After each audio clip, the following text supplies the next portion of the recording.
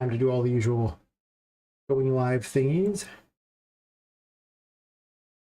Tell the Discord, tell everybody. Get everyone doing their thing. Where are you, Discord? Here.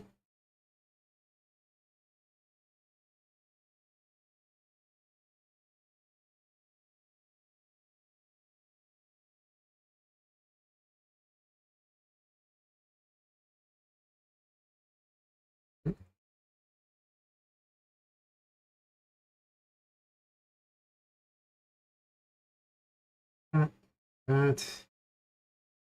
Do this.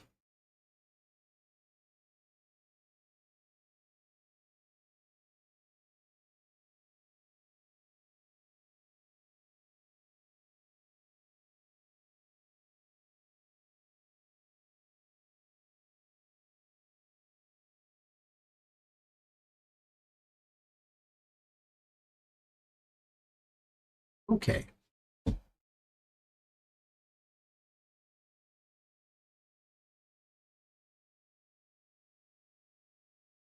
Oh, nice. Thank you. Thank you. Thank you. I don't even know how to do that. I haven't even done that in Discord for myself. Eventually I will figure out how to do these things, or I will get around to doing them, or I don't know. Today consisted of go to work, make a bunch of money, come home, fall asleep about an hour, wake up and stream. I did actually get 6 hours of sleep last night. That's a lot for me. Yes. Yes, indeed. All right, all right. Set up like an account for the Twitch bot, and then that's as far as I got. I set up the account for it. So it does have a Twitch account it could use, in theory. Close all this crap that's blocking everything.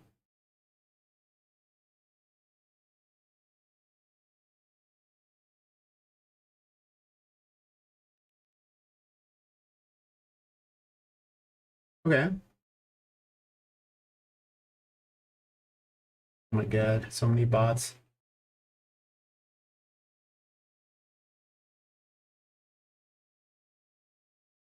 Thanks.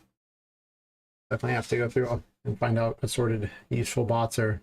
Actually, if you know some ones that you recommend, that would probably be pretty reasonable. I don't know anything about how the bots work on this system at all. I install it, I set up an account. That's usually on the weekends when I do research into anything. Just because during the week I work 16-hour days and I don't get much done besides work. That's good to hear. If it was waffle, I'd have to just bow out. But, since it's pancake, we can do this. The waffle, it's not very consistent, ups and downs. It might be challenging. A pancake, smooth. This is important. Imagine it not being pancake.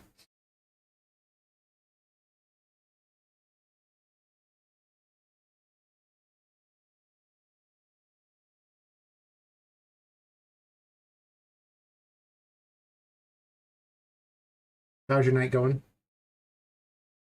You feeling any better? After, I guess you did a bout of cleaning while you were injured?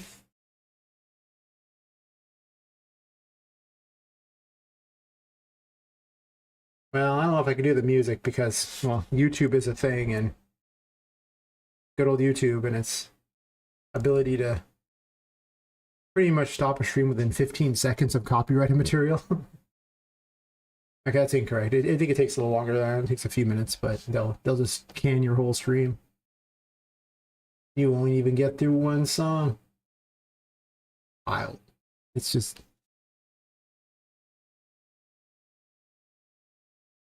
Speaking of which, I should probably get the controls going for that too. Not that I use it very much, but if I want to pin anything or delete a comment or something. Good old YouTube.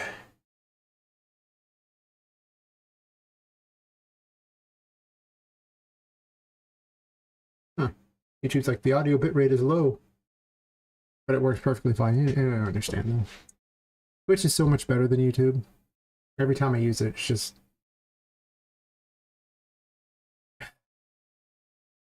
the back end is terrible. I didn't realize how bad it was until I started using Twitch. And like the back end for Twitch is a million things. The back end for YouTube, I mean, it's like going to the desert. You see like, you know, just a couple bones lying out there and everything like that. Just out there, a tumbleweed rolls by, and those are the tools you have available to you. And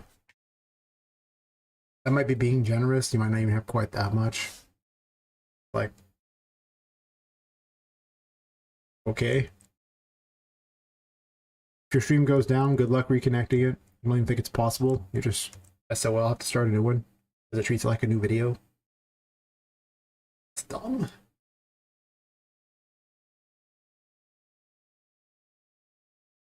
Hmm.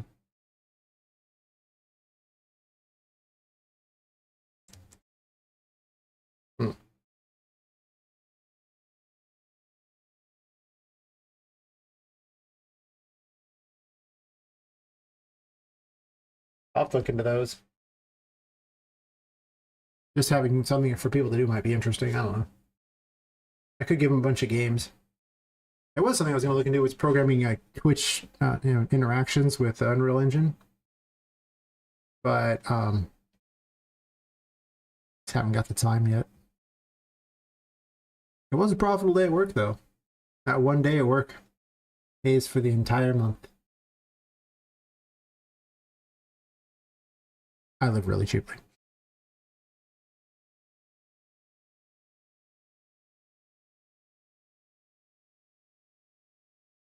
Oh. Also, dun, dun, da, da, da. Where was this? Oh, it's like an ad break thingy. Let me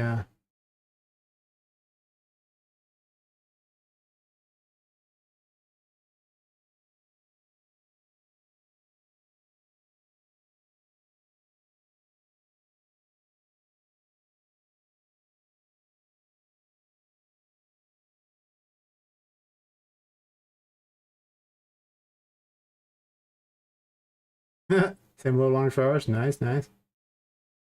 Now, let me do this here.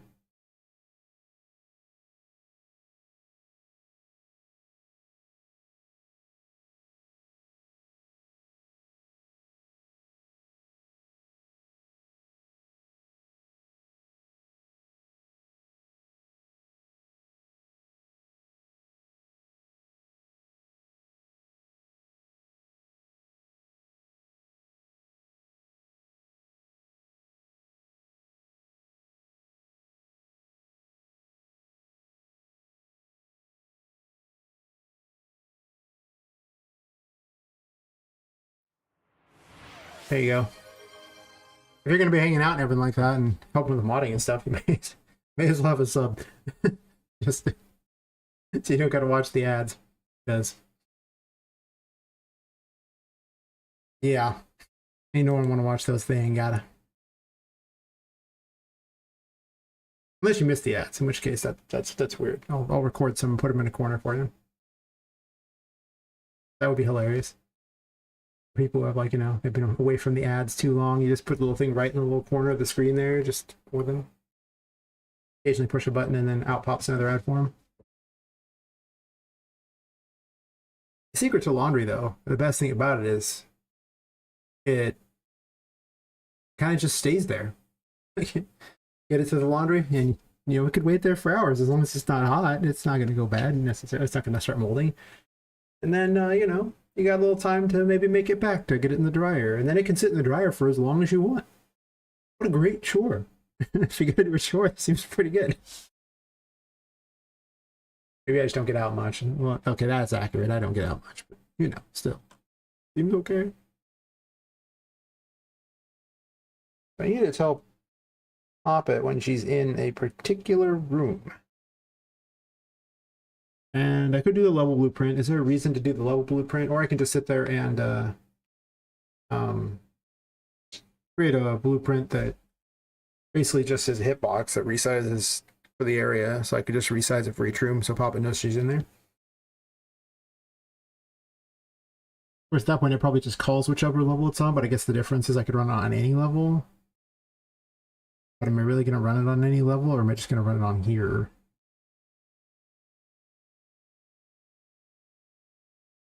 I think I like this one better because, I don't know, I guess the level blueprint's technically always loaded no matter what happens. It's just a box to tell what room Poppet's in. I could also tie it to the doors. That's true. And just say if you go through one side of a door, it's this room or the other. That's probably a good idea, because I'm saying the whole game involves doors anyway. No, wait, that doesn't work because there's a couple rooms you can sneak into outside of doors, right? Oh, oh, I see. Yeah, because right here you can go through that. Was a good plan. All right, I'm gonna make this thing. I guess let's have one for like notifies or something like that. Room stuff.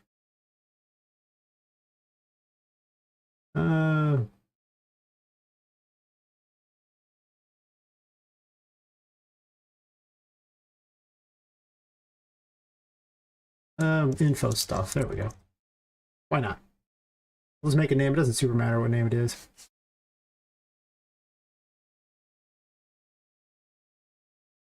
Room info.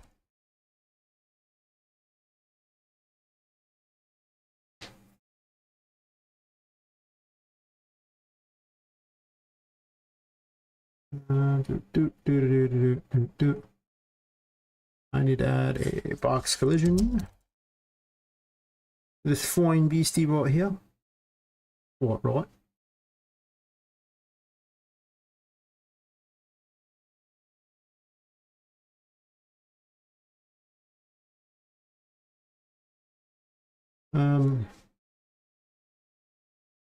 Relative transform is probably just better. Just get it over with.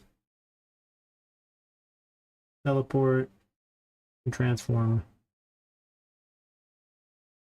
Sure. Instance editable. I don't know if the 3D widgets are all that good for this. I think they're kind of crap, but I'll put them on there. I can turn them off later. And then add events, begin overlap. Actor tag. A universal way of discovering if it's Poppet.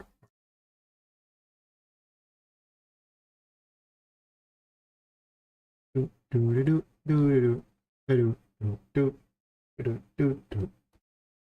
then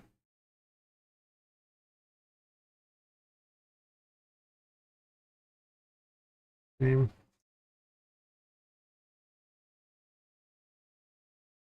I should prefer strings anyway.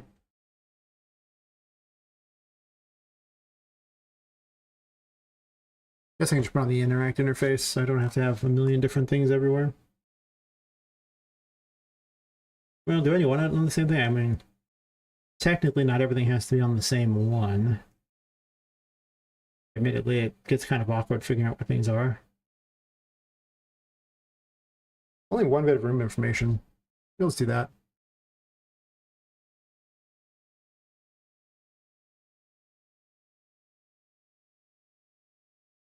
Room information. And we're just going to go ahead and set this here as a string. Name. All right, so do this. Other actor. I'll just promote to variable because who knows what I'm going to add to this later anyway. Maybe nothing. You know, just in case. Then with that there. Information, message. Oh, I'm a goofball.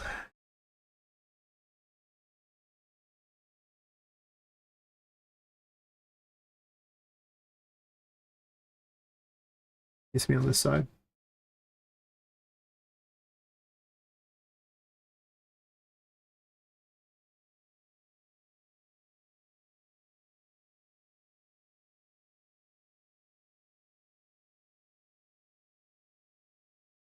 I forgot the exact reason I wanted this. I know there's a reason for it. I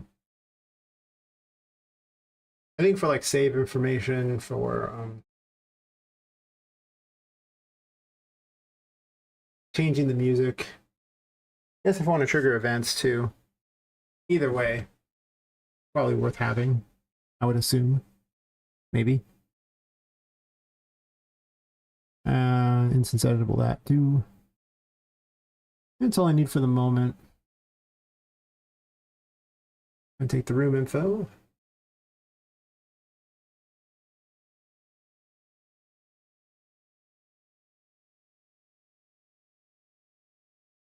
Oh, this also makes it so I can have Poppet have like one dialogue thingy and have it just say whatever she's going to say in a particular room because it's just good to go. Oh yeah, these things are weird. I don't know about the 3Ds on these. You try to move them and this is just the location thingy. That's not useful, I don't think. I can't even click them all. Whatever. I'm gonna remove that. It's annoying. I know I'll accidentally click it over and over. Oh.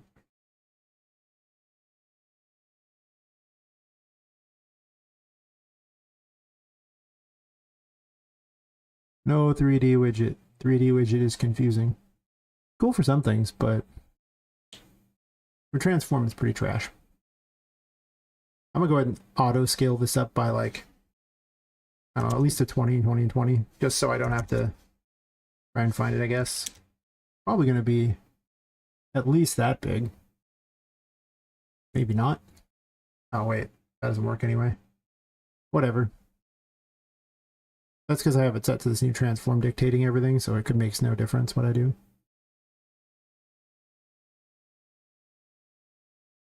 The whole plan is just to do this anyway, though. Not that far. These far.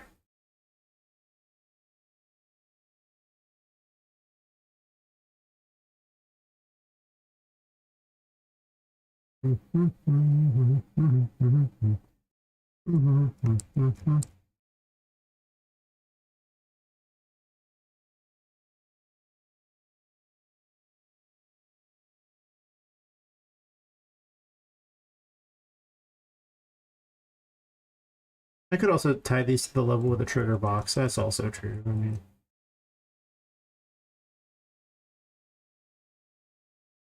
I don't know. So many things go wrong with these that I'm very reticent to tie things directly to a level. I really am. Just kind of proven to be maybe not always the best call. From my many escapades of broken levels. That's why I don't use the landscapes anymore. The number of times those are broken, so high. Or I just have to redo the whole thing. Remember the nanite landscapes broke everything. That was a catastrophe. I lost like multiple levels. I've had to restart so much progress in this game. Kind of awkward. That should be big enough.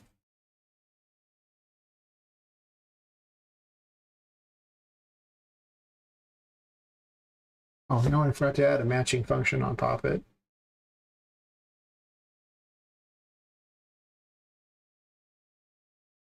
Might come in handy to have a little Poppet know what she's doing with the information sent to her.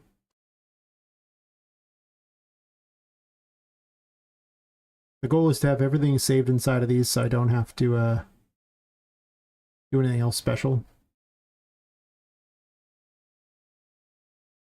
I'm gonna have to redo this. Every time you change a struct, you have to go sit there and like delete them and then re-add them. Otherwise, when you go to package the game, it'll error. I hate structs so much. They have so many problems. They're just such trash. But as long as I only use exactly like one struct anywhere, I care that much. But I thought they were so cool for like 5 seconds until I went to package the game and discovered every time you change them, anything, you have to delete everything. You can't just refresh them. No, no. Not how it works.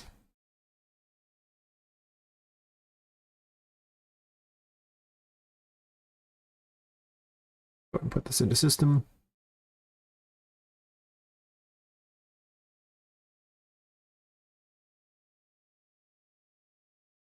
Promote the variable.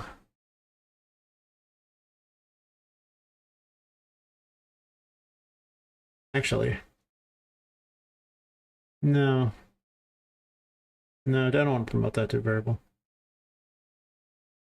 Then I gotta have an extra save thingy on it for that. I could just put it in the player info.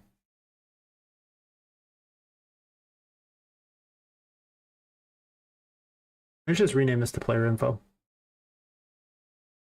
I guess player stats is fine too.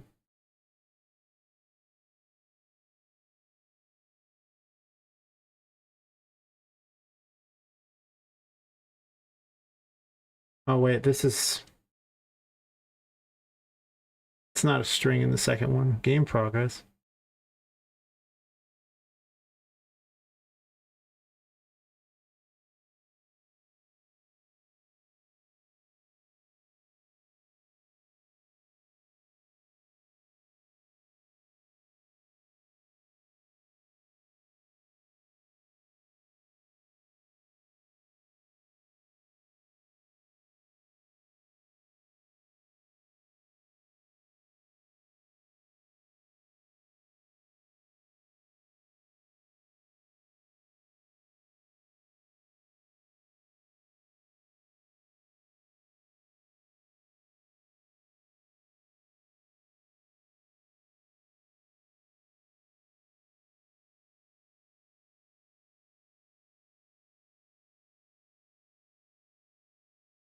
Oh, for the underwater thing? Yeah, I never finished that either. Get to it eventually. Spoiler, probably not. No, I'll do it.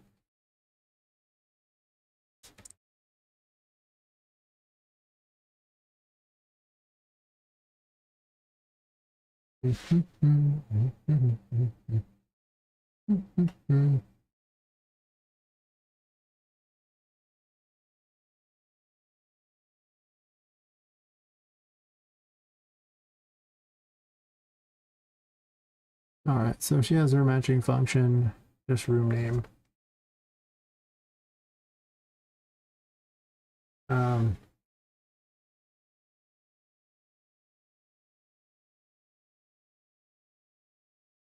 wait.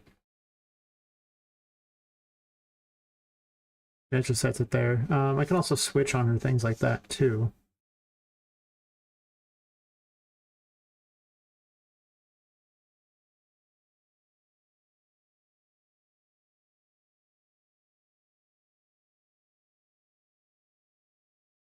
Actually, there's something about soft references too that I need to investigate more, because you can do hard references, but soft references basically just don't directly tie it to it, but you can still reference it directly on here, and then it just loads it when it gets there. I did it for the audio files for the dialogue because the guy explained how it worked. And I am not confident I understand it very well yet. Mostly I can't remember the names of all the nodes yet. Soon. Soon. It's probably in the dialogue base.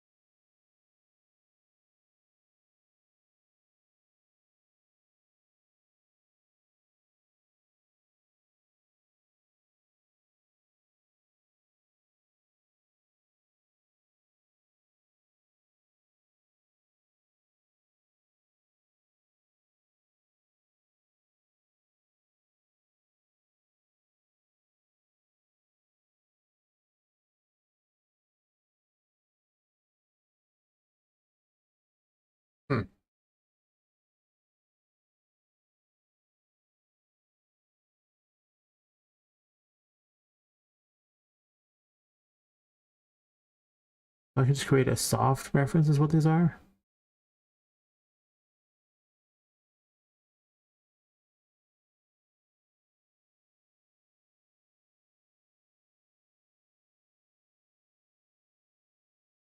Interesting. Let me test this. I'm curious now how this works here. So let's create a variable here.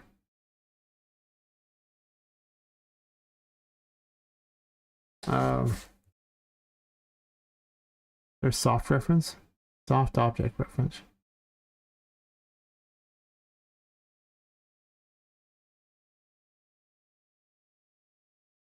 Okay, so new music. This changes a lot if that's how it works. Get this, dialogue base does what? So it's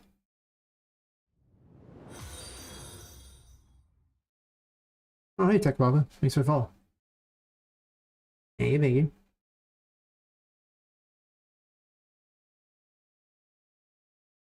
We're just making a notification system so that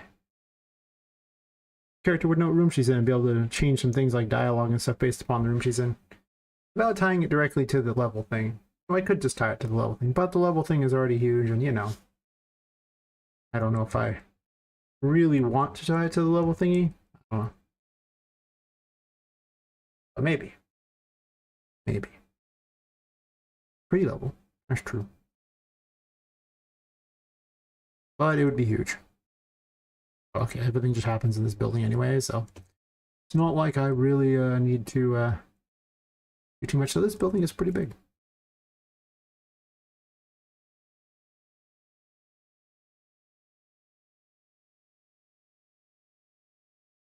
Anyway, I'll attempt to understand this thing here because this just loads a soft reference. Okay, so I can just set the new music here and then have it load here. So let's play a game here. Okay, that's the underwater thing. I don't care about that. That's not the right one. Up here, room information.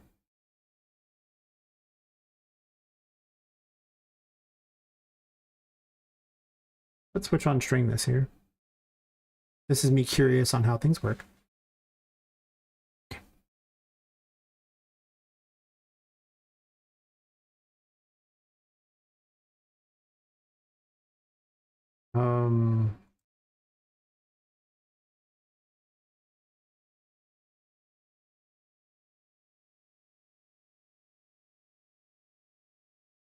I'll have to add every single room if I want it for some particular, but this is just for new music, I suppose. If there's a change anyway.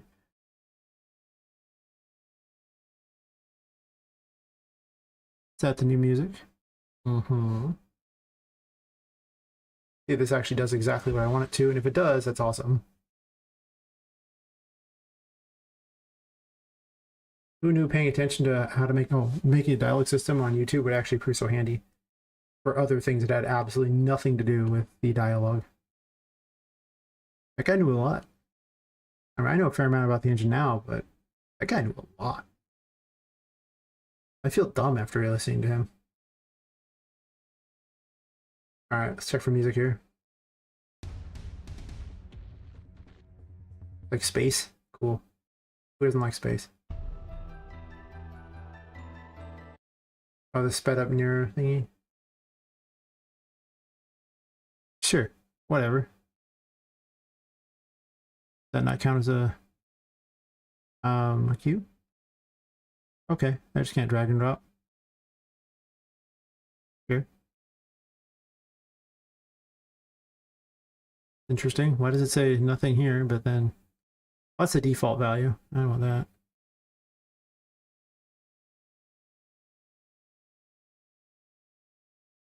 Can't just drag it onto this? Huh.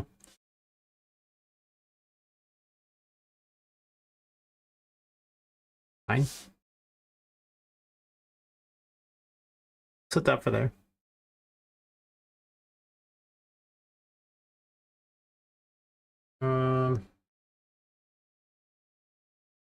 Not going to use these specifically, but you know. IS Hidden Fear. We like that one.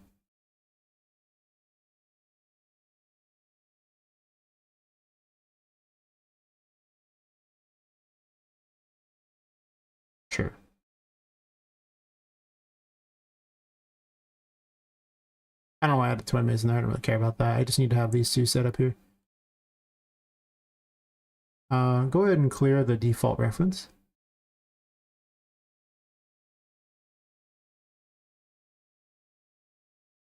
I should be able to, on completed,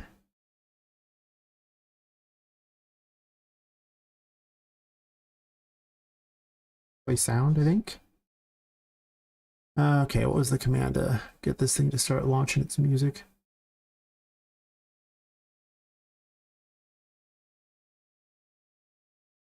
I think it's just activated already, right? There's so many little things in this engine, it's easy to forget one particular thing or another, so I just kind of... These act like my notes at this point, where I just go back and go, oh yeah, that's how I did that. Oh yeah, that's how I did that. Oh, okay. Set up current music? Sure. Okay.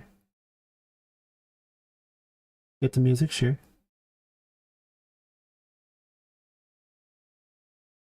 I don't know if this actually works the way I want it to. Here.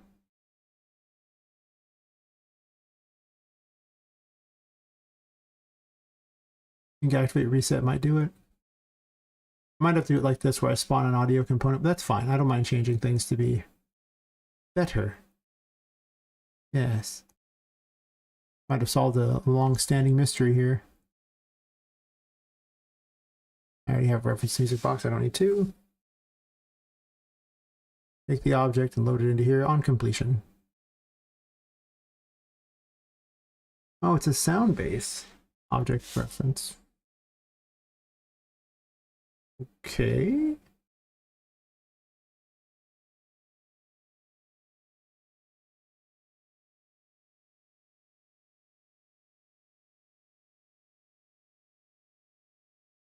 I knew it was in the audio thing.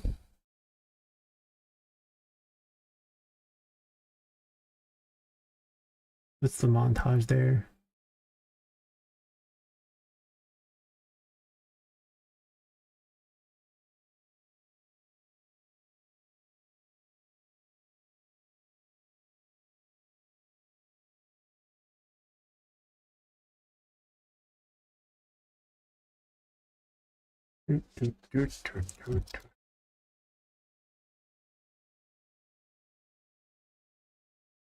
Yep. I don't feel like deleting everything. I'm just going to hate my life for a slight moment here while I wait for this to find all its things. The skill. A little bit of life hating.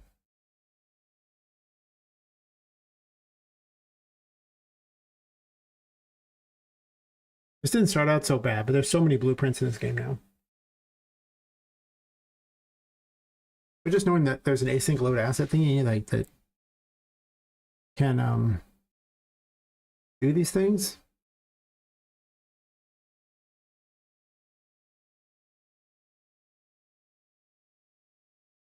Okay, so I have to cast the sound base, right, to get the thingy. Okay, I'll just cast into an object type, so it's not like the worst. And then from here, okay.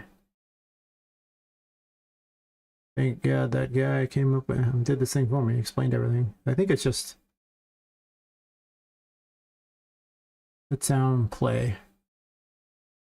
Oh, there's a play option. That makes way more sense than activating them. Smart.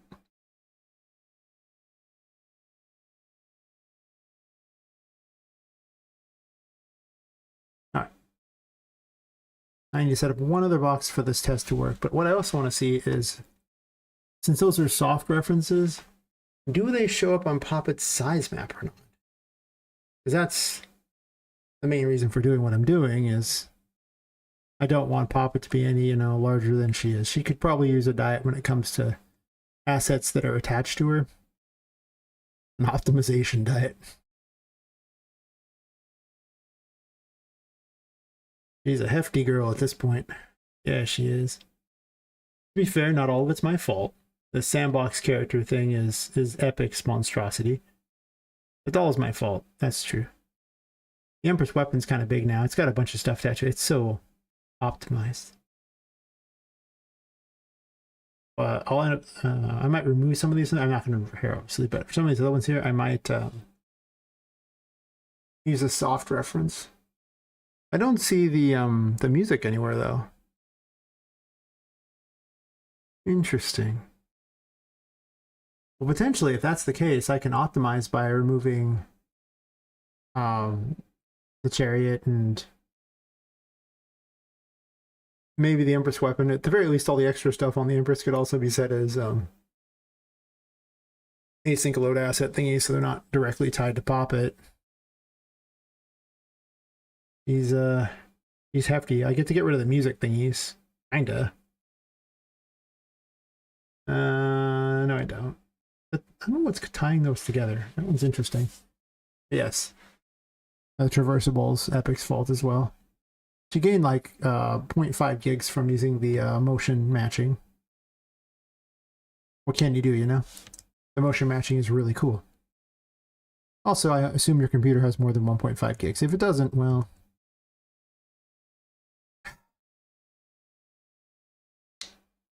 probably not marketing the game to you. Probably not happening, you know. It's called the carnivore room. I didn't do anything special on it. Here. Migrate this over here.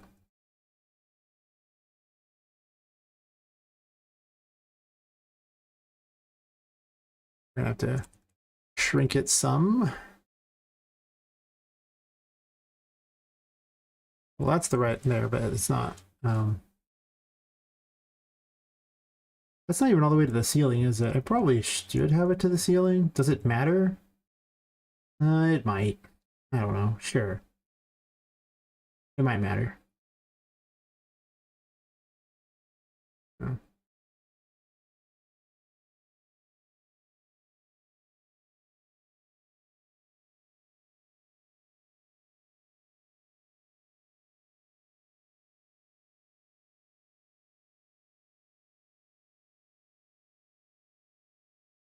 That's really close.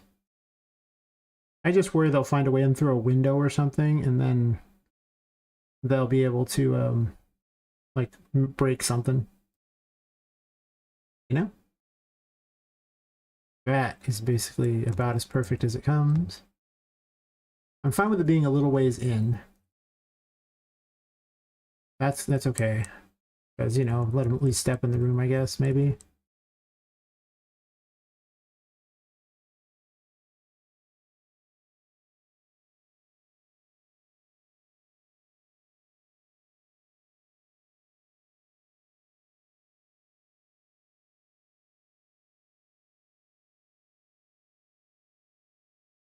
I'll delete that one and then just copy paste this one over.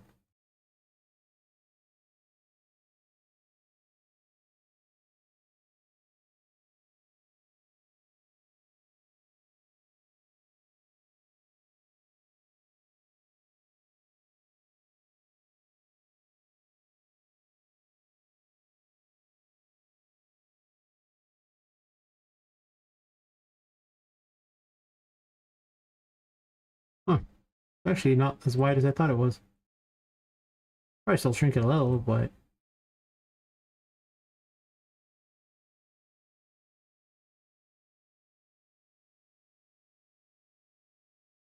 we'll do 68. Implies it's fine. Oh, 1 second.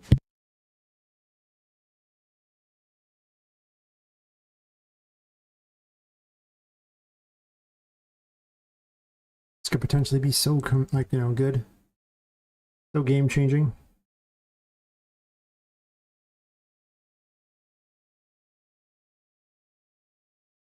Well, first things first, I'll move this over a little bit.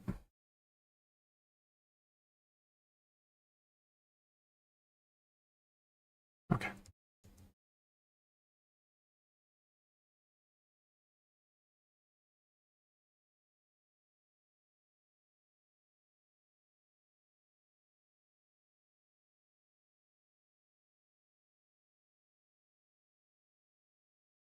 Let's see if this magical string of code does what it's supposed to.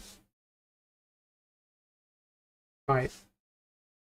See, I'm confident of the async stuff, but the soft references isn't very good yet.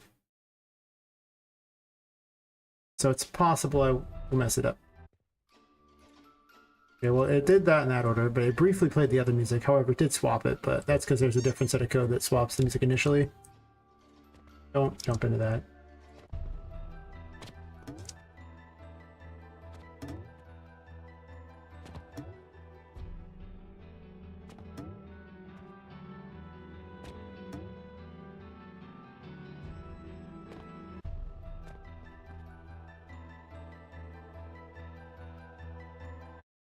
Oh, I know I did wrong. My code's not wrong on this one. What's wrong is I just didn't change the this because I deleted the other one. That dialogue system did me good.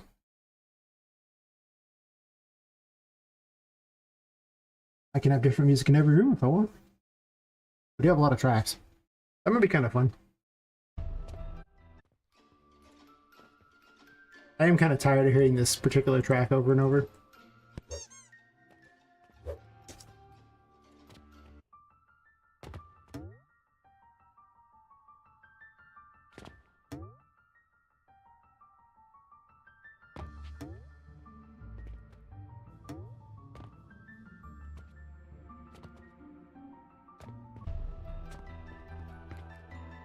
That's very effective. That's exactly what I want. Alright, alright.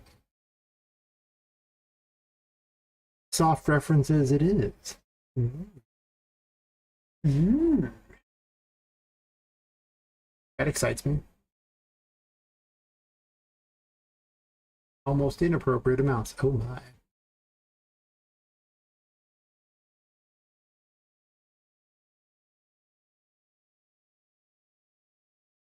I can also do other changes too. Like I can have specific changes on Poppet for each of the rooms. The goal is really to just put everything on Poppet if possible. As far as all the instructions for the game. This way I don't have to save everything else, I just save Poppet really. Not many other things that need to really be saved is the thing. Like they're fine to save, I guess, but for the most part, things just go back to wherever they're at. It's a Metroidvania. I'm not looking for like a persistent world per se. Every time you go back into a room, it's going to be pretty well reset to where it was. Kind of the point, with some exceptions. Like some of the NPCs, you won't rescue them again or something like that, sure, but otherwise, yeah. Actually, it goes to the wall already. I didn't make a lot of the rooms like the same size, like lengthwise. Not quite the same, but close. Very close.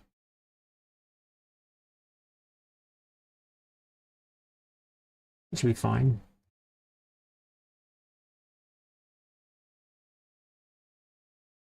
Gotta make this. I gotta make shop items today too, so you can buy them like they're Zelda. Like the old style one where you just pick them up off the ground. That's just more fun. At least to me. We don't need no stinking shop menu. Nah, man, nah. Oh, I ain't even close. Not even close there, buddy. Nope. 90 maybe? We're getting closer. 94. Why are there pillars in the corners of this room anyway? I have questions. Okay, mostly just one. Why are there pillars in the corners of this room? That's it. Inquiring minds want to know why I thought they should be there. Didn't really fit the mode of this room. They're not horrible, but that's actually probably close enough. It doesn't got to be perfect because, you know, I'm making the assumption you're going to go into the room. I guess that's probably an assumption I need to be careful about making.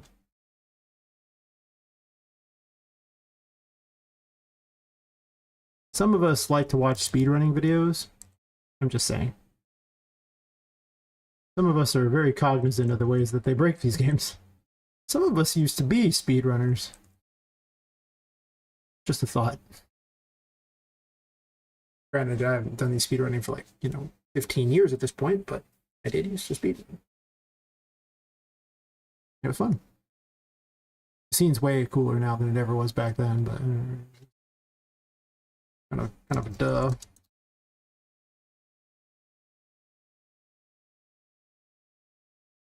I just call it the toy maze. All right, fine. The toy maze.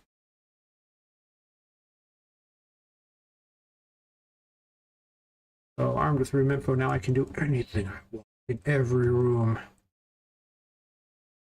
It's so cool. I'm gonna reprogram so much stuff knowing that the async thingy works. The optimization is huge. Huge.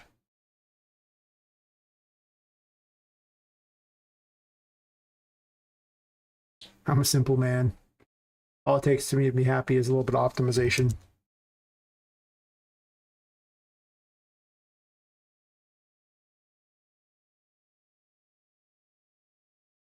Actually, most of the time I'm pretty happy in general. There's really doesn't take much to make me happy. I think it's just my natural state to be happy. Except for during tax season. It's not my natural state during tax season to be happy, but every other time.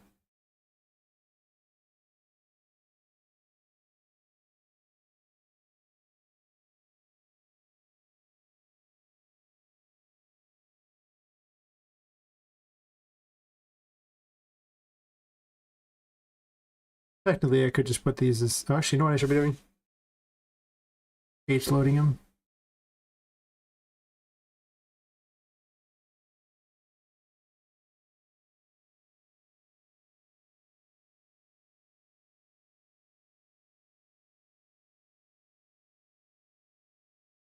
This one is in the toy maze.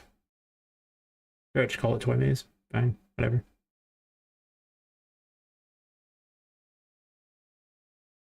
And this one is going to be in the waiting room.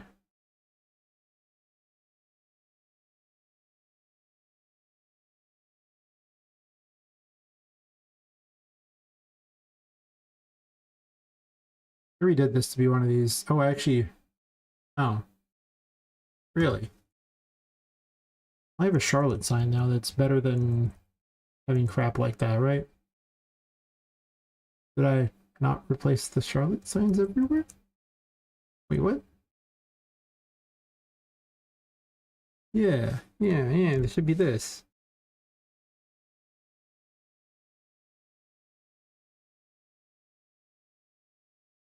In case I decide to make changes to how Charlotte speaks, I can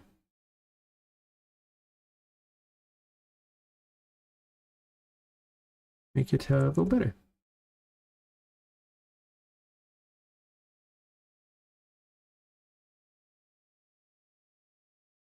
Okay, that's so obnoxious. All right.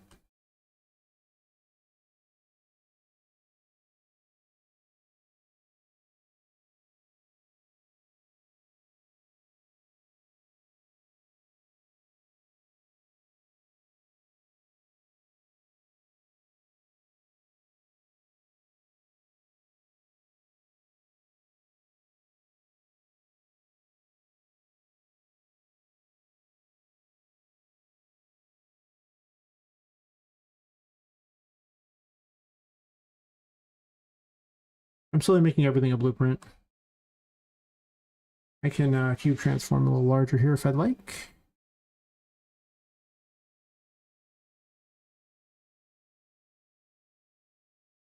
That's not what I want to do. I want to scale it. All right.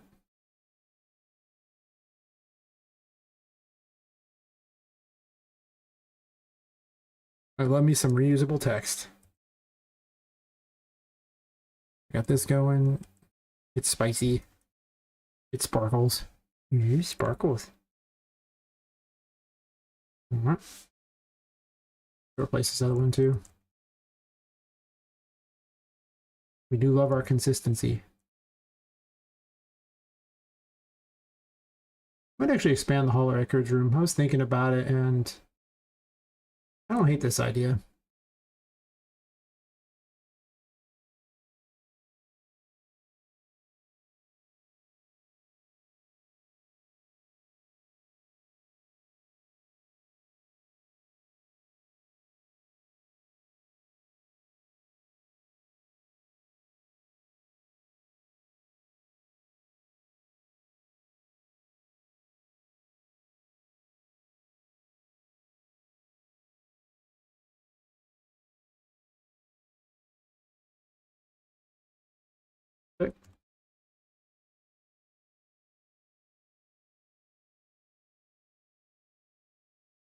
Build everything initially the first time and then change it all up later, so it's all blueprints.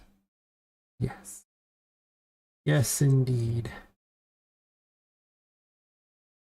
I can just delete all this crap. We're past that now. Yes.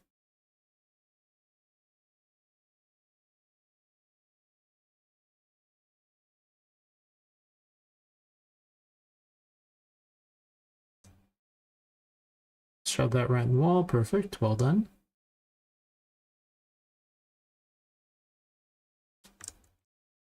Okay. You can also play the post-processing during those things too. I could async load anything just for each room, have special effects on Poppet, so I don't have to do anything. Object preferences and things like that. And apparently, if I don't have to load them all the time, it just saves so much on the programming side of things.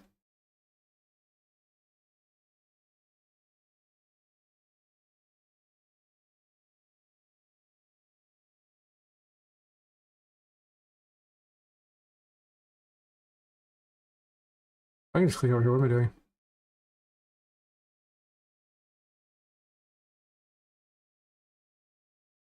I call it a safari room. It's probably going to get changed to like Neverland or Wonderland or something.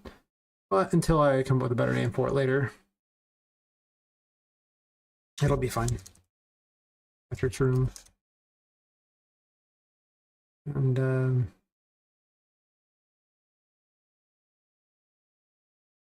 Apple.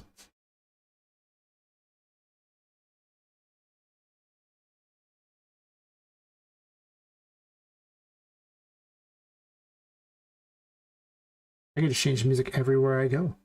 Ooh. That's fun. I might only do that for the testing. I'm not gonna lie. It's oh yeah, it's a thing. Yeah. Yeah.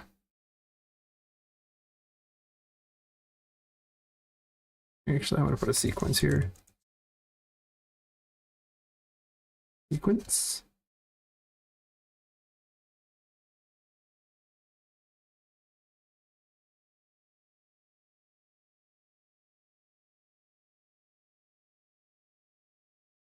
It's a little awkward to do it this way, but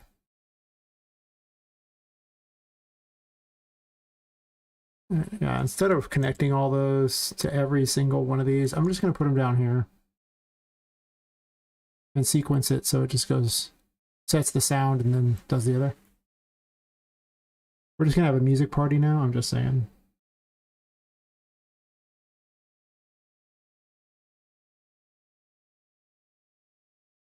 Music party. Music party.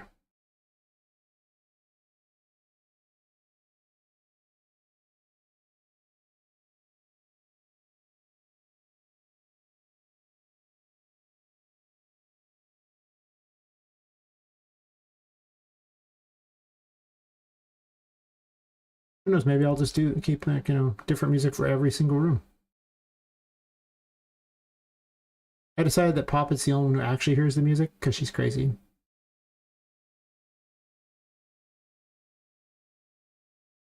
Not sure I'm going to tell the player that necessarily, but it's crazy.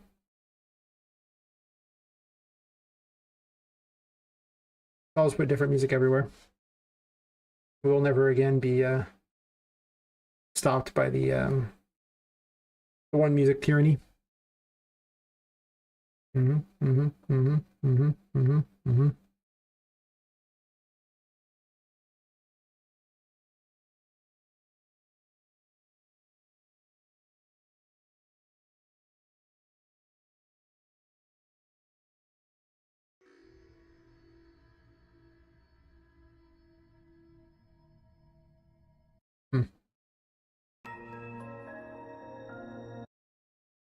See.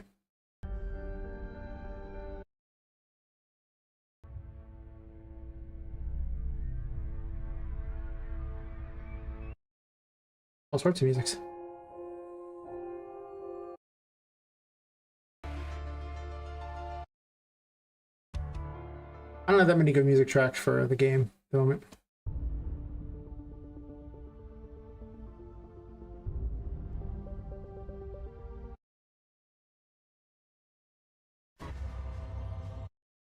Not that one.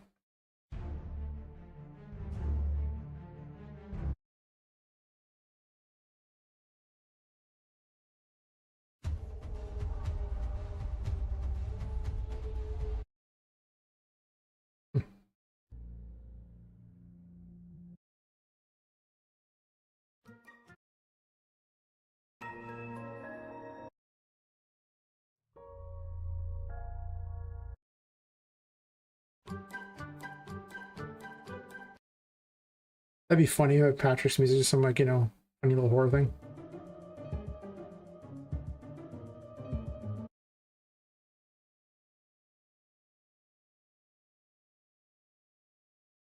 I guess I no longer have to tie a lot of these together. Like, what if I do Patrick's room like this?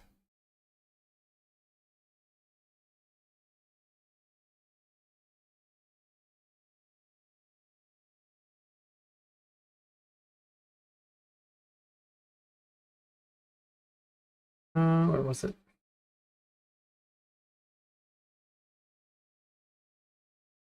Okay, you can't do it that way. Fair enough.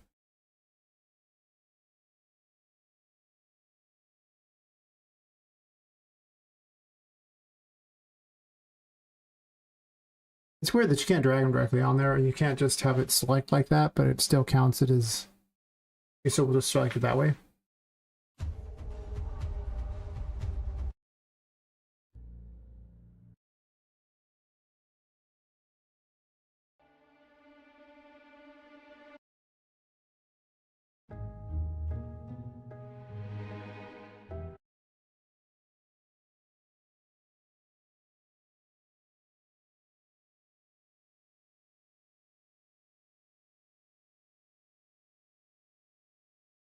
Just gonna play around with this.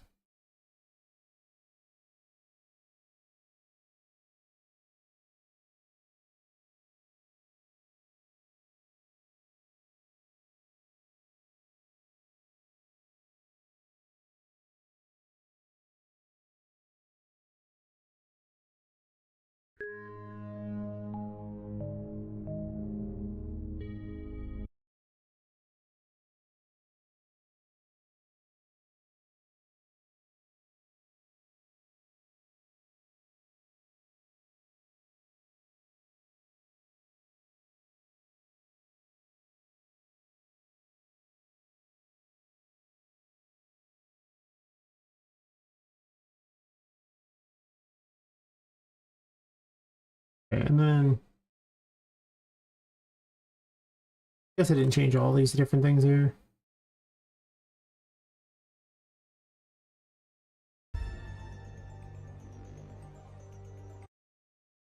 Actually...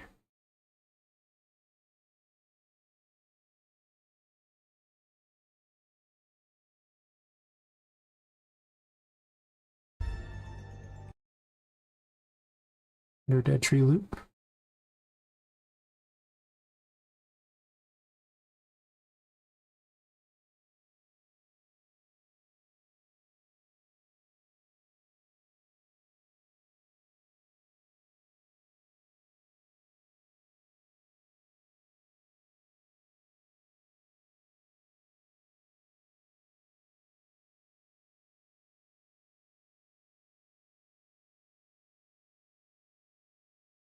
I should probably just set it for different sections.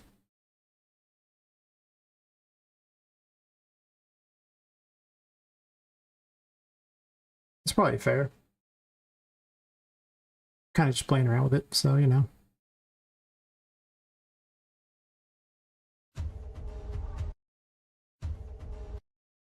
Hmm.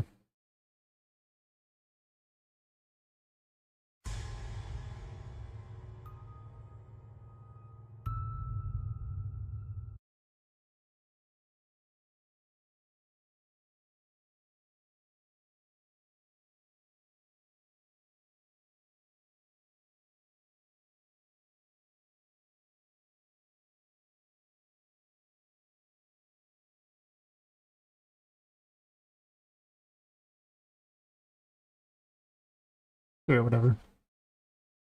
We'll do this here.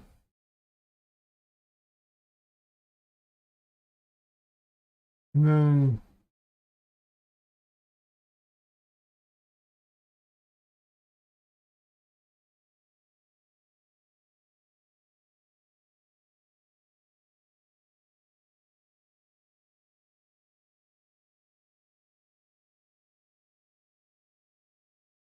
had this whole boss and range thing.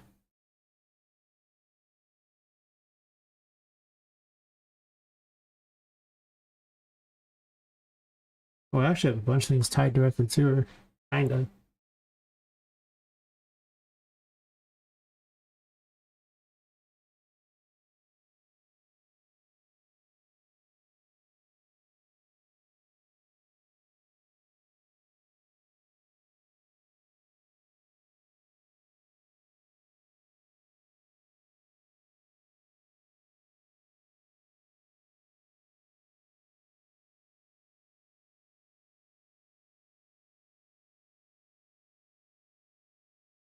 So what I'm going to do here is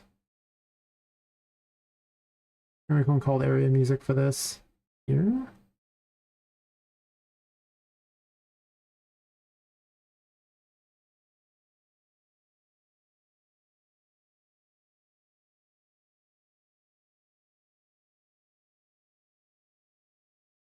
Oh, okay.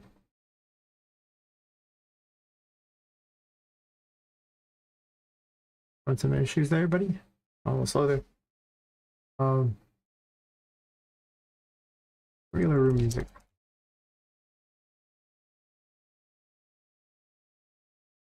I don't need to set the room name again. All I needed to do was do that.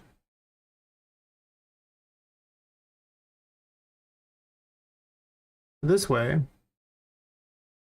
I can change out a few things here, get rid of this other really weird system I had previously where it just doesn't make any sense.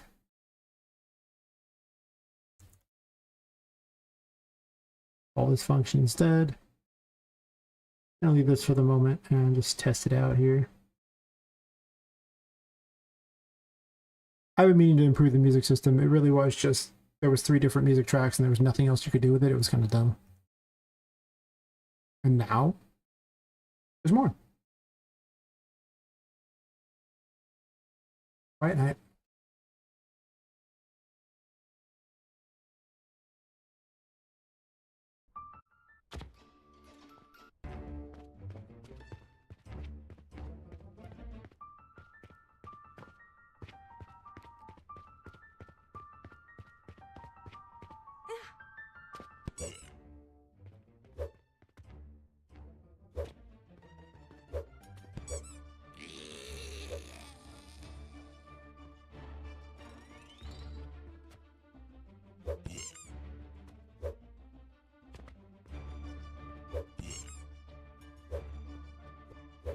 There's no nav mesh down, so.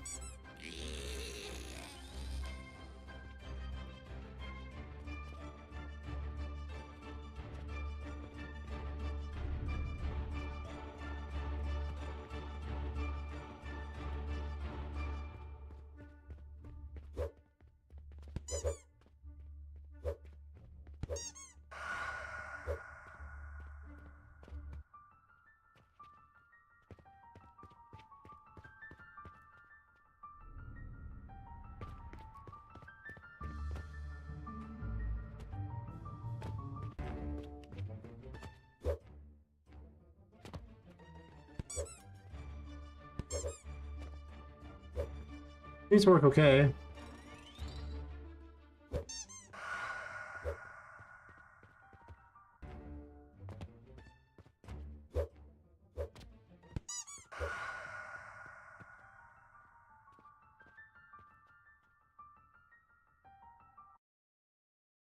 Okay.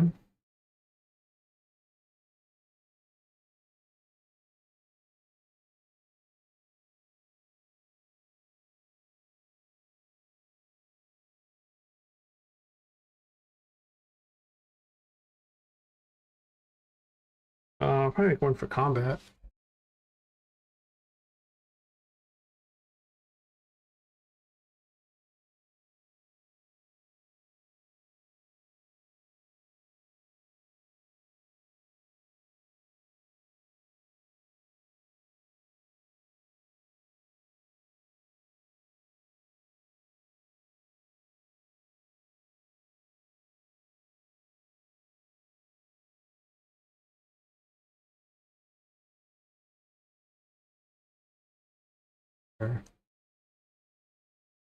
since I have it based on the enemies in the array for whether or not this is a thing.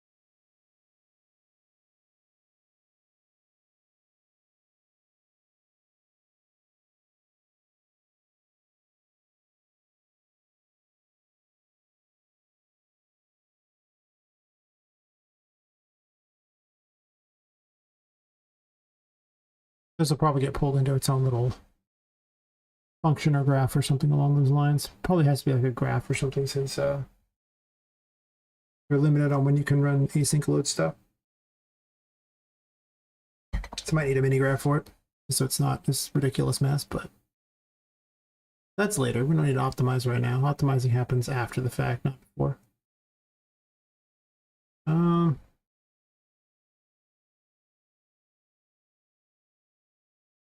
I guess I want to separate this sequence out, which kind of sucks because I will need to have a second sequence, I imagine. Basically just cloning a bunch of information here. I don't know if I did clone too much. I don't have that many boss fight thingies, so we'll just do this here.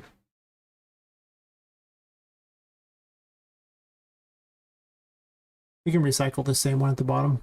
It's just the same information either way. What I'm looking at here is for combat. I mean, this could get put into like a macro or something like that. Or a function.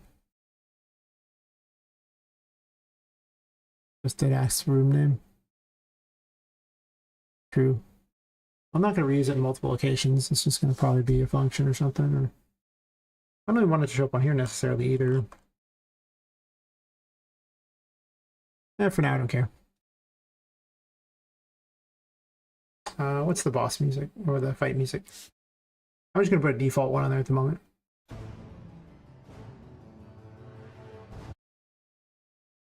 Got lots of ones. Not that one.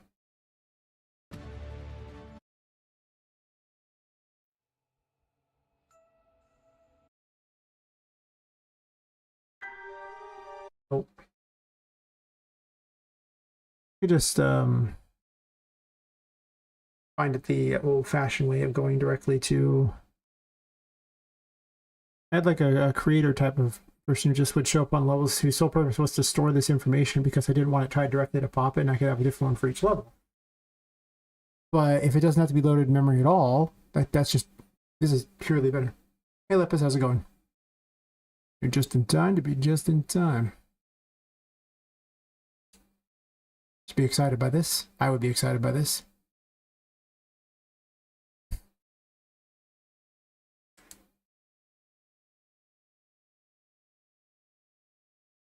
Right now I learned about soft references.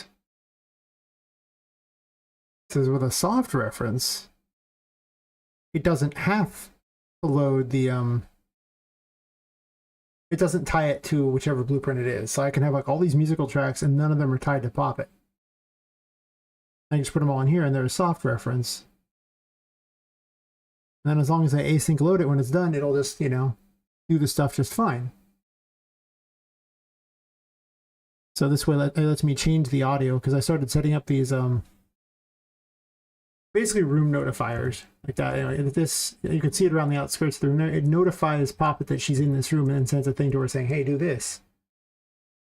And let me do this one last thing real fast and then I'll show you how it works here, what we're doing here. That's not what I want.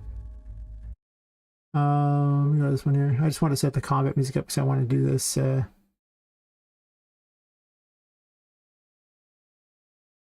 I'm just gonna set it to the default because I don't really care which room I'm in for combat yet.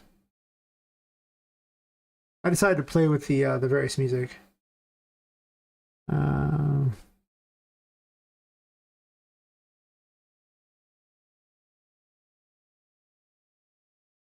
That sucks. Jeez, quite a bit of contender. So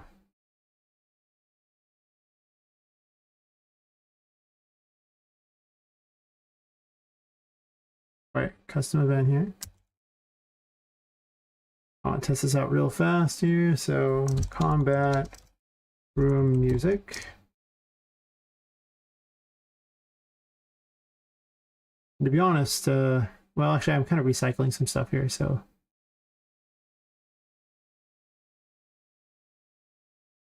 Okay, so combat room music there. I'll neaten this up in a bit.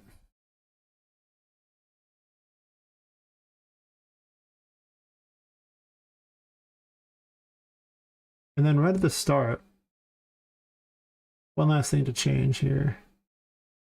No longer is she going to get this here on the gameplay. We're not going to set up the music. We can just delete this one outright. Okay. So what this will do. Oh, okay. I was just about to show you. It's cool now because now it'll change the music each room I go to if I want. I'm not going to do that for every room, but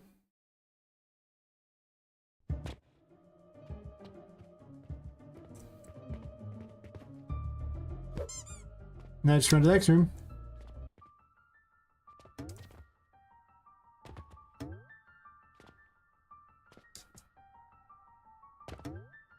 Oh, apparently it's a little glitchy.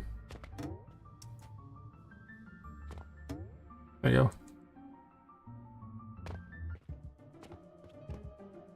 See? No huss, no fuss, no lag.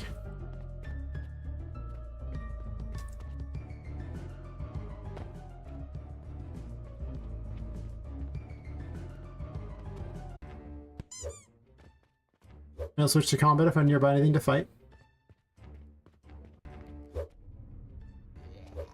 Oh.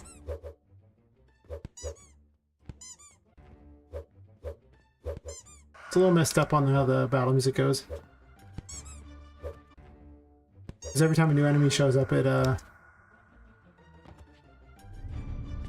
is checking that, so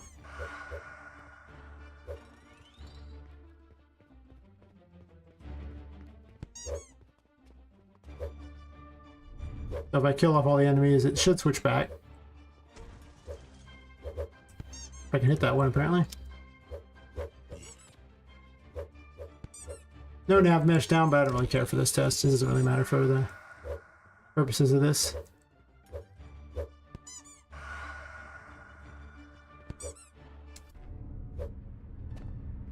Definitely the restarting every time is just stupid, but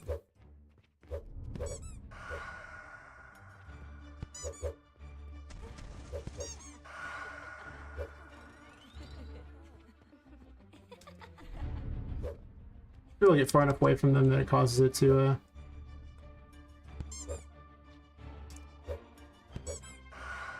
know, it's way too many enemies in it for testing something that's simple. It was kind of dumb to choose that. That's okay.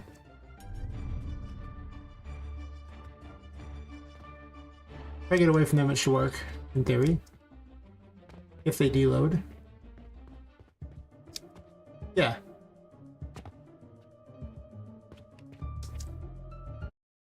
Okay. Poppet thingy again, just to be certain that I'm not doing something incredibly stupid. If this is how it really works. So much has been learned this day. Yeah, it's not even adding all the music on there like that.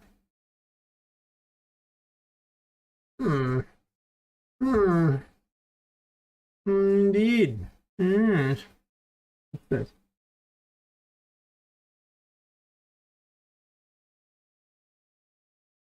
Oh yeah.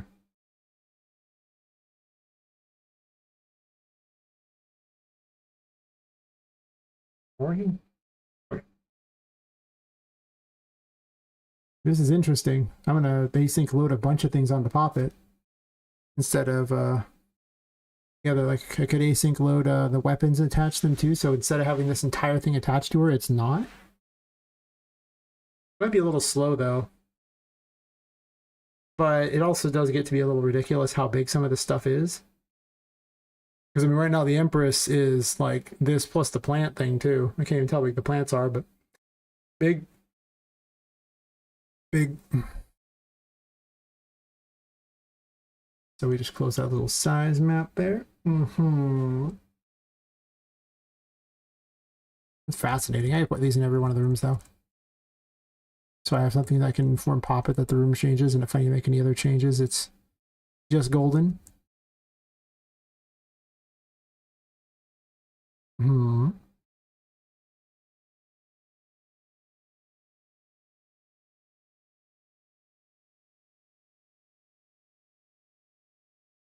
I could have different music for lots of the rooms. I don't know if I want to do that or not, only because I don't know how much music I truly have that's any good, but having her hear weird music all the time because she's going crazy is not bad.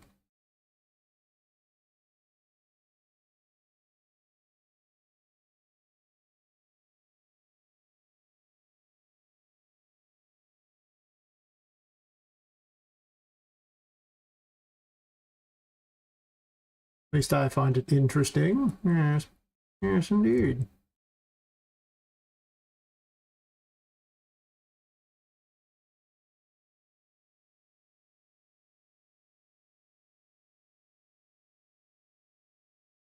Very hard to get it exactly perfect on this here. Guess it doesn't super matter.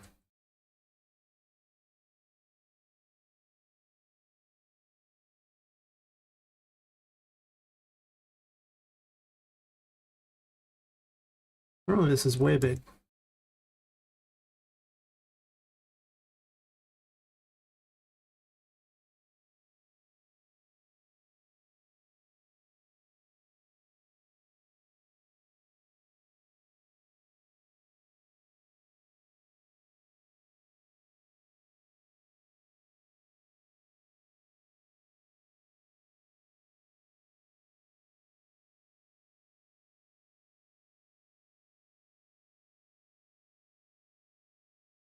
Move that one over a little bit. This side is real close.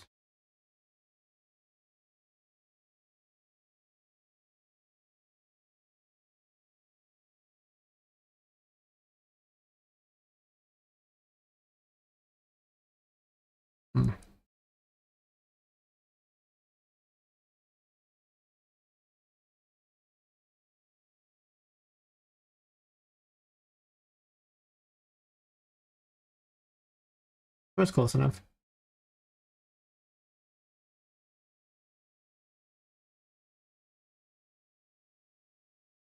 I don't know why it decides to do that. It's just such a bad design on their part. It bounces back and forth between the two.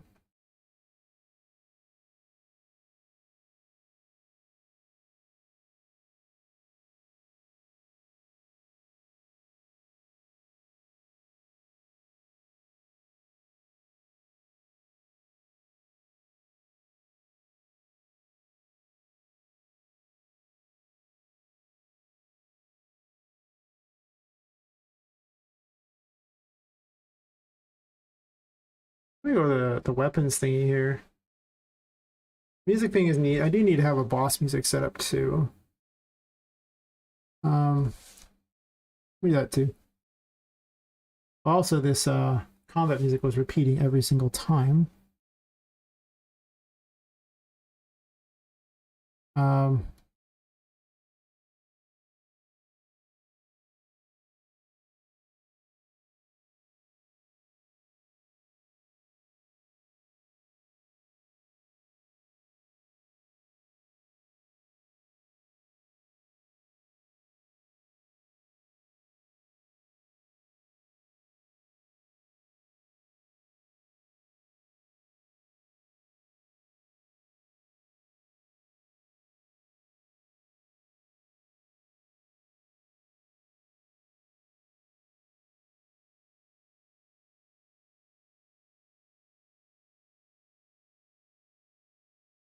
I should just have these completely separate. I don't even know what I'm doing with this here. I think it's because I was using the room information there. What I should actually just have is like a combat one down here that does basically the same thing, except for it just does this. Like, I'm going to do that. In my effort to recycle this tiny amount of code, it just seems kind of dumb. Like, it doesn't need to happen. I'll just do this here. Like this. And then I'll just take this code up here and I'll just duplicate this code here. Actually,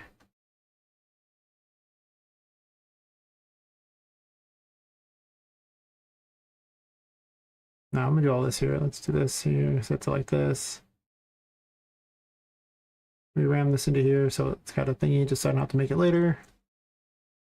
Don't need to. I think that's all I want to do. I can just connect current music up like this.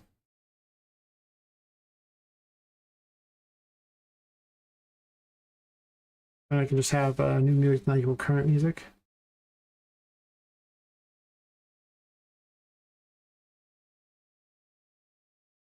Yeah, so let's have a branch here. Let's have a comment that has nothing to do with anything. Now let's make a branch.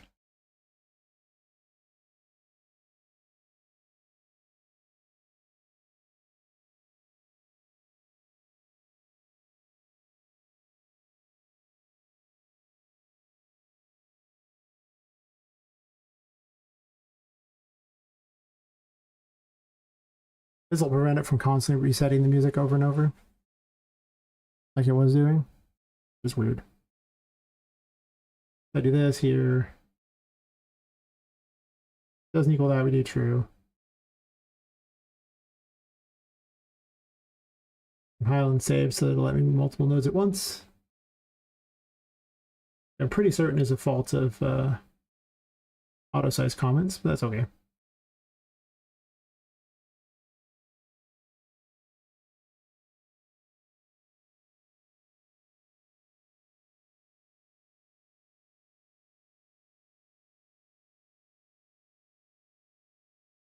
Oh wait, this is an async load asset. Can you collapse this to a macro? Sure can. Load and play.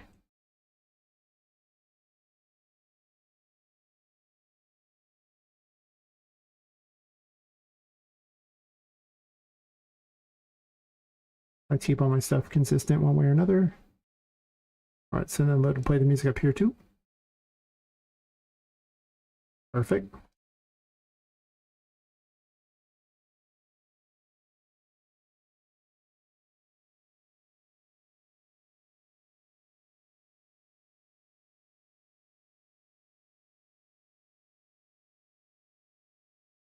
Am I gonna have a boss music?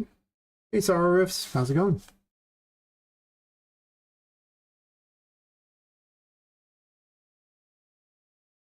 I was like lurking in stream yesterday. Didn't really say anything because you were streaming when I was streaming, so I don't talk in streams when anyone else is. Well, I'm already streaming, but I hang out for quite a while.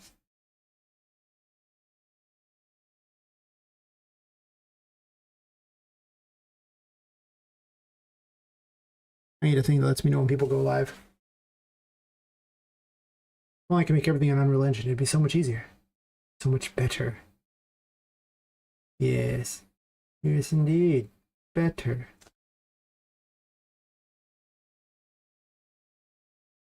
I'm reworking the sound system. Now I have a notifier for each room you go into, so, well, I'm adding them to each room. I put them in some of the rooms. Mostly now I'm just testing changing the music because I learned about async load asset thingies and soft references.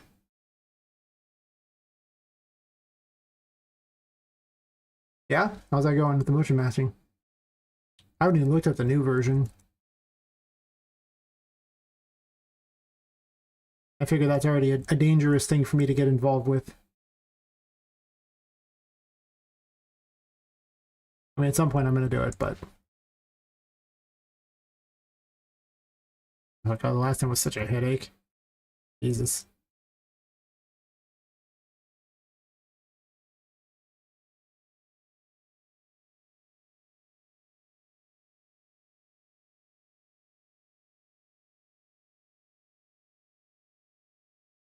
Nice, nice.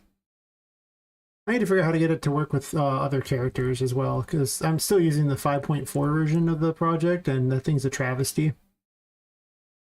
It's so buggy.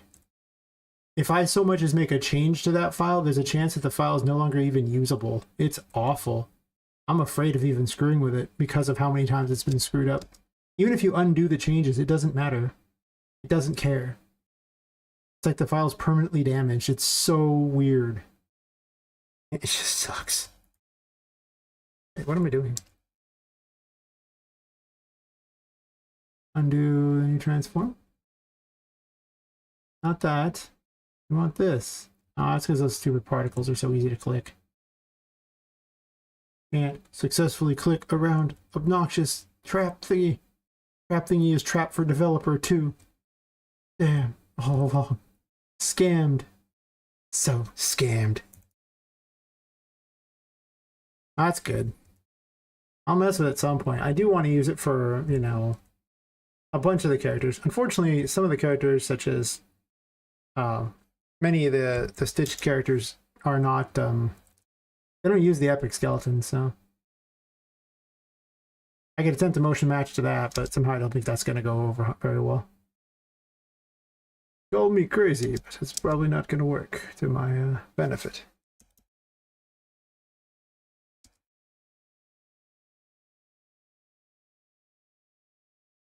I think I'm allergic to linking things on the level blueprint, the trigger boxes and stuff like that. That's fine. That'll be good. It'd be impossible to get in this room without triggering this box. That's all I care about.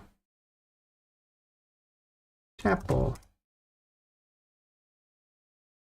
Move to chapel. Oh, chapel. Yeah. Well, that's good to hear. Not that you had the problem, but that it's fixed in 5.5. 5.5 has enough bugs already without additional bugs. Man, does 5.5 have a lot of bugs? I don't think I've ever seen a version this buggy in my life. Crazy. It's like little bugs that are just obnoxious. The engine still works, but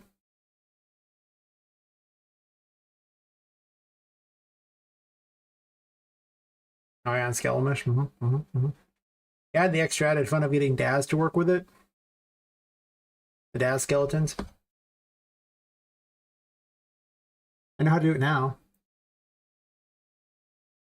There was like no real information on that at all. It was just like I had to piece it together on how to make the other thing, like something like Daz, work with it when it first came out. Now, since it's not that hard, but with no information, it's just like, okay, I'm sure this will work out fine. It did work out fine, that's true. I think I might obliterate this room and just make the Hall of Records huge. I don't know, this room has no purpose. And I don't think I even want the kitchen on here. I think I'm going to save that for a Wonderland area.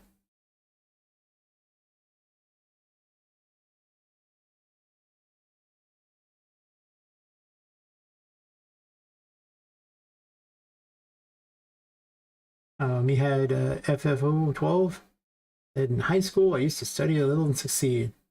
But I used to study a lot at home and not get good grades. I guess that's fair.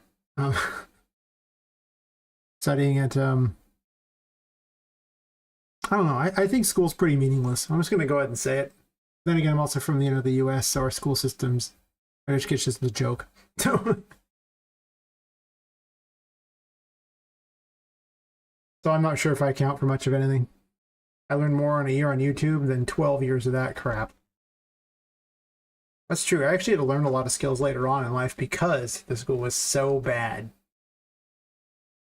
So inadequate. I remember when like they said that no matter what you would do, you would graduate. That's right. They were just going to go ahead and pass you through each of the grades no matter what happened. That was for everyone. There was the no kid left behind policy. At least we follow. We had FFO 12. Yeah, it's the no child left behind policy. So you didn't even have to show up, let alone do work, let alone get anything besides Fs.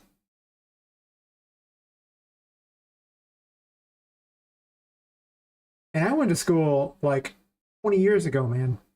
The American education system has only gotten worse since then. So, listen. Actually, wait, it was 25 years ago. I feel old. But it was atrocious back then. It was just the absolute stupidest thing I'd ever seen. I was like, but why? You don't have to take any form of competency. You just wait and you auto graduate. Nice. So YouTube was the way I learned how to do a lot of random things later on in life. I would never have learned Unreal Engine like that. Like I tried some Udemy courses and I come to this conclusion that that's not a good way to learn either. It's the class setting. It's just not a good way to learn. It's just boring. Hard to keep your focus. Like they just basically throw a bunch of knowledge at you. I really think the best way to learn is actually to just tinker with stuff. Just play with it. Just do it. And you'll learn all sorts of things.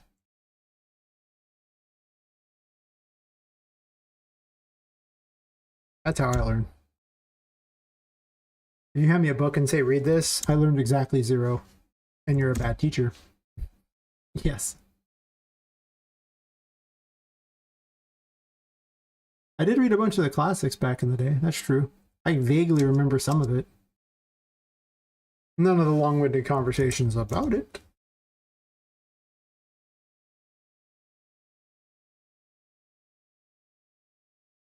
But I vaguely remember some of the classics.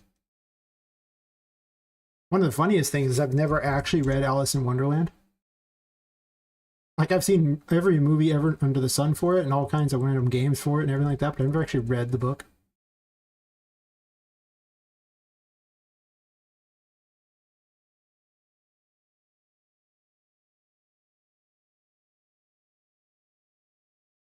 You'd think I would have, since I take a lot of inspiration from Alice in Wonderland for some of this stuff here, but I did not. There's actually a video on YouTube of Scarlett Johansson reading Alice in Wonderland. Maybe I'll listen to her read Alice in Wonderland to me. That sounds about my speed for the classics. Yeah.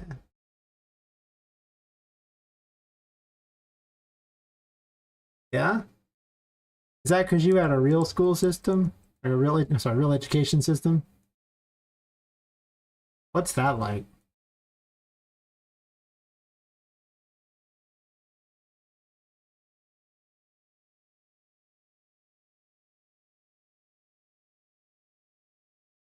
It wasn't until I got to like college that they actually cared at all about any of that stuff.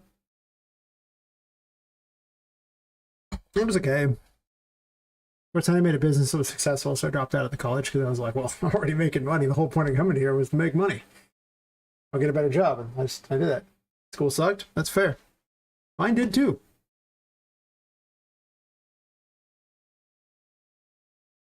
Uh-huh. I think I wrote this as Hall of Records on everything, right? It's the Hall of Records.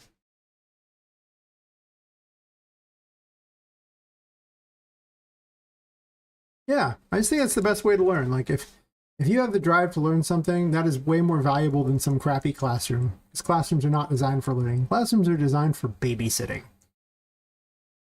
So that people who pretend like they're educated because other people who pretended like they're educated said they're educated can have jobs.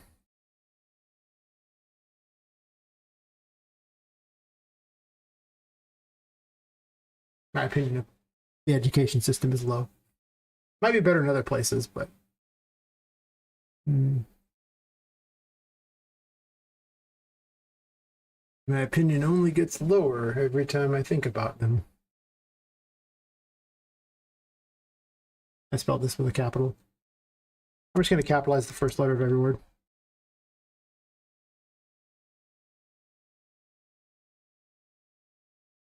Yeah. Well, for a lot of them, like I say, for here, it was just the No Child Left Behind thing, where it was literally just the lowest common denominator. And, you know, it might sound like it got better when I got to college, but I was going to be a computer science major. So I got to college when I was still in high school, thinking, oh yeah, this is good. 17 at the time. And I was like, oh, okay, I'm going to take 2 of the classes in my, what I'm aiming for, right? So I think it was Visual Basic and C++. You're probably wondering, hey, wait, you took class C++, you don't know about C++. Yeah, we'll get into that. So, the first class, Visual Basic, well, there's an ad break. After the ad break, I will tell all the people the story. Take a quick bio break and I'll say the rest of it.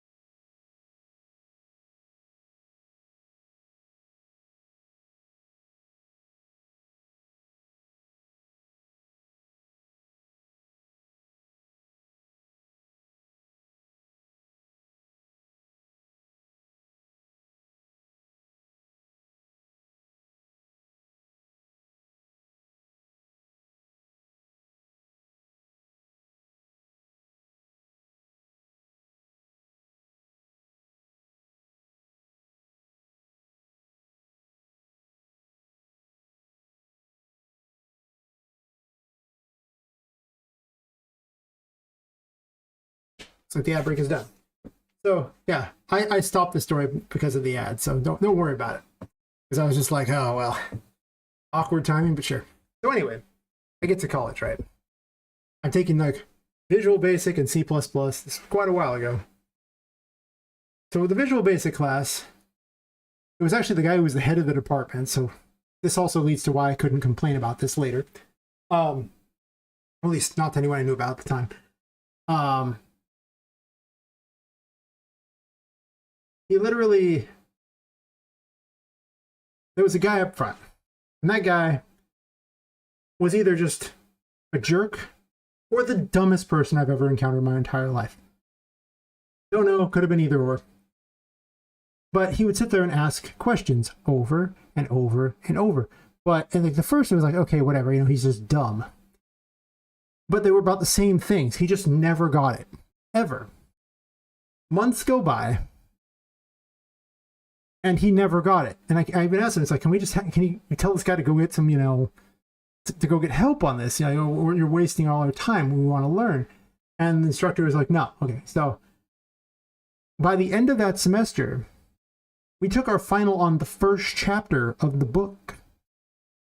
Because he never, ever let us get beyond that, because he literally never understood even simple stuff like if statements. It just never got there. Just asked questions over it, and the teacher was so stupid that he kept sitting there letting the guy just run away with the class. And the worst part is because I was doing like a high school program where I had to go there, because if I didn't, I'd get sent back to the high school and lose my right to be in all the classes. I had to show up for this. And we're all like, the whole class was just groaning and just saying that instructor should have been fired.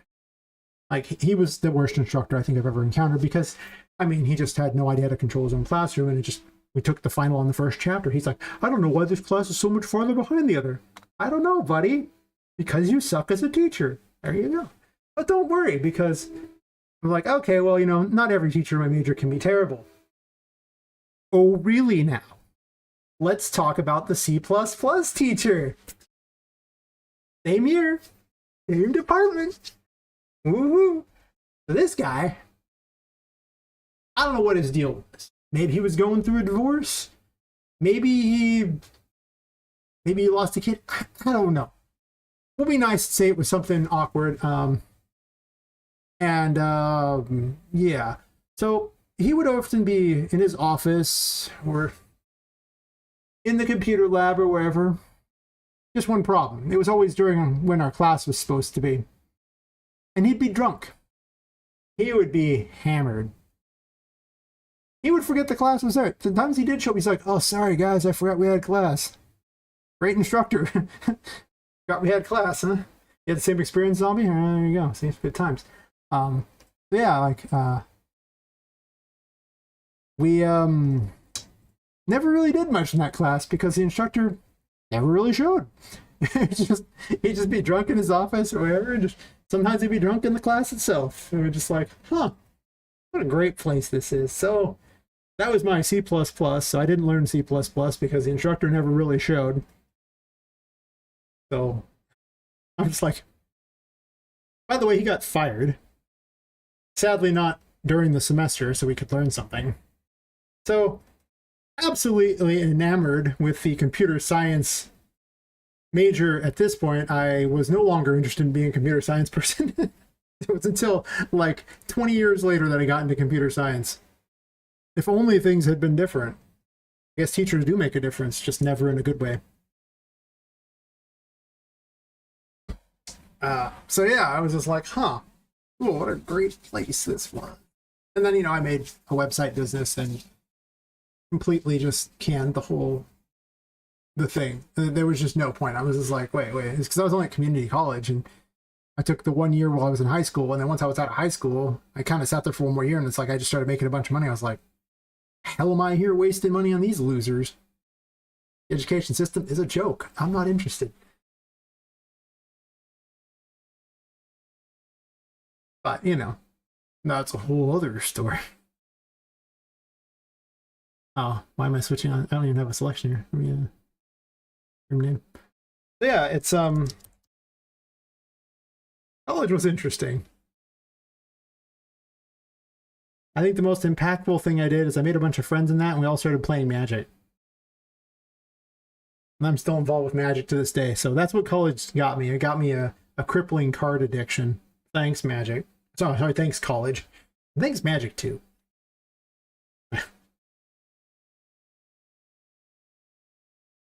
Now, I actually make pretty good money off of Magic, believe it or not. Turns out it's an investment vehicle of sorts. Yeah.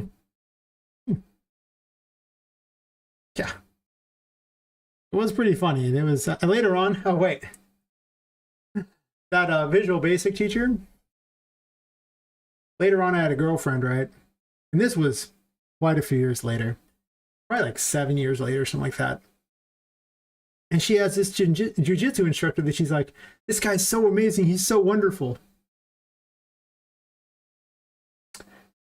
It was the same guy, the Visual Basic instructor. I was like, no, he's returned. God damn it. I told her this story, and she's like, well, he's so much better now. I was like, I hope so. Anyway, yeah, you do Magic too? Nice. I mean, now I mostly just make money off the cards. And just picked myself an unlimited Chaos Orb for $800 in trade. I replaced the liquidated 2 for $1,100 in trade. That sounds like a $300 gain for moving a card from one side of a table to another. Sounds great. And you're probably thinking, why does he stream? Yeah, it's fun.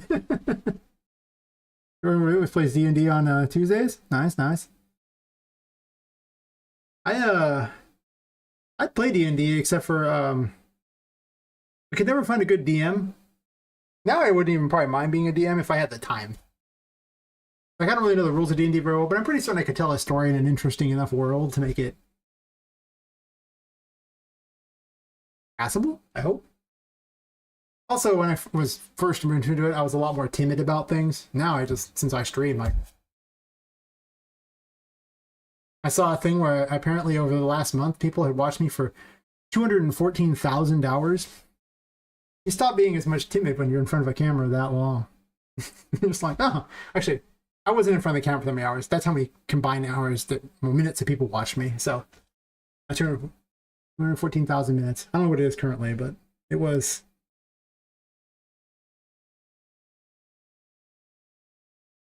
Eye-opening, I think, is the term we would use. Yes. What's it now?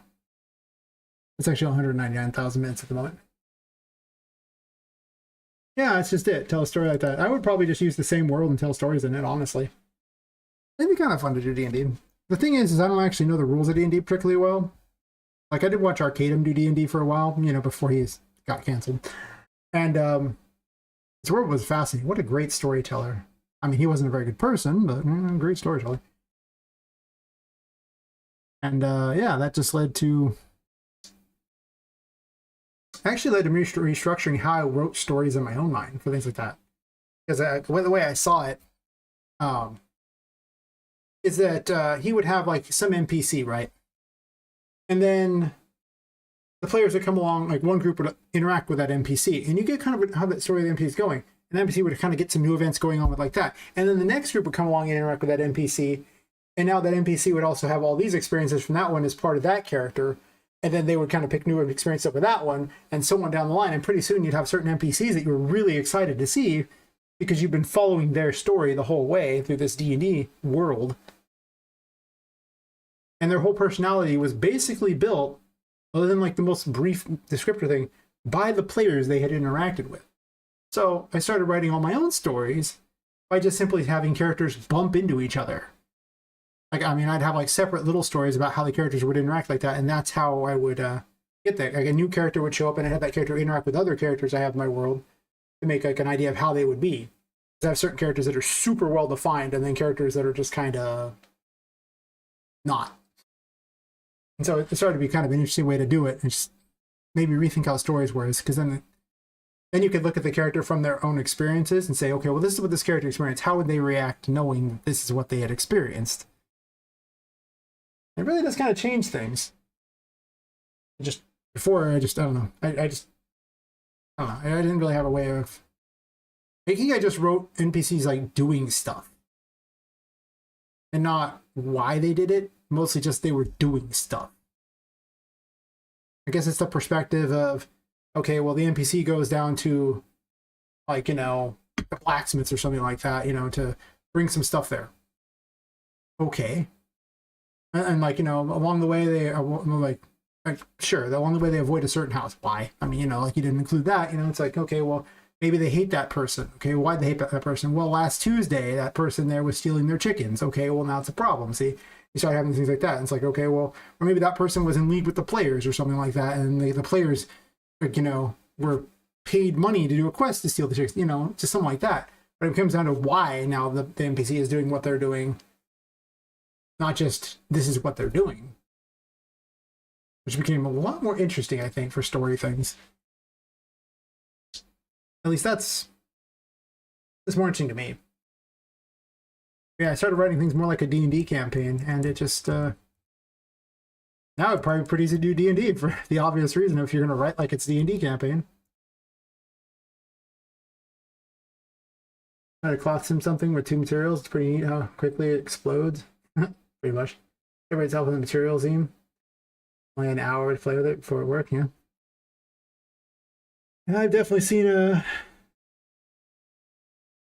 cloth simulations have some real fun. Some of the Daz outfits, especially some of the dresses, are sectioned. So because of that, if you cloth paint the section, it will fall apart. And one of the characters she had a dress that was actually in 4 sections, so it would end up in like a weird puddle at her feet, like 4 different pieces at her feet. With her underwear exposed, because literally the thing just, you know, her whole dress just fell off. I was like, what a cool system. There are ways to fix that, of course. And if I was still using that character for she was never for this game, she was the main character of the other game. If I was still using her, anytime soon, I would fix it. Because you can just put them all, you can copy all the stuff from one of the sections of the thing into, like, from all the other sections into just one, and then it counts as one section. And in theory, I should do that for, like, say, like Poppet's whole dress should actually just be copied into like one continuous material as opposed to that. Like, I mean, like, well, for the ones that share material, I guess. But that's time consuming. And I'm not going to do that until I'm at the optimization phase, because I keep changing Poppets. So, I finally started, like, that's why I don't have her hair attached, because I got tired of changing that. Every time I'd have to redo all of her hair physics, and it was so tedious. Also, later on, I decided that I wasn't happy with just having one set of hair on my females. I need, like, multiple hairs. I don't get out much, okay? Don't hate. Or do. It's fine, you can hate. It's probably deserved.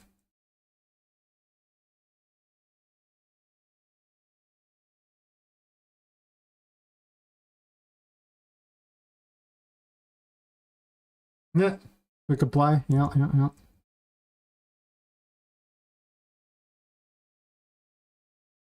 One of the things you also find is if you miss any spot, then it'll cause all kinds of fun stuff. Also, you have to do the physics as well, like the collision physics for the meshes, because the cloth thing is going to react to whatever the physics is underneath.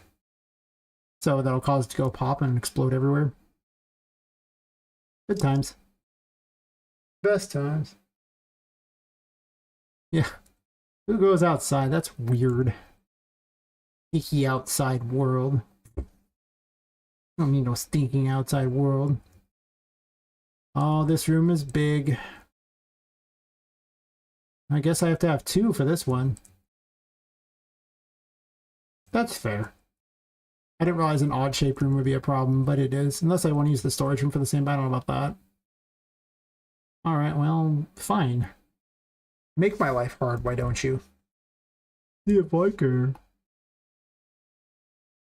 Yeah.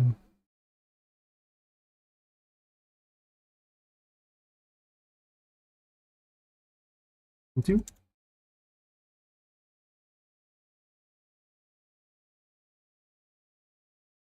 Oh yeah, the default collision on the characters, the one it auto-generates, is just atrocious. Like, I don't know what it's doing, but it's doing dumb things. This has to be even smaller. Oh, sorry, 108.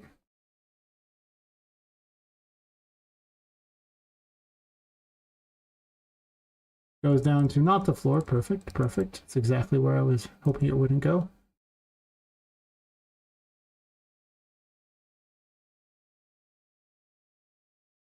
Uh, 138. That's like going to be a little big, I think. Seeing. Oh,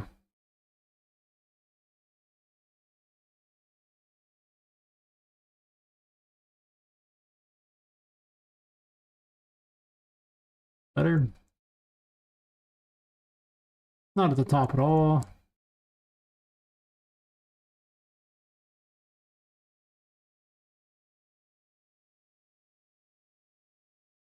I don't know if it'll matter at any point if it's completely near the top, so it's better to make certain that it's relatively close.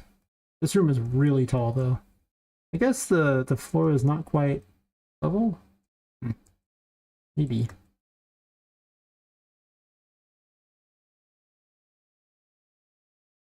Oh. 2.46, not 246. Thank you.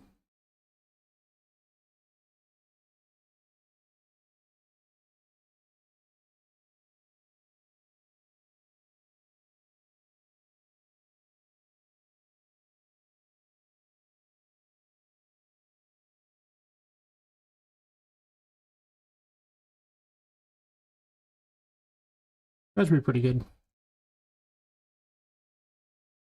Just so Poppet can't sneak in the room without triggering stuff. She might not have to trigger anything, but you never know.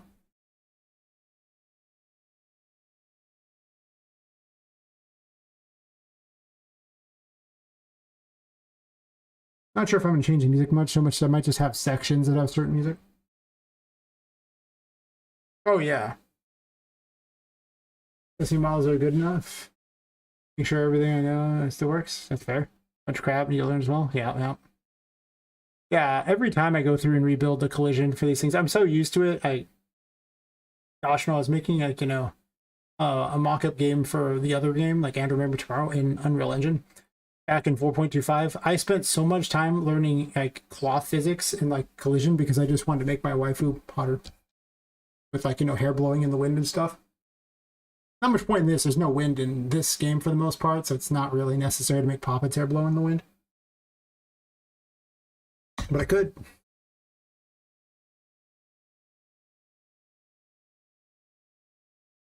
Leader blueprints for modular clothing. I need to look into modular clothing. Mostly I just do hats. Also, to be fair, Poppet's very feminine figure is not easily it's hard to get outfits to move with her very well. What I've learned.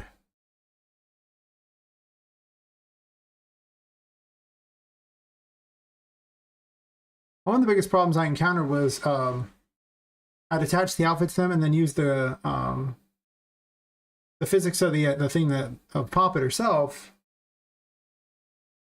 and like the main portion of it would move fine, but then the sleeves wouldn't move with their arms correctly, which was really weird.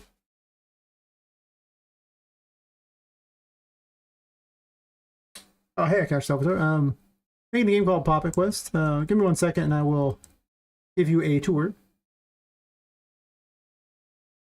I was just moving this one thing in location. Yeah, it's well, let's give it the tour in a second. I just want to put this one box right about where it should be. I'm not going to put it perfectly there, but just to remind myself it should be, well, okay, it can't be in the room to do the testing because that would be dumb.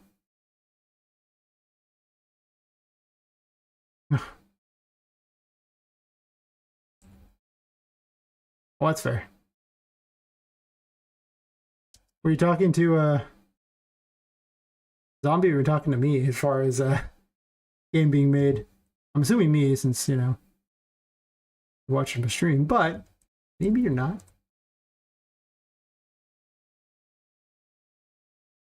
All right, well, the music's weird because I'm testing out a weird music thingy, so that's fair. Anyway. Oh, no, as a new person. It's not necessarily new, because I guess it doesn't say first-time chatter. It was, okay. Sure.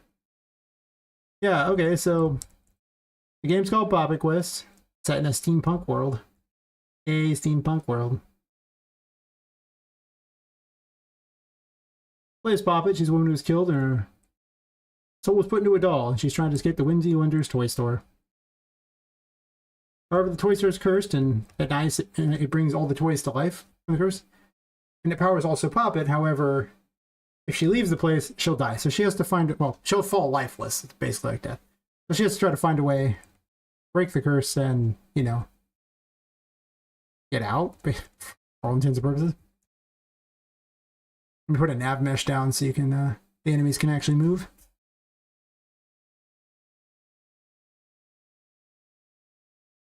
I was testing putting different music in every room just for funsies, so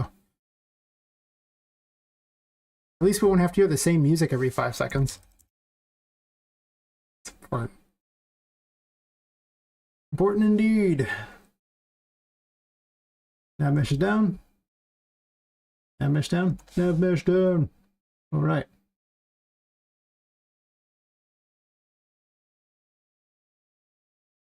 What music did I set for this room? I just picked a bunch of random ones. Or not. Did I break it? 1 second. I think I broke the music real fast. I was doing some stuff. Don't hate. Combat room music right there. Do this, play that. Do that there. Regular room music. Did I set this one here? I'm only worth blueprints. I just set this up and it was working, but then I foolishly made some changes and then didn't test them. But to be fair, it was working entirely until I did this up here. So combat room music goes here. Regular room music if close to enemies. Combat room music should just literally play. Oh, did I have the name wrong on this thing? Un momento. Gotta grab this thing here. This is what I was doing when I you asked, so this, the waiting room. Yeah, new area unlocked. Fixed sound. One moment. Should not take too long. Wait, that looks correct.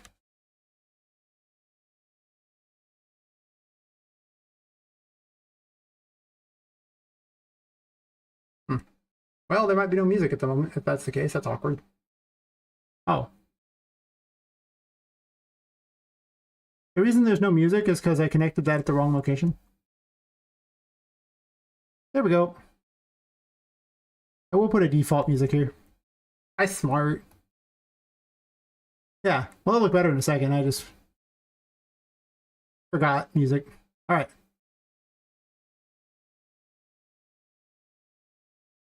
I was making a system to know which room she was in and change the game based on the room. All right. Let's see if I broke other things. Oh. Okay. So, the main mechanic is if you're in the darkness, you gain curse power, which lets you use abilities, but you lose your sanity. This is her dodge, so I'm just using it quickly to eat curse. If your sanity ever hits 0, you die. You just, the curse takes you over. If you go back to the light, your sanity comes back, but you don't gain any curse powers, so you have to kind of balance the two in order to play the game. Chooses tarot cards for weapons. This is the Fool. The beat stick weapon. Where'd you go? It's a squeaky toy.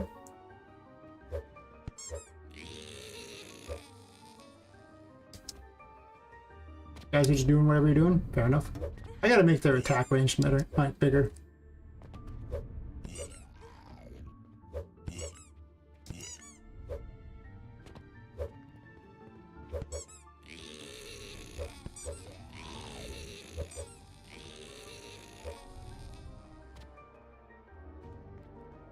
Yep, a little bit of a bug there with...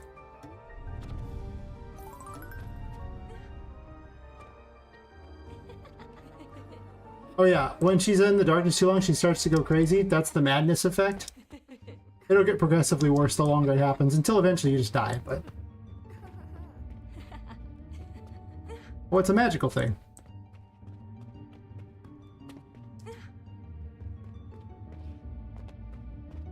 You make her hat vanish too. So anyway, the Empress, it's basically Bomberman. She puts out little mushrooms, and once they hit 10, they can be activated by anything nearby, you or them. One half of it heals, and the other does damage.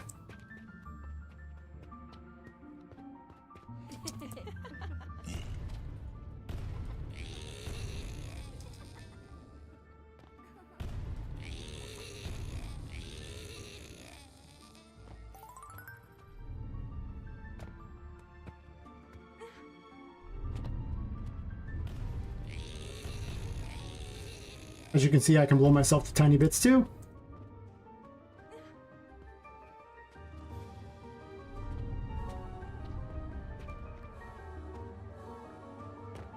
Oh, there's no balance in the game right now. The game's like about 20%, you know.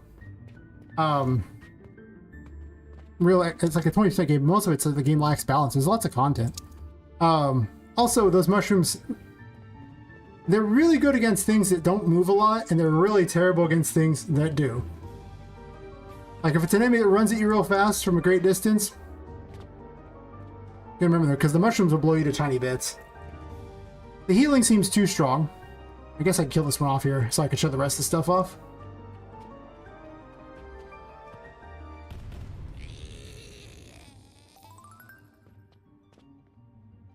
Yeah, it was the most recent weapon I made, and it's... What just hit me? I have questions. Sure. Anyway. There's definitely no balance, though. The game is super unbalanced. I'll probably reduce them a bit. They cost curse to use, so you will run out of curse, and then you can't use them at all. Don't they? Yeah. So the Empress can also grow and shrink plants. That effect feels overkill to me. This is the bouncy couch. It's important because it's a bouncy couch. It's just fun. She saves by jumping into toy boxes. It's a magician and manipulates objects in the environment. I still never set the low distance higher, so, you know. You'll have to be sad that you can't see the city outside the window right now. Ride the plant up.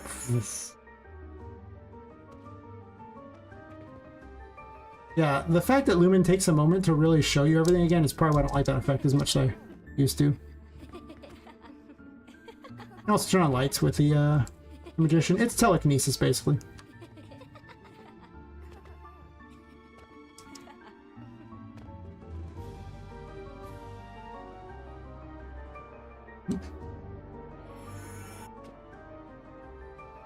Yeah, the Empress has become a new favorite weapon, even though it's... Is this key not here? This key has been bugged for so long. I don't understand why. This probably won't open then. Yep. Why is that key bugged? Well, I'll just skip past that room then. For some reason, that one door has been bugged. No matter how many times I replace the key or whatever, that key won't work right. I replaced the door too. So we'll just jump past that door, because... Why not? Normally you get a key and you could just open the thing. Oh, the fool number 2. Full super move. Strength is currently just double jump. I gotta make a new tarot card for it, obviously, but you know, whatever. You have to grow the pumpkin. I just want to. There's actually a double jump jumping puzzle up here that you're supposed to do. Double jump's not actually something you get in this room, but later on you're supposed to go back and you can double jump your way up to this stuff.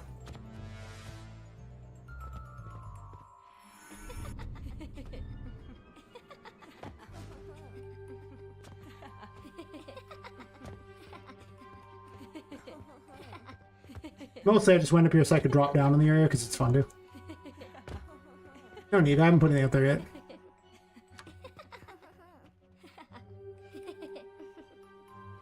There's keys that unlock cabinets with goodies in them. I've been adding those in recently. For the most part, the keys, like, you need keys to open any of the doors.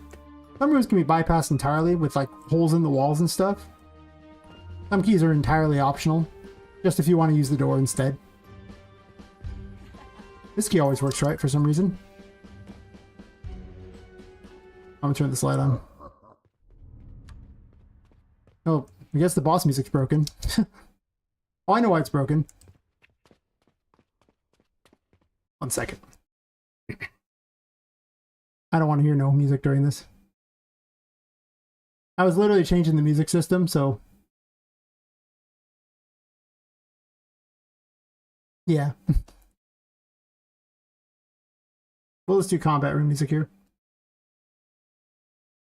Alright, we'll just do this like this. And now I'll have music for the boss fight. It won't be good music for the boss fight. It'll just be whatever the regular combat music is, but... Magic barriers? I have magic barriers on some things. Like Tinka's paintings have magic barriers. Oh yeah, don't tell Nickelodeon. Definitely got named by Twitch chat. Twitch chat does lots of weird things. Okay. Her shoe broken thingy. Oh, I put her hat away. Dumb.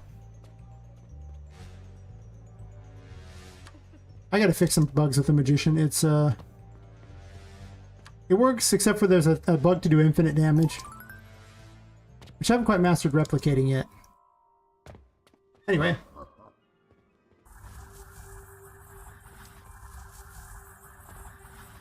So yeah, you can actually throw items with it, with the magician, in order to do damage. Can I get it to work? Oh yeah, here you go. There's the bug. I figured out how to do it. Yeah, I literally just hit him over and over. So the bug is broken. We don't like it.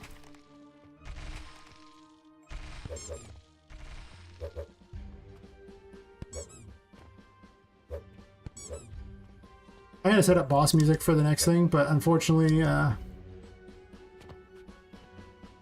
had boss music. I just, since I'm making a whole new music system, and they just picked a bunch of random music to test and see if it changed in each room. I learned that the about soft references and async load assets. So I was like, oh, you mean I can just have different music in every room and it doesn't even link to Poppet? Like I just whatever I want. Oh my god, the optimization is about to happen. It's yeah, it's the best.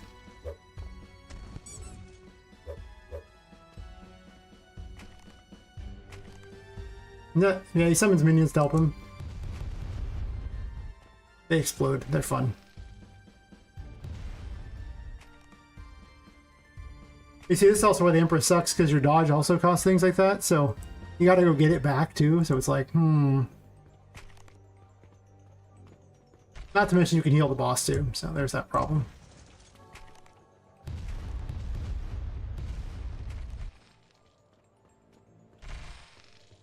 I gotta spend more time in the dark. You can see with the light shift that she's in the dark. I went with the more DreamWorks style thing. You know, the animation thing where it shows they're in the dark by it just being like a blue instead. These little guys have light on them though. Also, explosions with mushroom hat.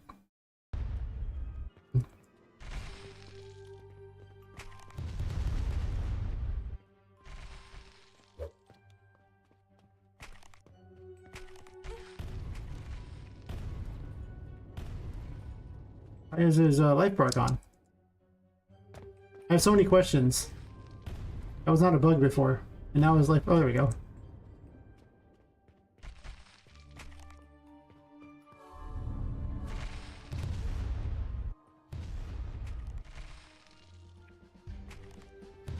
There's definitely got to be a balance on the Empress. Like, I'm not sure exactly when you're going to get all the abilities for this.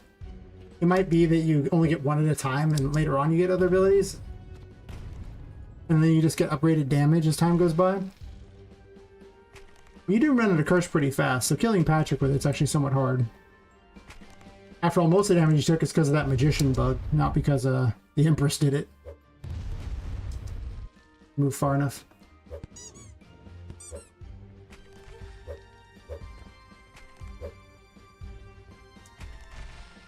I gotta put the boss music back on. This music is so terrible. This randomly selected music. Get away from those, Patrick. It's supposed to heal me, not you. My snacks, not your snacks. Doot, doot, doot, doot, doot, doot. This music's not good for this fight. Ow. Where you at? Where my trees at? Wail on him while I can.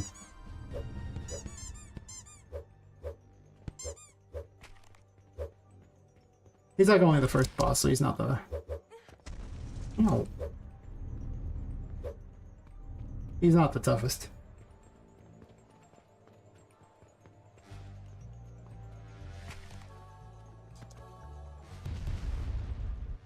Pretty certain he got hit by that heal.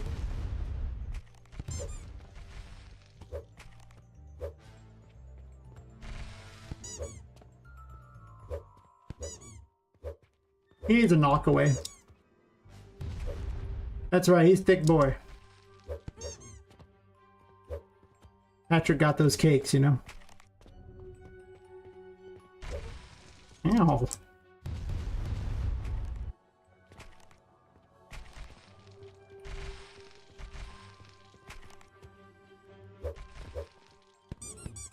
I was trying to use the Empress to beat up Voodoo, and oh my god, like... She is really hard to fight with that, because she's way... Like, in some of her more aggressive modes, it is just not even good.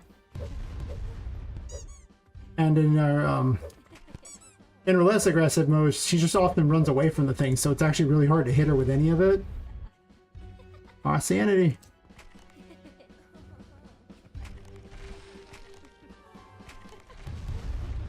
It is 10 seconds before these go off. They also get weaker if you take too long to get them. Like there's like a 5-second delay and they get weak again. Whoa. What just happened? No questions.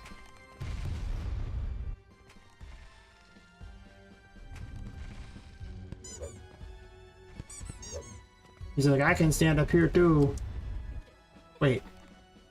What just happened? Oh, I can go through that? I gotta fix that. I should not be able to go through that. That's just a way out. Well, I thought I made them all small because she can't get out, but... Spoiler, I did not do that.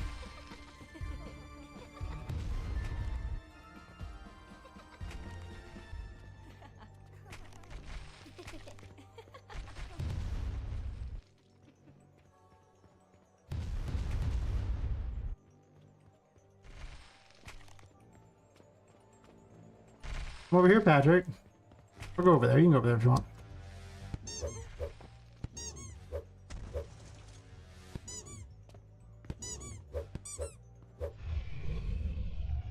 And down. Ah, right on in, call. End. Game over. Poppet got eaten, oh jeez.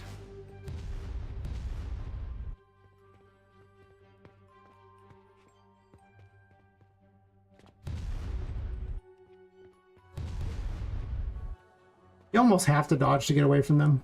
They're so overpowered as far as how big a thing is.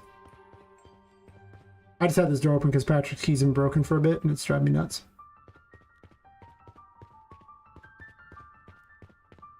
Go wait for this to pop up. Man, I hit this? Weird. Oh, I don't. Oh, no, I just got the chapel key. That's the whole point.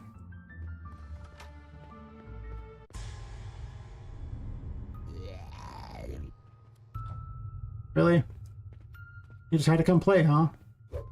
Oh, I gotta fix that carpet too. The carpet, like you can actually hit an edge of it and be unable to walk over it. Like right. Weird spots.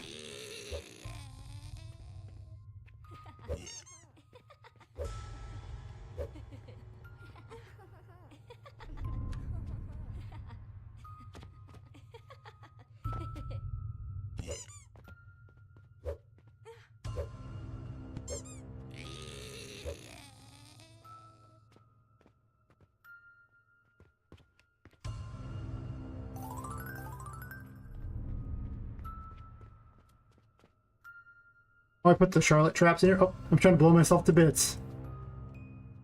Oh, what? Pour a cold one for me, boys. Just blow myself to bits. Yeah, the heal's really good if there's no one around. Yeah, I made traps for those people who haven't seen them.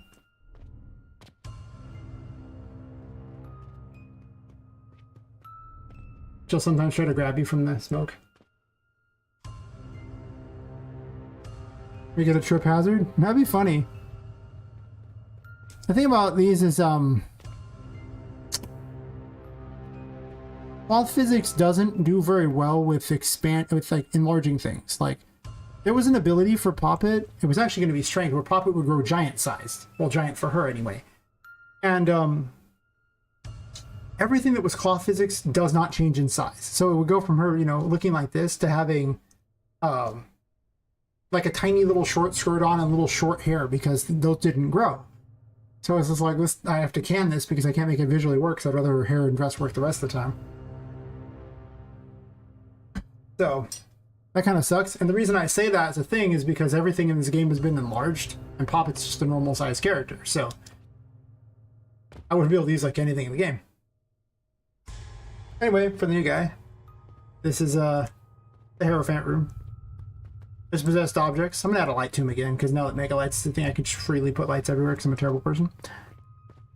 Can't do anything with them unless using the Hierophant, in which case you can use my platforms. Yari! Oh, Hierophant room.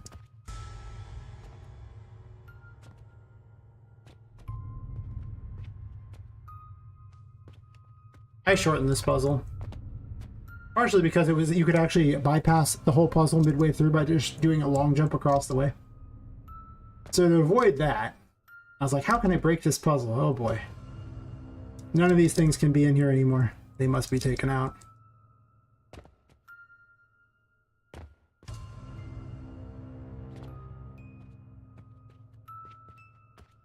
Whee! I finally put her in the game. She's a real working model now. Be excited, everyone. Look at how friendly she looks. If not friend, why friend shaped? See, she understands. Yep. One day she will break out. And the last boss from the Game Jam game will be free. Because she was the last boss from the Game Jam game, so she had to be in here. It's important. She was completely unkillable in the Game Jam too. Like, all you could do was kill her temporarily. And you had to get all the items from the level in order to get the way out. And you could only actually escape the level as long as she was like temporarily dead. It was a Game Jam game. It wasn't expecting to. One person actually got there, actually beat the whole thing, which I think that person's a masochist and probably needs, you know, to go see a specialist. But that game was a mess. It was like 10 levels. It wasn't even remotely that fun. Like, it was fun for like the first level. It's just too bad there was 10 levels. And the bosses weren't that interesting. The later version that I made in RPG Maker was more interesting, sure. Yeah, I have keys for these goodie boxes. I'm gonna put things in them like that, and you'll... I guess I don't have this one locked yet.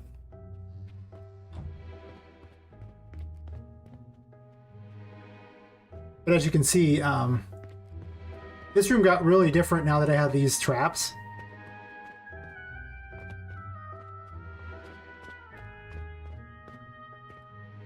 I might speed her up. Like, you don't die immediately unless she catches you. But yeah, like, now the room is so much different. I used to have all this open floor space, and I do not anymore. Get too close to the smoke for too long, and you're done for. I actually moved one of them out of the room. There's actually supposed to be one more.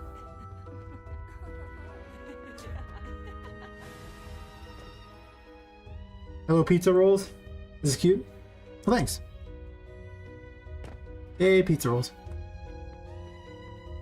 So, I have friendly landmines. This is important. In case you want to get it to someplace. I started hiding secrets too. Can I even collect this? Oh, I put her hat away. Don't ever put her hat away. It's a bad plan. Of course, there's a box here, so I don't think I even need that lamp there. Yeah, I actually hid one of the ways over here. Oh, uh-oh. That was a little terrifying. My bad. You do you, girl. It's fine. She'll vanish in a bit. Yeah, but I hit a pipe behind there, so now you have to, like... It leads to an optional room anyway. Because you only die if she catches you. In which case you just respawn back at some place. There's a box right there. It's like... Why you might introduce those kinds of traps?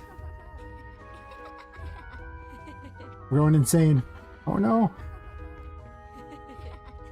Like the pipe? Yeah.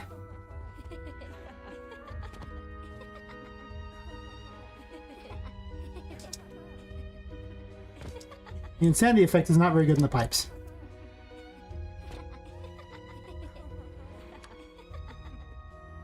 Yeah. There's definitely a bit of a horror element in this game, in the fact that, you know, Charlotte will act as a roving death trap. Get my sanity back. Yay, sanity. It's like Poppet. Agent Poppet. Dun dun dun. Obviously expected that to happen, you know. Yeah. Thankfully we live in Unreal Engine times now. I don't know about this whole needing a pipe to load an area. We have H-load for that. Yeah, H-load. Now the whole map is loaded. Technically, sorta. Boing, boing. Oh wait, I forgot. I hit a secret area down here. Ooh. There's a cabinet key here.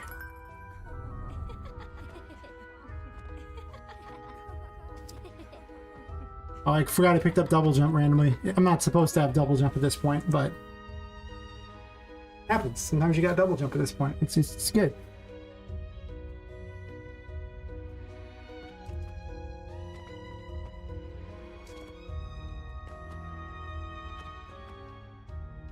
Yeah, I randomed a bunch of musics, and this music is so... I don't know. Kind of want something more, more action-packed, I guess, but whatever. This is like the town music in the RPG Maker version of the game.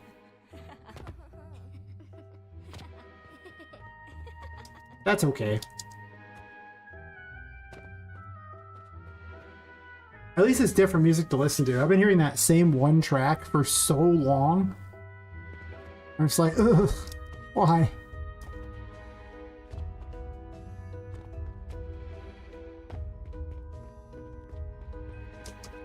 And of course, the second biome. Well, technically, did I pick up the storage room key? I could have. Oh wait, I didn't. Oh my gosh, I got scammed once again. I never check that area. I know it's there too. Ho ho ho. Yeah, in there is actually a third key, the storage room key, so you could just leave through that door if you want. But I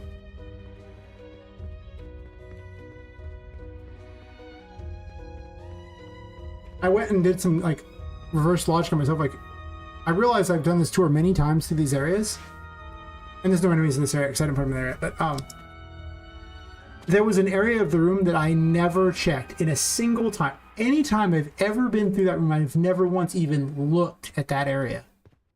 So I put a key there. I was like, hey, wait a minute. If I never look there, I bet you the player won't look there a lot of the time too.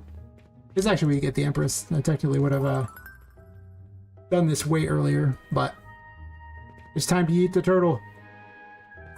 Circle of life, everybody. Yeet. Bye-bye. I will add splash effects in eventually. Why not? Woohoo! Yep.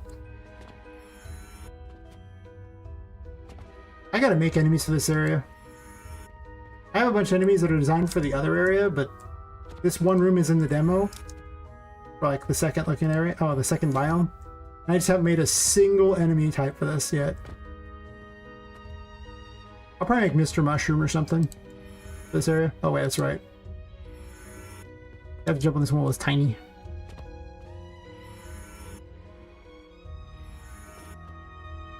This might be a good one for Hidden Fear or something like that. Whee! I gotta put better music.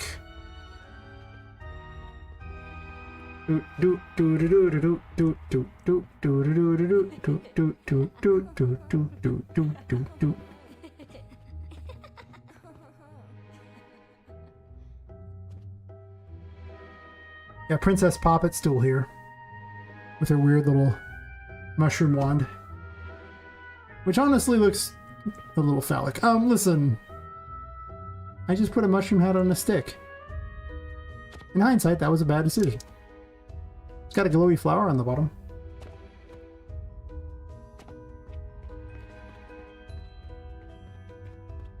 I put that there, huh? I guess under the stairs. I need to put those in places where the player would walk. Yeah. Kind of get an idea of how the game is laid out for the new people. We're all mad here. But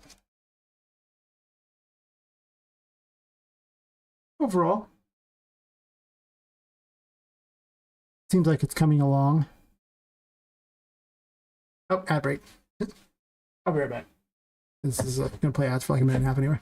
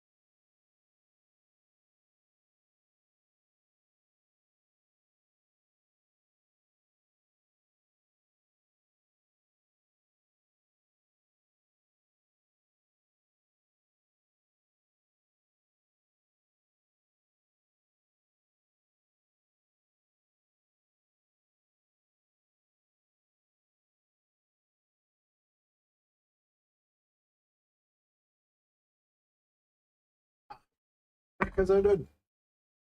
Because I did. Exciting.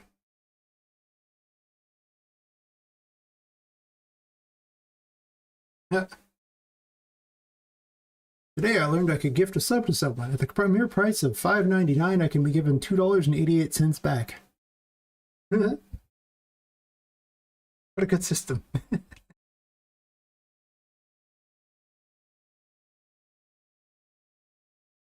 I was just checking that. That's right, invest in myself. It's actually not a bad idea because if I get enough subs, I can get like more emojis and stuff. But it's also kind of a bad idea because then it takes what little, you know, the ad money I do have that would go towards assets and says, okay, well, then you don't get that anymore. I was like, But at a person who wanted to be the mod, so I was like, well, you know, guess my mod should have not have to watch this stuff, like not watch the ads. That was the thing. I was like, oh yeah. We'll test this out. I'm learning all these new things. Oh my god. Alright, let's make another one of these things here. Hey, Olivia, you can't talk now. How's it going? I'm making music stuff. Yay.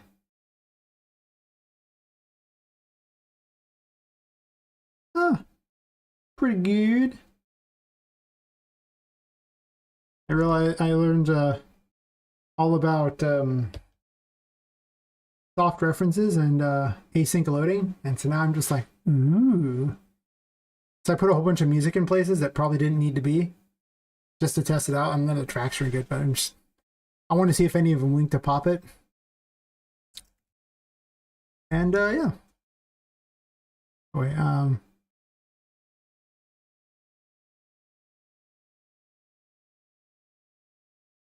awesome music. That was the plan. I was like, ooh.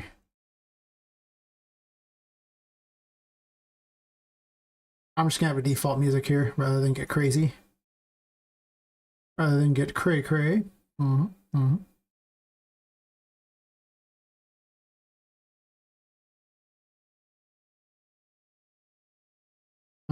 let's see, this here does not equal that, sure.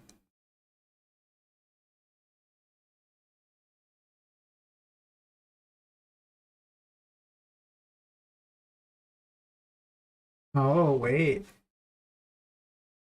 I want to bypass this for the bosses. All right. For the short term, I'm going to do this. Might seem a little jank, but you should always make the system first. And then later on, you can make it better. Yes. I think Hidden in the Dark was the one.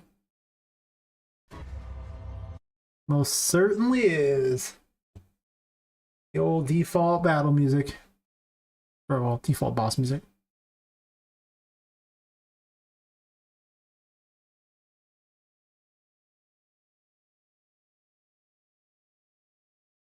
Yeah, because of the Twitch money, I managed to get like 4 different new characters for the game. And a bunch of animations for Charlotte. So thanks, Twitch chat. You made the game better. I mean, they haven't paid me that money yet, but it was during the Fab sale. I was like, hey, cool. I mean, that's what I was going to do with the money. Either reinvest in the stream or reinvest in the game. And, hey.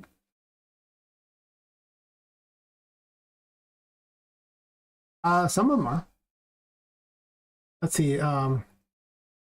I'll place the new models out so you can take a look at them. Oh my god. All right, so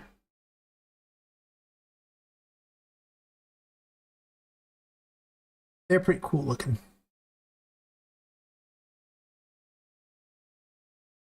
Where are they at? Ah. So the first one. Honestly, I should just grab the character thingy and put it out there. Oh yeah. I have a kitty. Important. Also importantly, I got another hat for Poppet. One of the dolls has a hat that is removable. Very exciting. Drop this model out here too. We'll make her a size 3. I think that makes her pretty big. Apparently, it doesn't want me to do that, so I'll do this. Neat. What are they called? Onto doll.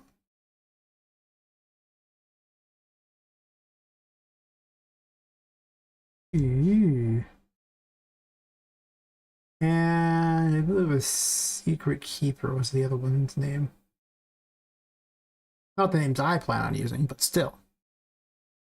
They're pretty cool.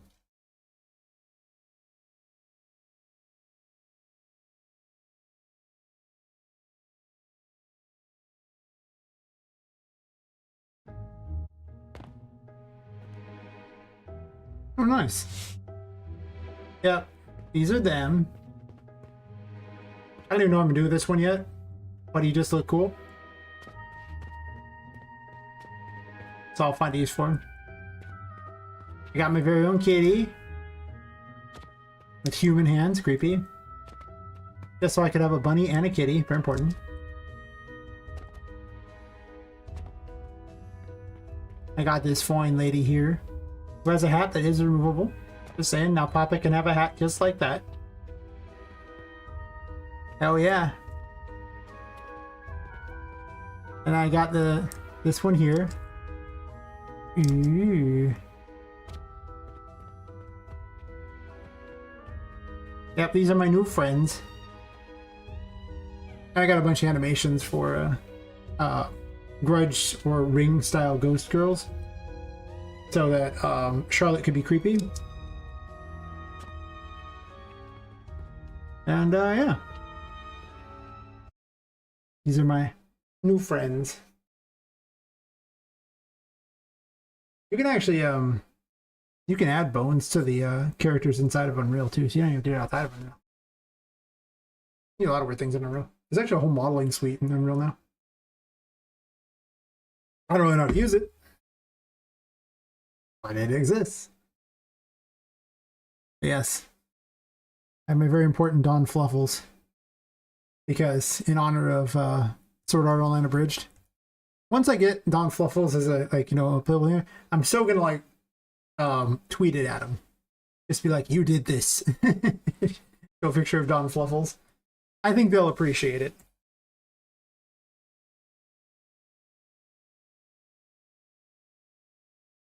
So the combat with Dawn Fluffles will be different. I'm definitely gonna make him play out like a Cheshire Cat though, with the whole weird like teleporting type of thing that the Cheshire Cat does.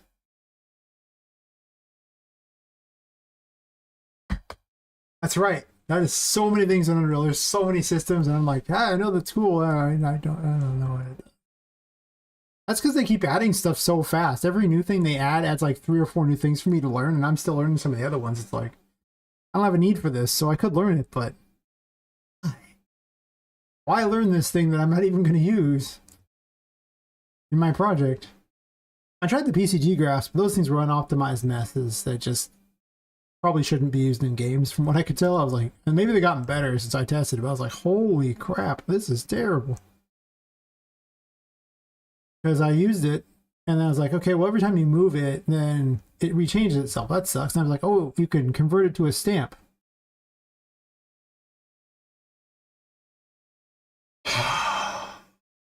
So I converted it to a stamp. And my FPS went from 60 to 30. I unconverted it from a stamp. I was like, wow. Because you can't really H load it very well either. It doesn't work like that. At least it didn't at the time. So it was a catastrophe. It was so dumb. This was also probably like, what, 5.2 that I tried that? Whenever it came out, I messed with it a bit. And I'm sure it's better by now. Cannot click room information. Terrible. 5 ways to do anything? That's fair. It really is. There's so many ways to do everything in Unreal.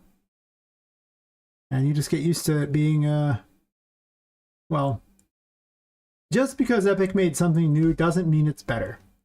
That's my advice to a lot of people. A lot of their new stuff is things that they've kind of half-assed. Like, it might be good someday, but they'll release it as experimental. People will put it in their game, and it's just a complete mess. And it's like, you can wait a bit. Maybe Epic will make it work better. I remember learning that the hard way with their water system that they built. That was just a complete mess in, what, 4.26?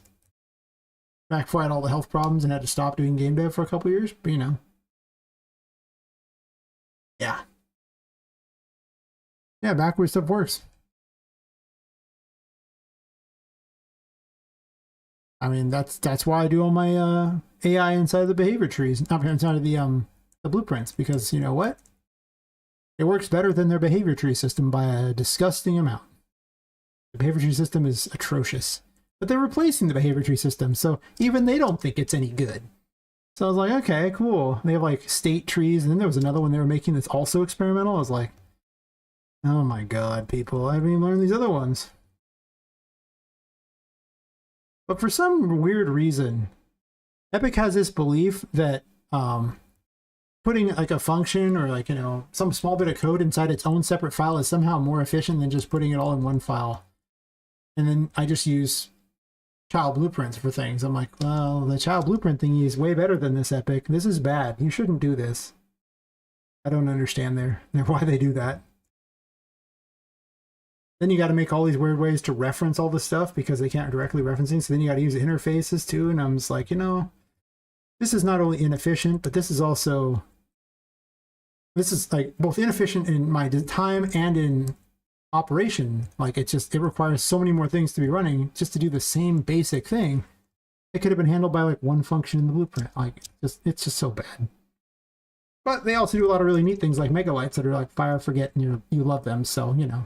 And their software's free, so though I'm kind of making fun of Epic for their bizarre need to release things that are half finished, they still have the best engine on the market by a disgusting amount.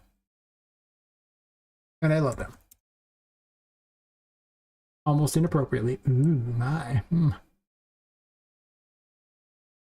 Let's see. Trying to figure out how exactly I need to import my character and his clothes and skeleton eyes and mouth and hair. You're modular and I still need to chop that. Oh, yeah, good luck with that. You made it though, cool. State machines are what I do now. I don't know. Well, yep. Yeah, I mean, I don't know. I'm just, I haven't really seen enhanced input do anything that the other one didn't do. It forced me to learn something new.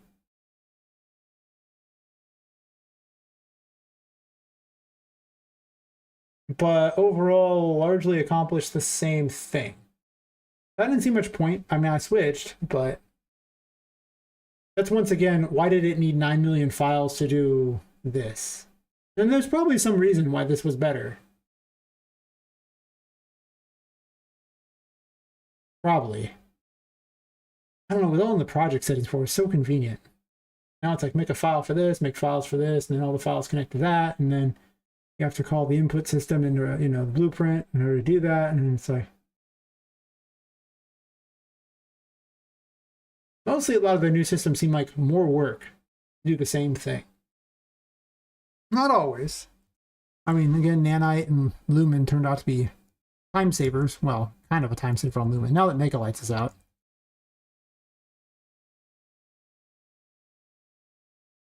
And judge it harshly, yeah.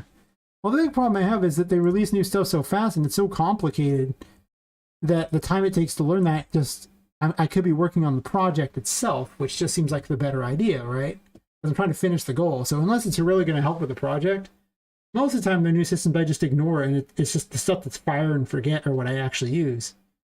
Because I don't have a lot of time to want to learn all these, and nor do I need to learn all these things. It's like, well, why? Why learn this? What's the point?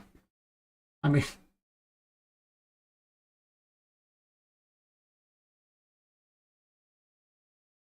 okay, I guess it's probably fair. Or they couldn't do that in the project files? Okay, I'll give you that much. I figured there's some reason why they did it. I think they could have done it in a more efficient way. Like, I think they should have just had, you know,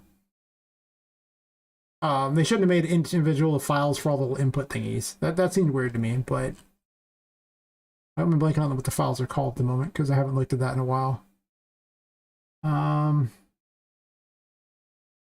Yeah, like these, the data asset thingies don't make much sense. It should have just been this. It should have just been all done in one of these things. That would have made way more sense than having these, which largely don't do a whole lot. Like, it's like, okay, you do all this in here, but you could have just had these as a drop down in here too, just as easily.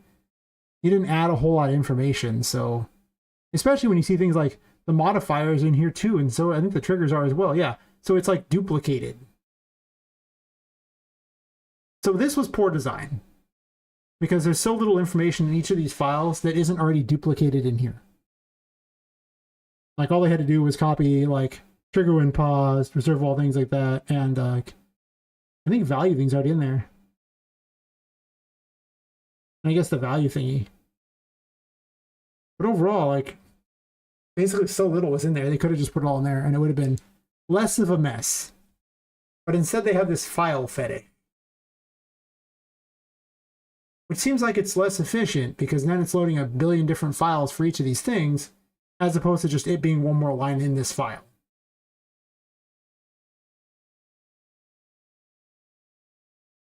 Maybe I'm weird. Also, ad break.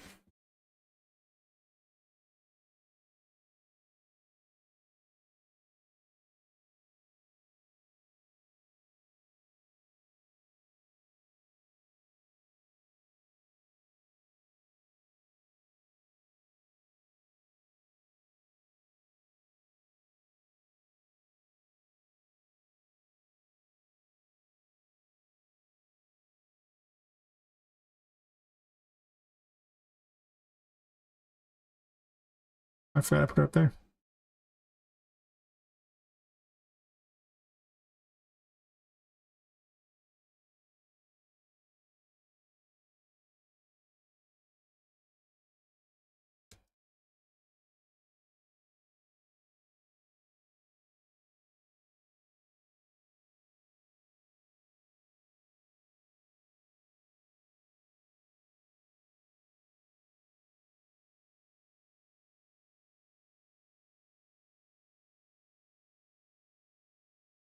I guess I didn't need to do all these.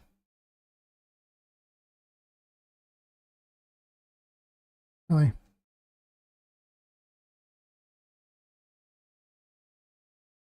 All right. Instead of copying all those, let's do that and do it this way. Yep. How's that break doing? Yeah, break over? Okay. So, I'm going to use one if it's less useful or more difficult to work with. One to be better objectively. It's true. I just find the time and effort to learn each new thing is high and the gain is low. Unless it really does something specific that really benefits your project. In which case, yeah, sure. I mean, if you got the time. Over time, I might learn some stuff, but that's over time. As opposed to now where I'm just like, I have a game to finish. So I don't want to do that. Maybe I actually got the ad. So go away and do next. No, fair enough. Yeah, I don't know how it does the ads. It just tells me, and unless people keep chatting, I have no idea if you have the ad or not. And I really don't want to sit there and say everything, and then, you know, once I've said it, it's like it goes in one ear and out the other. I'll have completely forgotten what it is. But if I don't say it, then I'll remember what I need to say. So technically there are 7 subs, so the 7 subs would in fact not miss it.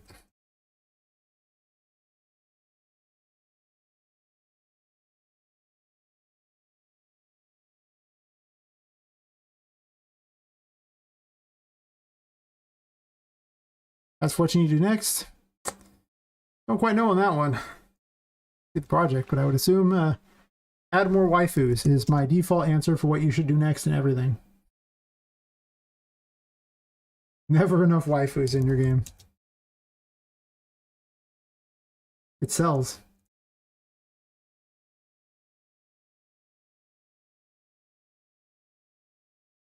Oh, no, I don't do C++. Nah, man. We've gone to a higher plane of no C++ goodness.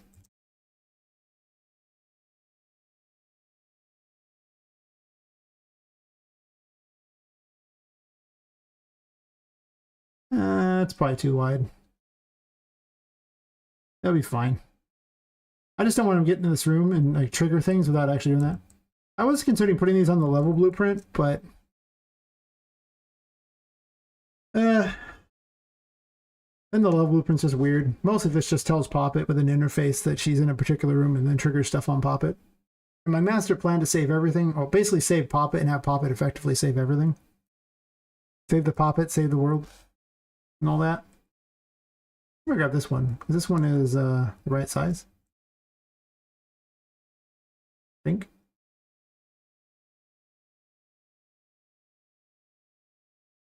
I don't need a lot of persistence as far as where locations of stuff are in the world, because it's a Metroidvania, so you're basically expected to go back in rooms and find things be pretty similar to the last time you were in the room, with some exceptions, like some collectibles can never be gotten again, of course, but for the most part, everybody just messages Poppet and goes, hey, you have me? And she goes, yeah, bro, I got you. Then, you know, they destroy themselves. That's my secret. Are we in the room here? But I don't want Papa to be able to get through these rooms without triggering these things, so I'm trying to avoid her being able to pull that off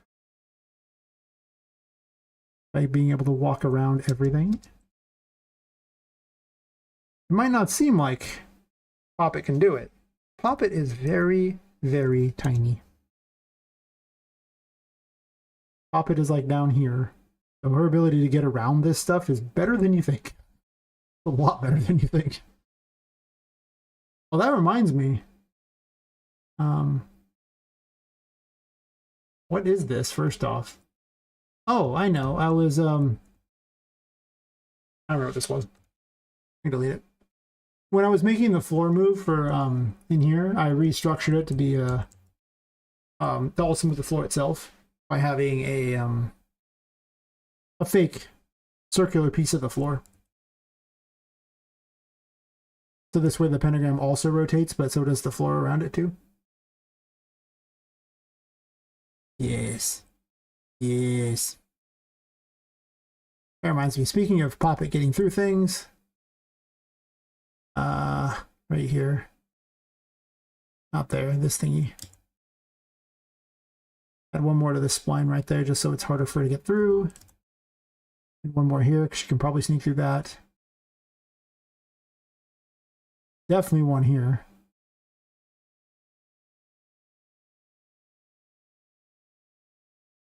Okay. Just so she can't get through.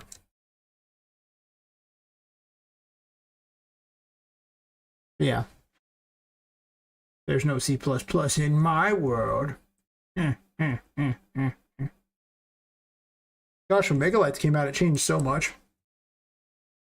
I got to redo the whole lighting of the game, so it looks way better. The other light with the emissive crap. I was like, 5.4 is, you know, Lumen was just garbage before Megalights, and Jesus.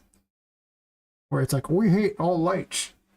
You have to use emissives or it doesn't work. Oh wait, emissives don't cast light, they don't cast shadows on the player. Oh, that's stupid. What good are they? Well, they look kind of cool. Well, they look okay, but bro, I need me some, I need the player to have a shadow. So I actually had a light that was attached to Poppet, the curse light. I just made that give her a shadow, so her shadow was wrong the whole time. Just to trick people into thinking she had a shadow. Until 5.5, where she actually gets a real shadow. I got to use point lights again. I actually don't ever use spotlights. It's always just point lights for the most part. That's probably because 90% of the lights in here are just bulbs anyway, so a spotlight doesn't make too much sense. And the whole like big light is governed by the ultra dynamic sky plugin. Oh, plugins the wrong term. Blueprints. Everyone should buy Ultra Dynamic Sky. It's freaking incredible. And he keeps updating it, so it gets even more incredible every time I look at it. It was like $15 during the sale. Imagine never having to make a sky again. Ultra Sky's like, I got your back. However, he has not added the one thing I wanted him to add for the longest time. And that's meteor showers. One day. I want it for a scene in another game I want to make. So there's no hurry. But it would be nice. I mean, it's already an amazing asset. If he doesn't do it, I'll make a fake meteor shower. It just won't be as efficient as his meteor shower. I actually did do a fake meteor shower in the version of And Remember Tomorrow I made for this. A project that does not exist anymore as far as the files I had for this. Kind of unfortunate, but it was my experimental thing where everything was a broken mess, and if I had it now I could fix it, but I suspect it would have just distracted me. That game was a catastrophe. It had no concept of where it was going. No focus. But a hotter main character. To be fair, in Poppet's defense, she's a doll, so it's pretty hard for her to be that attractive. She's not like ugly, but she's still a doll. That's always going to make her like not as attractive as a, you know, an actual legitimate woman. I try to give her a cute look though.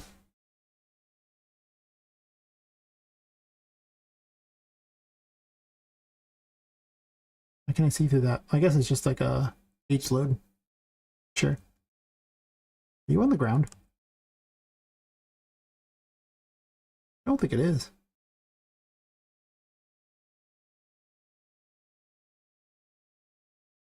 I decided that all the save points should always be on the ground. At first they were going to be in the sky, but nah. Nah, man. Nah.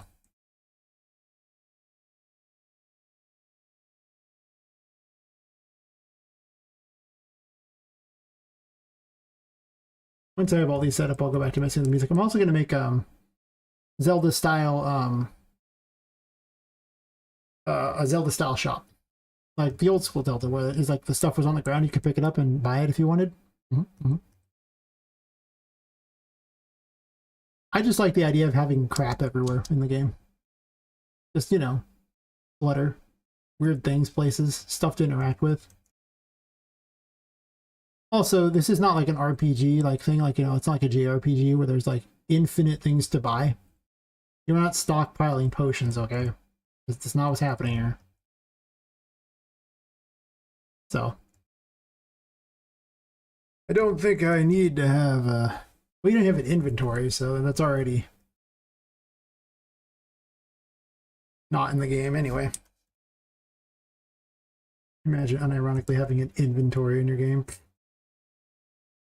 Really? 38 doesn't hit both? It's odd.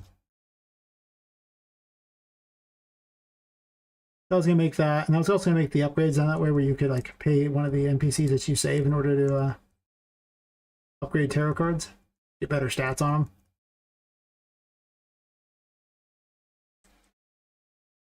You know, for fun. I thought about putting it in the menu, but I think it's cooler if you have like what amounts to a blacksmith for your tarot cards. Just more flavorful than yet another boring menu. Also, I hate programming menus. There's that too.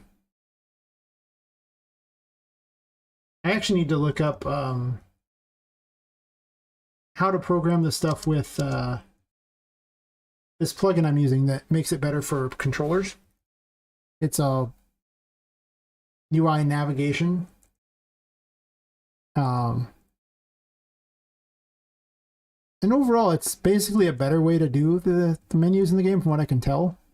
And I actually did follow, I did some stuff with it, but I kind of forgot stuff because, well, I just haven't had a reason to work on menus in a while.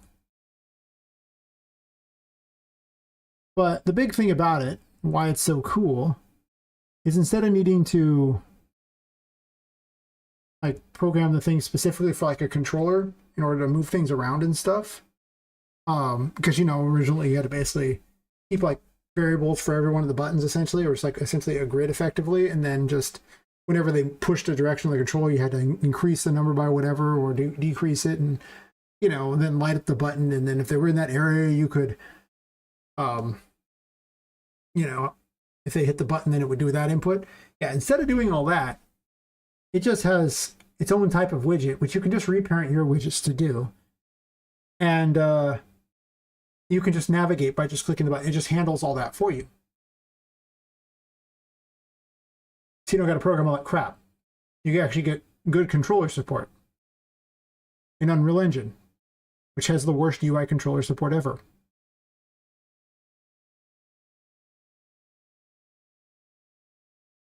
Also, if you want to use your controller as a mouse, that's also an option in the plugin, so I'm just saying. It's free.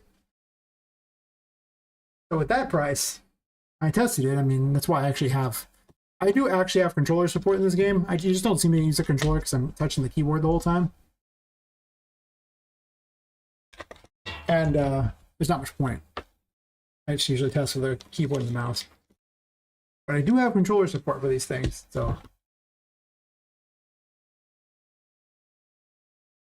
I highly recommend this plugin if you wish to use a controller for your game. UI navigation.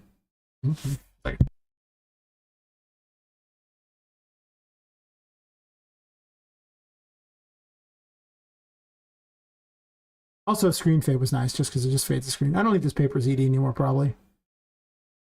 You know what? Do they have crystal nodes yet? I've been waiting for them to upgrade crystal nodes so I can add those back. Like the fab library real fast. Let's go ahead and bring the fab library right here. Oh yeah, that was a lifesaver. I spent so much time trying to make the control stuff work, trying to find ways to make it work without having to do the awful way they had suggested. Because it's just such an inferior method. This person understands what you want in life. It's just a whole bunch of waifus on the screen. 5.5? No. Yeesh. They were so pretty. I miss my crystal nodes. It's weird that that's the plugin that's taken the longest to update. The other ones I meant to try, and I just never have. This is cool for the free plugin that gives you loading screens kind of like Skyrim. And not as interactable, but you can put things like in those like that. It also does intro movies. It does a lot for you. And then it loads your thing while it's doing that. So it's a whole system like that. However, it only works in your packaged project. So you can't even test it unless you package the project. Yeah, I've disabled it temporarily because it's just adds additional loading times for no reason. But eventually I'll probably use that for the final game. What's this here? Yeah, some tutorials I've seen make things seem just what the hell. Yep. Things are really simple. It's really odd. Yeah, some things in Unreal are just, they're super poorly thought out. Other things are so well thought out and easy to use. It's just the most bizarre thing. It's like, there's almost like not even an in-between. Some things are just incredibly easy. Other things just seem so dumb. Like they just decided it wasn't complicated enough, so they made it more complicated. To replace an old version that did the same thing. And sometimes there maybe is a better thing, but still, I don't know. Someone has a file fetish there. 5 hours to get modular character crap working? It's fair. So the big problem I found with my modular characters is I have all female characters for the most part. It's not true, but a lot of the characters are female. And Poppet would be the only one I want to do, and all of her clothes are so rounded in so many places that they don't tend to fit very well if they're not directly on her model. And the sleeves have been the biggest problem.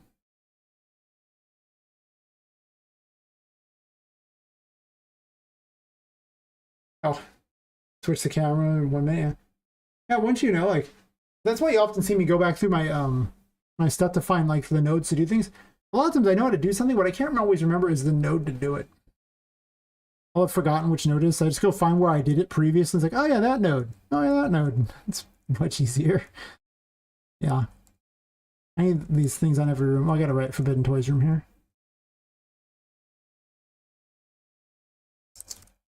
Forbidden Toys room.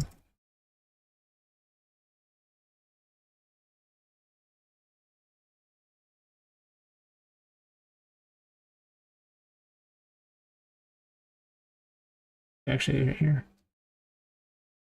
I have an ad. Angry Batman. Oh yeah, Angry Batman. It doesn't even say there's an ad running. I guess it does. Never mind. All right, well, I'll talk when people get back. Jeez. Okay, you guys helping me buy characters. Very kind of you. And other assets, like voice acting. Ugh. What do I call this room? Have I not named this room yet? All right, well, Forbidden Hallway. Yeah. All I was saying during the ad break is you guys are helping me buy new assets for the game, especially like voice acting, which I was looking up, and oh my god, the price of voice acting.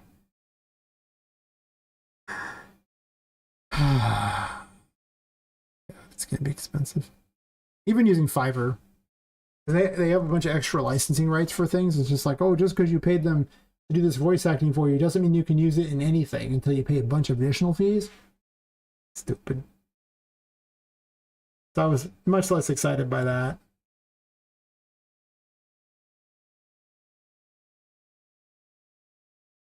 This is all the really boring things that just needed to get done.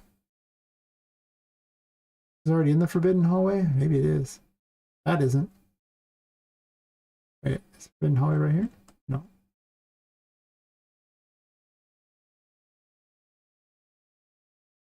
But I want the game to work, so. Where is the Forbidden Hallway? Not in the 5th floor. It should be in the 5th floor. Oosh. Okay. I'm not sure what I'm going to do with this quite yet, but the other hallway seems okay, so maybe this one will be fun too.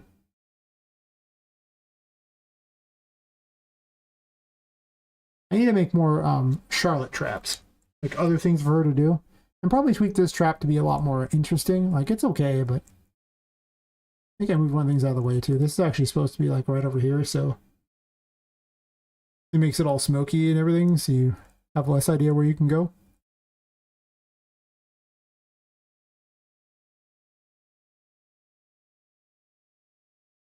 Yeah, no, that Batman game looks like crap. But I also just like VR games, so it's because I get motion sickness, like really bad motion sickness from. I mean, I can look at Minecraft and get motion sickness, so like the one, like the original type of look that style of graphics does terrible things with my eyes, so I don't like it. Which is awkward because, you know, I probably would have played Minecraft if it wasn't for all that. It's like, this is not fun. Well, I guess it's open for the second image. Put this key in here too so I can find things. It's not Charlotte's bedroom. This room doesn't actually exist in my list, so we're making it exist. Because, yeah. That's where the dining room key is. I don't care about that. Not open.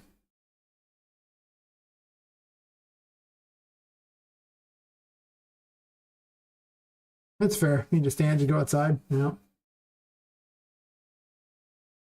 Yeah. I just found that at least for game dev, it's not healthy to sit in front of a computer all bent over for as long as game dev often entails. So that's why for the first portion of the stream, I tend to stand, usually for about 5 hours.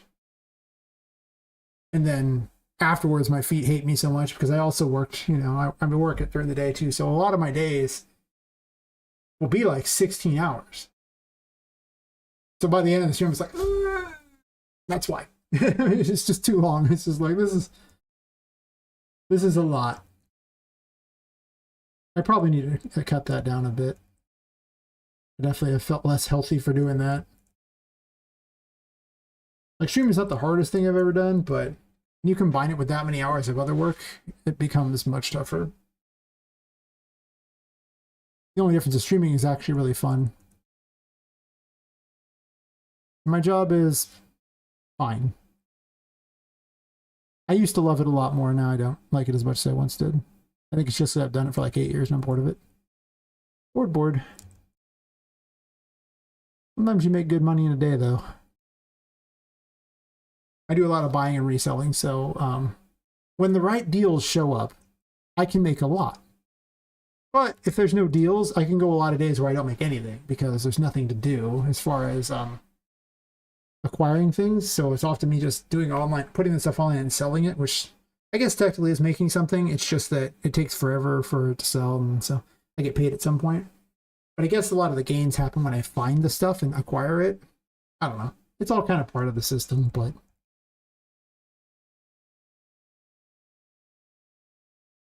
turns out reselling things makes money. Did I put these in Charlotte's room already?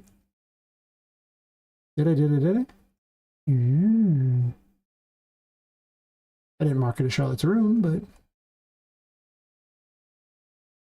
Charlotte's bedroom and room? I did call it Charlotte's bedroom, right? Yes.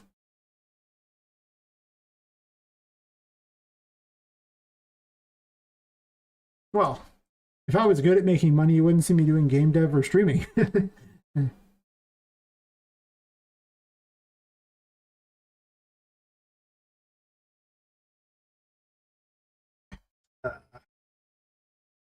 Before the health problems, I was doing fantastic. Then after all the health problems, I limped my business along for like 2 years worth of health problems. Spent a fortune on those things, and where once I was sitting comfortable, saying I didn't even need to work for a couple years. Yeah, well, the universe sure tested that one. I was right. I did not actually have to work for a couple years, or I barely worked. But what I meant with that was not, oh, look, I have enough money to pay all like for a bunch of medical bills. What I meant was I could have paid my living expenses for a couple years because I live really cheaply. When you toss in all the medical expenses, now it was less. Not what I meant. Not at all. No. My fault for saying, oh, I could survive a couple years without even working.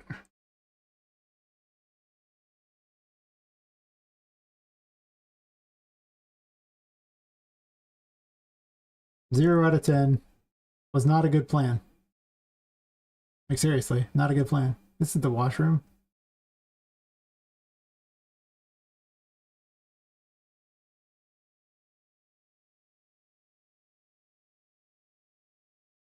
I like to funnel everything through Poppet, so.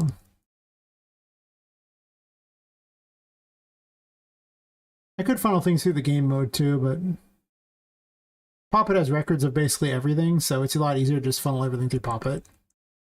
And then when I save, I just save Poppet. That's my secret. I'm sticking to it. Could just click thing in the center, right?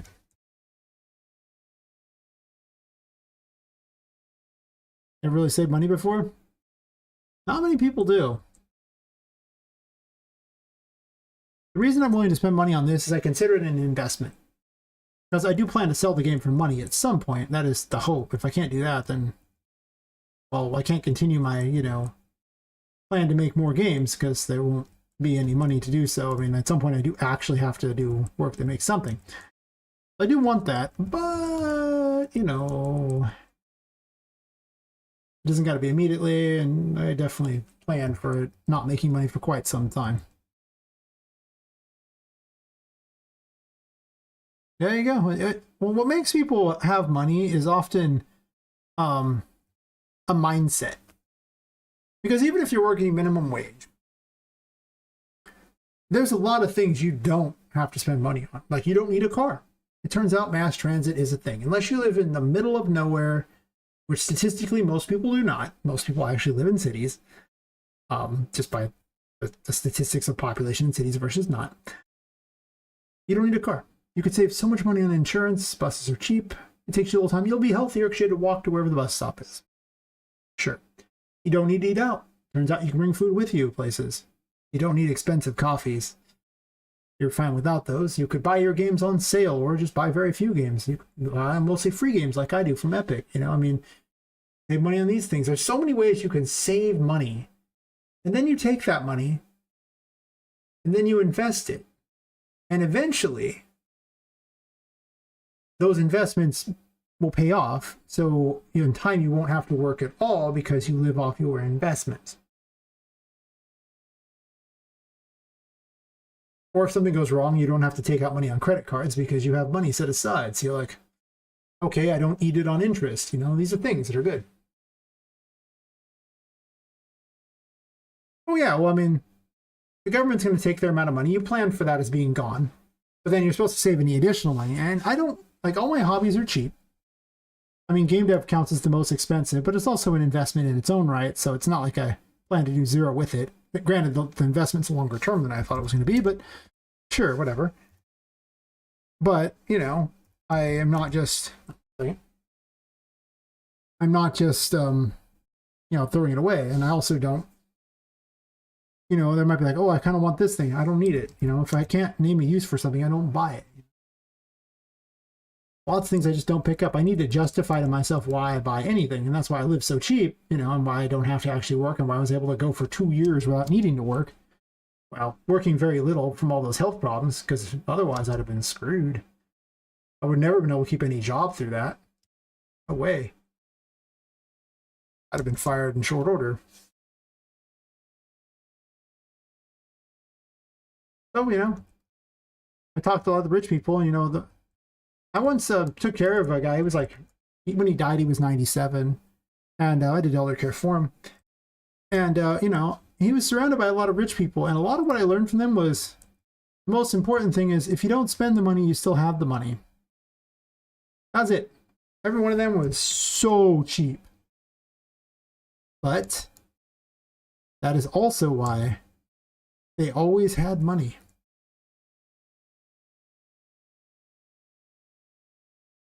Licenses, some bullshit like when my full time didn't pay any state taxes and didn't know it. You threw at that place, damn. License suspended, car towed, damn. Yeah, I own my own business, and you know, I'm of the opinion that everyone should open their own business. I guess I should say don't take this as financial advice, but you can open a business for anything, and it just lets you write off a bunch of stuff. Your business doesn't have to make any money for 2 years, at least in California. So it's just like, okay, well, I'll make a business. And I mean, I don't open my businesses with the intention of them making no money. Are they always successful? To varying degrees. I don't think I've ever had a business be completely garbage, but I've definitely made more on some and less on others. But the price to open a business, especially if your initials or name are in it, at the time, last time I opened one was, I think, $30. But you can always write off computer stuff and things like that. I mean, like, there's a lot of things businesses need. Some portion of your home can be used as a home office. I don't write off a home office on my current business because my current business, I have a legitimate commercial location. So I don't write the location off. I don't think the IRS is ever going to be like, oh, you can't write this commercial location off. No, you can write that for your business. That one's fine. I actually talk to tax professionals too. It's not like I just go, oh yeah, this is good. No, I do not do that. Yeah, you'd be surprised at things you can make money on. Just little things. And you know, I fail at things. So far, the business of making games is a complete failure. I haven't made anything off it. I have fun with it though, and I work on the IRS definition of what is and isn't a hobby. And that is, did you make money on it or not? If you didn't make money on it, it's a hobby. If you made money, it's not. Technically, streaming is no longer a hobby because I made a small amount of money on it. Technically. And you are supposed to pay taxes on it, anything you get. As I always tell people, pay your taxes. The IRS will come for you. And you won't like it if they do. As you know. You won't like it at all. Pay your taxes. Just don't overpay your taxes.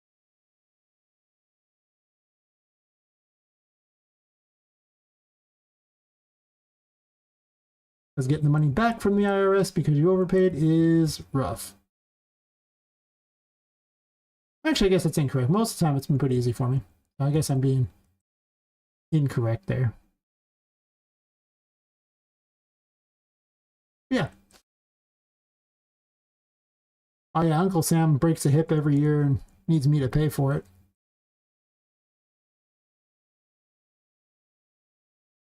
Well, hopefully they abolish income tax. That'd be amazing. Do I think they're going to do it? Probably not. Too much corruption. Unlikely. But I can dream.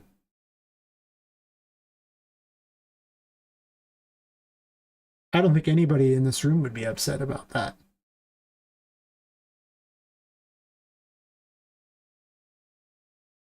Also, for those people keeping track, the only person technically in this room is me, and I'm not upset about it, so what I said was true. You avoid jail by having a job in 20. There you go. I mean, that's a good thing. I'll call this the kitchen, even though I'm probably going to change it.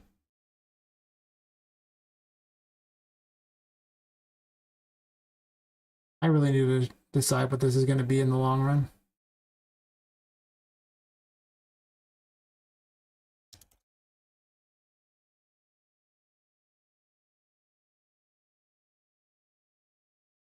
Actually, this just says kitchen. It should just be kitchen then, too.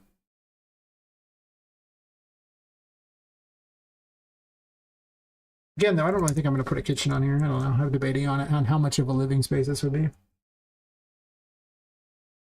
Hey, we have 100 tweets today. 100 tweets, messages today. I'm going to hit those all the time. It's just how long it takes to hit it.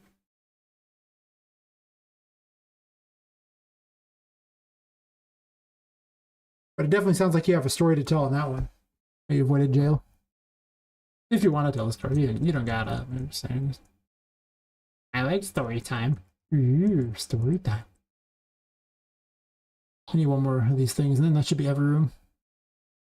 Then I'll figure out what I'm going to do with all this crap. I think it's actually this thing right here is the box, right? Yeah.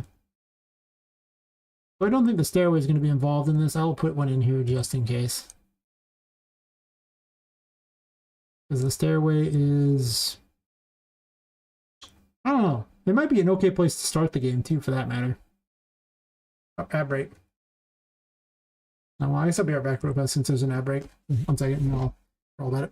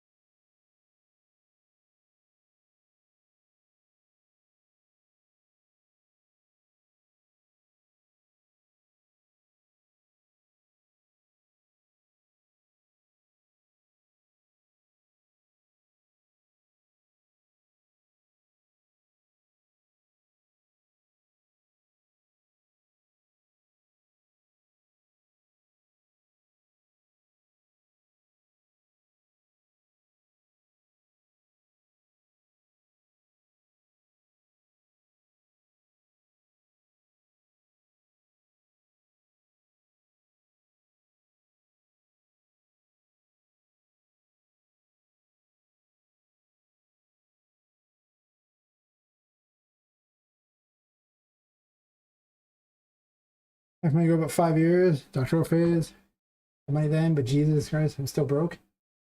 Oh, the tax is wrong. Nah, that sucks. And does I have a job? There's no way I can pay that amount in any short amount of time. Bad luck.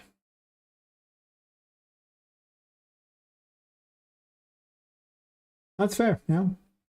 I mean, doing your own thing has a lot of value. I mean, like, might not always make the most money, but just being able to do your own thing does have a certain charm to it. Until you look at the bank account. Then it doesn't always have a charm. Just call this one Stairway. And type Stairway.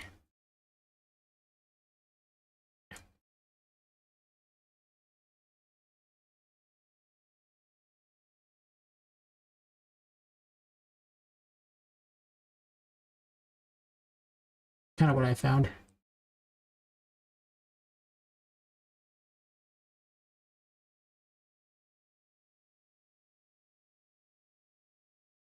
But once we're all really successful game devs, well, then you'll have to pay new taxes. So there's a good chance I leave California the second if I become a successful game dev. That's true. Almost certainly. Because there's income tax here for just California. And if I started making good money like that, I would in fact not like to pay a bunch of income tax. I would almost certainly, I mean, I'd eat it for 1 year, sure. But then I would move nice and far away. California is a beautiful state. Unfortunately, it's full of not always the most beautiful people, personality-wise. Where I'm at's not that bad, though. I'm in redneck country, so the people here are pretty down-to-earth, fun to be around, but not always.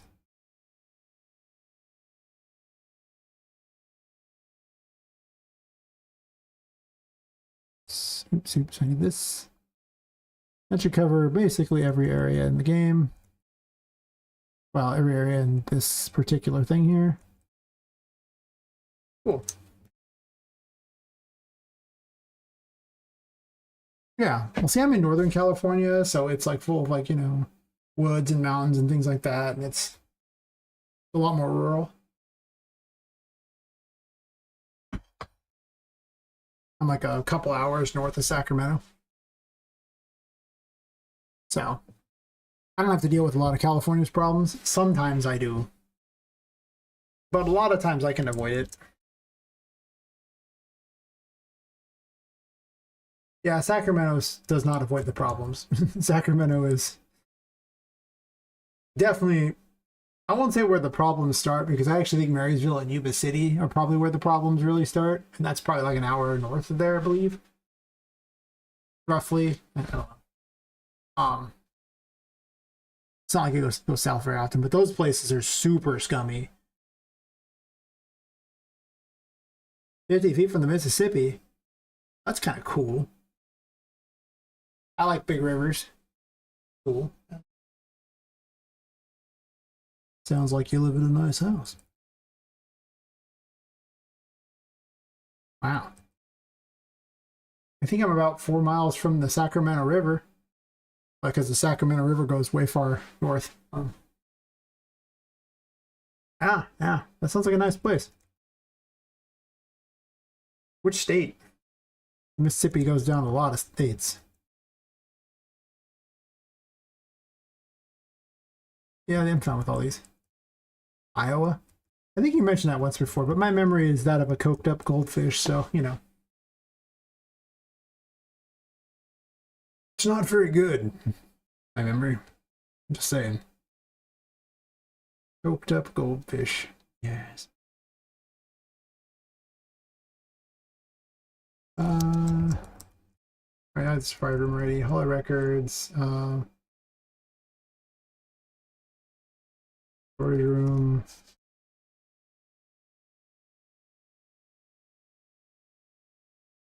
Library. Just in case I want something to happen in each of these, I can.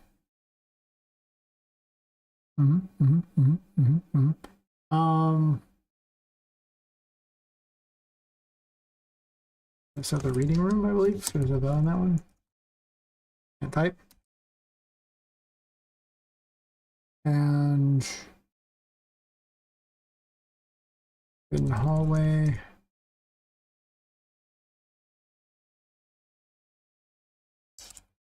Forbidden Toys room.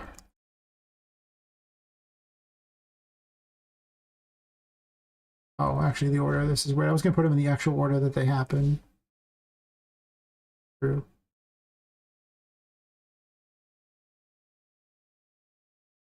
All right, so there's like the dining room, the kitchen before that. So dining room.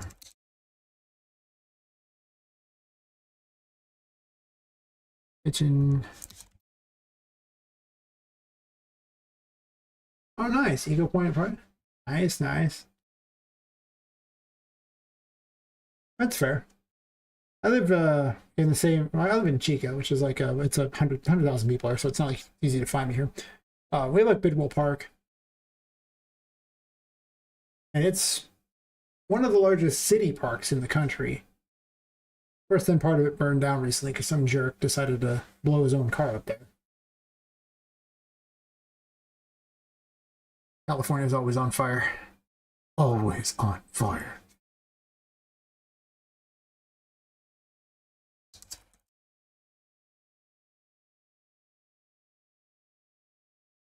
But yeah, like, we don't have much of a cool park nearby here per se. It was pretty cool before, but now half of it's kind of inundated with homeless, and the other half is kind of burned to the ground. The larger half. It's like, thanks. I'm actually kind of terrified of that park for the most part because of the lower section. I've had 4 different incidents of people trying to either assault me or trying to rob me. I always managed to escape each one, but everything was within half a mile of that, the lower portion of that park, including inside the park. But I have very good situational awareness, so it's very good. I'm very good at getting out of bad situations, thankfully. They've tried. They've definitely tried. I don't go near there anymore. Actually, when I was in head town to eminent domain to claim the neighborhoods on the other side. That sucks. The eminent domain's like, that's just silly that they even can do that. Did they at least get some money for that, or they just lose it all? Oh yeah, you gotta take care of the parents when they get old.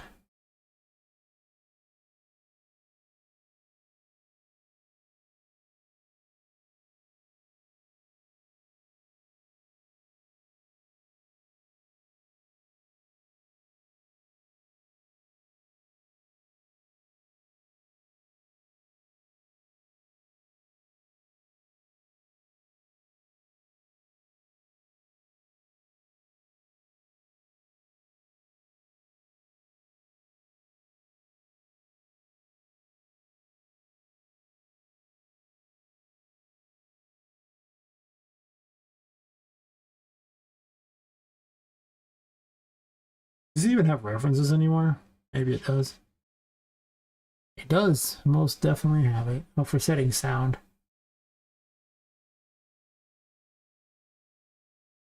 Just these, right?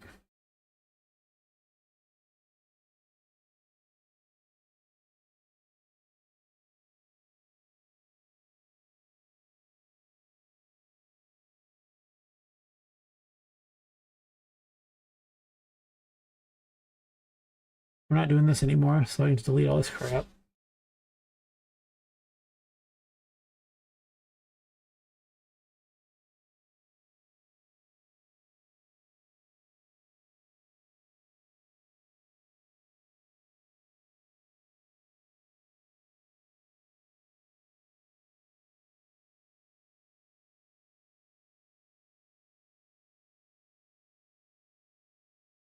Other one more of it. Nice.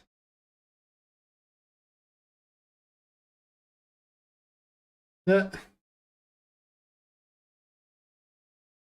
It's so weird to, give up being a doctor to be a game dev. I mean, I get following your dreams, but man, that's a wild one to give up.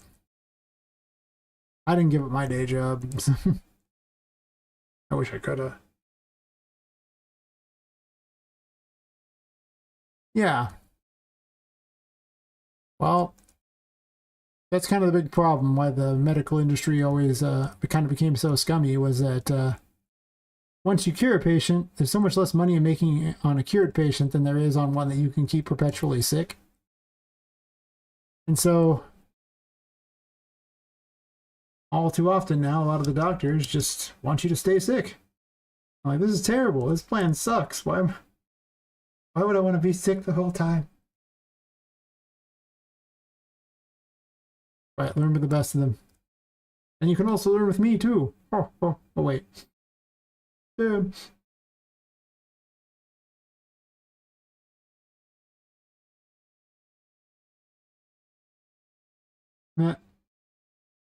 Yes. Learn all these incredibly important lessons of things you shouldn't do because I did them and they were terrible. This means 2 thingies. Technically, this should be more than enough because I don't really care if you enter through like the brief space between these two, since I don't see how you'd even get there, but sure. This one's tall for some reason. Oops.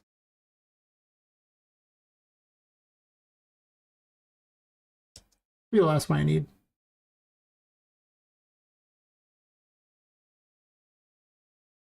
Just want to save the safari room.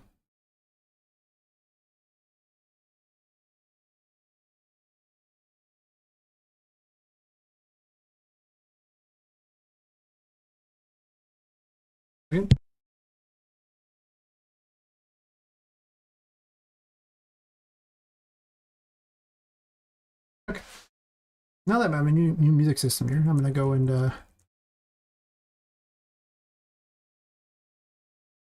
do the boss thingy real fast to see if it plays the boss music. I'm not gonna fight the boss. I just want to see if it plays the boss music.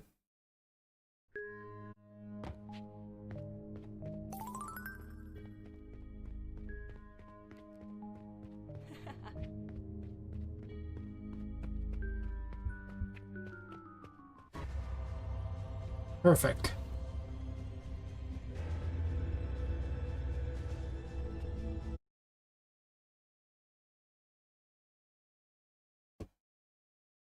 That solves one of the mysteries I had, because now the big reason for this was not to futz with the music.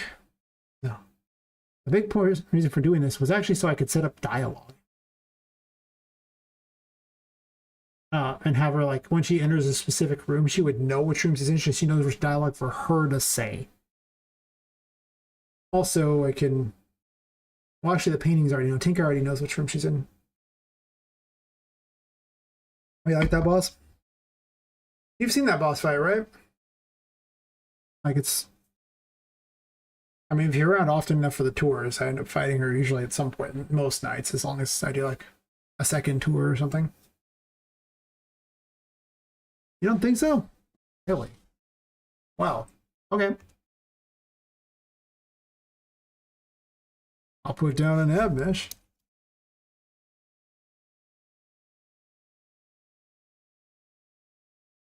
And we'll get to work. You can see this is the first major boss. Like, Patrick's just, you know, a goofball. He's okay. But you're going around, you're collecting the souls of the other victims so you can get them back to their bodies. They're not going to give them up willingly because they, in fact, are, you know, driven crazy by the curse. So you're fighting them all, and this is one of them. That's why I say the first major boss. Oh, actually, ads are about to start, so I'll wait until after the ad break to do it then. And those ad breaks are rough. It says there's only going to start in X seconds, and then it always starts a little bit after that. Yeah. Well, Patrick's often want to do first because it's just set up better, or showing off a bunch of mechanics, where this one's just the rooms, there's no rooms connecting it. Like, I haven't done the rooms leading up to this one yet. It said that it was going to run an ad break. I was waiting for it to do its thing so I could not have it interrupt in the middle of the fight. Jeez. Makes me feel like a liar now. When does it run? I don't even know. Really? Really? Man, I should. Oh, that's fair. Oh, not technically. I was just bad timing, I guess. Said there was going to be an ad. That's good. If I see the ad thing show up, I'll pause it. Here you go. Oh, now it's starting. Okay, fine. Now it says it's starting ads. I'll let it do its thing, and then I'll start in like a minute and a half. Just in case. Should I keep my own stream up so I can see if there's ads or not? Wow.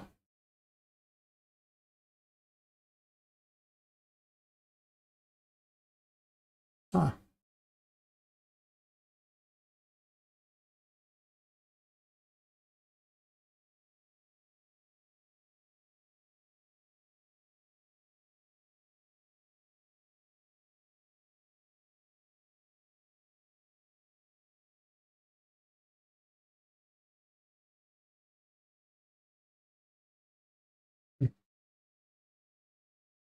Picking up on YouTube streams. Oh, okay. Well, that's good to know. Well, for anyone else watching too, I might as well show them all the same thing.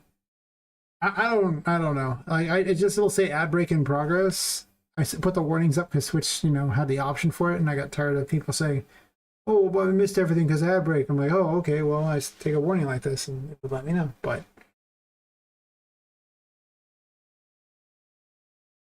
maybe, I don't know how the ads work. Anyway, it says the ad break ended, so let's do this.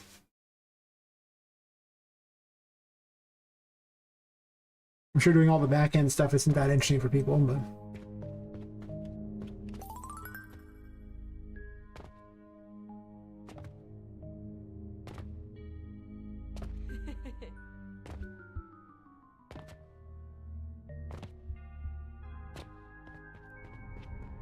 Where's the music? There we go. A little finicky. So, the main mechanic of this fight is that she summons a voodoo doll of you.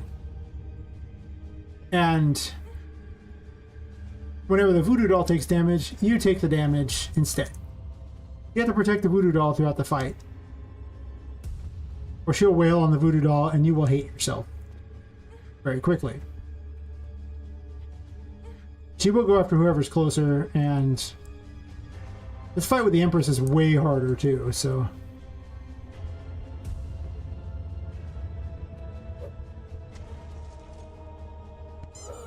She's got 3 phases.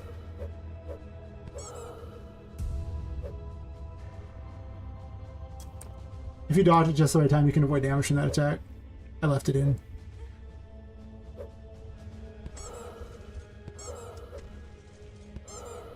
Actually really hurt.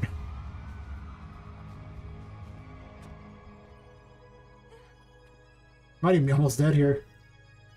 Don't hurt the voodoo doll. Okay. Whew.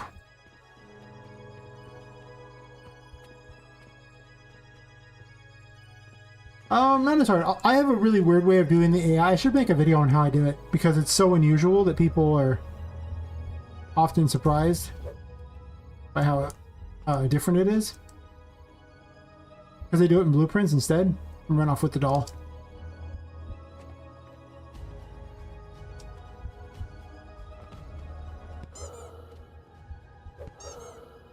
Vu is currently the most complicated one by far. And her multiple phases aren't even that good too, so. But her last phase is the wildest one.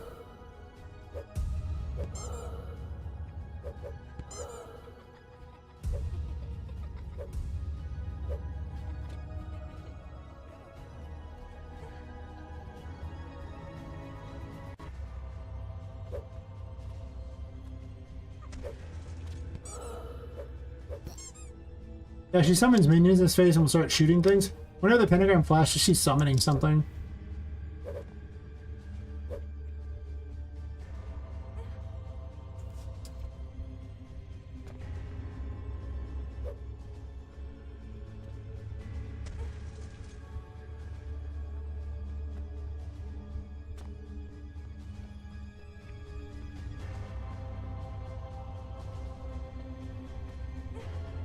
They're really careful because she can do a lot of damage. Plus, she'll start hitting the voodoo doll, and it's a problem. So,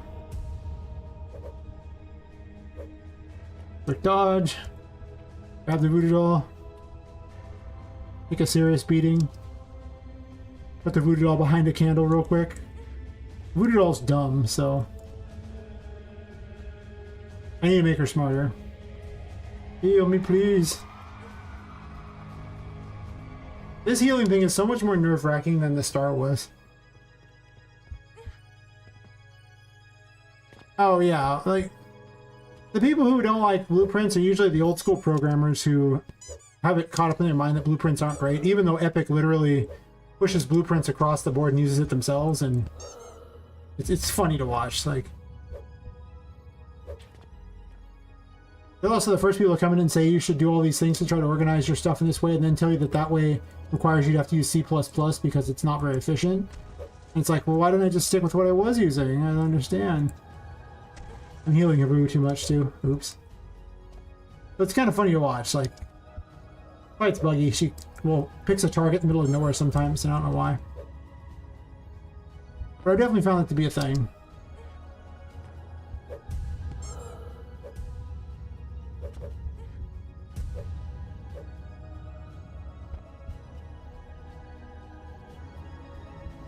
I mean, blueprints are probably more efficient. I'm getting beat up here. I'm not sure I can win this fight with this thing. Alright. Apparently the Empress is not quite good enough to win this fight. I don't have any upgrades though, so... Actually, I'm going to keep the Empress on, but I'm also going to put the star on. Because the star is OP. It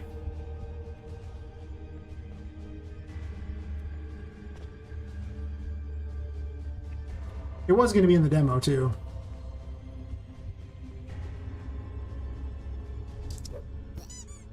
But I mean, it's probably more efficient as far as like processing power to use C++, probably, if you're good at it. But it also takes so long to do anything when you're hand coding it that it's like grossly inefficient in that regard.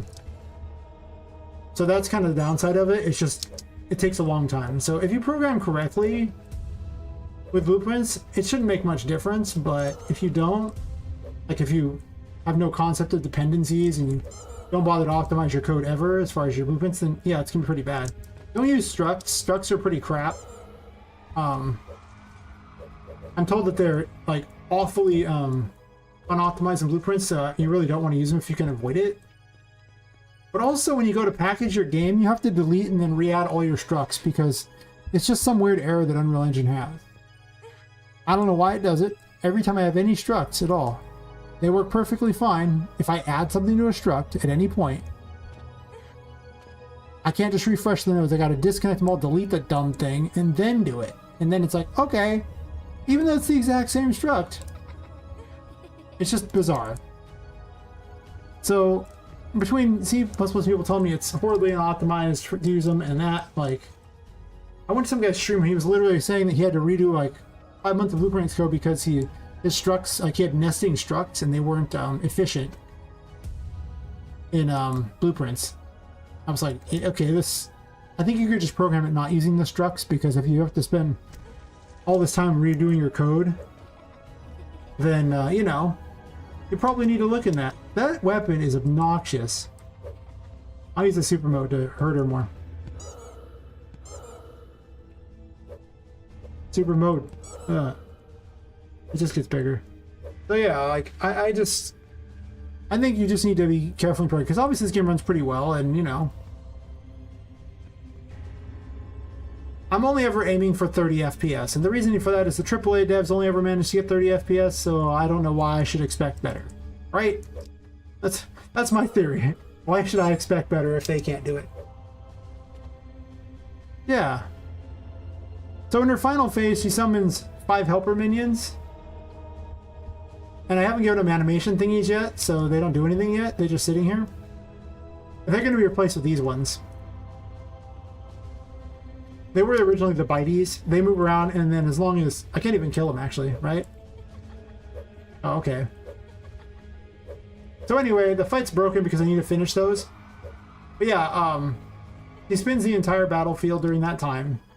And, making it harder to reach the candles in one direction or anything that way. And as long as those 5 minions are alive, you can't hurt her.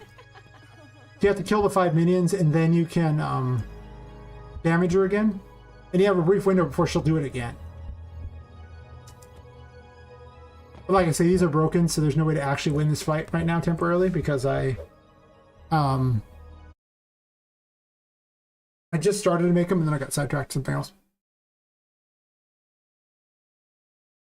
Oh yeah, everyone's moving to Unreal. It's just the best engine out there by a disgusting amount right now. The only time you can make an argument for not using Unreal, there's 2 arguments against it. One, your computer can't handle it. I get it. In that case, my advice to you is don't spend money on game assets.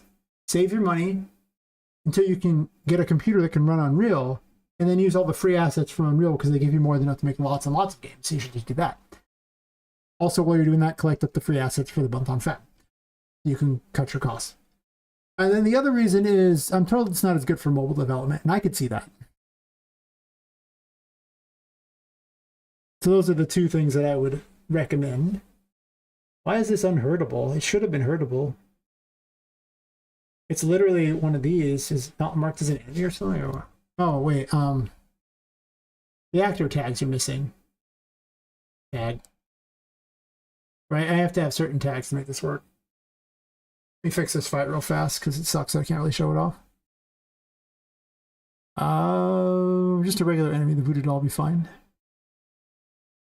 Oh, this still has the behavior tree sitting there.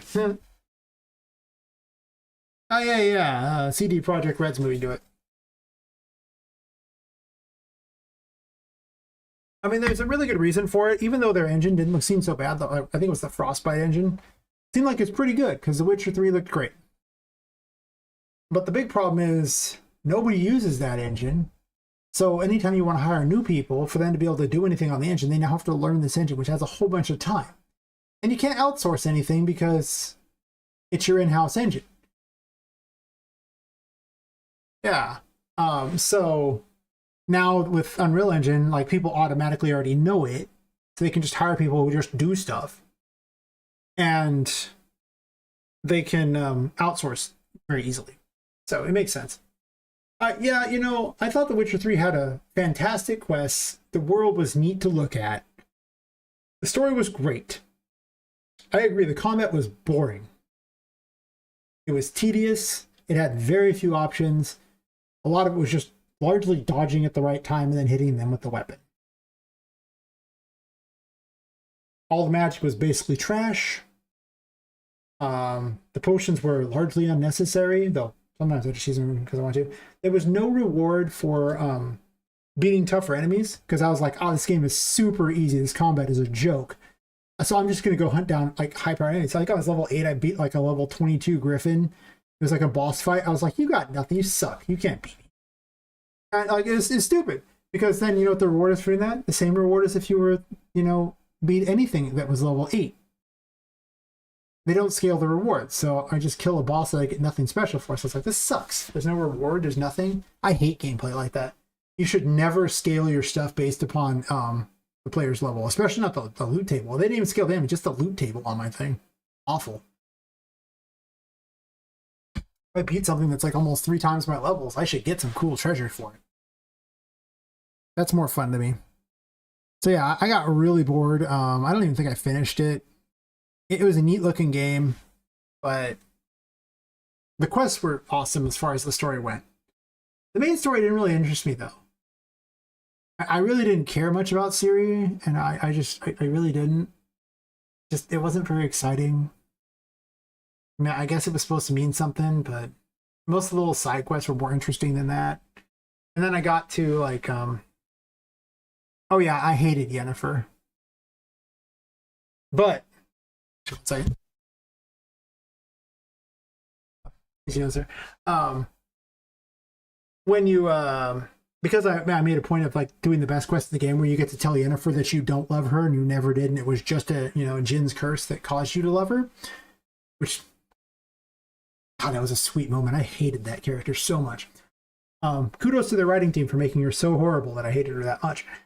But yeah, there's a scene where she like throws her bed out of the tower. We don't get to see that. But then instead of having, you know, making love to her that night, you get drunk with all the other Witchers. She storms out, all upset that you're all drunk. And then you decide to go up there with the other Witchers, dress in her clothes, and prank call people with her mirror. Which leads to like the funniest scenes in the whole game. I'm just like, this is awesome. This is so funny. All these mages are just like, what the hell? She's calling on her mirror. And then Yennefer finds you dressed in her clothes, which was pretty funny. Yeah, I played a fair amount. I got near the end of it. I just got bored. The story the overall main story wasn't very engaging.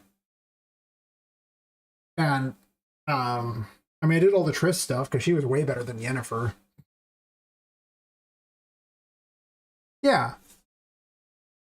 I definitely wasn't that excited. I didn't even bother to play Cyberpunk because I'm just like, I didn't even like your guys' last game all that much. The combat was boring. I don't care how good your story is. If your gameplay sucks, I'm not interested. I'll just watch a movie of your game. It was amazing. And you know what you should do? You should look it up on YouTube and watch that scene because it's hilarious. Like Yennefer's scrying mirror or something like that, like, well, prank calls or something like any of those things. Yeah, that's what I do for a lot of games now. Like if the game's full of a huge amount of story, like hours and hours and hours, I often just watch cutscene movies of games and skip the game entirely. I'm not here to watch movies in your game. But, you know, if your game has like 10 hours of cutscenes, it's like almost, you know, that's like over a season of a Netflix show I could be watching. So I just watch their thing. And some of them are really great stories, but the gameplay looks terrible. I watched all the Final Fantasy VII Remake and Rebirth cutscene movies. It looked great. Gameplay, anyway. Wasn't very excited by the gameplay, especially in Rebirth. It looks like an endless stream of minigames. Gross. But the story was great. I was very enthralled by the story. Yeah, I think your combat should be the most fun thing. If at any point your combat is not the most fun thing, you should really look into making your combat the most fun thing. Well, okay, let me qualify that by saying, you know, if your gameplay actually has combat. Make your gameplay the most fun thing. Because it's a game. I swear people forget that these days. It's a game. So it should be a game, right? I'm gonna just copy a bunch of behavior trees off of one of these things here.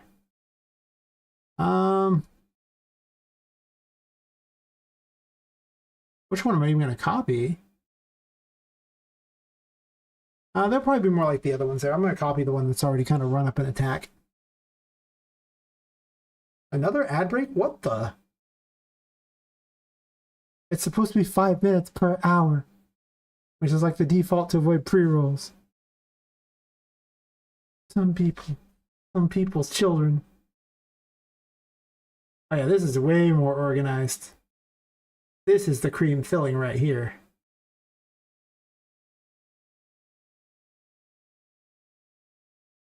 You go ahead and just copy this right on in here.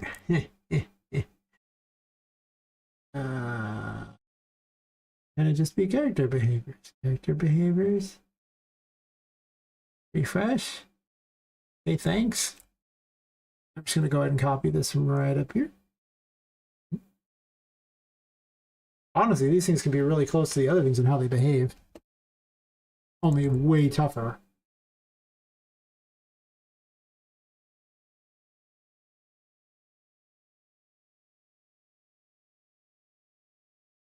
You got the ad finally? Ah. Success. I wonder if it's just, if it says it different for mobile and different for like desktop, it doesn't warn me. So it's just like, I have no idea which one it's going to be. I'm not going to play any montages at the start of this.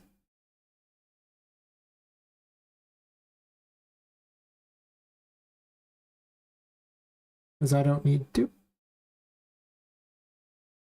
I might keep one montage here just for later. I need to equip weapons to this thing. So let me set this one up for weapons. The Stitch Voodoo has weapons. Oh, it's what I have a weapon array.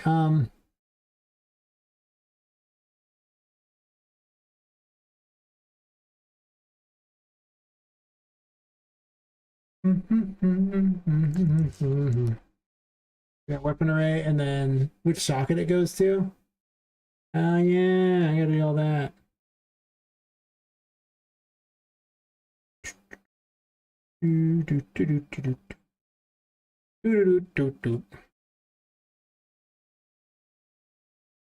Gonna make these minions for like her little minions for the fight. I made all the victims, all the characters like that. But all the little like dopey minions that aren't important, I often we'll just buy those. Let's just be real here. Just, there's a certain level of what I can't afford. I guess I'm gonna add a socket to these ones, I suppose.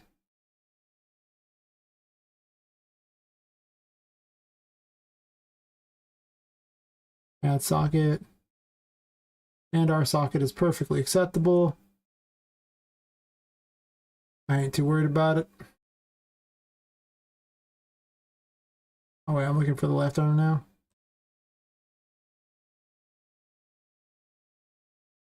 Okay.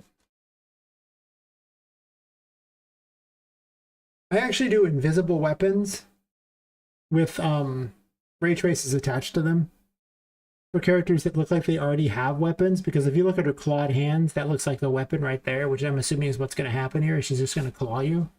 Or maybe fire projectiles. We'll see. I can also, you know, dynamically recolor things too. So it's not like the end of the world too on that one.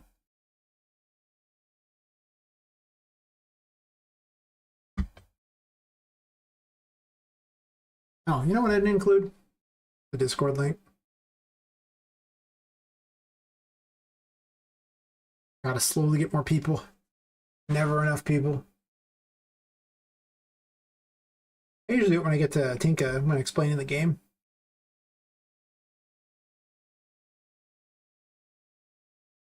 Which honestly, every time I explain the game, I usually get more people in the Discord. True. Or at least more followers on Twitch and sometimes YouTube. But I don't know, YouTube is pretty much a trash heap today as far as the views I got going on for it. Like it's been. I think I'm just gonna trade it out for Rumble and try that out. YouTube just it doesn't work. Almost nobody watches on there anyway, and I don't get any kind of any exposure on it. Wait, and so during the Discord, I gotta pin them. That's what I was doing. I can stream to 2 places for free using Restream.io. And I was just gonna keep YouTube, but I gotta pay money or do some other method to do multiple places beyond the 2. Yeah, well, I mean, a lot of the RPG Maker people found me that way. And then, well, almost no one else has, but to be fair, anything I have was RPG Maker related on there. And also part of the problem is I've been leaving the streams up, which is bad for your algorithm anyway, but I also don't have any content on there. I don't know. Like, I've had streams get like 100 views now. I've had, like, currently the stream tonight has like 5. And, you know, how long have I been streaming tonight? 4 hours? Yeah, okay. Whereas I have like 8 viewers on Twitch right now concurrent, which is just better. I probably should go to, like, you know, Rumble, because even if Rumble gives me like an extra like 50 cents a day streaming, that's more than I get off YouTube. That means that I can literally have, you know, more free stuff. Oh, yes, but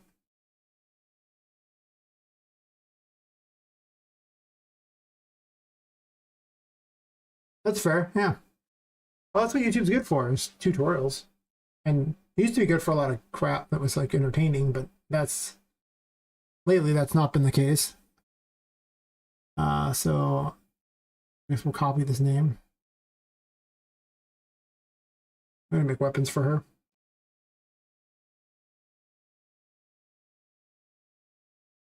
Go over into this.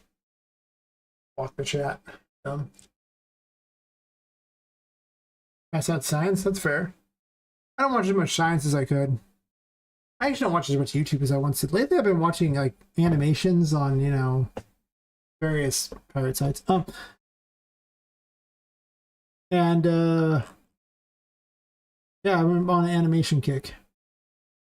I've been watching all the DreamWorks animations because I was like, okay, I watched Arcane season 2 not long ago as well. Yeah, just been weird animations like, oh, watch this. What's this? What's this? Watch them all. Very exciting. Yes. I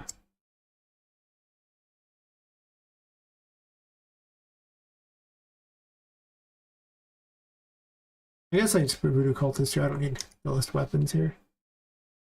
The Stitch voodoo weapons are basically the same thing I need, right? They're a nothing burger. They have no mesh. Yeah, that's true. Perfect. All right, so I'm gonna copy those.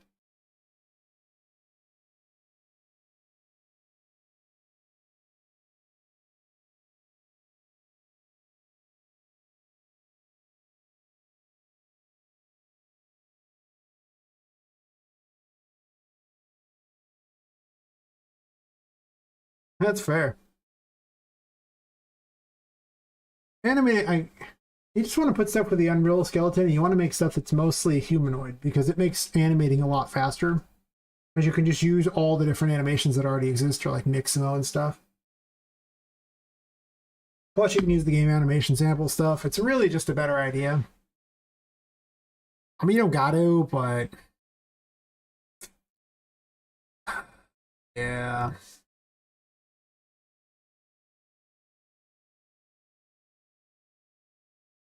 You probably should. Just saves so much time.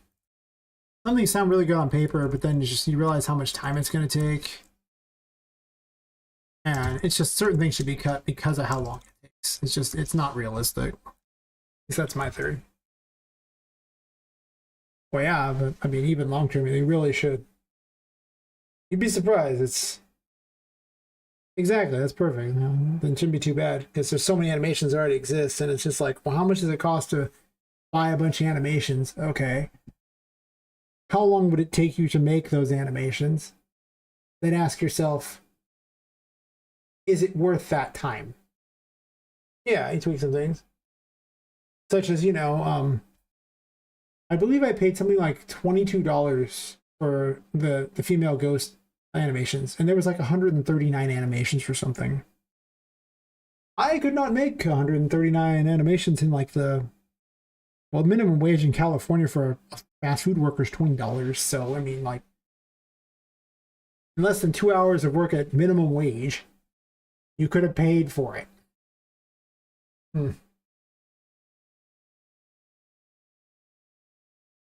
Yeah, exactly. Recycle as much as possible. That's my advice. Oh, I want to put Stitch down there. I like that part. Not one of the Stitch people. All right, so I got these sort of sockets here real fast here.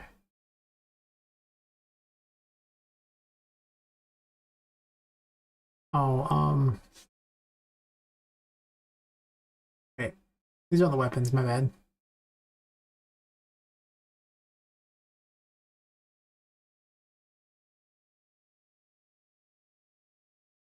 They have weapons arrays. So she has 2 weapons and they're in 2 sockets. There.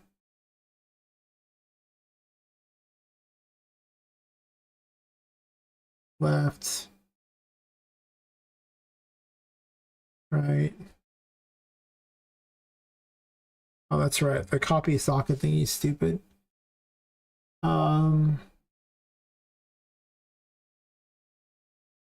And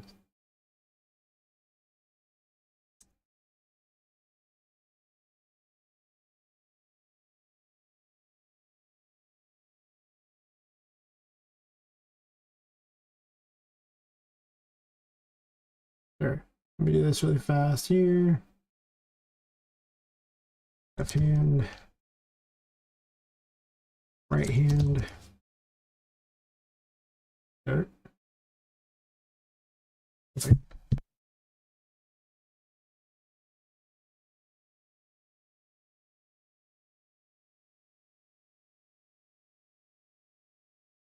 You hate me already. I tried standing with slippers instead of shoes. That was an incorrect decision. Shoes are much better, way more supportive. Thank you, etc. Build a library that teach needs. It's fair. Time to do it.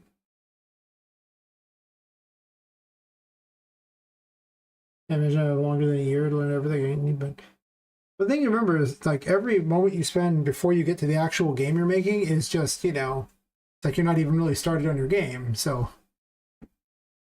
it really behooves you to make use of what already exists if you can. Really cut back on things. I'd never be able to make this game if we made literally everything from scratch.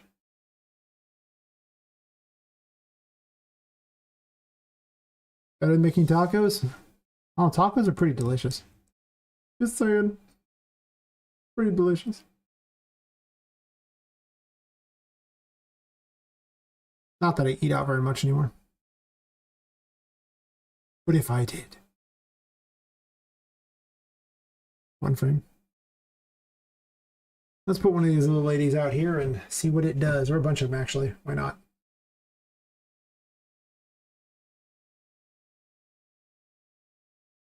This model was like $18 on the sale. It's very cool, though. I'm going to use it for like different color versions of it, too. It's not just going to be the one, I imagine. Where's a room I can fight in that doesn't have anything going on in it? This is probably a good room.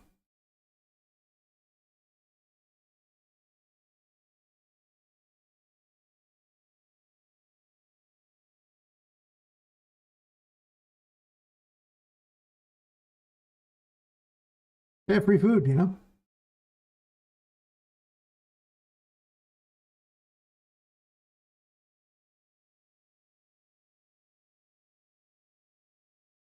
Right in there. That's good. Let me put a bunch of these voodoo cultists down here.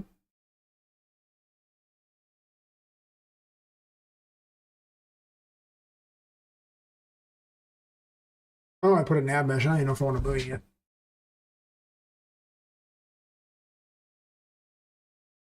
Well, they don't even have animation to attack yet. I'll have to give her one.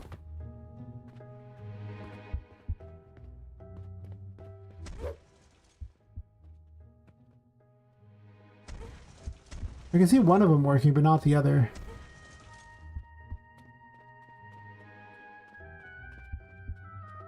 Oh, the other one's attached in the wrong direction. So the left one looks okay. The right one looks like trash.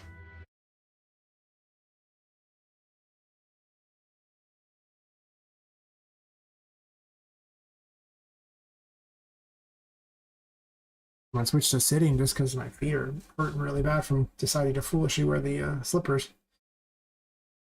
Okay, so I gotta make more enemies anyway, so I might as well do this. So these weapons here are awkwardly placed.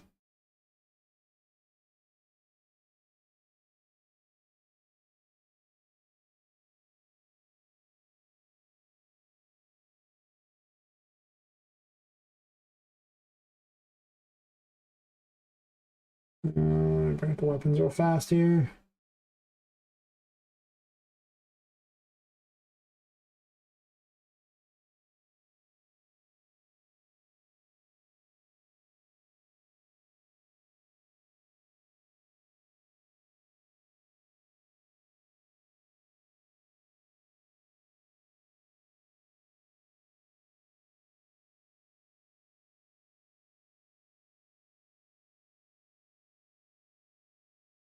I just need to move the socket in general.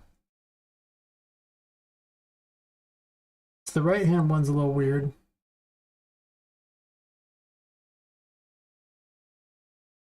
Oh.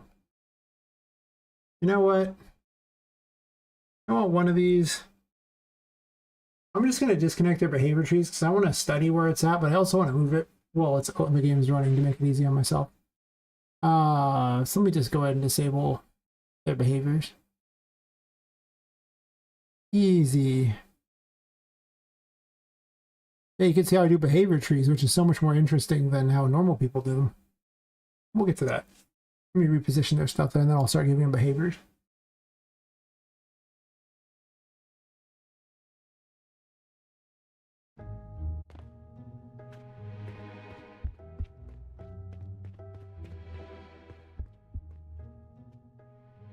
Oh.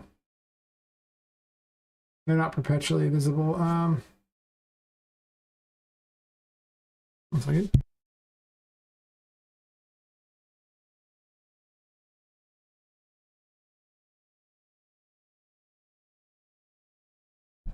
Oh, wait. Ad break running. Well, I'm just going to switch my desk to sitting then. 1 second.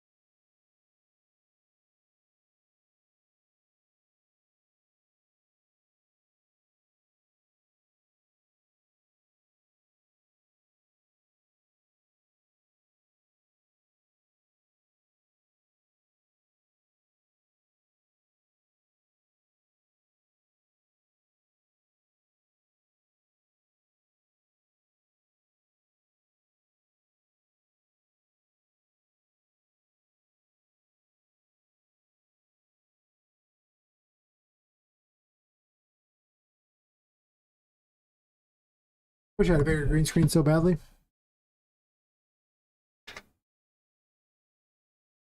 The heater back on. It'd be nice. Let me see, move this down some. As low as it gets. Hope this a little bit smooth. Also, the shirt's a little transparent. Whatever. Oh, my feet are so much happier.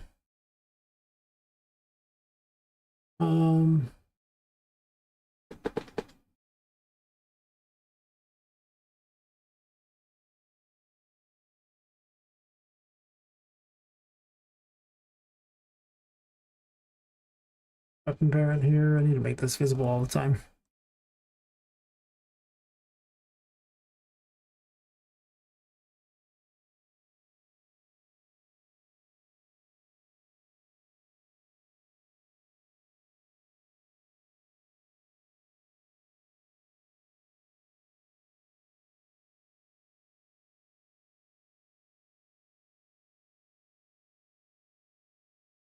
I'm just adding this extra one in here so I can see where the things appear. Make it easy on myself.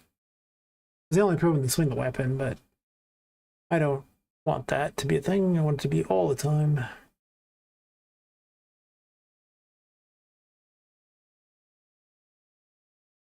Little claws and then little projectiles. We'll make the fight interesting.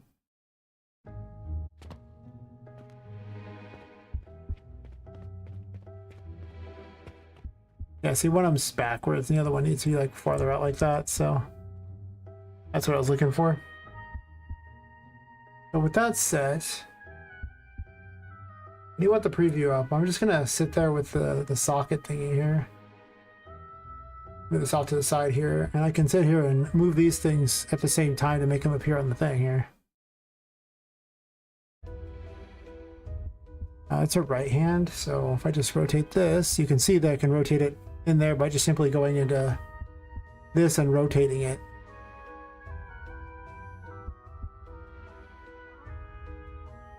Thus making my life a lot easier. How long do I want it to be though? Is that like what I want?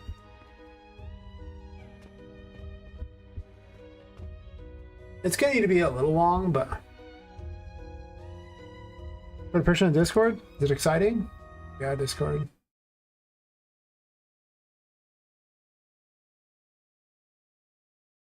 Yeah.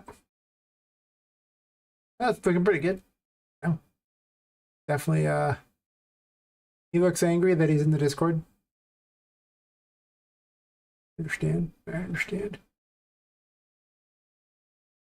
I don't know if you want me to put it on the stream or not. It looks pretty good. Definitely getting there. Definitely seems very excited to not be in there. He does not like the Discord. But yeah. Actually looks human. Not all the ones people show me actually look like they're particularly human. I'm like, looks nice, buddy. Meanwhile, I'm just like, oh my god, what is it? All too often, for a lot of people, it falls under the whole, what is that? What are those? It's tough to make all your own stuff. It's just, especially just literally from scratch. Oh my god. I think that would be hard to do with weapons.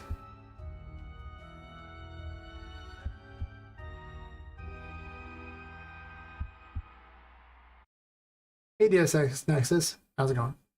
Has Jenkins fixed? Here's, yeah, here's always an Unreal. That's something I should have bought, but I forgot about when they even existed. As they have hair packs. I was hoping for the FAP sale to buy a bunch of those, and it was going to be a thing. Oh yeah, that looks better. I want it to be a little distance here, so they'll be like from that distance, and they'll.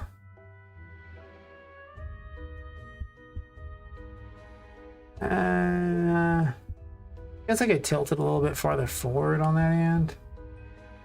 I don't think I'd be that accurate. Just a little accurate. So, pull the regular thing back over here.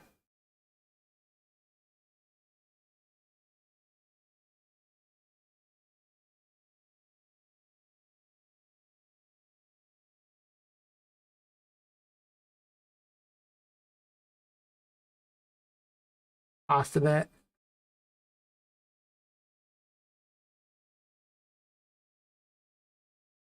Yep, it's fair.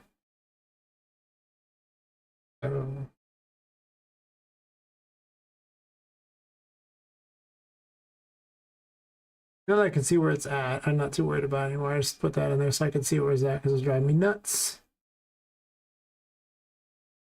Or after that crap. And that'll continue all that. And then for character behaviors, wait, I don't need the main weapon thingy anymore.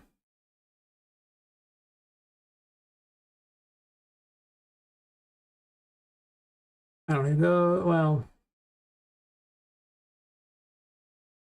I think they have a damage on them. Basic blender materials, nice, nice. Oh wait, I don't know if I did the damage on these or not. Damage amount 10. Sure. I did copy paste them, so they probably it would be the same damage. I copy paste them. That's fine.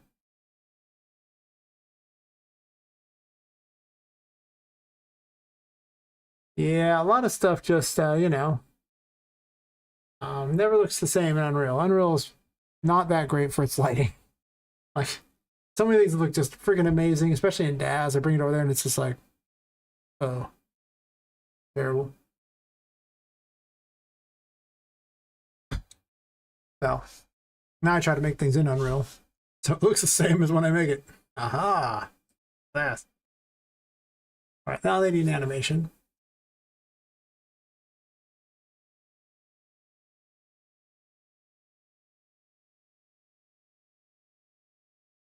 This is their attack thingy. I have set up for a bunch of things like that, but I don't have those yet. So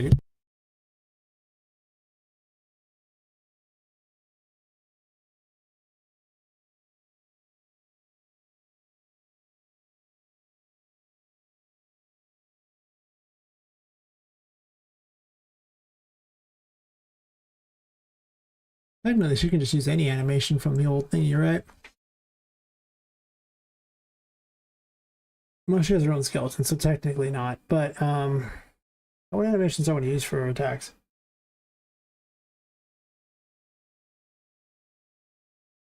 Do they? Makes sense. I see all these textures everywhere. It's like, yeah, probably important. Yeah, my microphone's in the way of what I'm seeing here. Move it down some. All right, so animations. I should reinstall those old animations that I had. They're easy to copy over, and the new one, when I copied them all to the game animation sample thing, the UEFN mannequin, things don't always work right when you do it back. Not always, though. I definitely had a bunch of animations, and then I moved over here, and yeah. These are the UE5 Manny ones.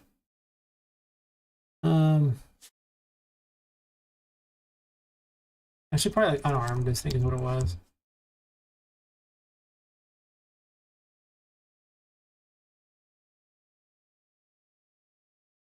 That's fair. They had a deal on the Fab Marketplace. I think you spent like $15 or something. You got like 6 months of Substance Pain for free. I don't know what to do with it because I don't have the time or desire to learn it at the moment, but at some point maybe. Maybe they'll just claw. I don't even have a claw attack, but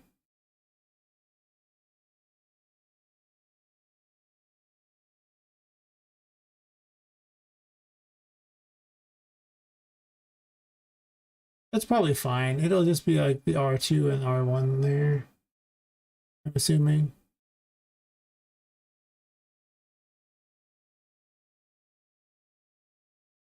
Sure. Probably do R1 in that. Not that, that's a cast.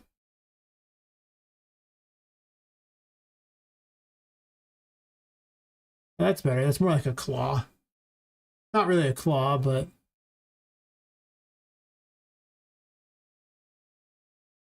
I don't know. Actually, no, that looks more like a stab with a claw. That's fine.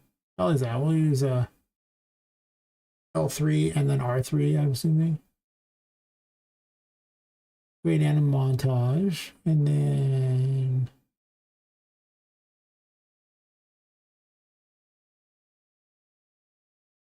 close enough, I guess. They do have clawed hands, so.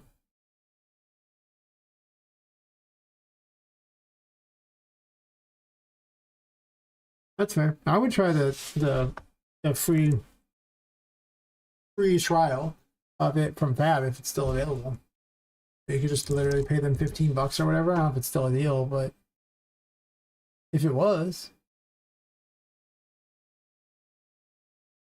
is it? Oh, I don't see it anymore.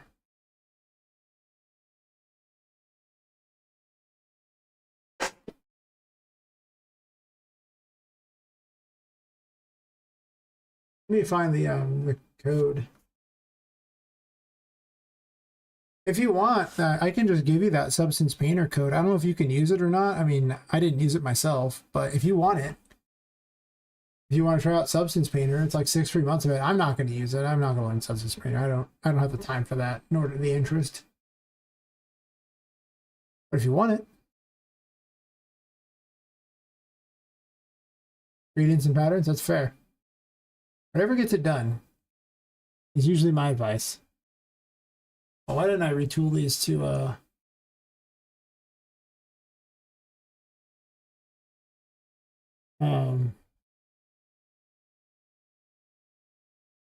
why didn't I retarget these?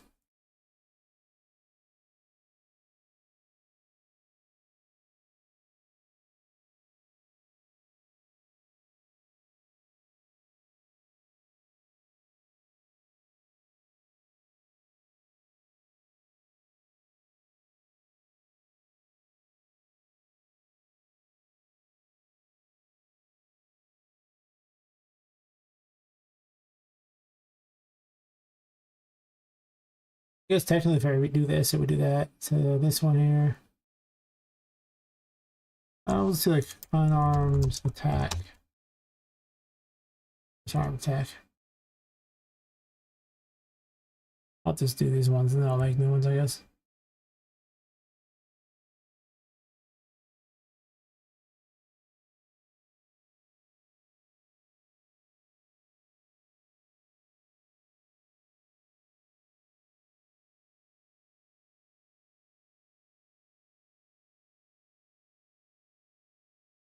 Sure, yeah. I'll send it to you over the Discord. Because I don't need it. There ain't no world I plan on using it. I don't have time.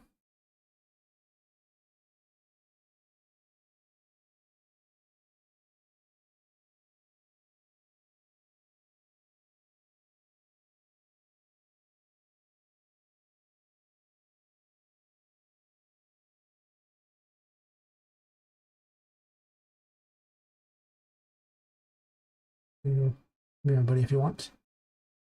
All right. Now,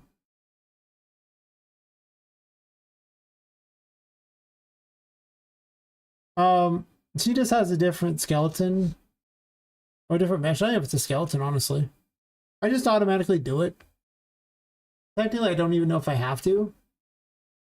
I guess I'm gonna do a quick test to see if I even have to.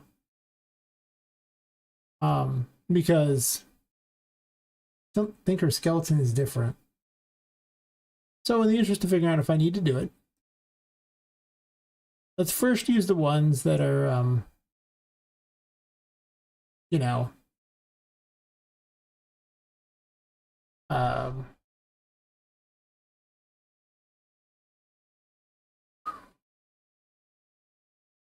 blanking on the thing here, not retargeting. It looks like it shows the UEFN ones there, so I can do that. Okay.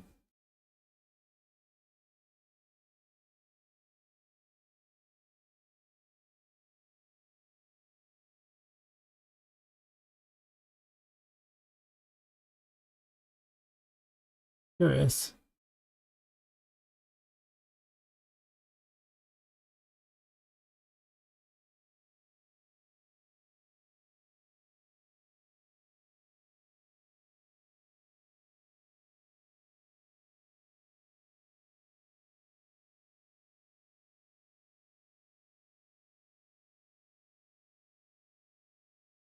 Yeah, I mean, a lot of the ones work fine with the UEFN mannequins, so I have to wonder.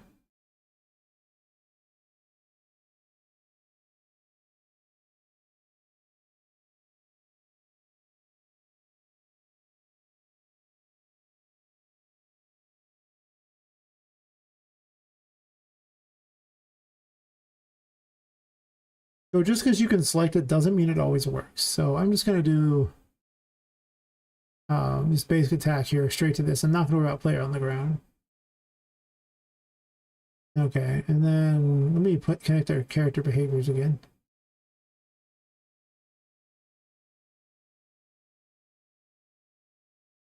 Because if I don't have to do that, that's awesome.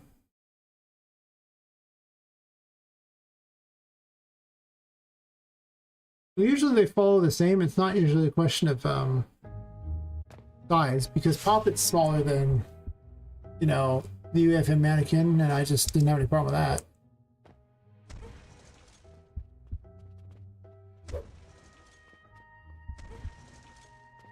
Oh. I'm a goofball, 1 second.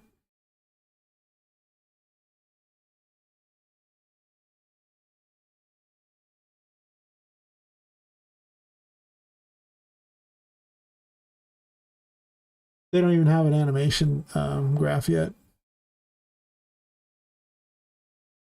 Because, yeah. I'll borrow Don Fluffle's one, it's fine. Didn't have one either. Who has one?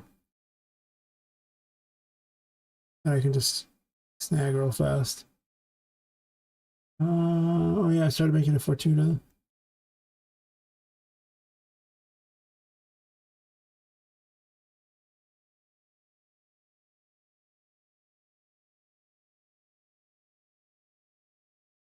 Let's retarget them all to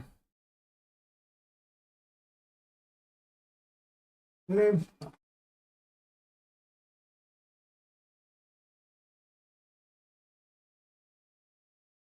Oh, it's Secret Keeper. I changed the name of what it was, but Secret Keeper's the thing there. They like each other. Can't you see? Mm-hmm.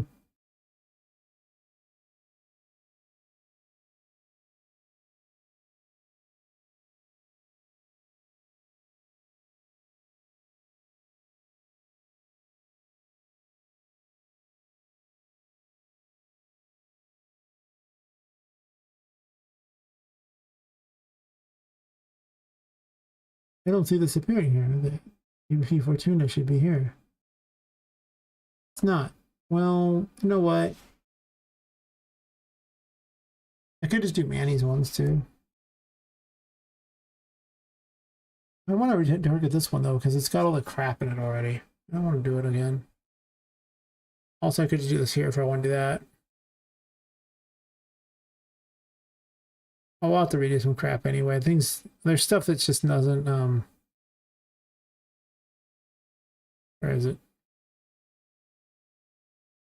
Doesn't really bleed over very well.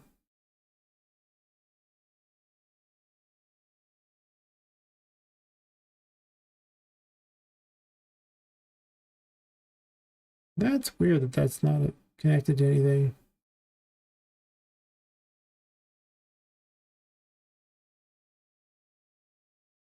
Huh.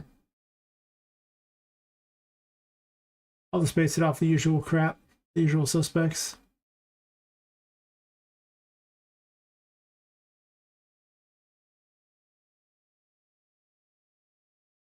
I moved this project around so many times. There's a bunch of stuff that needs to be redone. We'll see. I mean, whatever gets it done, I can always improve it later. I'm not worried about that. I was using the same skeleton just in case it mattered later. And it does. But you never know.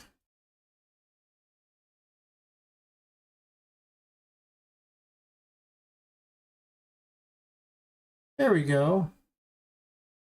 So why couldn't I select it previously?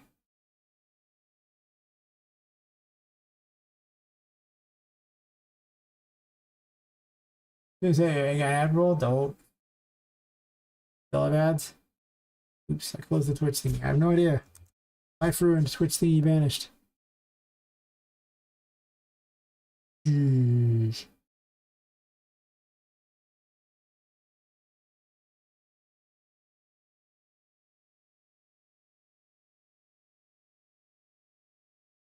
Just test it. Just do it.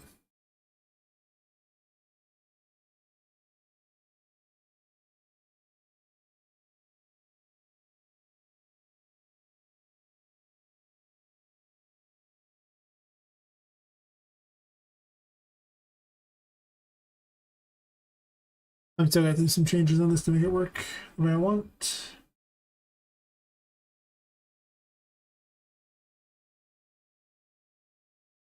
God, I actually need to have some of this crap. I basically need to make about 10 regular enemies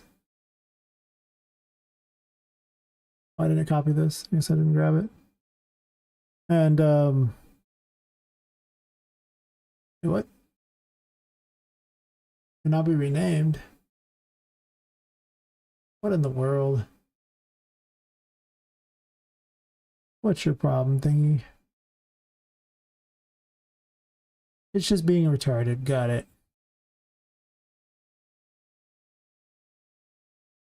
Stop that.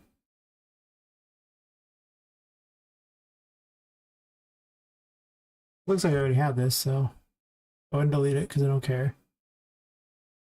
Now I have one over here.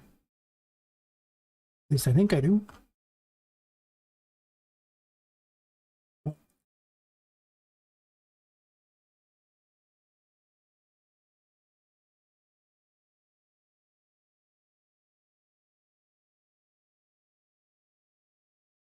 I guess it didn't copy like 90% of the stuff. Wait, what?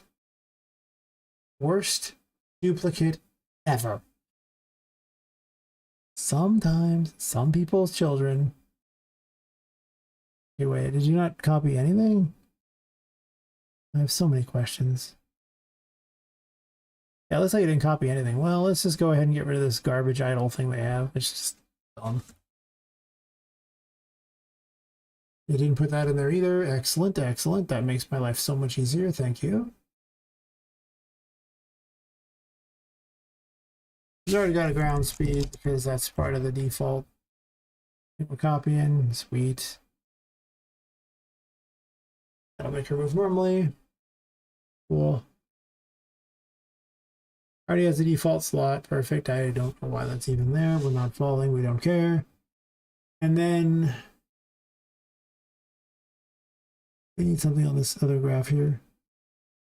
I'm just going to do a bunch of quick copy paste things from the other one to get the job done.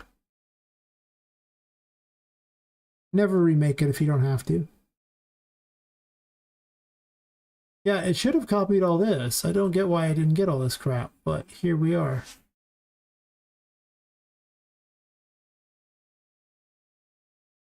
Okay.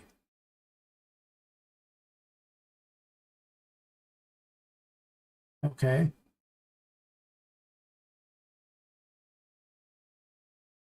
If we can play, we do this here.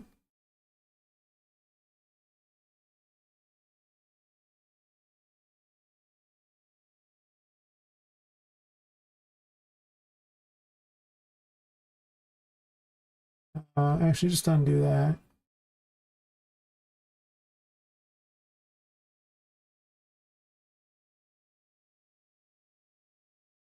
I'm okay with them casting to their own animation thingy.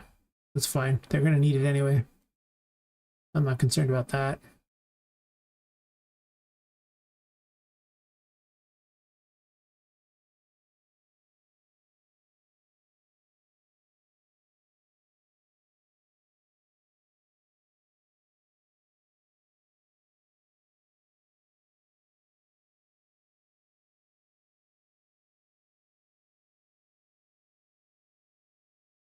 A variable, a variable.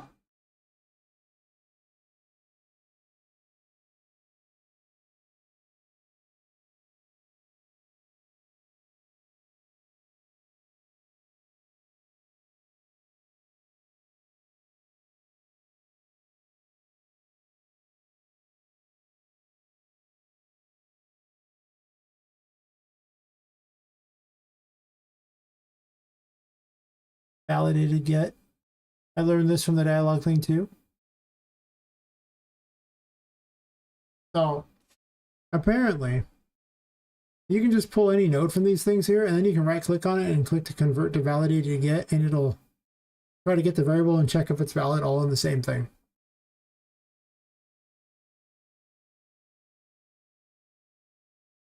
So no longer am I doing this is valid. I could have just grabbed Fortuna, right clicked on it, select to convert to variable get here. Do this is valid, and just delete this crappy node. And now you know. How happy are you to know this? I was like jumping for friggin' joy. I was like, holy crap, really? All this time Didn't even need the extra is valid thing. I just right click and get a valid kit there. Oh my god. Happy.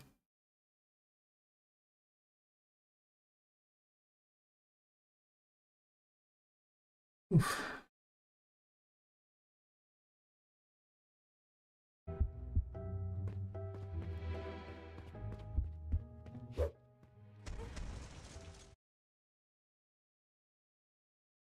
That one's on me.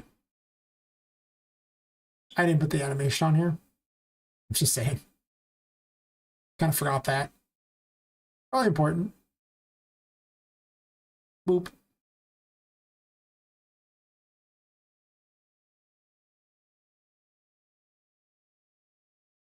That makes sense. World War III is happening. They seem to want it. I don't worry about that stuff because if it happens, I'm in California. This place is getting nuked to hell anyway. So I don't need to worry about it. What was I going to do about it? Oh, look how creepy they are, though. Whoa, look at that. Holy crap, that attack looks wild.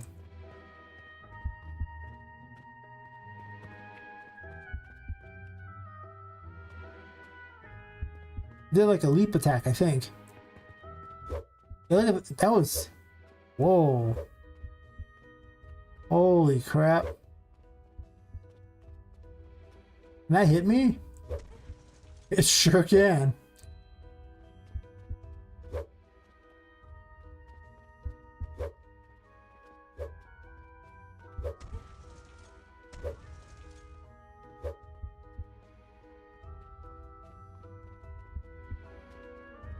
They're hyper aggressive.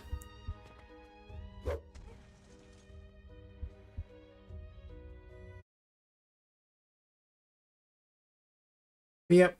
I learned not to worry about things that I just can't change. Like, if you can change it, cool. Not. What's the point? What can I do? Nothing. No reason to worry about it.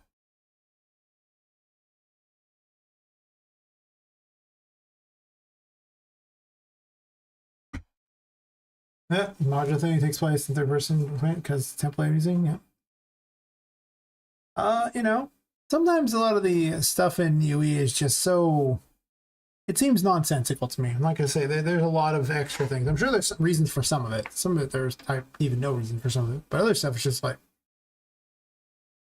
the entire behavior tree thing seems completely nonsensical to me.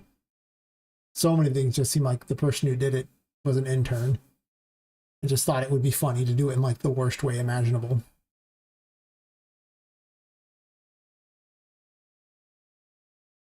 Silly interns. As I had the jump there, the basic attack.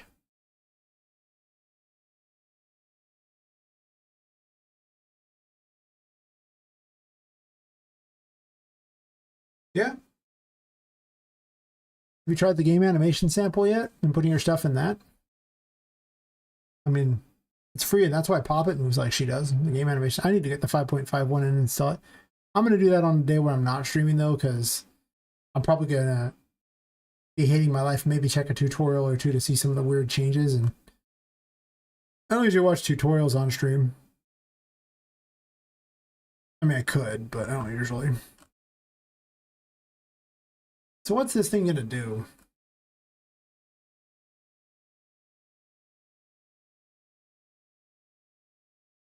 Yeah?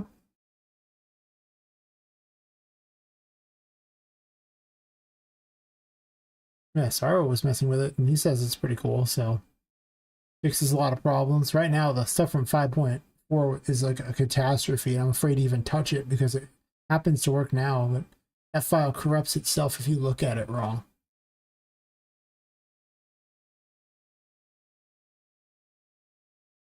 Yeah, once aggro, they just go aggro forever. These guys need to attack from a significantly greater range. We'll say like 2,000.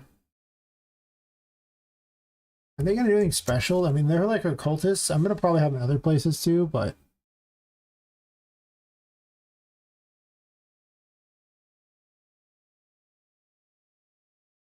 they're so much cooler looking, so I just use those for the occultists. Back to my cloth physics. My man, I understand. Night off. Online progressing. Nice, nice. What was I planning on doing with these? I mean, they play pretty well as is, honestly. Other than maybe having a bit more to them.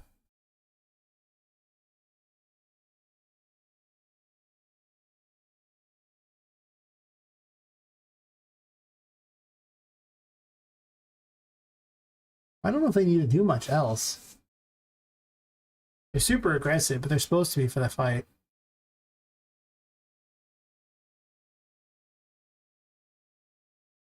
Let's go test this out in here, shall we?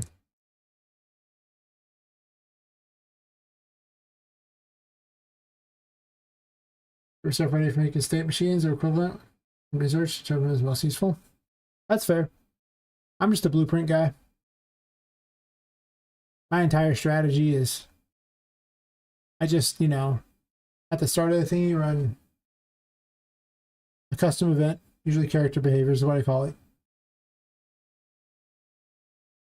Then I just have to check to make certain they aren't dead and we're stunned. Then I just run a sequence, right? And the first sequence just gets information, usually where the character is or the distance to them. So it just collects as a target actor in that. You could do this each time through, and then I have a thinking phase. And the thinking phase just goes, okay, well, I make certain there's no action. And then I base it on distance to the player, like how far if they're within a certain range, it does things. And I can just random integer and range for which thing it does, and I just have current action and additional information if I want. Like if there's a jump attack or move, thing like that. Just for each thing. Once it picks whatever the current action is, it goes down to the actions phase and says, okay, this is just to prevent it from checking. Mostly it just goes to here and says, which one is it? Okay, do that stuff. And all these actions are programmed on the BPM PC, so like all the movement stuff is on here, everything's just on here, so I can just do anything I want.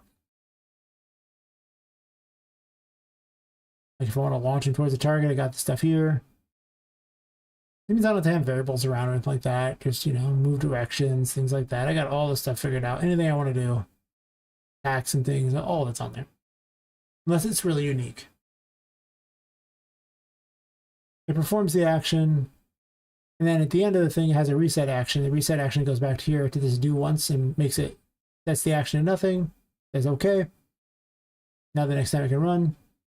I have a cleanup phase where it just has a delay, which I can adjust based on battle phases or whatever. And then character behaviors. And it starts again. Hopefully you didn't get that during that.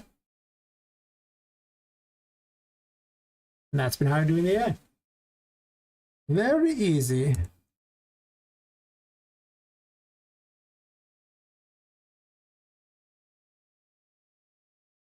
Wait, this look complicated and intimidating? Oh, man.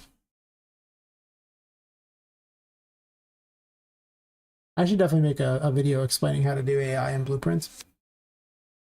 Because it's pretty easy.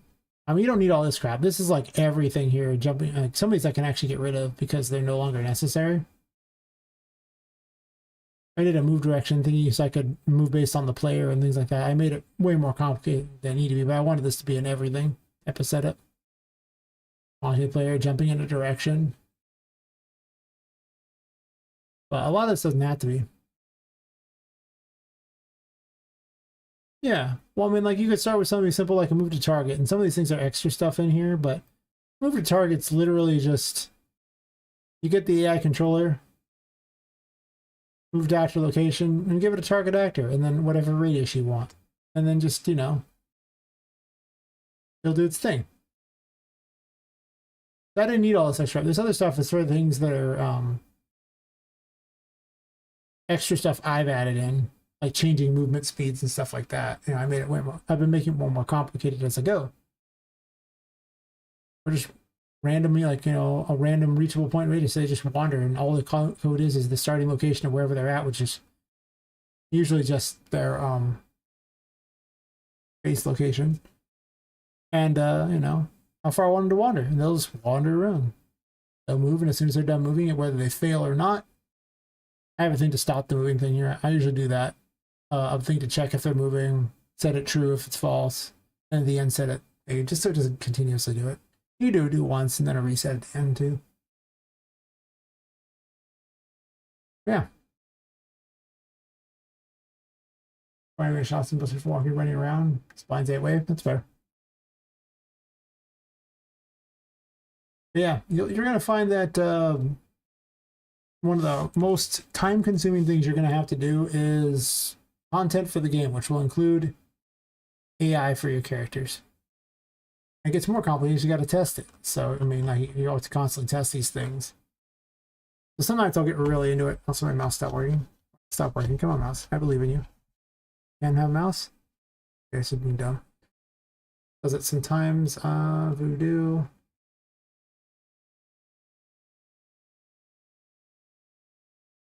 Oh, that's good. That's where you want to be in this. I'm gonna set her to everything there. Voodoo, on the other hand, now she's a complicated girl. Her information gathering phase has many more options, including informing the mini pop, the voodoo doll, of what's going on. It gets into here. She still informs again for these things because mini pop needs to know perpetually when things change or it causes problems. So we just kind of tell her a lot.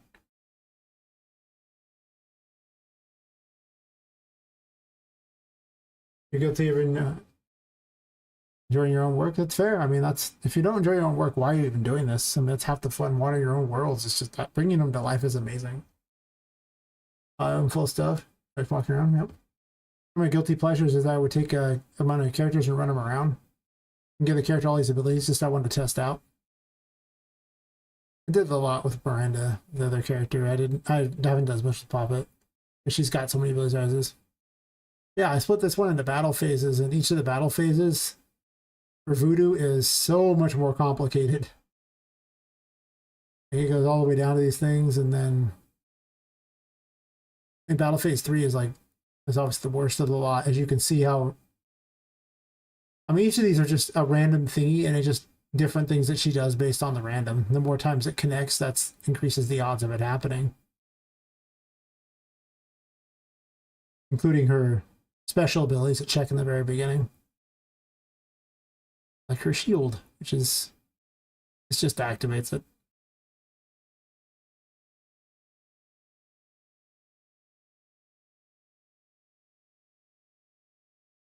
I put all our stuff in these things like that.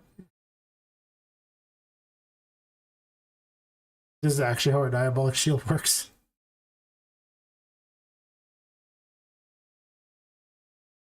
The basic animation state machines must be dictated the animation. This may become the next logical step. That's better. I just use blend spaces, right? Because a blend space just, you know, trades the animations between, you know,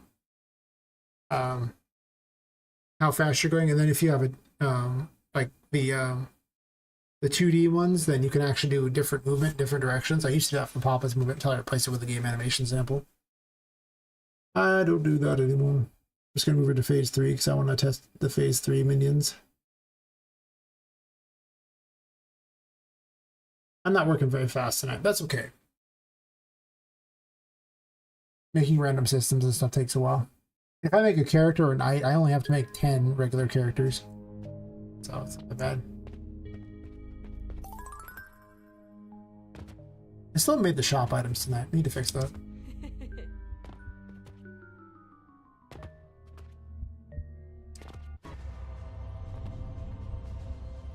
Dodging, one was probably harder. Blending animations together. Yep. Oh, your own characters? Yeah. It takes vector math to figure out which direction to dodge in. I had to look it up because I'm not that great with vector math. I'm just gonna go ahead and say it. I wanted to trigger a super.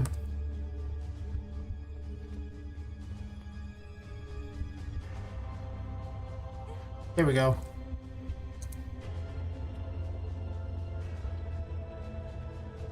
Come back, mushroom. Come back.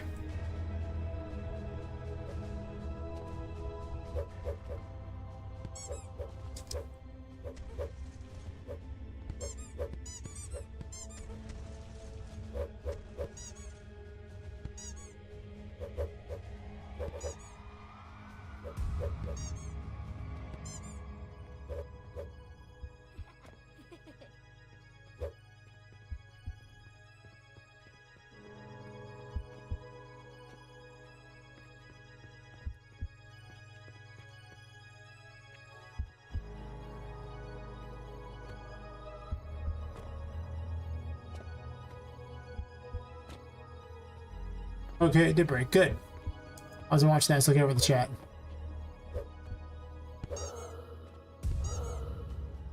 Three round, like a full life bar of this thing.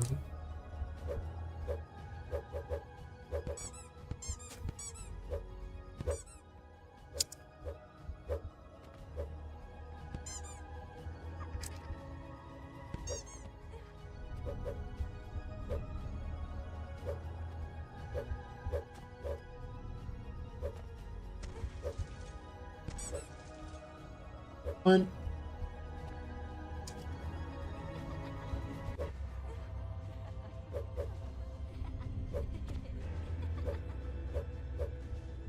Oh, I think he fell.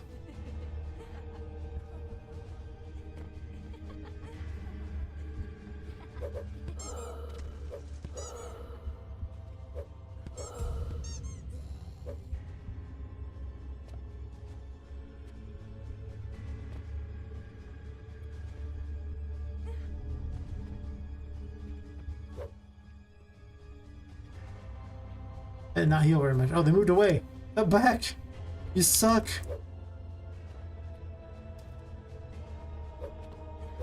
I mean, you learn 3D modeling, all such everything.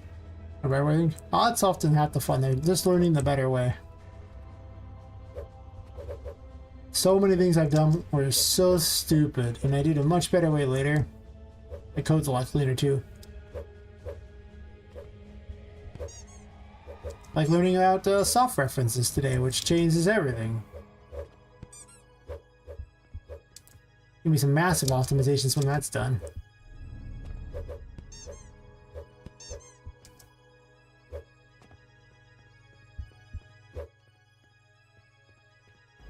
There's the other one. There's two of them. And they run off into the mist. What a bunch of jerks.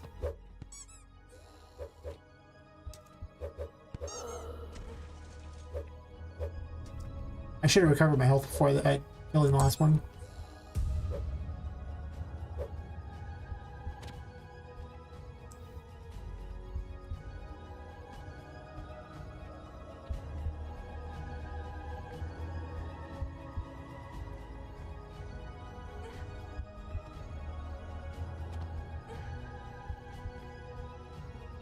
Giant hammer! Bonk everything!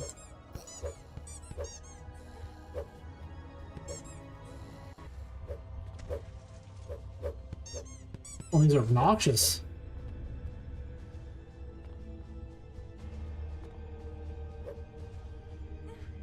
You suck. Come back, mushrooms. Come back. Don't heal her, heal me.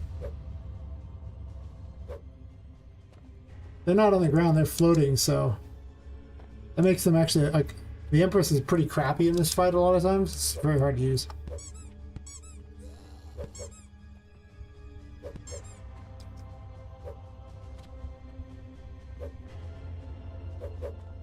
Where are you going?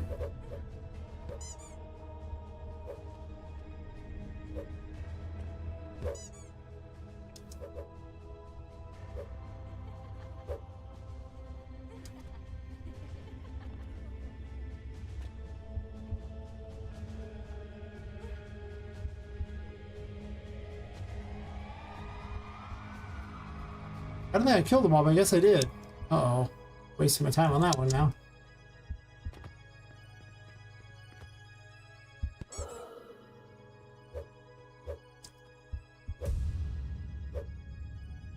I can fly, Wendy!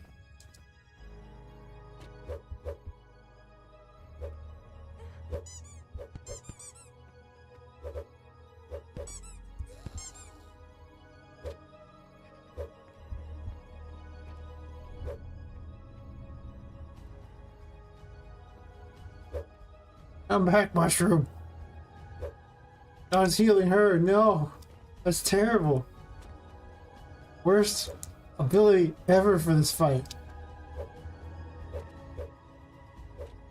Where's your helper? Oh, she's shooting the voodoo doll. Where's the helper? There you are. Get bonked. The shields get down pretty quick.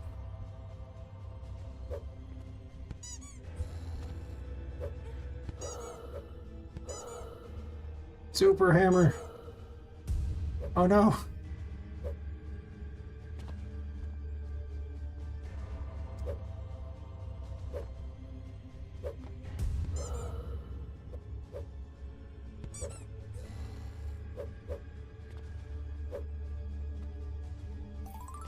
So obnoxious.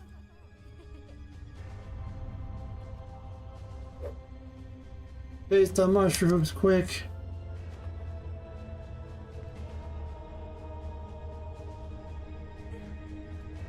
The Empress is awful in this fight. Like, the explosives would just be almost impossible to hit anything.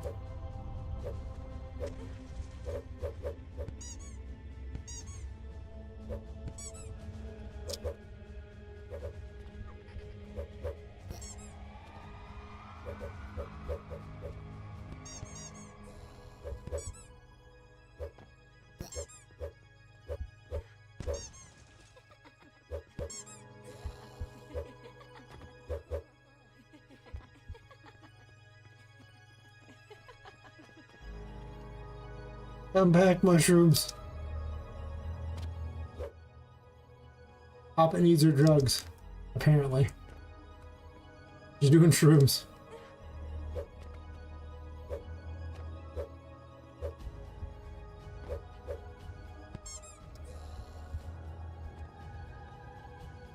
Some little things are like rodents.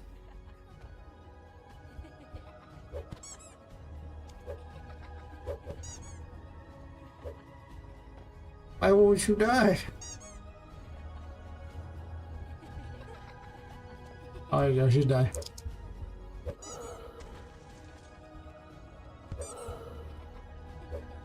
Almost out of sanity.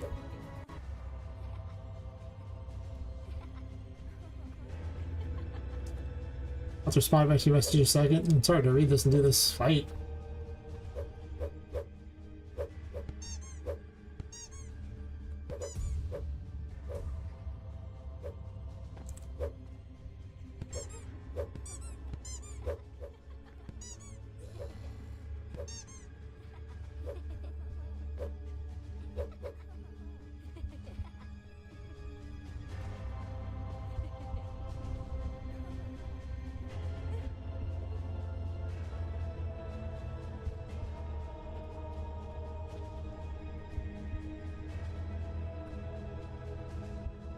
Abercron? That's it. Nope.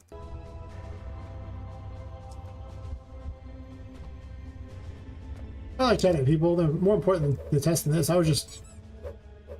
the fight got cut short last time because these guys didn't work, so... Normally this is only like the last half of her health. I'm just playing it hard mode where it's a lot of her health instead. I still gotta work on this fight because it's still not good enough. Especially the earlier phases.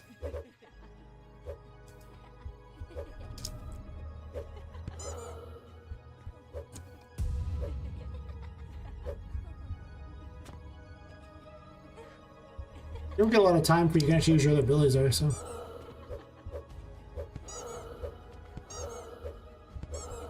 Get as many hits as possible. I'm almost dead.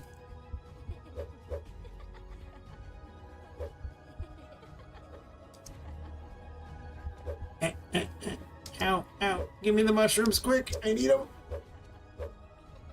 Come back, mushrooms. Oh no. I need my sanity too. I'll chase these mushrooms instead.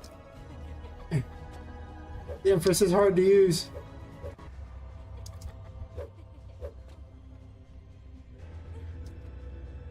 Almost got her. Thankfully, I picked up the super for this, so it does like grows twice the size and does double damage, so it helps. And I didn't really give it a cost, so it's actually really making this fight like half as like making it way easier than normal.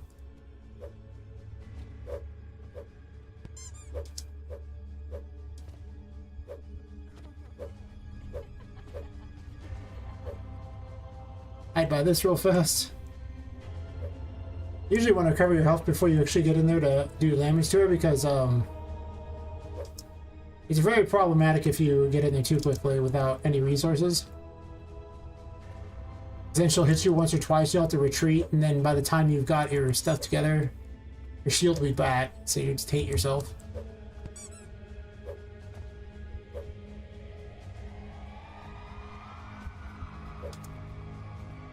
Titanic weapon.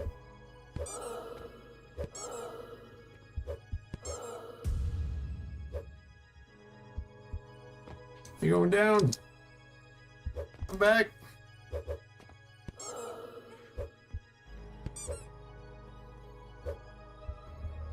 Ha ha ha. Ha ha ha.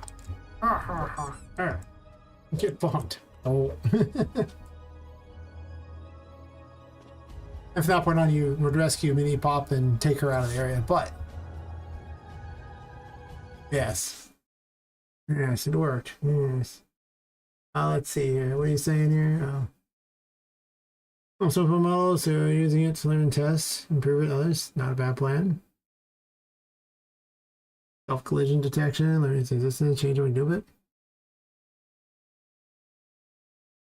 I mean, you know, you can do the collision without having to do the collision in Unreal. You know, I guess you probably can start that with a physics asset, but if it could set it up better, the extra work, that'd be nice.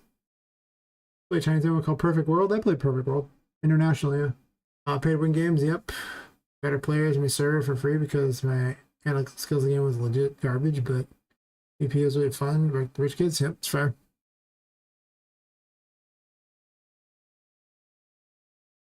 I played a Pokemaster in that. It's like a Venomancer, I believe they were called. It's been a long time. He was hot. It's been a long time making her look good. Please take pictures of her. And you know, she ended up with some like weird little modeling magazines. It's weird. I like my chicks attractive. Oh yeah, the rank armor and things like that. It's just pay to win games suck. But you know, that's why I learned how to play the market to make money. And every MMO ever since I played the market. Now I do play the market in real life with other things, so I don't do that. I might see your point, you know. People talk to are more important than, you know, the game for the most part, because, well, streaming helps fund the game. Have anyone I would like? Is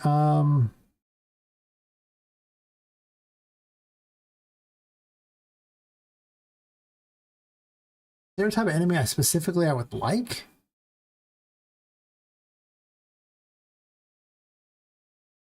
I mean, I guess I need context for what it is I'm supposed to like. Like, I mean, like, I'm going to put all kinds of types of enemies in the game. You know, the stationary ones are fire projectiles, moving ones are fire projectiles, jumping ones, flying ones, crawling ones, you know, lots of things like that. So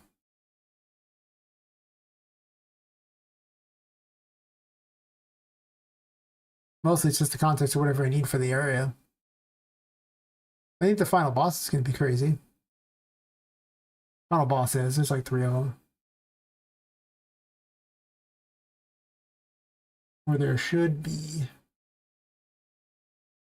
That'll be different how the ending of the game plays out, but I don't know, a lot of it's just figuring out cool ways to make the same things work for how enemies are made. How are their weapon swings different than the next ones? What kind of tactics they use are different. Okay. But yeah, I don't type of enemy I don't want to like. If it's just interesting. Or just all hot chicks. Why not? Waifus. Yeah, do you play the video? Yep. Bottom stuff, history of fashion. Hell yeah, fashion's the best. I remember the Oh gosh, what is that armor called? Oh, I mean, I always make hot chicks. I always need more dolls. Always more dolls. Especially I need like corrupted dolls. Those would be pretty cool. Yeah, I remember there was a fashion set in like Perfect World International. And when they released it, it broke the game in half. Because it literally was an infinite money glitch. And you could also glitch the world with it to remove all the spawns in the game. It's so weird. This is really broken out. It looked awesome. But all the people who used the money glitch got banned from the game. I bought the outfit because it was hot. And they because everyone was banned, I became one of the few people in the entire server who actually still had the outfit because I didn't do the money glitch, because I was like, you guys are dumb if you're doing this. This is not going to end well. You shouldn't do this. I did have the bug where everything despawns and you have to explore the entire world all by yourself. There was just nothing. All the enemies were gone. You can go in any dungeon you want. You couldn't pick up anything. Like, you couldn't gain any kind of resources of any sort. But if you wanted to explore the entire game with nobody around, like, it was the most empty thing in the world. You're harnessing the power of the ultimate fashion. It was unstoppable. And I managed to get it in the blackest possible black. There were many female players who were upset at me because my character looked better than theirs, and she had better fashion too.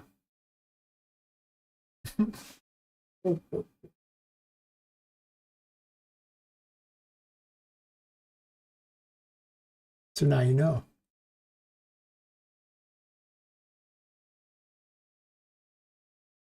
Nice. It's been a long time since I played that game. It was not a great game. I was playing it because a woman wanted me to play with her. And it was a long distance thing. In hindsight, should have never played it. But hey, you know, whatever. That and kill her and all your friends. Perfect date. I actually don't hate these little rodents. Those are the Stitch Voodoos. I kind of want to make them a little cooler, though.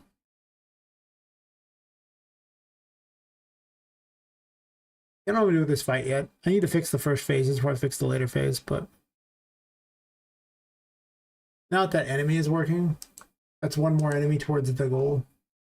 Now I have Cultists work, the regular Voodoo dolls work, Stitch Voodoos work, Patrick always works, but he's not a regular enemy. The drummers kind of suck, but they do technically work. 1, 2, 3, 4, 5, and then I have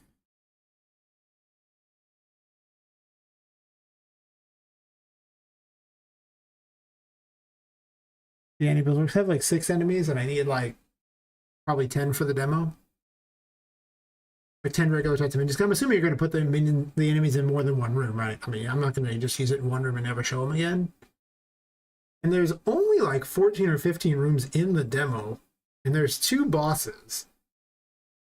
So I shouldn't need too many types of enemies. Seriously. Maliciously?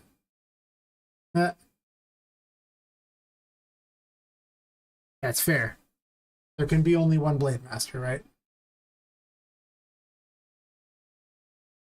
I don't remember the name of that outfit. Wish I could, because it was so broken.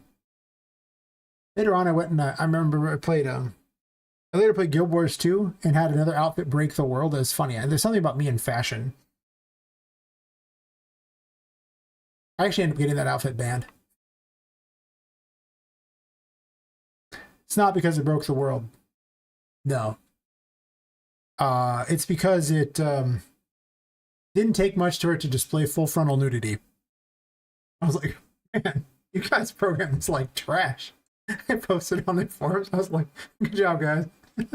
They banned it like a couple days later. Yeah. It was a pretty outfit. It was my favorite outfit. I was so sad. Like, okay. That's when I learned the most important thing in every MMO. That is, there's two ways to be the prettiest princess. Option A, you can try to look better than every other princess. Option B, you can kill the other princesses, leaving you as the only one left, and therefore, by process of elimination, the prettiest princess. That is the secret to every MMO ever. They're all dead. You are the prettiest princess.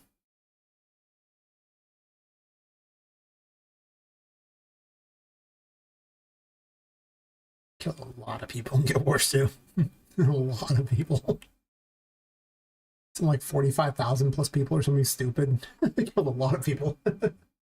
Yeah, I did. No, that's not. It's actually got the name, or I got the name Imaginary Villain because I was playing a Mesmer at the time and I needed a name. Later on, I switched to Necromancer because it was like a loot machine. You just got to farm loot all day long, and you loved your life because you're like, look at how much money I make. What a great class this is. It just tags every single mob nearby. Beautiful, beautiful, beautiful.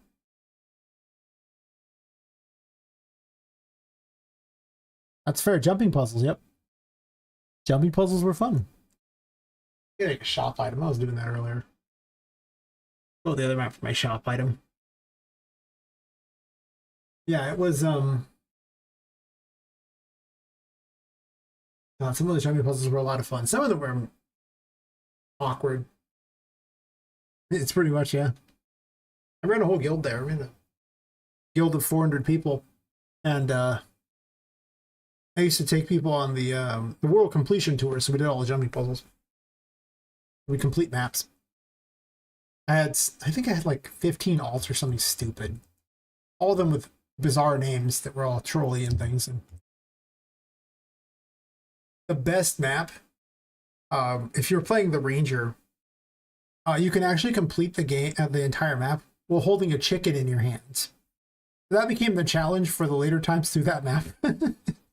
You make a Ranger character solely for the purpose of completing that map, right?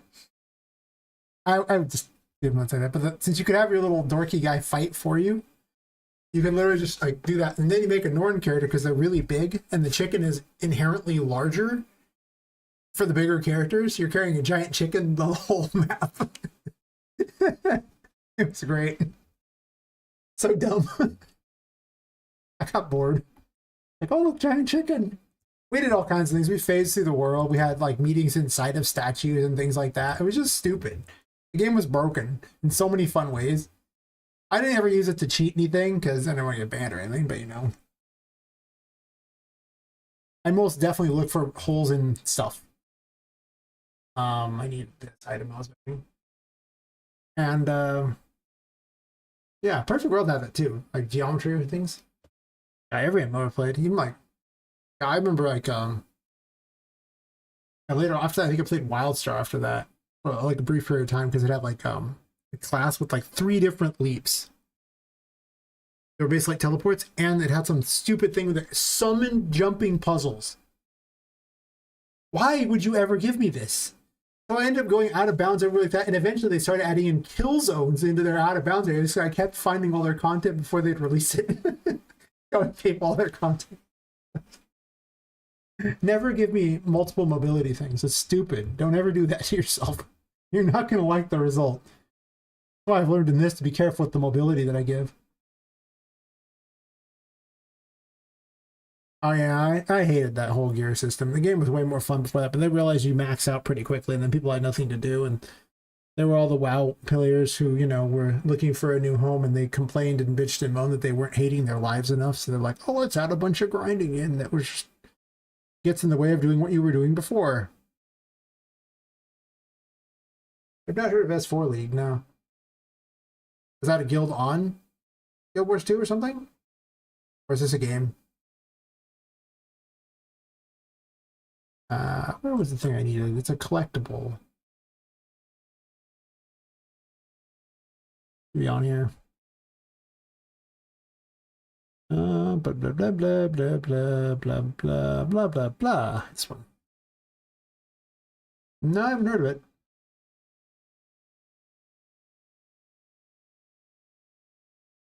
That's fair. Well, a lot of games have pretty good mobility. It's just you don't usually see it in MMOs, which is why it was so surprising. I was like, you gave me what?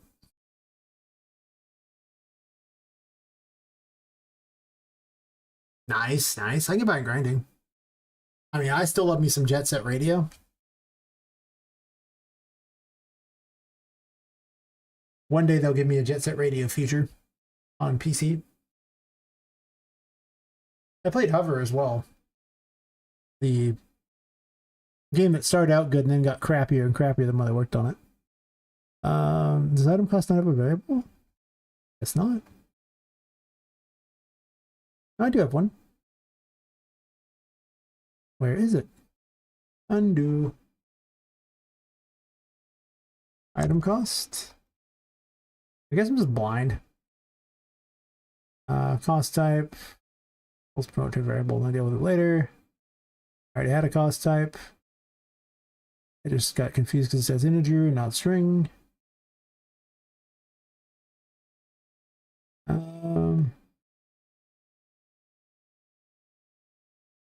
I don't know why I'm making those instance editable. It's fine. I'm probably just going to duplicate the items and make these other ones here. Maybe not, though.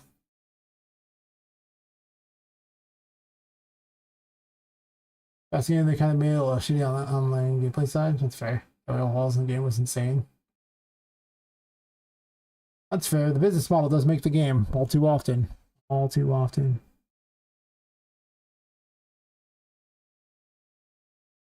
Need these here. Get item info. And this is on the dialogue? No. Get item info is not there. Sure. Open combination AC dialogue. And then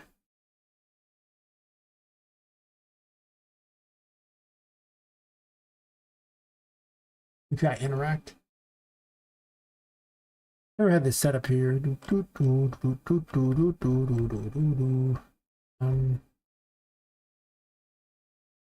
Interfaces. Interact. Slow around. Just pay to win. They're renting items away. Oh gosh, yeah. What I actually found with a lot of the MMOs, especially the free-to-play things, is you play them until you hit the grind wall. Because they're usually pretty fun to start with, and then you just stop. Because they're not really fun after that. They're designed to bore you into giving them money. Which is why I don't like free-to-play games, because that's what they do. They bore you into giving them money, so I just don't play them. Yeah, it's like, okay, cool. Oh, there's an ad break going. I'm going to take a quick bio break real fast then. Right back.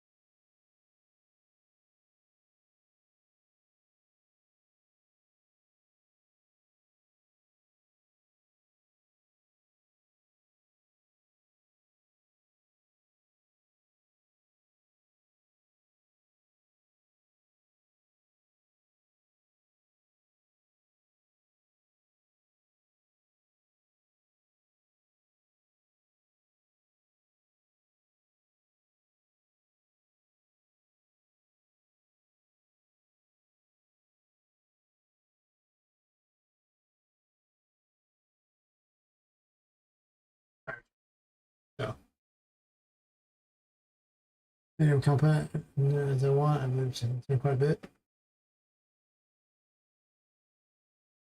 That's fair. Few things are as linear as you would expect them to be.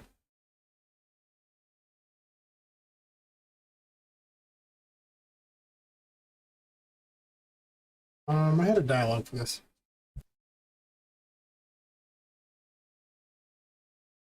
I remember all stuff out of this. I was wanting to make sellable items because I need them. Or for how to upgrade the items and for how to like buy things. You know, just because I want Zelda style thingies that you grab and it offers if you want to buy them or not, as opposed to have like a little mini shop. There's only going to be a handful of items to buy at any given time anyway.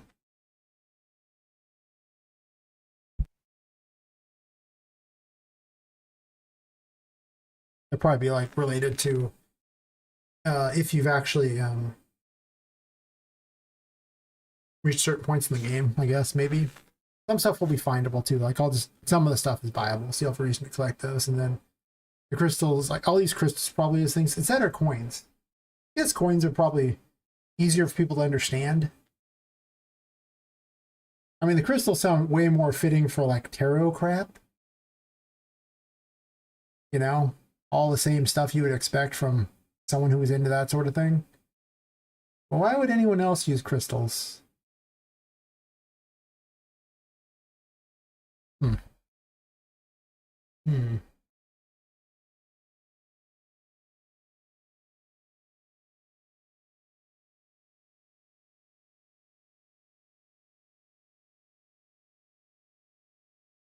It's just this, right?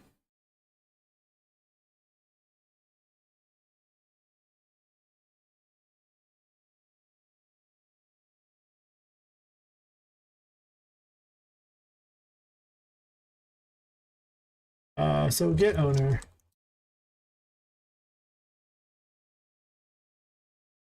Get owner.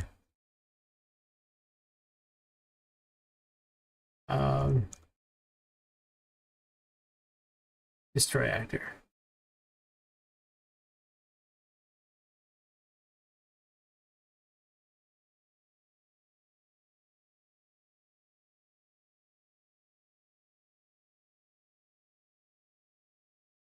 Then on this one,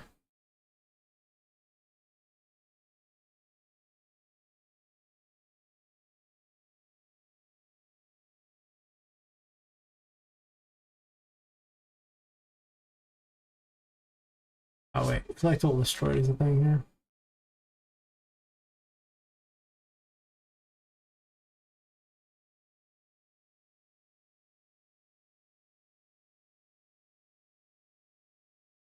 Yeah, I'll just do collectible destroyed.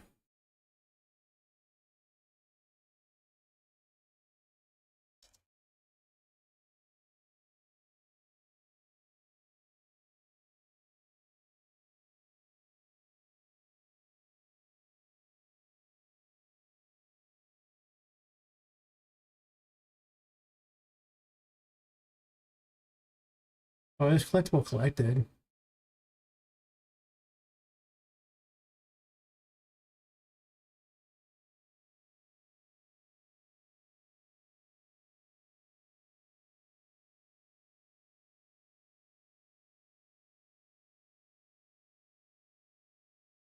Yeah, name of item collected, sure.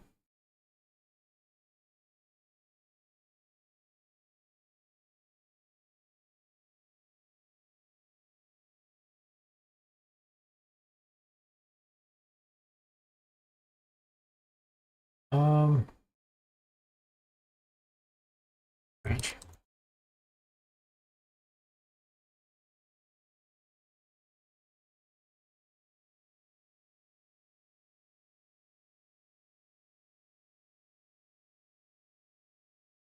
Multi-variable.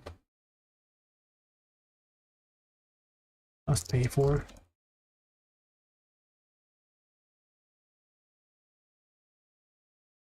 I'll shut that off.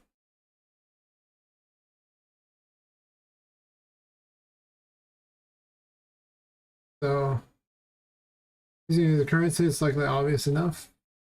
As long as the way you spend is obvious, maybe most making currencies common. You have to be outside. Buy more stuff, sure. Favorite part of streams though. Names of the nodes you're using? Oh yeah.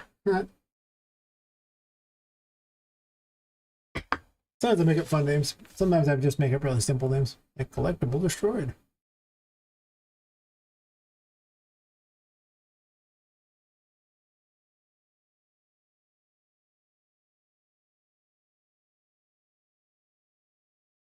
Blah, blah, blah, blah, blah. This isn't a message. I need a message here.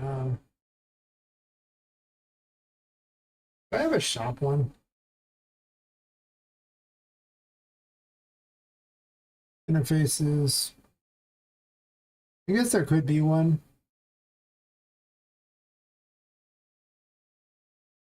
It's collectible. I haven't used this.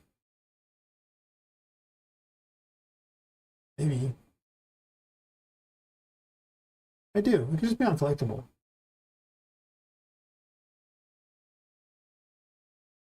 The fact that I can't directly call the... Well, actually, wait. No, I need the owner, so I can't do this.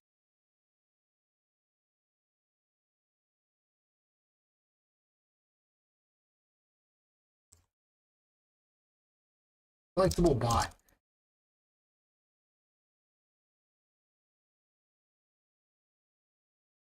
All I need, right? And this thing here can do like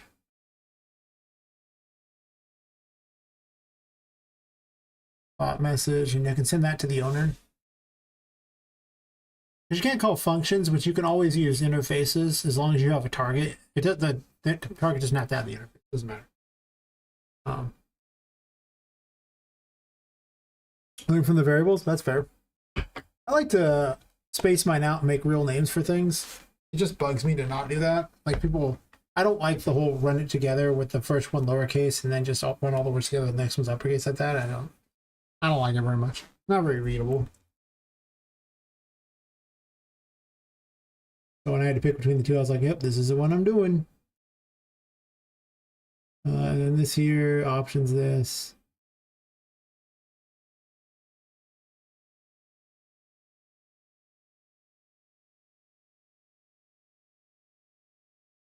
This here.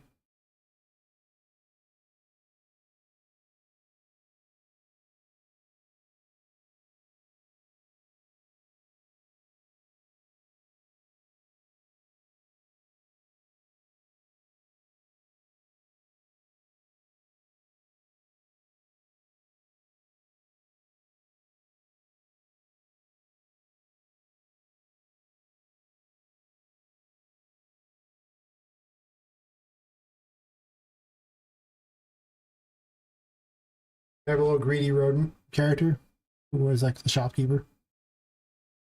Yeah, I followed a tutorial on how to make a dialogue, and that guy actually taught me a lot. The thing is that they weren't really specifically dialogue. I just was like, this dialogue looks good, and I'm going to use it. But I just copy paste dialogue, so I don't have to remember which nodes were made for what. But I did his little system, and that's when I learned about the validated gets, which was something I didn't know was a thing. I was like, what is a validated get? Holy crap, I love it. And I learned about what are they called? Oh, a special type of asset reference, and I'm blanking on the name now. It is called a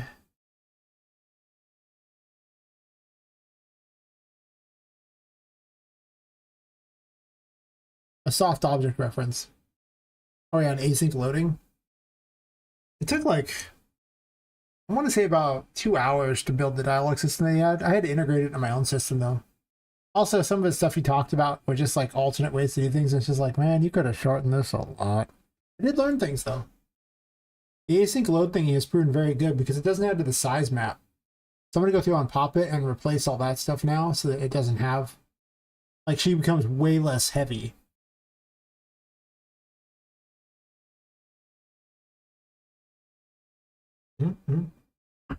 Yeah, I'll tell you, learn. So over time, it's just like, hey, wait a minute, this is better. Why didn't I do this before? so many things I did. Like you can still see some of my old code, some of these old abilities, and it's just like they're just so much worse. The chariot just needs to be redone in a bunch of ways. It's not anywhere near as good as it was. And this had a bunch of stuff that changed. It's not there anymore. Oh, nice. Good teacher makes all the difference when it comes to on the internet. So collectible bot here. We did this, right? Sure. Collectible destroyed. I think I just put collectible bot here for now. And I'm just going to run it right in here. It's just I can't reference this easily without some sort of casting method or something, and that's terrible. Never cast. Well, you can. You just got to be careful when you do it.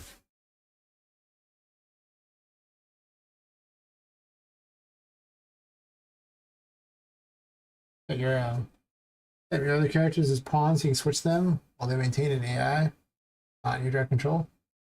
So, like Final Fantasy Remake and Rebirth. Those kinds of things. Yeah, it's well, you just have them possess a character. Like you can have your pawn possess things.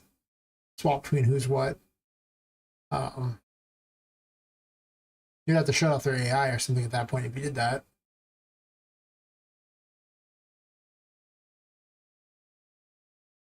So there's probably some sort of node check if it's like player possessed or not. If it's not player possessed, run an AI.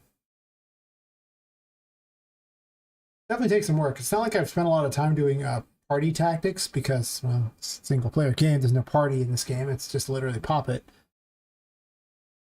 Hasn't really been much of a thing. It should be add an event collectible bot. I think that's everything I need. Let me dump one out. See what it says.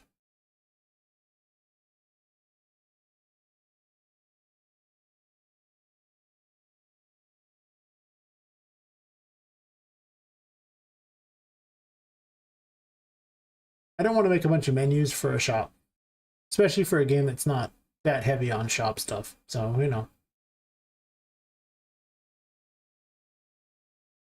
just some fun dorky crap that doesn't take a huge amount of time and you get to grab baubles off the ground.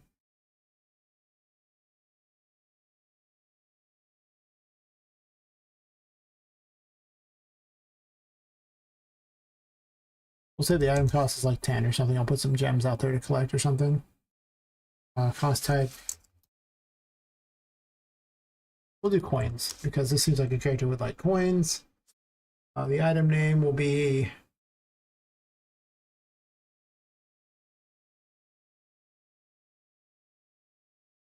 it's you look at Poppet what she says on this stuff here.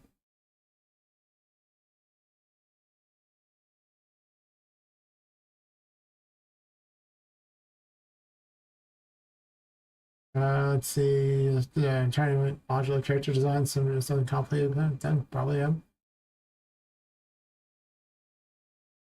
That's fair. I'd make it modular. Yeah, I was just saying. I'm literally going to do the Zelda approach because I don't want a huge shop, and it's more fun to just grab the item than it is anything else. That's why I was making these items to do exactly that. I don't need this up anymore. What I'm looking for now is what I want to name these things. I guess I want to make children of this one anyway. I almost should have done it differently, thinking about it. Oh well. Because I could have,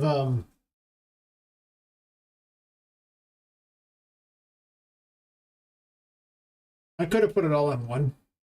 Instead of making this a child mesh that adds this stuff here, I could have not done that.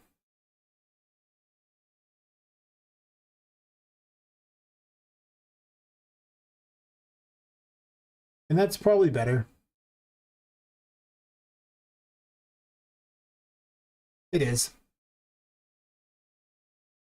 This should just be in everything. Oh wait.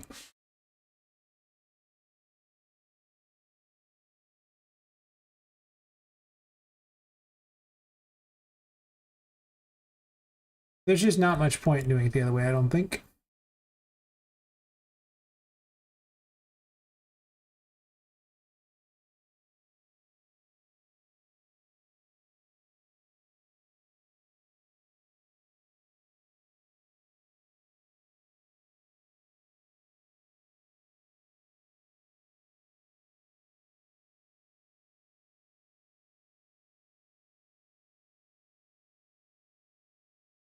That's fair. I mean, they'll bring up a thing and be like, "You want to buy this? Yes or no?" We'll see. First, I want it to work, and then I'll do things like that. But now, um, what's this called? Begin dialogue.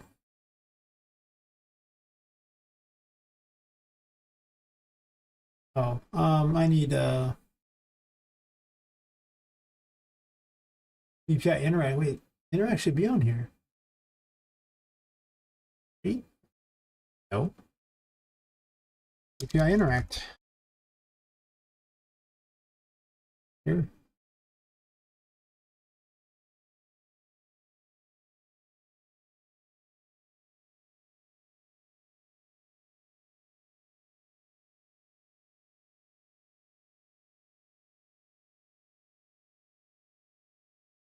Yeah, let's make it simple, you know?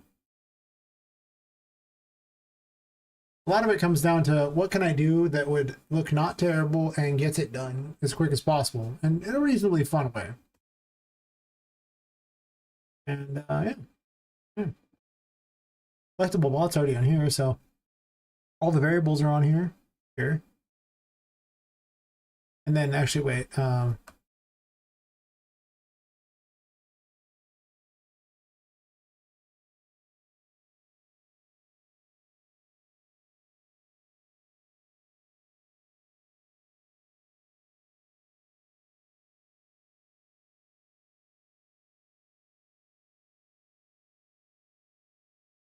okay.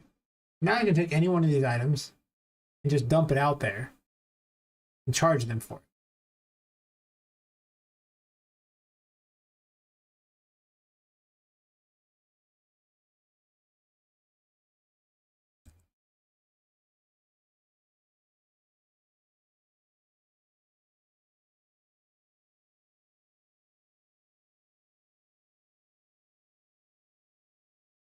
Okay, why did I make item name and item type?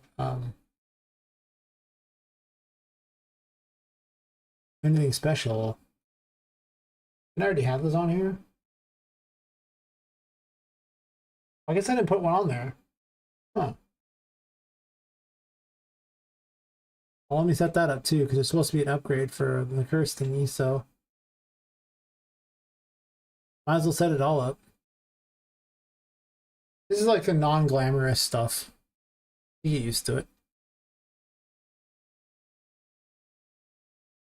Probably not the most interesting people to watch either, but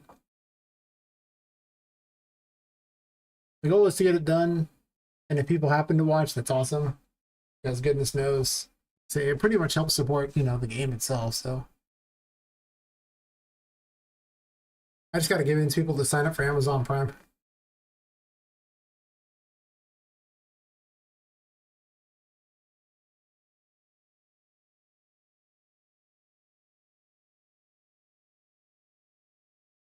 Their Prime subs. It adds up. It's like a few extra dollars towards the game. Yeah, I don't need this anymore.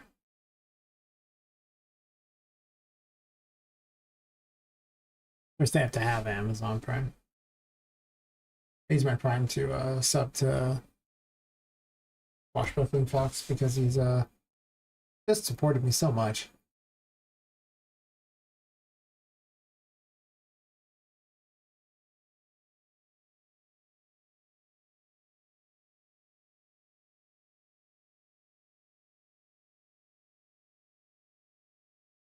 I guess he didn't stream tonight. I was like, wait a second, did I even check on his stream tonight?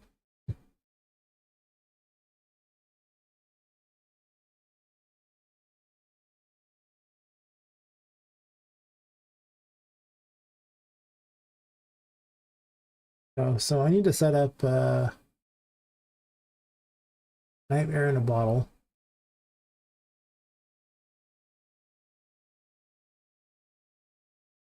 Should just say curse on it, but it's a Nightmare in a Bottle now.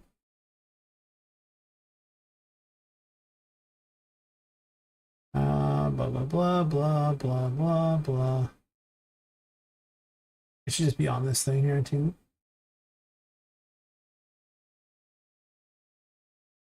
I think it's just both. It's like nothing special about it. It's just Nightmare in a Bottle. I have too much crap open. 1 second. Dialogue base. I don't need the creator thingy, but I'm gonna get rid of the creator thingy anyway. Voodoo calls is not working on right now. Voodoo doll, no. NPC, I don't think. Voodoo. Probably need to interact maybe. Voodoo a second time. I don't know why. Window, no. Room info is useful for something else, but also I just want to be able to see this. So I had this and I need Poppet. Poppet just says, hey, do something here with the Nightmare in a Bottle. Increase stat, curse. Perfect. Sure. And then the cost.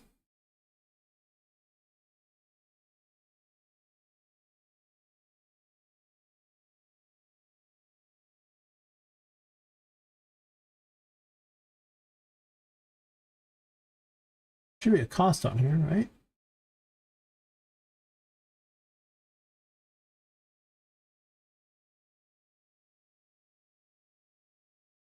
I think I forgot something. Blah blah blah blah blah blah. There's a cost in this one, right? Here.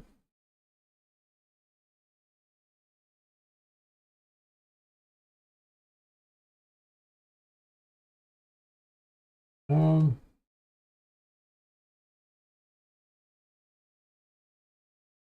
Get item info. Probably what it was.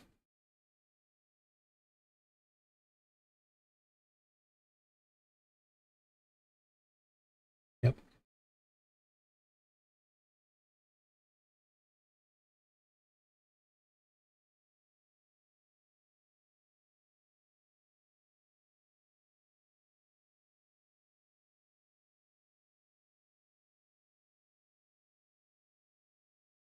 Create variable.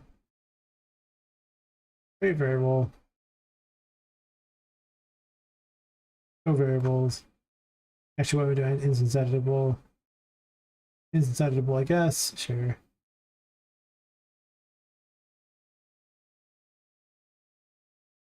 Let's say it just costs 10.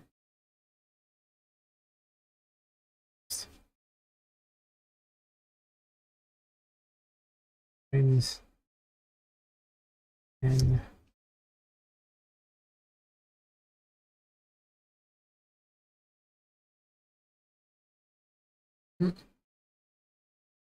Consumption. Whereas a building topology over multiple characters. There you go. Yeah, nobody talks about that, right? There's just a lot of things. The stuff where people just don't realize that there's just things that just they suck. There's a lot of work that goes into a lot of things that just kind of suck to do. I love game dev, but there's just a lot of things.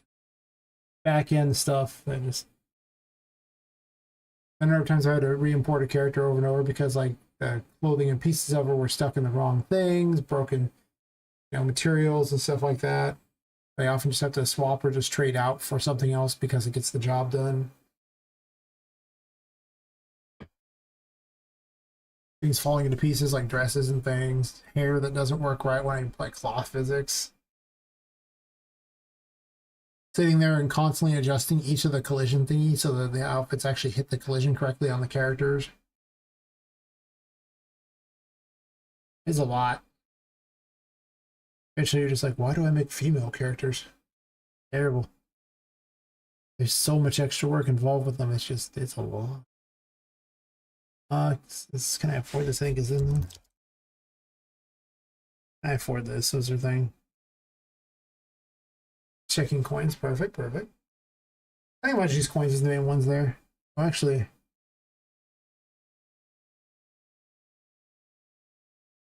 Why are we setting gems?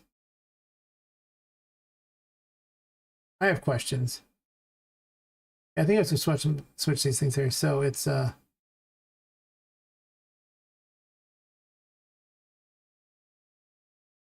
map add coins amount here. Do this. Yeah, I think it's just gonna be coins. I don't think I want to do two things. It just seems like a lot of extra thingies. Coins seem a little more likely because there could be like toy little coins for them to collect as opposed to like weird crystals that just make no sense. Why are those in there?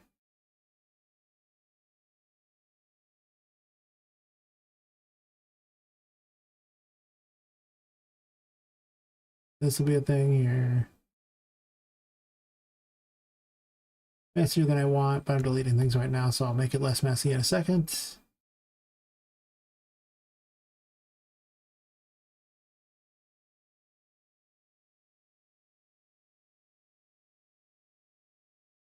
I get promoted to a variable, but it's just connecting to the one spot, so I don't think it matters that much.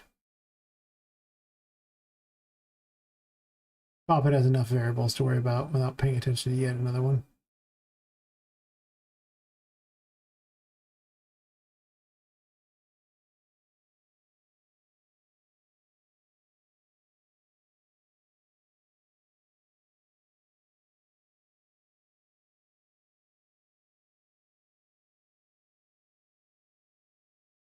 That's better. Cleaner. Yeah, there's just a lot of things that go on in this that are just... they're a lot of work. A lot of fun, though, I think. Alright, so... on the dialogue shop item. Parent dialogue, do this, check that.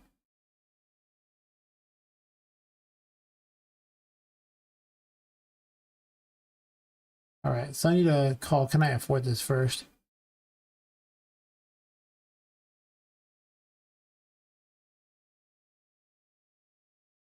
I need this stuff here.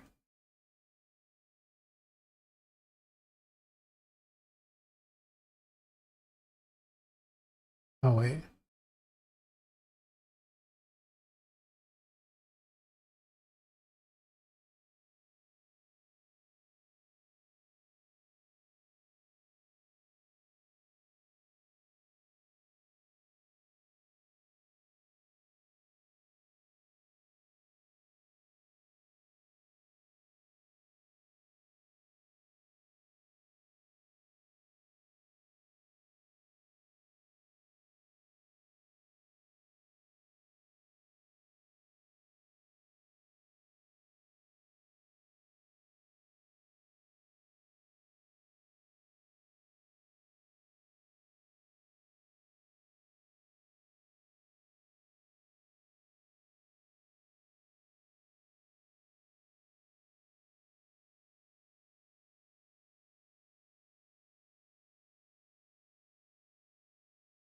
Tutorials give people money to tell, you know, about it. Sort of the rabbit hole opens up.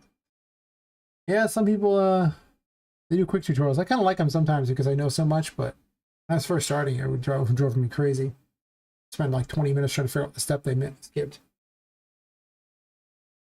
I don't know, like scalar parameters and stuff like that, and materials and stuff like that, trying to figure out what the parameters were that they were trying to do. And they were just like, they would hit a key, but not tell me what key they would hit, so I had no idea how they got it. It would be fair to figure out which one each was. Oh, no applying cloth physics.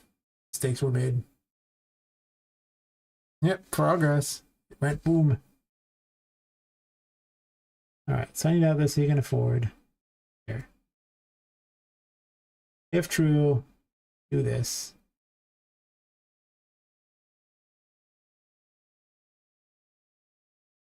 Instead, do this one, I guess.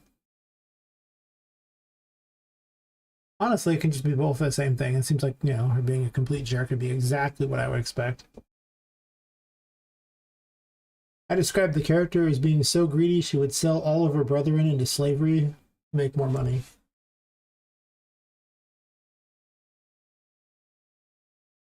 I mean, she's not a good character.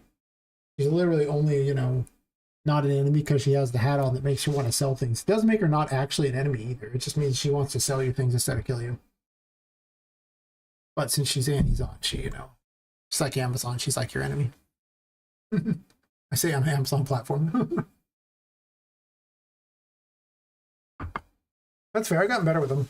Now I've known, I learned about the dynamic instances of them, so dynamic material instances, so I can change colors things. That's helped a lot. Before I was using material properties, and I still use those for some things because you have to, but definitely made it easier to color swap things or make things go transparent and stuff like that. Or whatever I want to change for custom boxes and things, change custom colors, and it's nice. Helped a lot. It's just everything I need. Let's find out.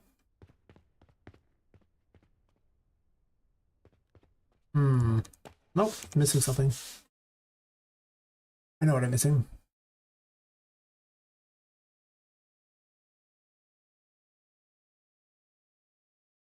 Blah, blah, blah, blah, blah, blah. I think I based this off of tags, didn't I? I think I did. 1 second. Bit of life hating, but unfortunately, because the same system has to do a lot of things, you know. We edit Annie here because Annie would have the tag I need if tags are involved. I think it says though. Oh yeah, can interact and has dialogue.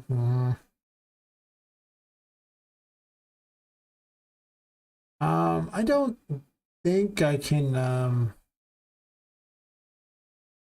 put it on here. I don't think that's how it works. I'm pretty certain they don't.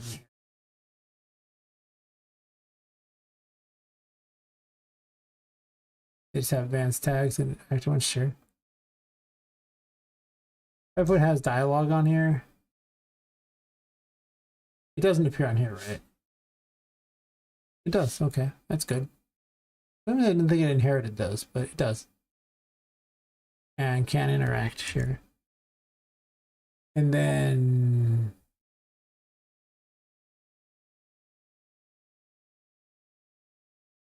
do this. And then I need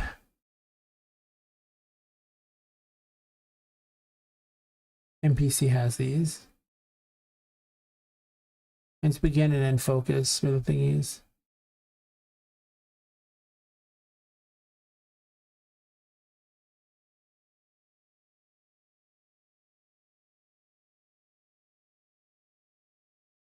That mesh instead. This is just so when the mouse goes over that, it knows that it's targeting that. When it's not, I can also, it'll tell me when it's not, and this will let me set it up so it applies a thingy on the screen, on the interface, showing that you're mousing over it. Important.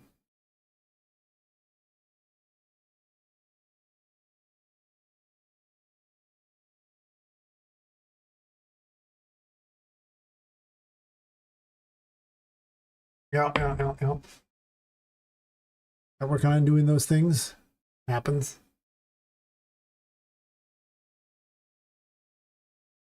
I pretty much use a lot of textures that are just from other things on there. I'll often swap things out. I've been finding that's a thing I can do because I know all the textures that are in Unreal Engine already work well, whereas the DAS stuff doesn't always.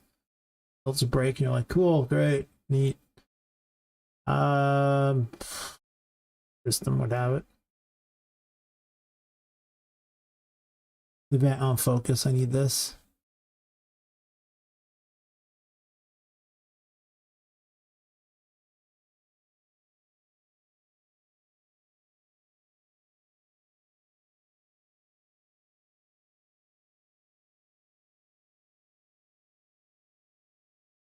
I don't need any of that other crap. I actually just need this.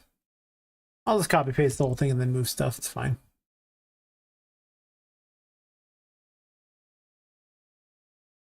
The items were never meant to have a lot of this stuff, so I have to go out of my way. Reset off is fine, sure. It just I'd never they just weren't meant for this. Like they would just, you pick them up and get something. So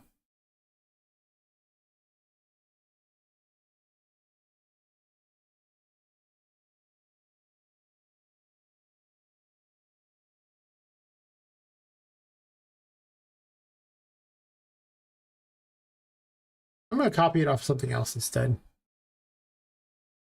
like the lamps.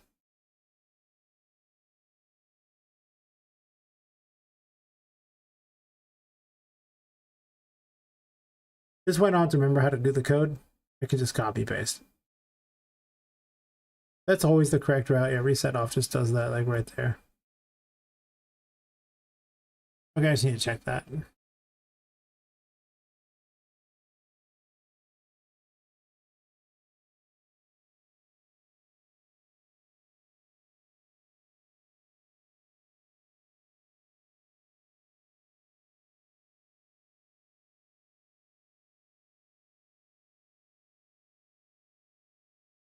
I don't even remember why I had it set like this.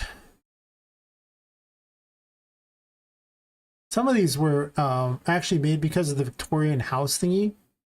And it came with all this extra stuff.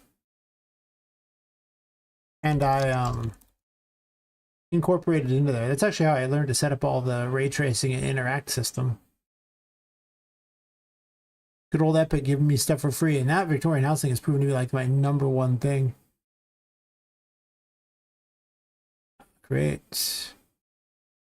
Sure. Like it's done a lot. Create the variable. Sure. Happy now? Good.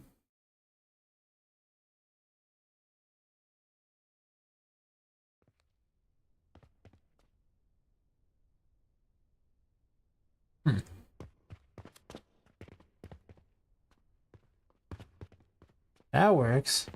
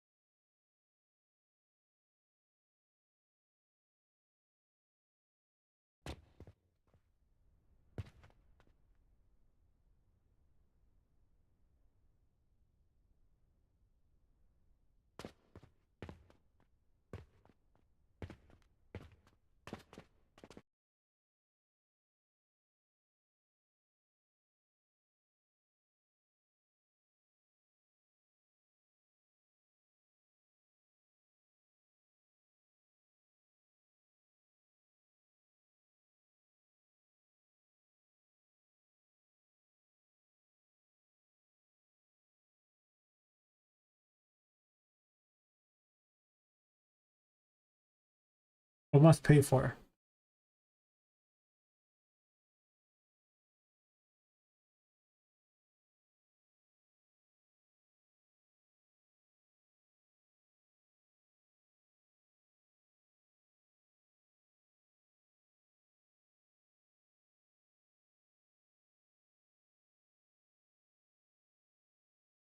Let's default that to off.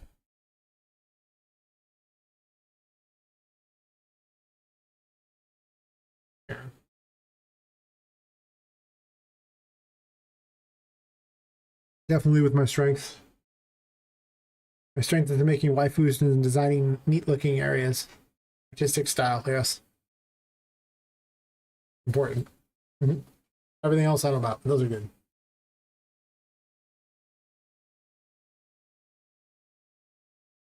Huh. I mean, there might be something that just defaults it to nanite when you first import something.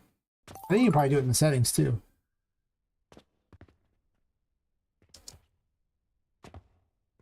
Selected something. Not this.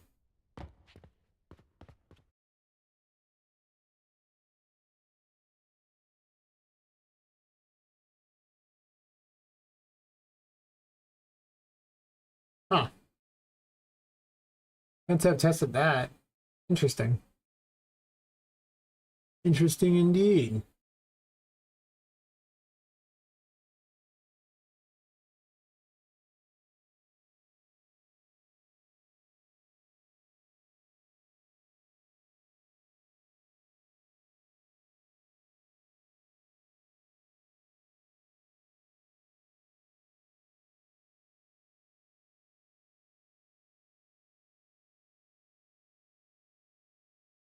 Just to check, this thing is a child of that, right?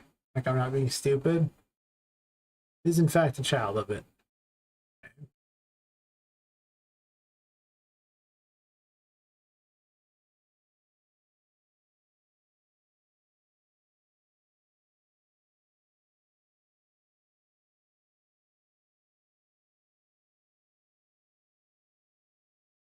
Oops.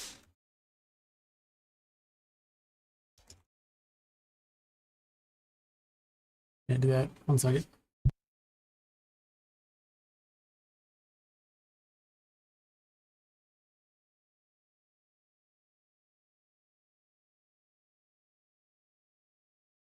I need a collision.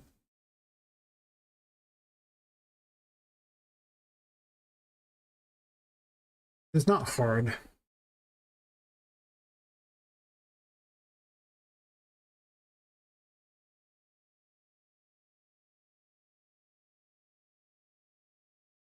The ray trace might not hit it.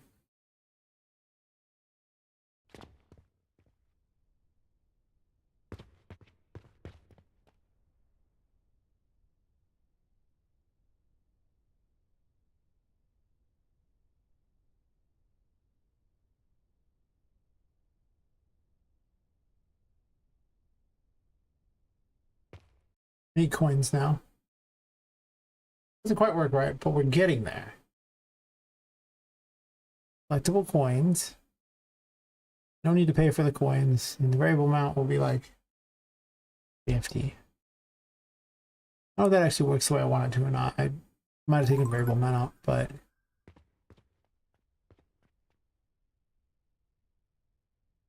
I probably have one. Yeah, it's only 1 coin. Variable is more anywhere. Let's see.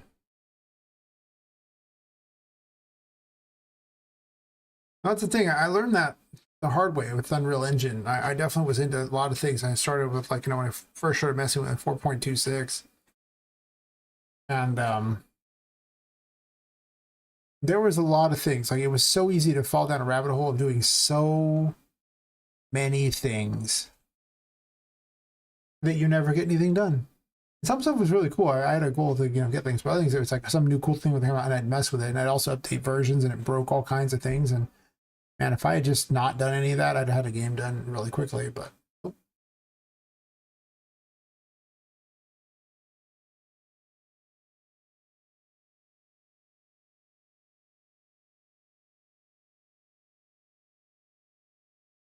totally can. You can literally just spawn in other actors, like that look like your character, and have them play whatever animation you tell them through an interface, picking the rotation of your choice. Find look at rotation in the enemy. You can totally make anything if you want.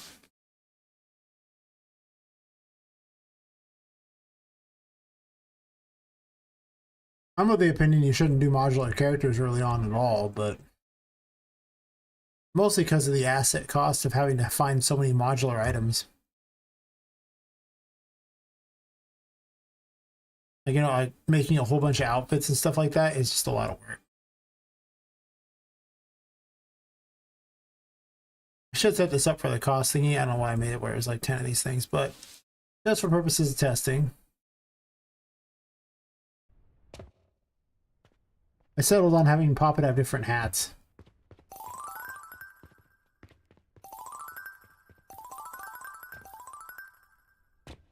I have to set their collision off when she gets nearby him. If it collects them, because otherwise they have collision and it's a problem.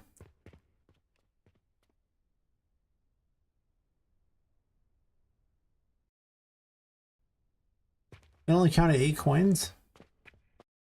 Not right. issues much. Share lots of coins. You'll have fun with this. Share. Go nuts.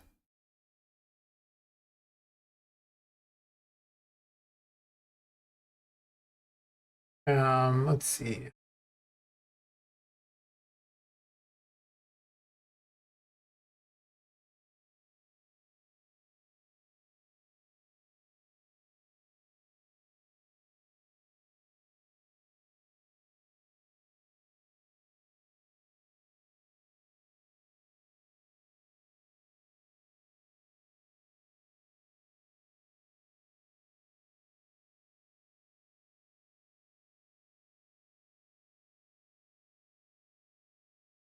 No collision for you.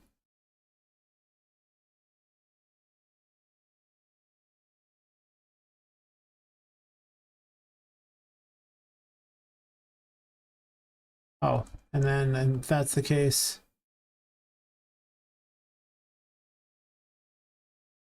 also this will have a no collision set as well.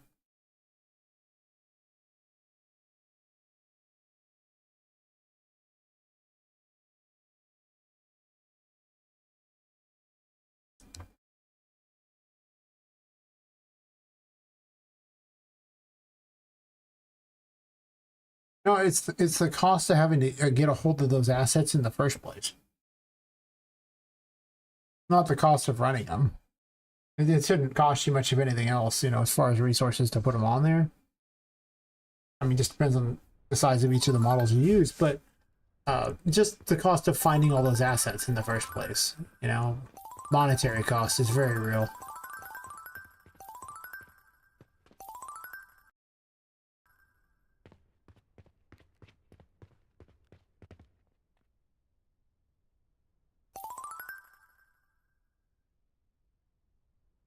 I forgot to put an end on that. Okay.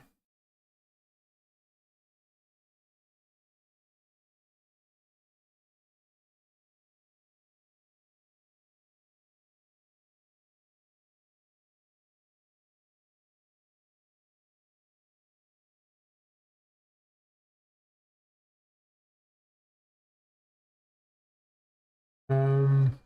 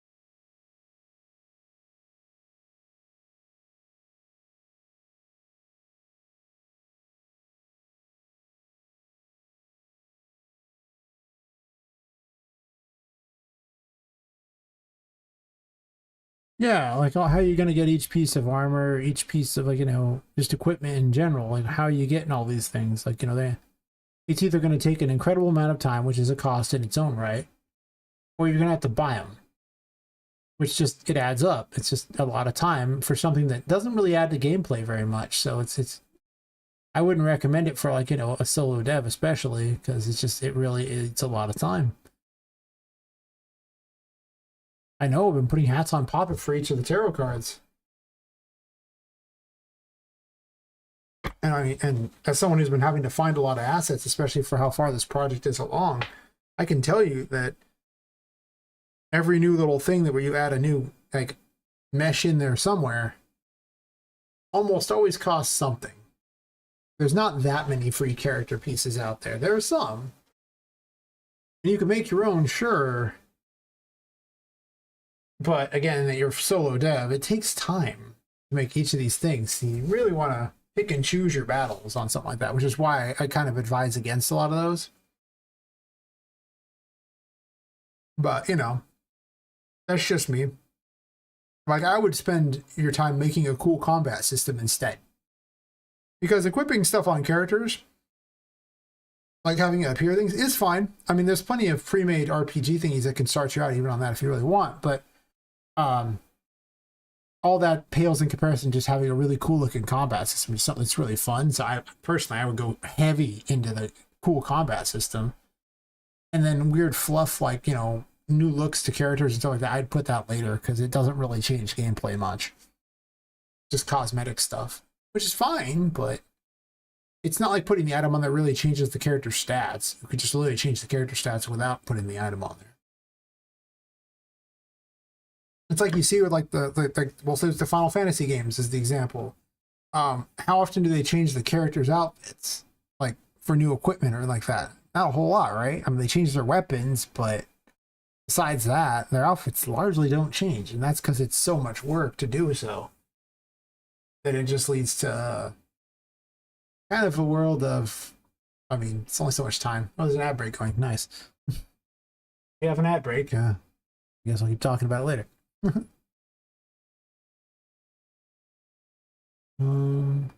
Second.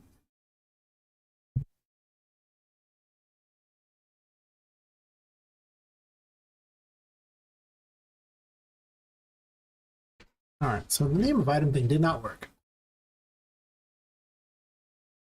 Like, it was supposed to take the name of item here and put it in there, but it just says item name. It didn't actually get the information for the item name, which I thought would happen first. I think I never called it, is the issue.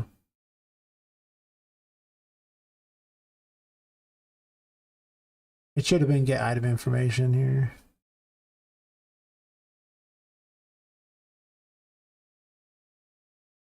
Item info.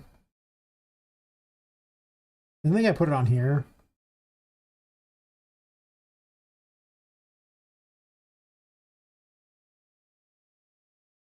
No, I just never did it at any point. I just thought it was magically going to get the job done, huh? I guess that's fair. In that completely stupid sort of way.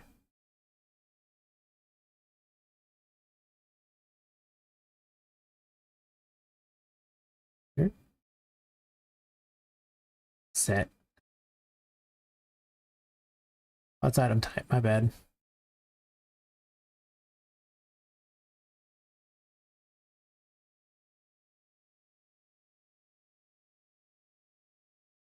Are you back? Nope. Yeah, well, I mean, every single one of those adds up. It's us time-wise. Like, you gotta set up the collision for everything. You gotta set the cloth physics for everything. And you swap in all these characters, but at the end of the day, it basically adds no gameplay. Like, it's essentially a nothing burger for a huge amount of time, where, I mean, if I was you, I'd spend all my time focusing on making a really cool combat system, because that's what the player is going to care about. The other thing's not going to make much of a difference. Especially as a solo dev, where, you know, you're the entire labor force. You gotta pick and choose the battles, and I would pick my battles towards things that actually affect gameplay more, which is why I'm making a simple shop system here, as opposed to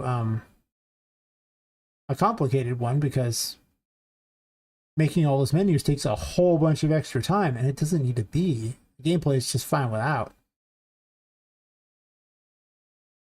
Destructible. Cloth sim. I suppose that's fair.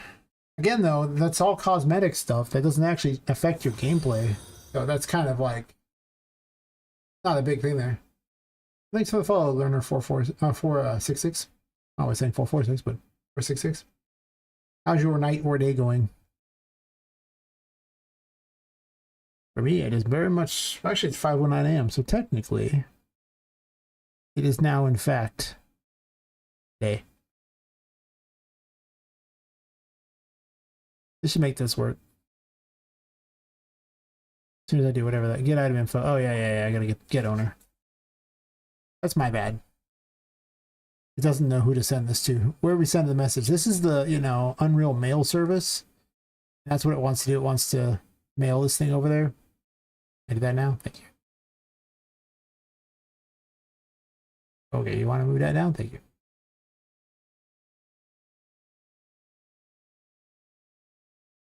It'd be cool, but you want a really cool combat system instead. Like, cause you know, I mean, basically make a combat system first, and then start adding things onto the combat system to make it cooler.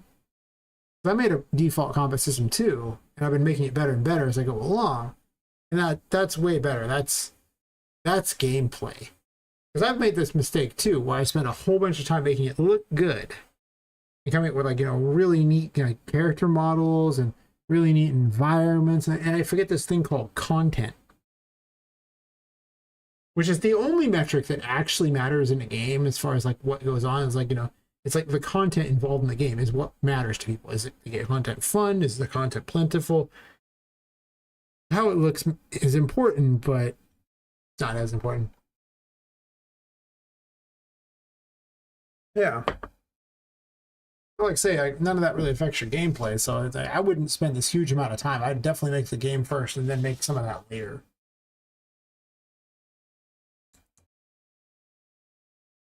I just want to take the coat off. I mean, fair enough. Yeah. Lots of coins. Coins. Coins. Coins. I don't know why I made it cost 10. I guess I wanted to collect coins. I'm at a bottle? Sure. That'll be 10. I need to add the thing on there. Sure. Poppet's curse amount did not go up, but we're getting there. For my Zelda style shop. I need this here. Actually, this is the dialogue thing here. So what I need to do here is I'm appending things here. So I need to append item cost here. And this is where I put the item cost type.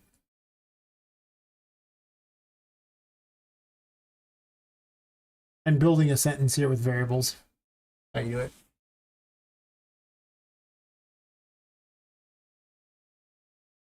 That's fair. Yeah, I mean, you know, if you're not looking to make a game anytime soon. But I've fallen down the make models rabbit hole. I know how long it can take and what it does for you. I mean, I got some cool characters out of it. I pretty much figured I needed to stop because of how long I was taking on it. It's just leading down a rabbit hole of not getting done anytime soon, if ever. I need this here. What else did I need? Oh yeah, the curse thingy didn't go up. That's interesting. Can I afford this works? Actually, can I afford this? I should actually just have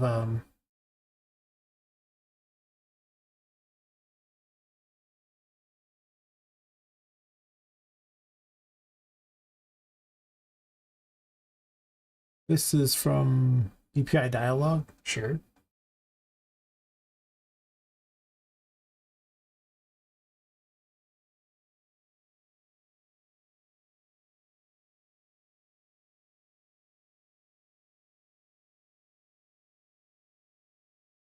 Should probably just put it in dialogue, save myself some time. I didn't do that though. If we're gonna afford this, I'm gonna put a cost type in here.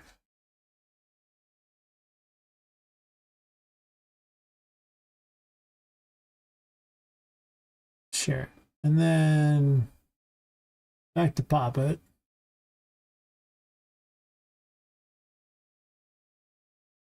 Oh.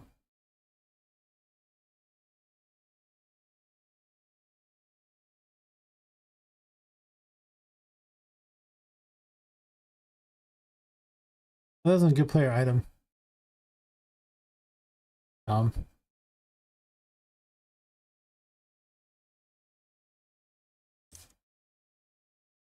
Cost type.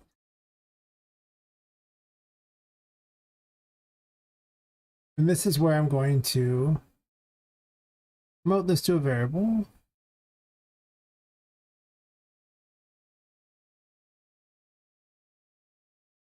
Somebody's just in a few locations, I think.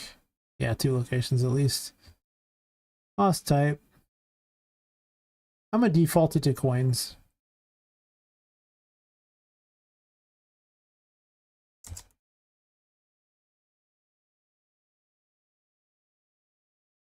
Do this here and then put this here.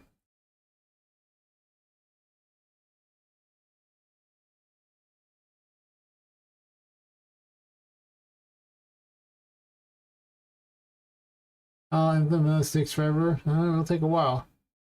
Just some time for hopefully I'm not done with mine before you even start. I don't expect to be done with this until next October. That's a long time before you even start. Remember, games tend to take 1 to 2 years at the very least. 1 year for a trash game that's not like amazing, and 2 years for a game that's pretty good.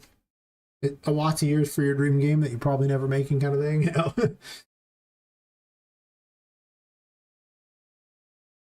Multiple games variations. You should definitely make, the systems make one game of a certain type of variation, and then later on worry about the other game types, because you'll make all these game types, all the systems, you'll make your project really complicated, and then you'll have wasted a bunch of time for things you didn't need. It's trying to make a Swiss Army knife, basically, and you don't need a Swiss Army knife to do a specific task. I see a lot of people make this mistake. They want to make this one thing that they can redo. You know what I can do with this right afterwards? I can take this same stuff, exactly what Poppet Quest has, and I can just retool the code for the next Metroidvania. Now I will do that. I did that on RPG Maker as well. I would retool the same stuff, but make it improved over the previous version. That helped a lot.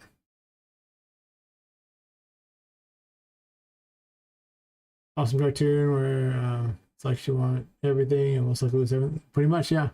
You want everything? Yeah, that's a problem. I find this RPG Maker problem all the time. A lot of people they dream so big and not worry about how they were going to get there. And if you take a journey without a map, maybe you get to the end of that journey, but it's sure going to take a lot longer than if you just had a map. We knew a lot with Nanite. I mean, my models are huge, so Daz is not friendly. Yeah, Motic. I'm in this picture. I don't like it. That's fair. Aren't we all, right? For a lot of people, I mean, for a lot of game devs, it just really does come down to people. Like, I think Thomas Brush really helped me out on this one. He pretty much went over how to make a game dev document and why you should, and what he would have done if he had just started. And it really helps focus on what you're trying to do, what your goal is, where you're going with it. And there's a lot of things you don't need to do. Like, I could make this, but all it does is make the game take longer to make, and it doesn't even help. Okay. Call it the template theory too, where you're like the make the template that does everything. It's like, do you need a template? If you need a template, can you just buy that template off the market and then tweak that one? Like, I mean, there's plenty of templates to make RPGs that have party systems and equipment, all that stuff. Pre-built AI things so you can build off of like that. You could literally skip like a year plus of labor by paying like $30. Probably pay for $30 at that point. I've got a bunch of them. Heck, Epic's giving away a bunch of them. I mean,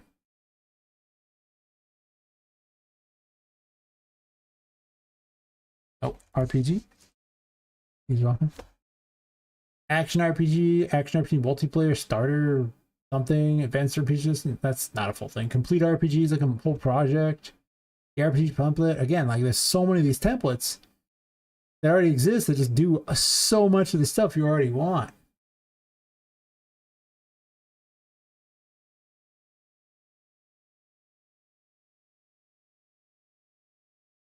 I suppose it's fair, but if you got to remember, don't idolize these AAA games that are made with hundreds of people over 5+ years.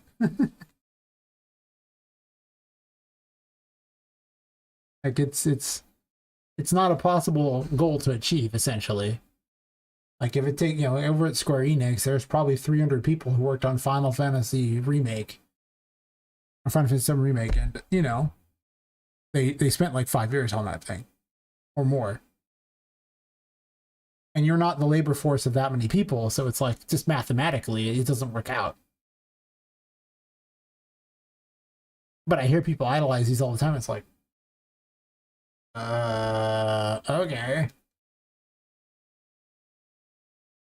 That's a lot.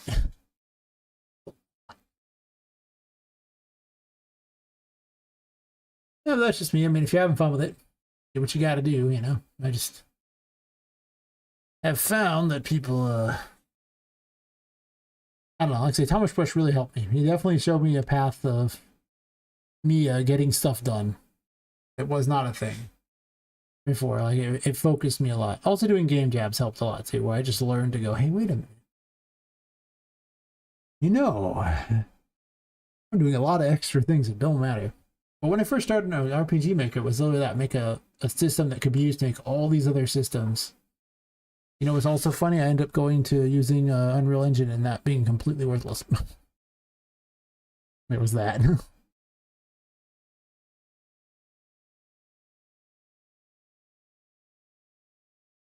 So, I don't know.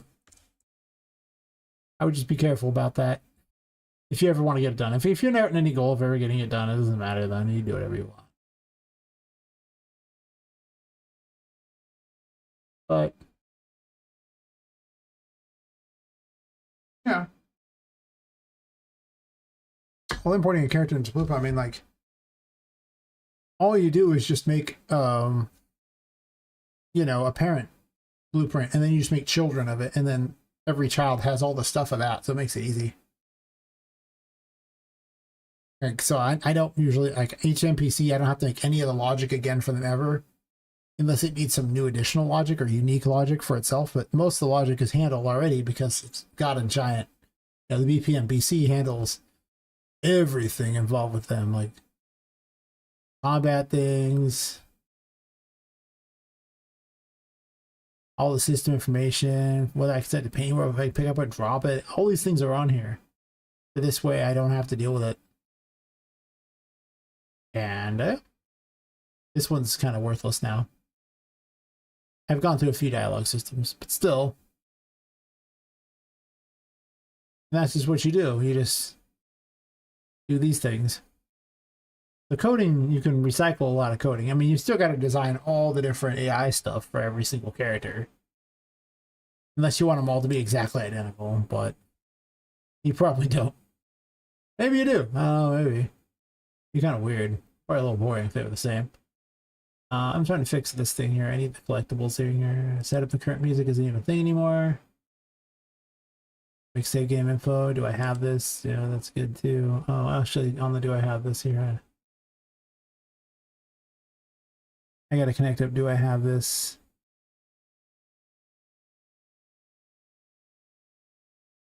Item type. No. Cost type.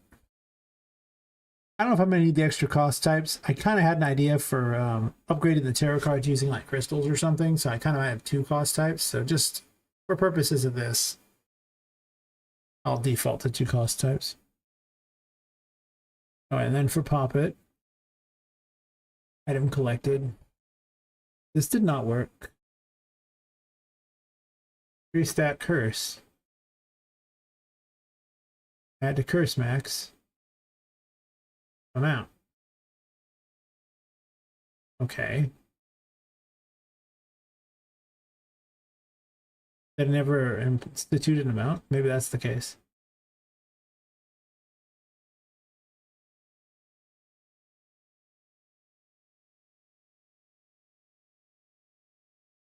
To each other.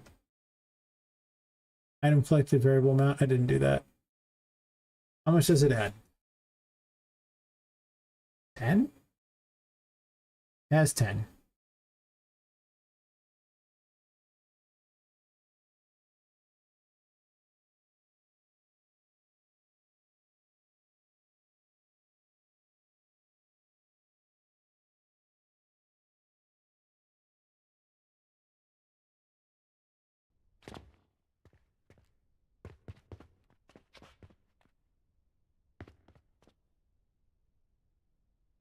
Oh. She literally just yells at you poor, and you know, there's no product for you. I would make her like that, you know, the angry Asian shopkeeper practically that, you know, is upset you can't afford things. Yeah, the curse did not go up. Alright, well, let's investigate what's missing here. String.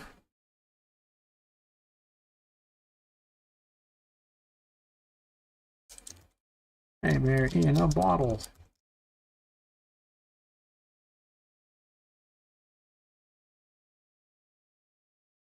I spent all this extra time making a custom, like, you know, label for this bottle. And now it's stuck in the game because of it. Did it need to be in the game? Really? But I already made it. There's a lot of bad decisions on this project already. I'm trying to avoid those in the future. I make a lot of bad decisions. Just in general on these things. Okay, so...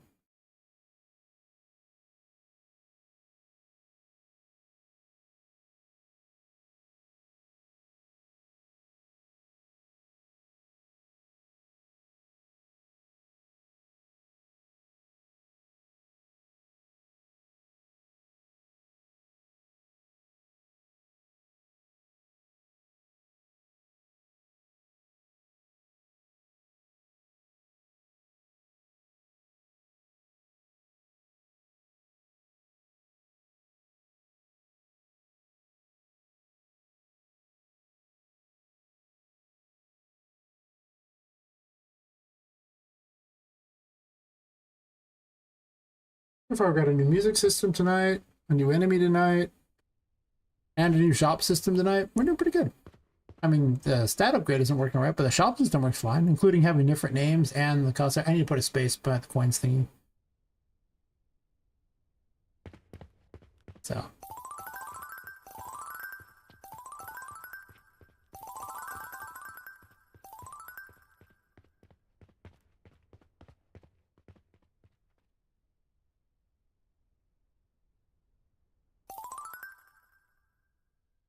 It print string to 0 things there. Nice. Alright, well, the first thing I'm going to do while I remember it, after this cost type here, item cost there needs to be one more thing in the middle of this.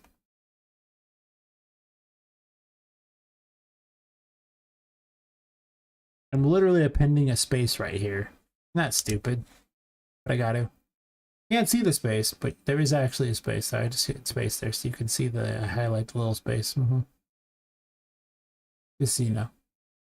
Alright, so what I'm wondering is if it's calling itself a nightmare in a bottle or not. Should be. Totally is. Item type, item name. As far as I know, there's only one item, name of item. Oh. Never mind. Up here. Oh. Oh, for some reason it's going to just a dumb location. Why is Curse Potion going to...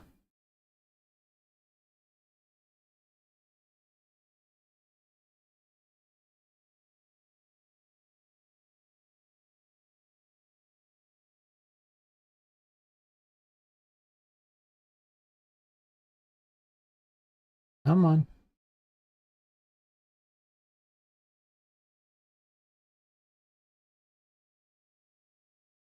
But it should have said nightmare in a bottle.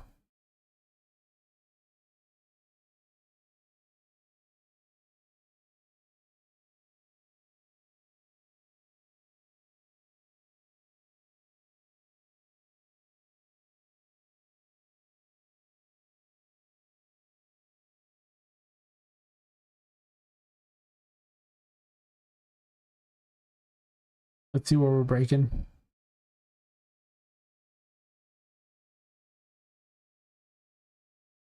Sure. I didn't even check to see if it's deducting the coins or not.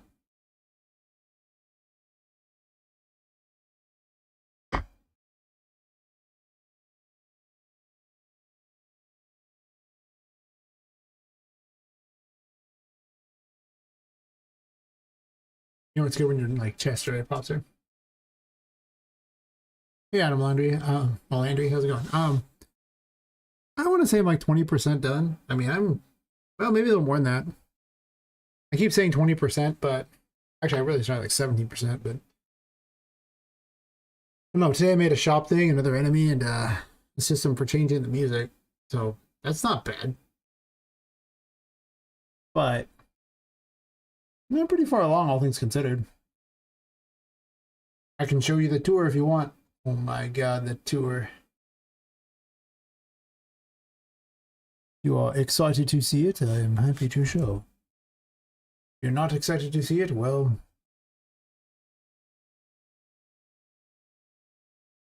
single tier. Saddest thing ever. Actually, I could go to the other map. To make my little shop here on this map that doesn't actually matter. Honestly, we're probably getting close to like 10 months now, right? It was like 9.5, but I keep saying that. However, I'm pretty certain weeks have gone by and, you know, it's no longer 9.5, so it's probably closer to 10 months. My goal is to finish it by next October and the demo by spring.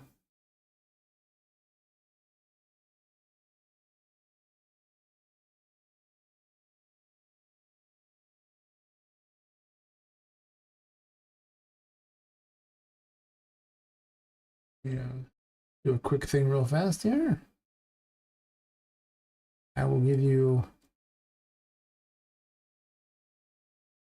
the main tour here. I'll delete the save games here because they get a little finicky and weird since it keeps randomly saving it. Well, it's not random saving, it's just saving as I go.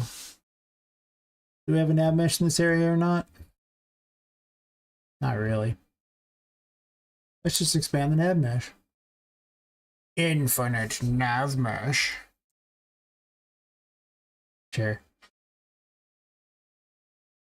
Nothing big.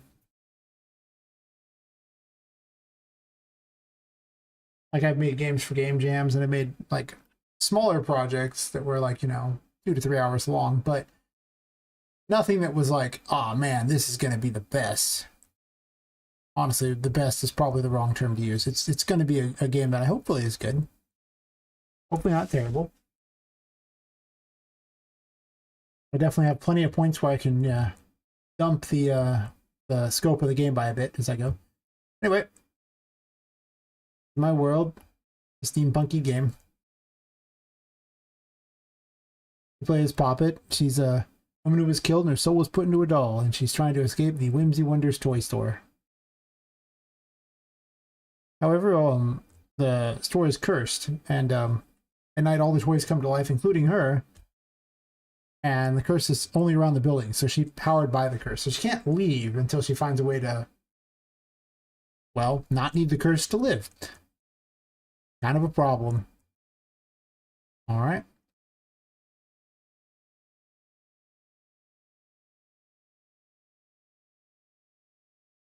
Should be able to load this up here. I'm pretty certain the nav mesh should cover this whole area. The music's currently random and not the music it's going to be. I was testing a new music system, so I randomed them for different rooms. Not bad music, though. Anyway. This is Poppet.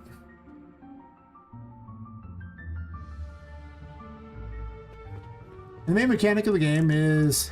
This is her dodge. I'm using it real fast just to eat up her curse. When she's in the darkness, she gains curse power, but she loses her sanity. If her sanity ever hits 0... she dies. The curse takes her over. If she goes back to light, she gets her sanity back, but she doesn't gain any curse power. So in order to use your abilities, you have to go in the dark, but you don't want to stay there too long.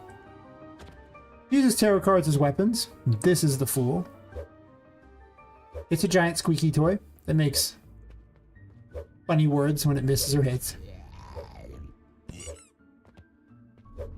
And squeaks.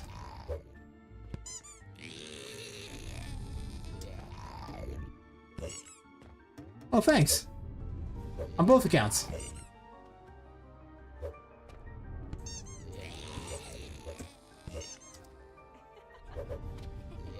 This is the insanity effect. As your sanity goes down, it starts to... well, you know, you go nuts.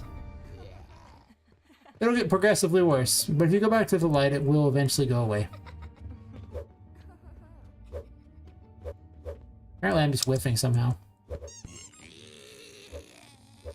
Sometimes the collision's not perfect on the hits yet. We're still, oh, I'm still tweaking it. I don't know about this Wii thing, it's just me. Oh, thanks. Yeah, I mean, the actual tour takes like an hour and a half or something, the full tour, but I usually do parts of it because, well, unless you want to hear all about the game and see every little thing I'm working on, not everyone's that interested in the full tour. Anyway, this is the Empress, and the Empress basically plays like Bomberman. You make these mushrooms, and once they hit 10, anything nearby gets blown to bits, you or them. I need to set the distance on these guys so they attack more. So it's kind of a fun one to play with. Gotta be careful not to blow yourself up, just like Bomberman. It has another half where it will create little healing things, and they do exactly the same thing but heal. Like, they might heal the enemy too, so they don't stay forever either. They will get less powerful.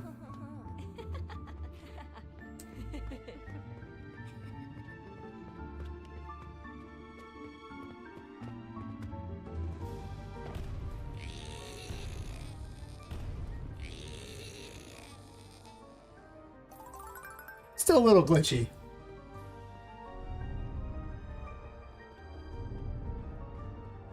Woohoo! The Empress has another effect. It grows and shrinks plants. Supposedly. There you go.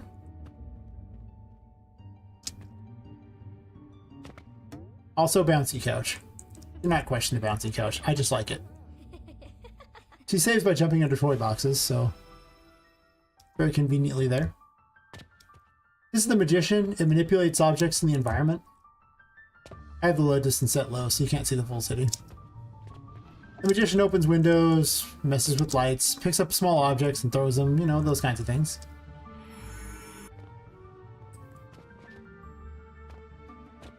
One second. Go my way up here.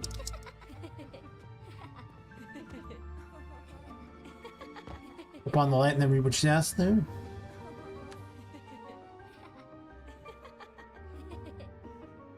How are you? Nice, nice.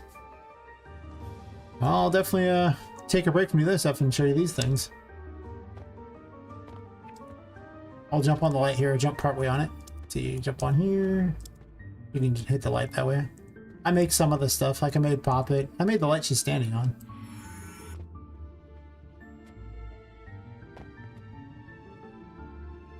Really? I'm playing on a keyboard and a mouse. There is controller support, but listen. I'm just too lazy to grab the controller out.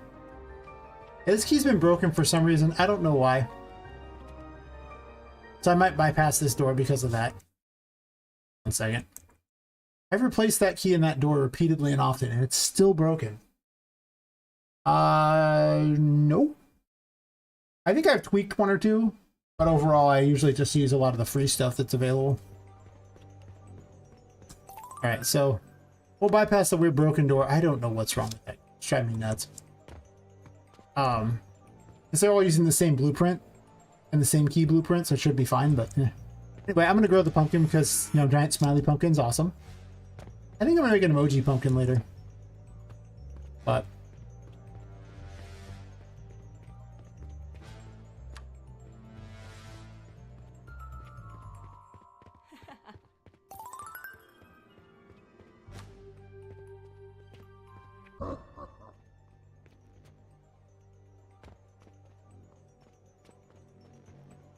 yeah, well, mostly the UI is the worst part for doing controller things. I'm using UI navigation to make it way easier. I just haven't done it yet. Well, actually, I've done it. I just am not using one because I just have the keyboard and mouse right in front of me, so I'm just used to using it at this point for all the testings. It's just extra for I test stuff all the time. So the Magician also has another ability. I don't know how that missed me, but somehow it did. You can pick up objects and then throw them. Apparently, though, there's a glitch, though. I haven't figured out where you can actually, like, multi-hit them, so, you know. That should not have been how it worked. We're going to skip one of his battle phases because of that. It's fine.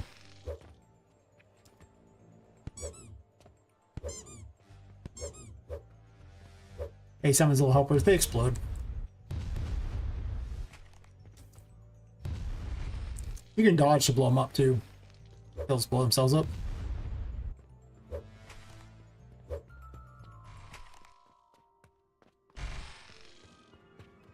This is the first boss, so he's not meant to be too complicated.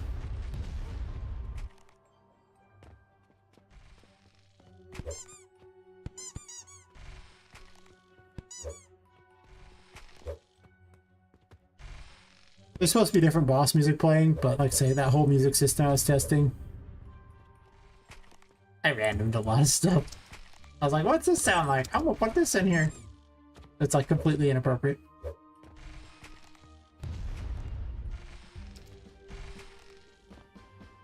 Well, it makes a squeaky noise. That's fair. It has a thump noise, but it also squeaks when it does it, so it's kind of... Like, it can't make too loud of a bonk noise because it is a squeaky toy, so it's kind of like... Oh, thanks. Yeah. I'm debating on if I'm going to use it for a lot of other things. Like, it's funny for the Fool because it's in... You know, it's the Fool. It's supposed to be... Well, it's supposed to actually represent the beginning of a journey, if you know what the tarot things are. I did a lot of research into tarot cards. But when most people look at it, they think, you know, like a gesture type of thing, so it's pretty funny for that. Ow, I'm beat up.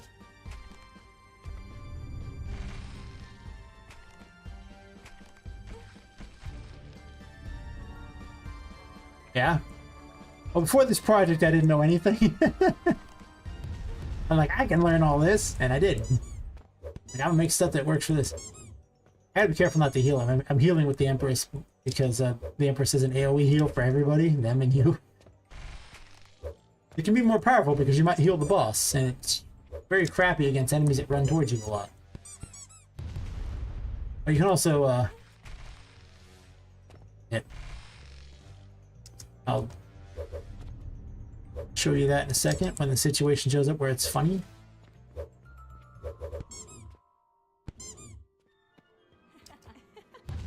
You can also photobomb too. I know you can see you can actually save these and name them later. I haven't done it yet, but you know, the thing.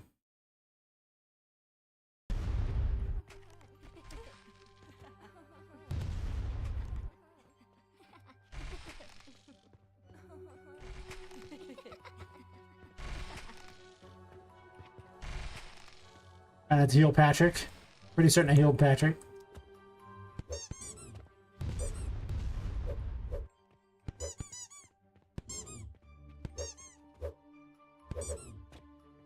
Heal on him quick. He needs a better way to knock the player away, I think. He is the first boss, though, so he's not, like, supposed to be too ridiculous, I hope. Does do a lot of damage.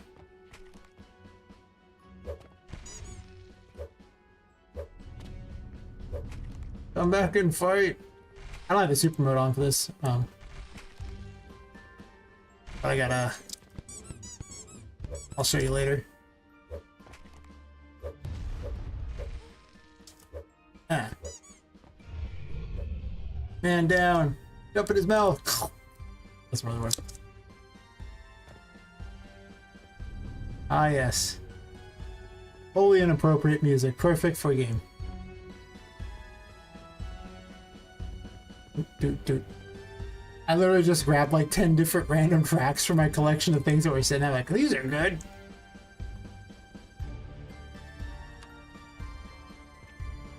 Okay. As you can tell, Before it was just one track the whole time. Things are breakable too, by the way.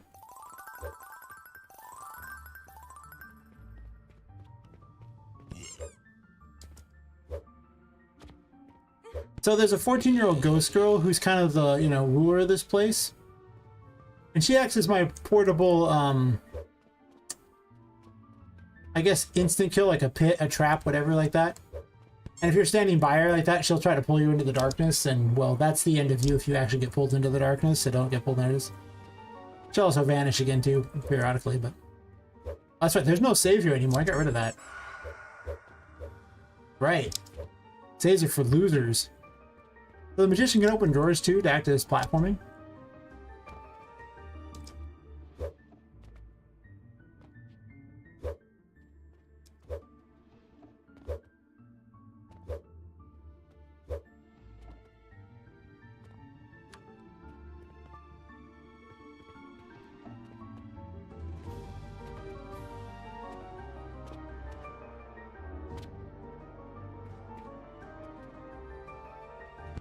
Pool can break stuff, such as,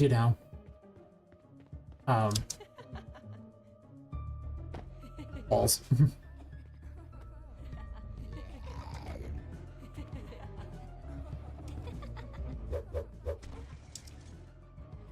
Turn the light on quick.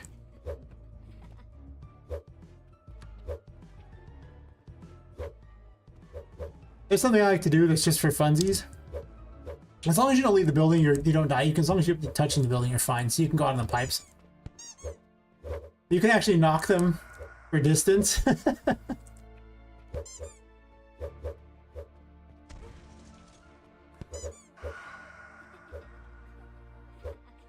I don't get out much, okay? That's my explanation for enjoying this sort of thing.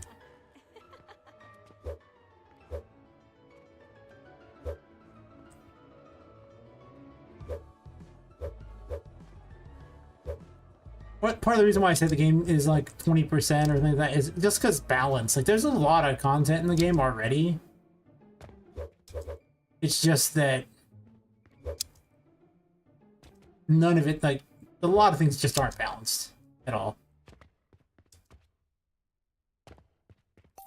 It takes place entirely in the building, but the building is quite large. I mean, I've gone around like a small portion of one floor at this point. You'll start to see how large this building really is. There's different biomes because it's almost like an amusement park in a way, in that there's all these themed areas that you're supposed to play with the toys in. So you'll see all these other themed areas as I go down the floors. I'll show you one of them because one of them is already a lot better developed. The demo is just going to be the 5th floor as you're trying to, work your way down the building. Also, the music stopped. I think it was set not to loop.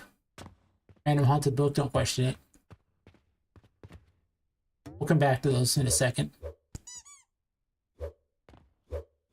Also pretty laggy for some reason. Fair enough. Anyway, I picked up the key for this door, so it opens. Ow. That's mean.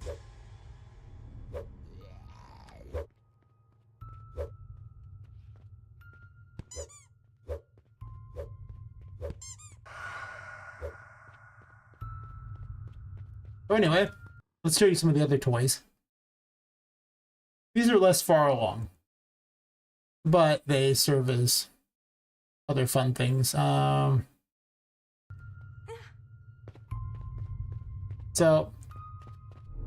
let's see what this weapon up here. This is the Hanged Man. This is my bubble wand. It's not going to be in the demo, so it's not super well developed. It is fun, though. I'm just going to avoid the smoke. I see these are Charlotte traps. Get too close and she will find you. It's a little slow, just give you plenty of time. I might speed them up.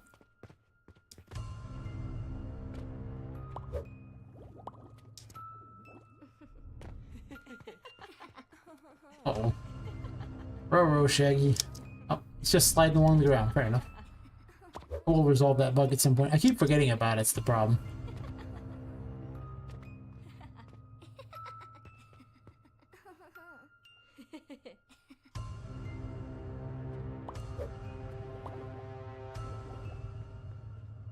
also available.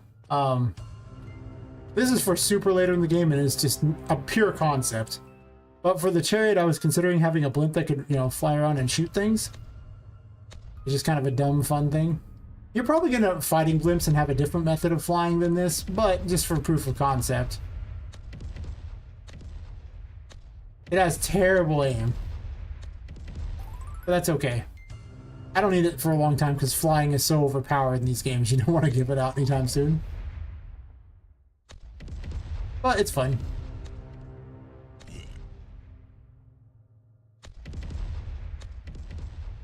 Yeah, it's just one-man army.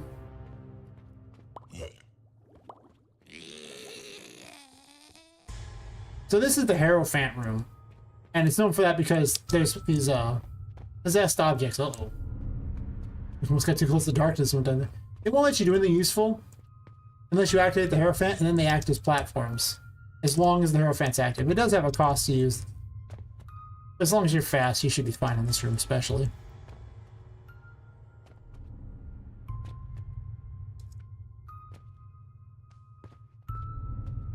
Boing.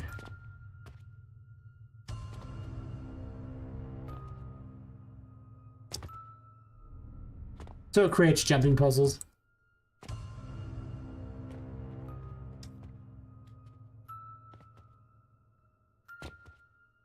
I need to make the cost way higher to use it, though. That's super true.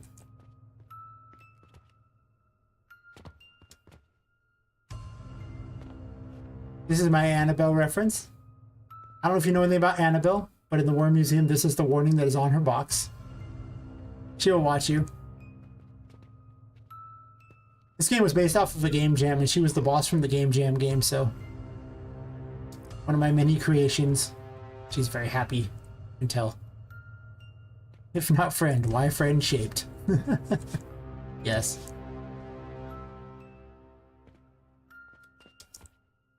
I'm actually happy I have different music to listen to without that. I originally just had one track, one combat track, and one boss track, and it just was... I've done the tour a lot of times. I like the tracks, I do, but yeah, nice to have them different. Just to think about. Look, a key. A lot of the game is sectioned off by keys to different rooms. Not everywhere, but a fair amount of it is sectioned off like that. I need the magician.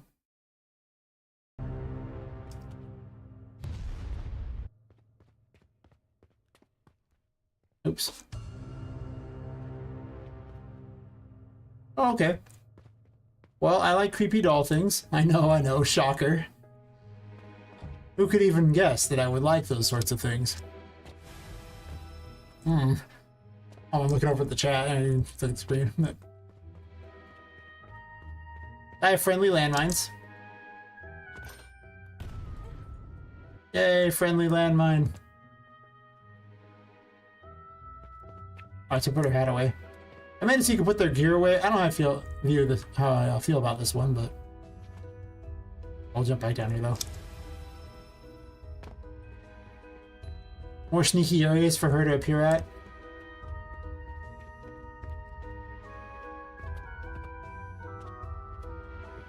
I actually hide some of things. Like, you don't die from going in the smoke, you die from getting caught by her in the smoke. So you can travel through pipes to get to places. Yeah, if you want to watch an Annabelle movie, I mean, they actually have their own cinematic universe. It's like all the Conjuring films, The Nun, and the Annabelle movies. Like, the second one's probably the creepiest one, and probably the best one of the lot, I think. Third ones are more fun.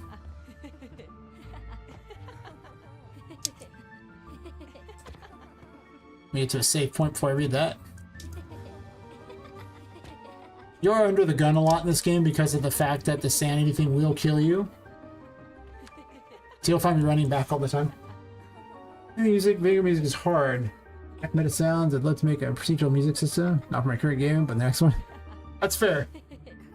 Whenever you have a dream project, you should always make it for the next game. Say you get done with the game you're currently working on.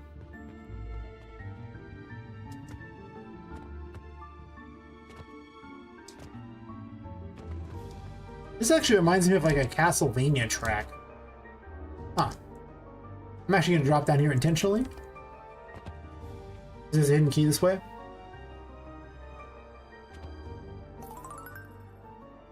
Even though I don't think I'm actually going to the reading room today, but...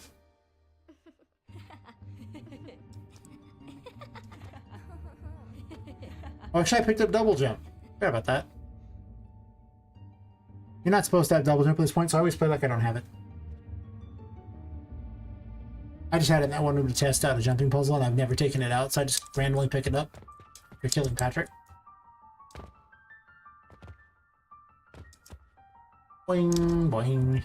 All the storage rooms are intended to be creepy. Even though everywhere else in the place is very nice, the people don't get to go in the storage rooms, so they get to be creepy intentionally. It's fun. I was close enough to get anyway. Whatever.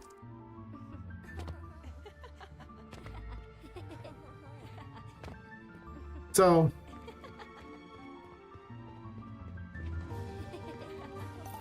That's the first time I've ever picked up that key. I put it in a place that I always forget is even there. And every time I've forgotten it since. Until now. It's the first time I've ever got it. I'm so proud of myself for remembering it this time. I haven't put enemies in a lot of these areas, so I could put them in there, I just haven't. Wasn't really working on them yet, but... The second biome is more of like a Wonderland type of biome. And in the demo, you get to go in one room that looks like this, so, you know. They're designed for humans, but... It's also play areas for toys. Well, for kids to play with the toys. Those like multi-tiered things. I'll go down to a lower tier in a second. Boing, boing. Woohoo.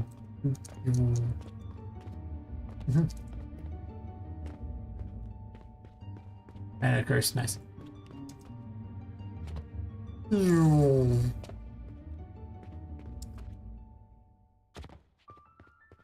So this is this has a story. This is Twitch chat's fault.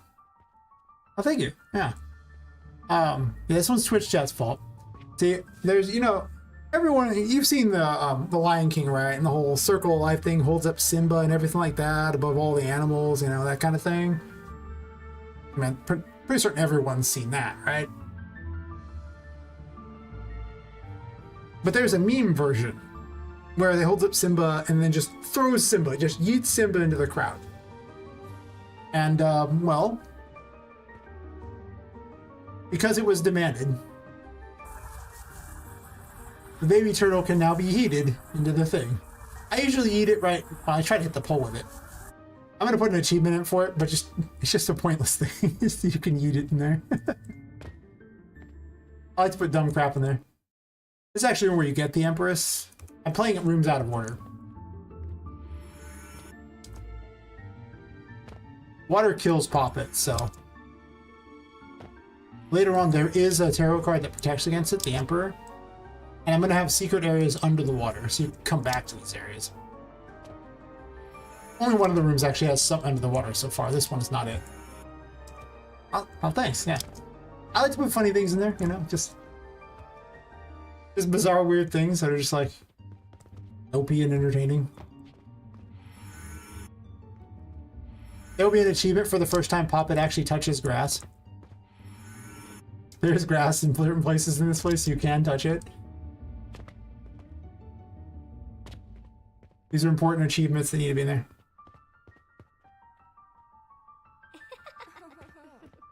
Well, you see, there's this thing called copyright infringement. Yeah. As funny as that would be, messing with Disney is not funny at all.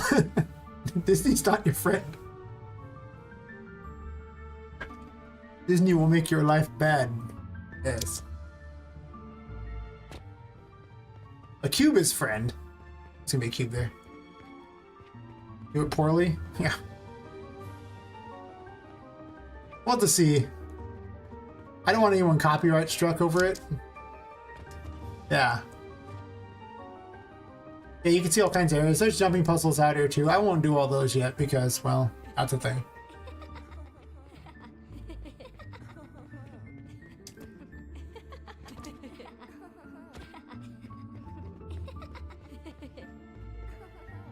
Back to a light here. I'm making mushroom enemies for this area and other weird things. Yeah, copyrights. I mean, I'm streaming. Well, I stream on. Well, you can tell I'm streaming on YouTube. I'm also streaming on Twitch at the same time. And I live in fear of YouTube copyright.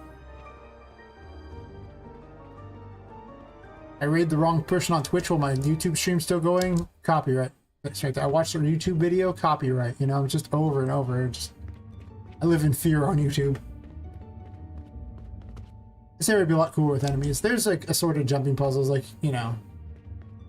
I haven't put anything out to get to them yet, but over here you could literally like activate these things and start jumping on them. If you wanted to travel out that way. We're going into the library. Yeah, every other door and key works fine. For some stupid reason, that key has been driving me nuts for a while. So from this room, I'm probably gonna, this room's not completely finished yet, so I'll have to go through a lot of things like that for them. It's gonna be a pipe maze above. And lots of puzzles involving, you know, jumping from shelf to shelf and finding things and stuff like that. Also, I'm slowly dying. Quick, quick. Go somewhere safe.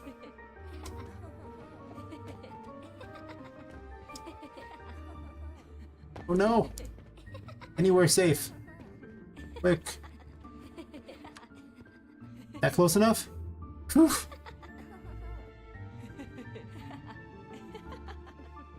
Oh yeah. Oh thanks, yeah, I've definitely, you'll find the second area is very, very beautiful. This area is the area where no one's supposed to go. It's not for the public. And she wakes up in this area. Well, yeah, there's going to be a lot of varied areas. Well, there's actually like 5 major biomes. I mean, let's be real here. It is one guy making this game. Let's not get too crazy, you know. I'm okay with some crazy, but there's crazy and then there's crazy.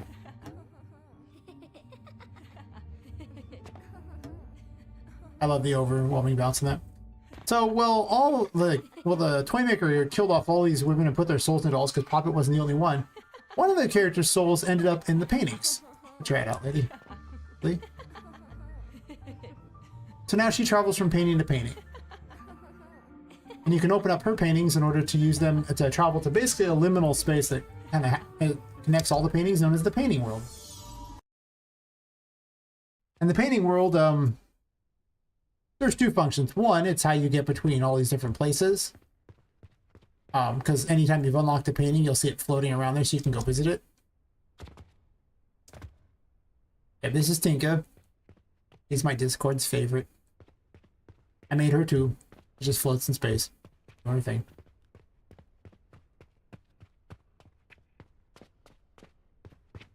There is a conversation system in the game. I just haven't added much in here. It just gives you the magician key right now. But you can also save toys by throwing certain ones into the paintings. Basically the sentient ones, or well, not sentient, but the ones that aren't insane can be thrown into the paintings in order to rescue them. In which case they'll open up little shops or whatever. This one here, Annie's on, who opens up a shop. And that's what I was working on her shop.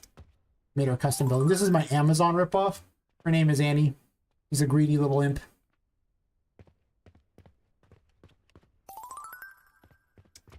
Yeah, there's going to be all sorts of crazy things going on here. And you basically build a toy city by rescuing the various NPCs in the game. I was working on making it hard out of shapes, and I just tossed it here. It's not supposed to be here. I was also making an area for this other character, but I hate the area. But the character's okay. She's going to be how you upgrade your tarot cards. I have not given her a very cool stance or anything like that. She needs work. That's okay. I was working on her yesterday, and I got tired of it because I didn't like what I was coming up with. I was like, never mind. I gotta rebuild the battle arena. My dialogue plugin got broken, so I made a dialogue system. And now I can have the battle arena again, but I did make this character. So at least he gets to be shown. Even if his name thing he's facing weird.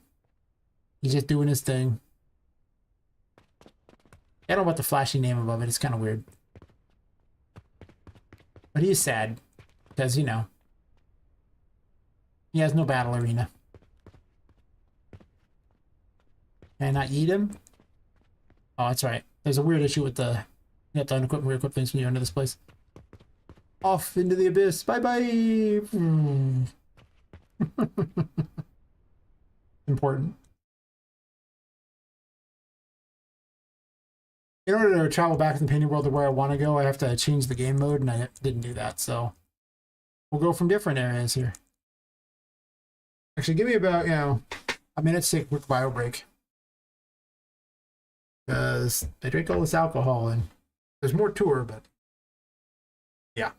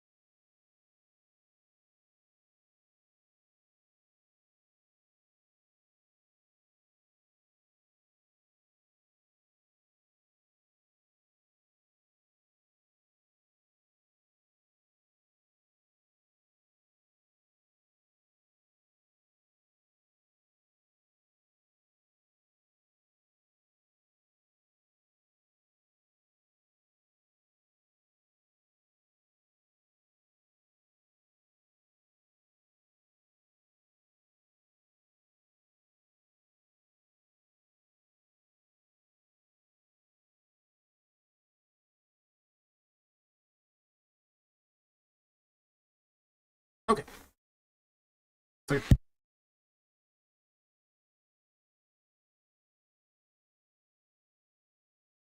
Let us continue the tour. Yes. Yes, indeed.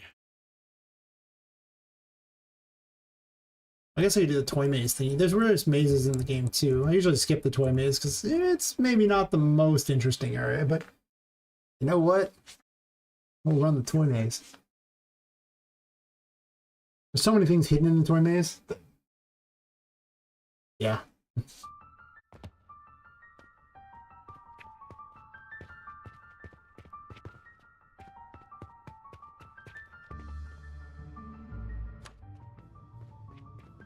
Gotta get my sanity back real fast.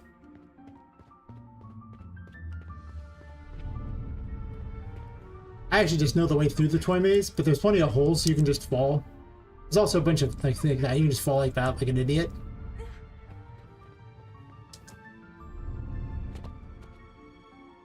Right, I can play my own game, I swear.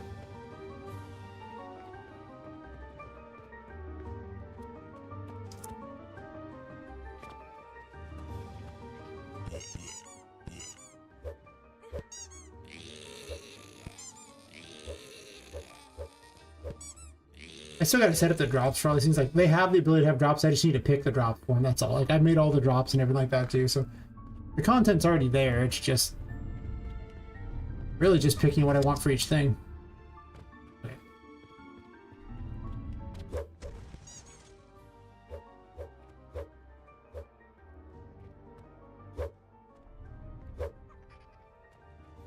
Just running the right way.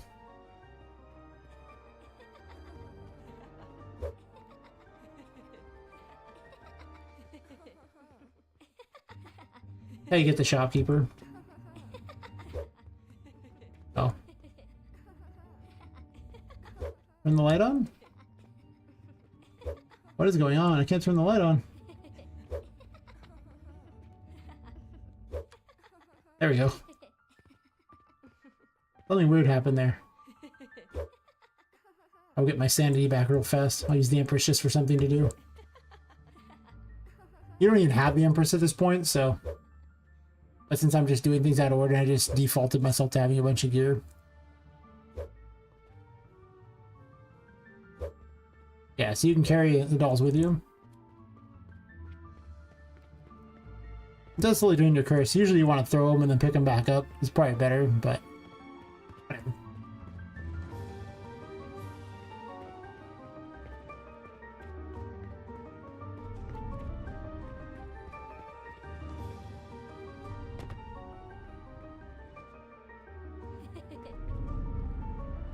Once you're free, you can just go and throw her right on in. And that's how you rescue a character. And then she would appear in there. I have her just defaulted to unlock some testing her stuff. Yeah, there's a key hidden in here too, and that's how you get to the waiting room where I started the tour. We'll skip past that because, well, you already saw that room, so there's no reason to do it again. Unless you want to. I mean, you know, I guess I can if you really liked it. As far as the second biome goes, I have a bunch of that already made. Wonderlandy areas. They can be more of a Neverland. I haven't decided yet. But either or. That will jump around. Show off all the goods. Good Joe, the goods.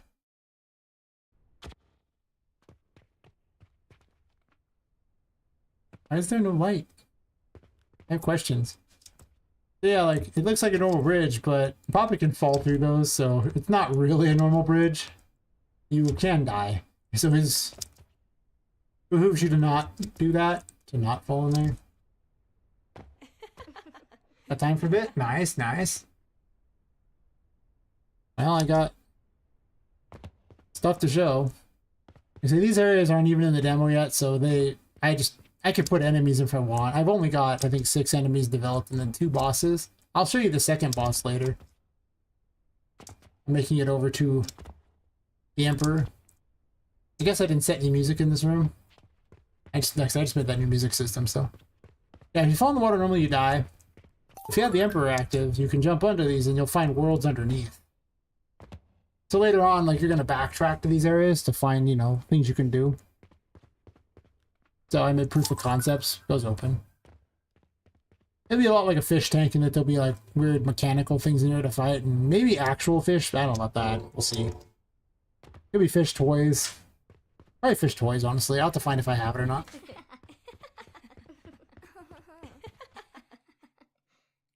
This shows off one of the other tarot cards. And that is the Sun Tarot. Well, the Sun Tarot is active. It creates a little sun thingy out of the Sun Tarot itself. And it counts as being in the light. However, you gain no curse back. You just lose curse perpetually while it's going, but you do have light, so that's kind of nice. You can kind of see all the weird little areas.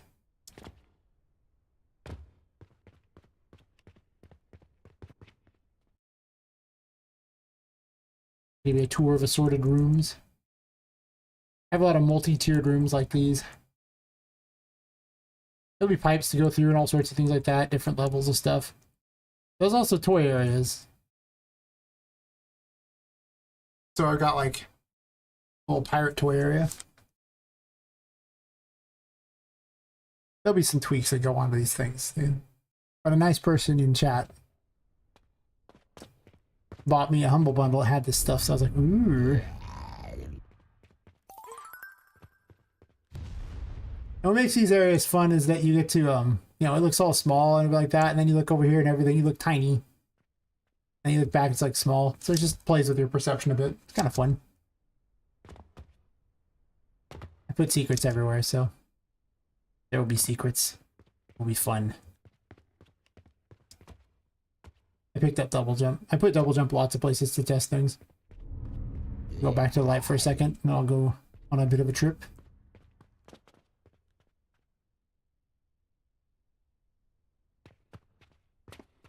Good enough.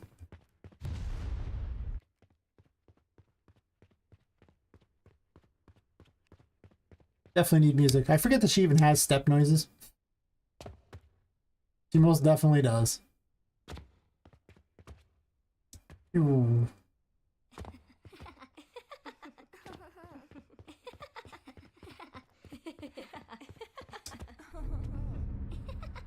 Boing. Oh yeah, there's enemies that launch chickens. Chickens.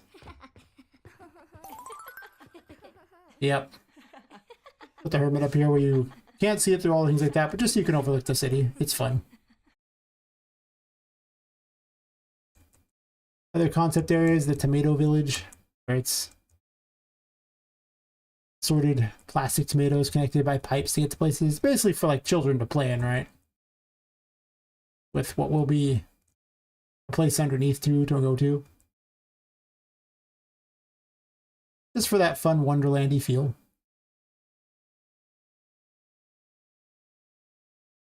But I'll show you actually the second boss fight, since that's probably more interesting than just concept areas. 1 second.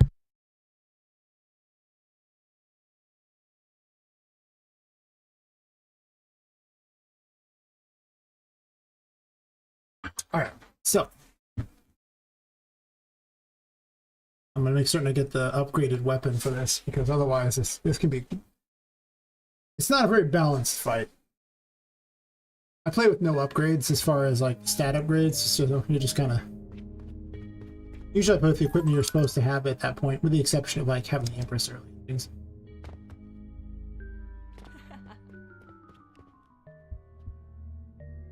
This is the first and major bosses. And her mechanic is that she summons a voodoo doll of you. And if the voodoo doll of you takes damage, you take the damage instead. So you have to protect the voodoo doll throughout the fight, or you're going to be real sad and dead very quickly.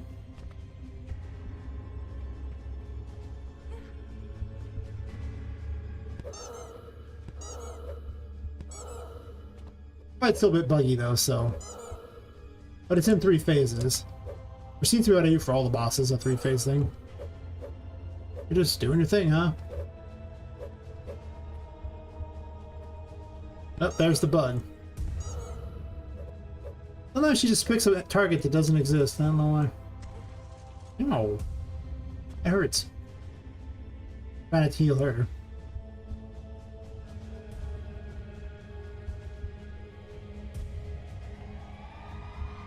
I guess I could show off the other tarot card there.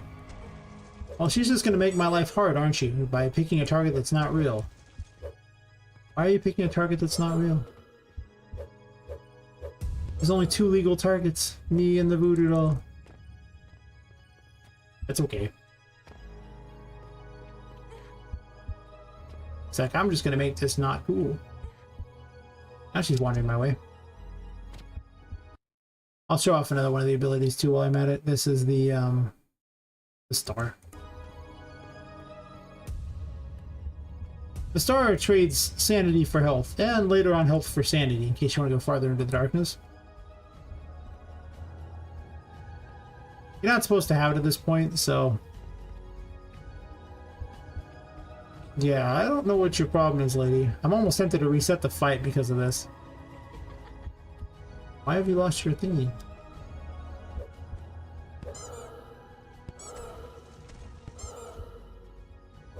She normally chases after you, but that's okay. As soon as she gets to her like 3rd phase, she'll automatically reset everything anyway.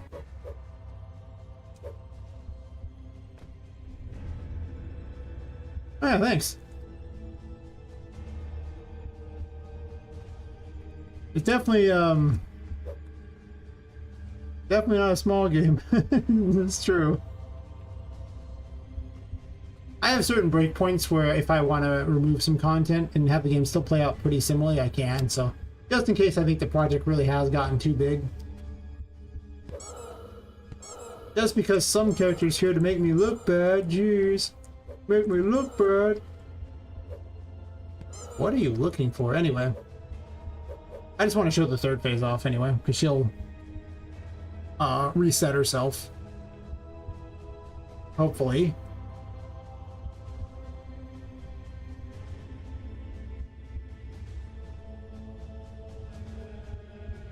So anyway, in the 3rd phase, I just made these enemies today too. She gains a force field that makes her invincible, causes the entire battlefield to start rotating, so this way, you know, it makes it really hard to get to things. She summons 5 helper minions, these things. And they, as long as they live, she cannot take damage. So if you can destroy it, then, you know, destroy them, then her field will drop for however long until she uses the ability again, so you need to hurry up. It's definitely rough. So I picked up the super mode for the Fool. It has a super mode where it grows huge.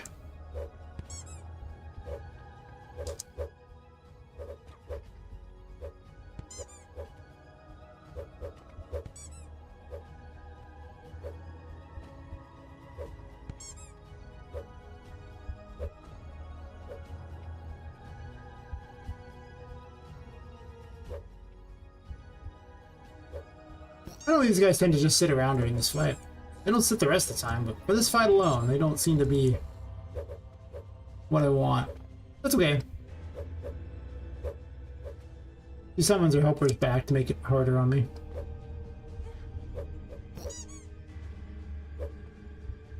Where you at? Where's your helper at? There's one. Little rodent, come back here.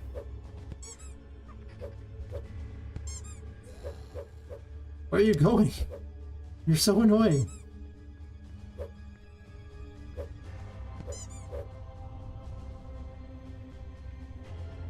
I think I got all of them, yeah.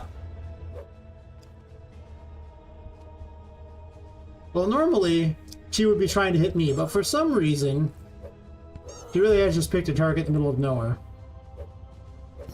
Making this fight way less exciting than it should have been. It makes me sad. She still does a lot of damage, but it definitely hits differently when she's chasing you versus not.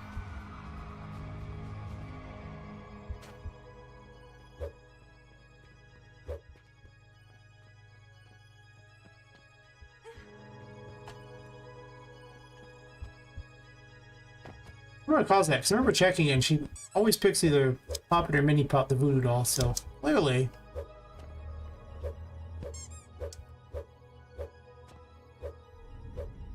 Where are you running away to? Should go after the ones this way, because if you go with the spinning thing, then it actually causes it to be a lot... You can move a lot faster in the right direction. A lot slower in the wrong one.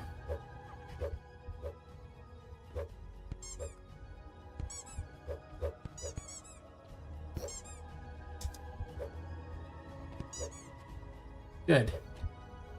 Figured everything was down. Yeah, this spot. It spins so fast.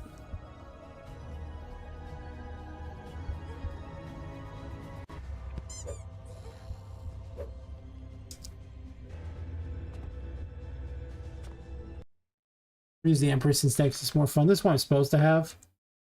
But the Empress isn't even that good for this fight. That's the joke. She's really terrible for this fight. Because the problem is the mushrooms spin away from you. Unintended, because I made the Empress effect after I made this fight.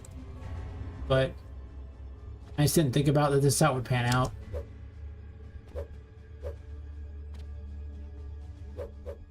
Why, hello there.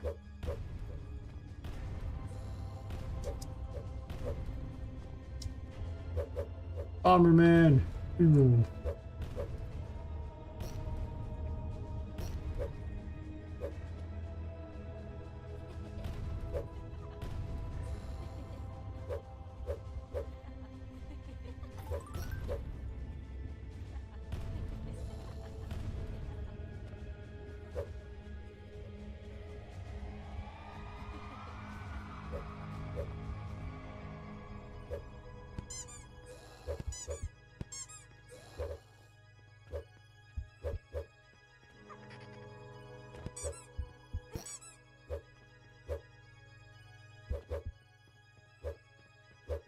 Yeah, the fight would be a lot crazier if she was actually trying to hurt me.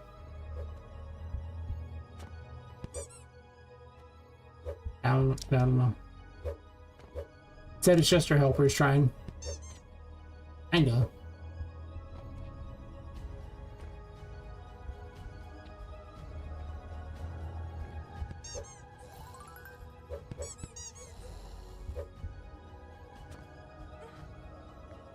getting my voodoo doll stuck.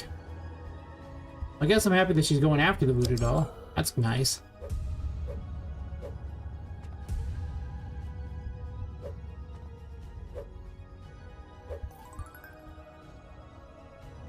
Oops, those are exploding ones.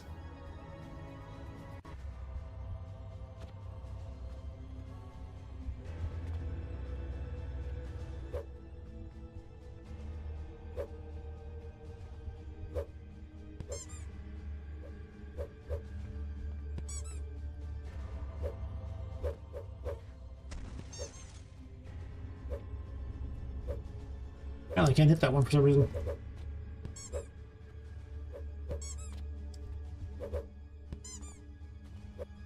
I must say, ever since I switched to Unreal 5.5, it used to be after about 5 hours of streaming, I started to see a bunch of lag and need to restart. It's actually almost 8 hours. I'm just starting to see some lag things. That's good. I think after this test, I'll do a restart though. Are you like invincible somehow? I can.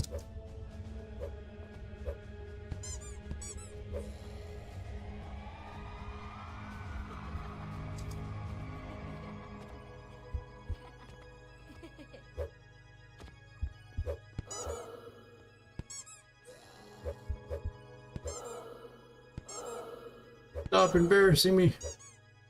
There we go. You deserve that. You deserve the big hammer for embarrassing me. You're not attacking me like you were supposed to. Vengeance is mine.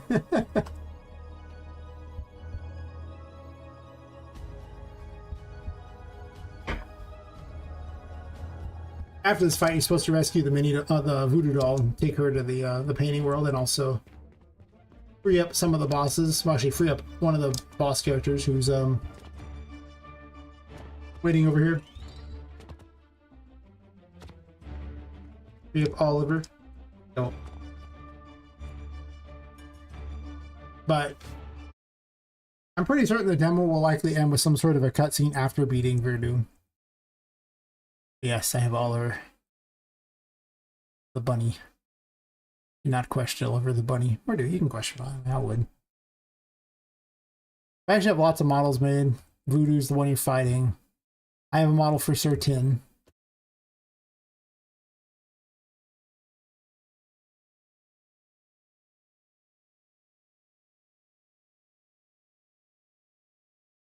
Called him the sheriff at the time, but you have a thing out there for him? Doesn't even have a character model there. Fair enough. Doot, doot, doot, doot, doot, doot.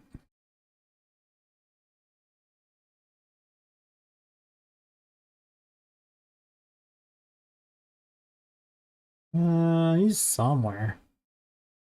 What did I do with him?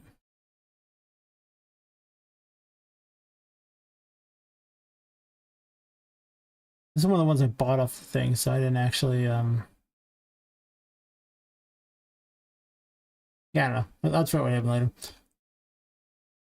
I had the Red Queen. I do have the Red Queen in the game, I'm pretty certain. I have concept art for like all these characters too, so I could just scroll down. Like I have a 70-page game dev doc, which isn't even accurate anymore because, you know, I made some changes. Couple. Just saying.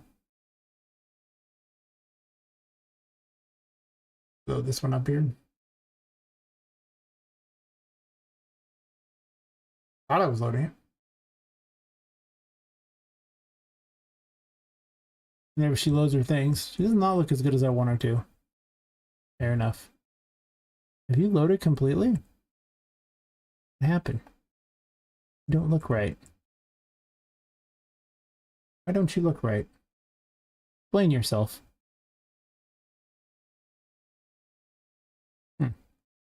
All her mesh is a little messed up. That's unfortunate. But there's going to be the bottom floor is going to have a great board in there. Well, the first floor, the bottom floor is incorrect, so it's a basement. And there's all these chess and checker pieces that are going to be fighting over it because they worship it as their god. It's just one of these funny, dumb things like that. I actually do have characters for that too, but we'll get to those in a second. So yeah, it'll be very chess themed in that area. I'm gonna build myself a model city around here with like trains and stuff. I put some things here just to show off, to remind myself that's what I was putting in here, including a train that's gonna go in here. It'll be moving around. It'll be things. You'll be fighting little blimps in here and stuff. It'll be interesting, probably. The basement's gonna be full of all the broken toys and a ritual thingy that. Probably have a ritual thingy. I just move in there. There's a secret sub basement that's gonna be corrupted stuff, but we'll get to that if it makes it to the final game. Might not. Don't care about that. It's just weird things like that. And then I made a toy maker's lab where I made a whole bunch of the stuff here for a climactic fight. Also, I'll pull out Charlotte so you can see her too.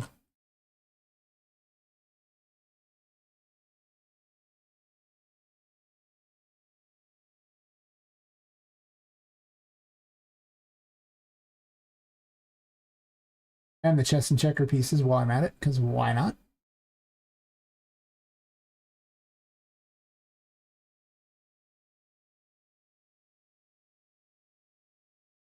These ones don't have attacks set up because they're for like way later in the game, but that's okay.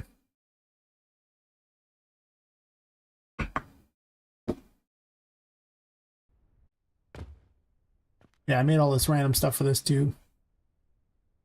Some partially out of parts that existed already. In my Tesla towers. And that's a goo.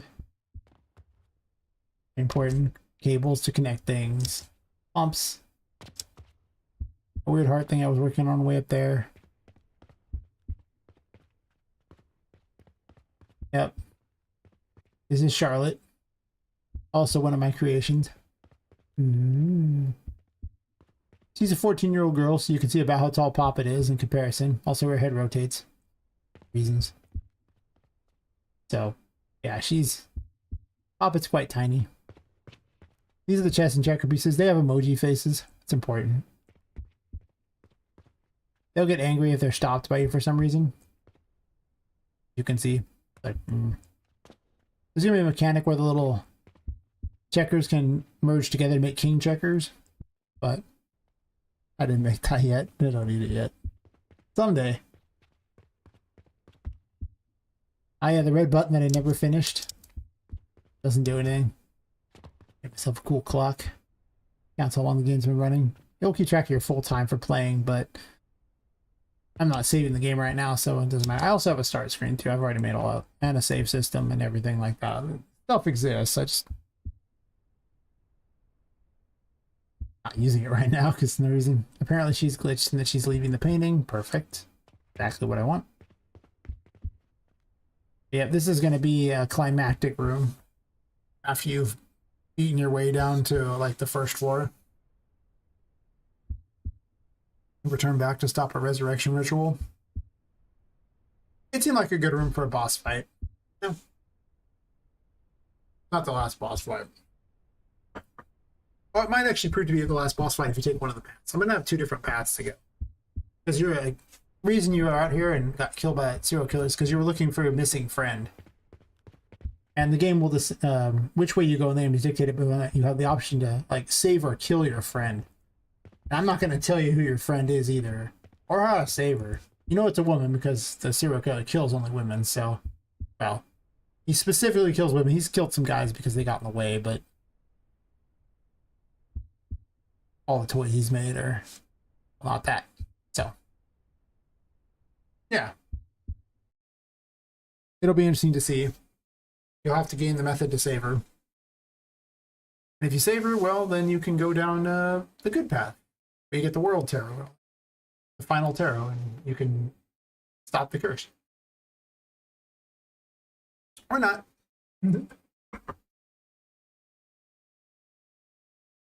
I think that just about covers most things. I might have skipped something. I don't think I went through literally every room. But I went through a lot of them. I still have rooms to make for the demo. This room's fine. I need to put names in it. Oh, I haven't shown you this. This is made by a wonderful person in Discord.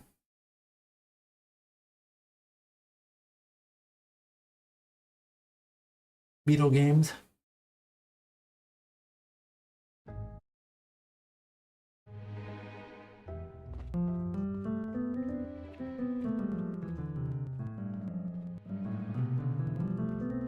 I tweaked it a bit so it worked better with Poppet's physics, but beyond that.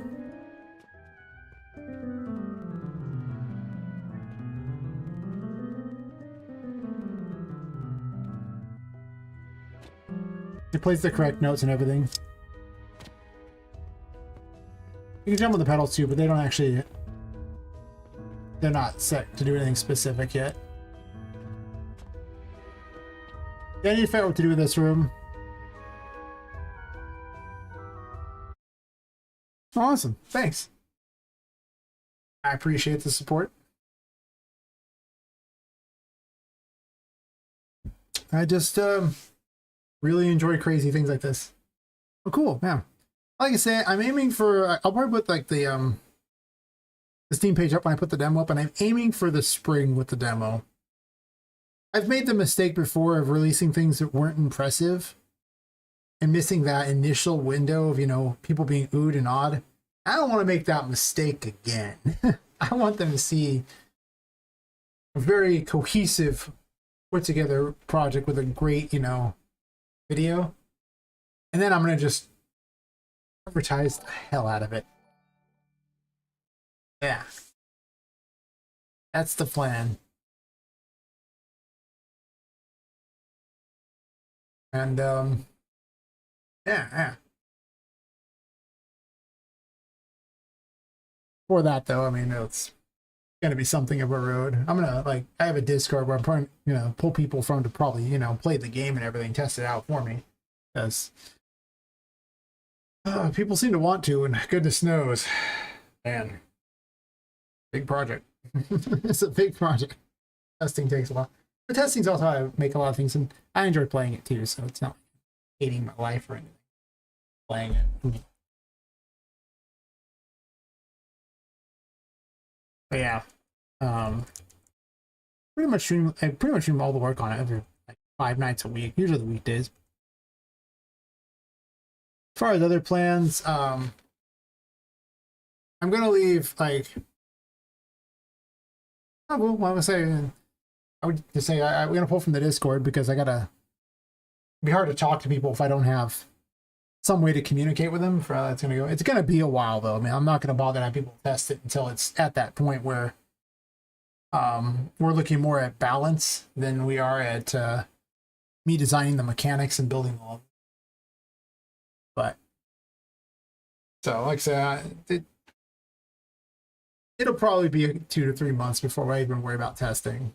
And that'll be testing like the demo.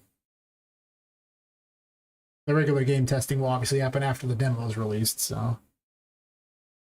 Job 1, get that out. Job 2, hoard the demo out to every single person who, like, publisher, like the Unreal Mega Grants, any social media I can. Just literally throw it everywhere. Maybe try to start a Kickstarter. I don't know about that. We'll see. If I have enough people interested, I'll come up with something. But I'm just gonna run it everywhere. But I really want to have a very serious plan set up. As far as like, not plan, but a serious, you know, effort that looks very, very polished and very good. I do that. I guess other things that I was going to put in the game, and they will be in the game. I was going to put memories from your lost friend. She's been driven crazy by this place, so the memories are going to be various places, and they're going to be to help you try to figure out who she is. Because you don't know what she looks like as a doll, obviously. That's or some sort of a toy. You don't know. And they're all crazy, so you can't really just talk to random, you know, toys. Most of them are crazy. The ones you can rescue aren't, but most of them are crazy, and even the ones you can rescue are a little off. Even outright antagonistic, but they have their own goals that happen to align. I'm also going to have audio logs for the toy maker. He's not really going to be in the game so much. Like, there's like one scene where he actually is in, otherwise you won't really see it much because, well, the toys come to life at night. He's largely not there. Except for this one night, which is important. And then various like notebooks, like with sort of lore things, are just like maybe his notebooks. I don't know. That's why I made customizable books, so I could literally just change things as I see fit, move pictures around, put words in and stuff. So I'll try to tell a lot of stories like that. And Charlotte also writes on the walls too, various messages. So between that, a lot of the story is going to get told via stuff that's around because, well, at the end of the day, the premise is that these toys are crazy, so you can't have a lot of conversations. Poppet Quest is the name. I guess I didn't say it. Yeah. So named after the title character, Poppet. Yeah, I might. We'll see. I was looking at the price tag of voice acting, and even on Fiverr, it ain't cheap. And my budget for this game isn't incredibly high or anything either. Like, it's okay, but it's not that high. In fact, like, streaming it like on Twitch has actually added a bit of money to the coffers for the game. Because people have been like watching on there, and I got affiliate in like a month and a half there or something, and so that's helping me buy additional assets for the game. But we'll see. I think I've only spent, well, I spent less than $2,000 on my entire game dev career at this point. It turns out that they give away a lot of free things. And I'm pretty good at mixing them together to make something look cool. And also just stack sales too. I actually picked up 5 things from the recent Fab sale because, well, actually courtesy of Twitch. I didn't do this room.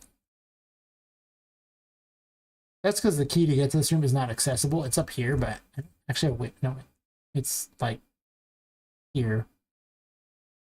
But it's not actually physically possible to get to it yet. Maybe it is. I actually think it is. Yeah, it says a jumping puzzle all the way around the outside of it. And a key hidden outside. Ooh. Oh yeah, I was going to make a bedroom for the ghost girl. It's not going to be in the demo though, but the most important thing was done in this room.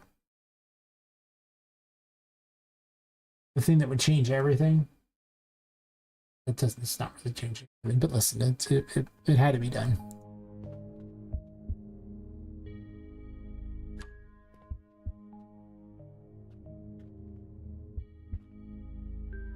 Oh, did you? Nice, nice. I made the bed bouncy. This is just necessary. I have this belief that everything should be interactable. Well, I mean, obviously not the carpet on the ground or something, but for the most part, everything should have some way to interact with it.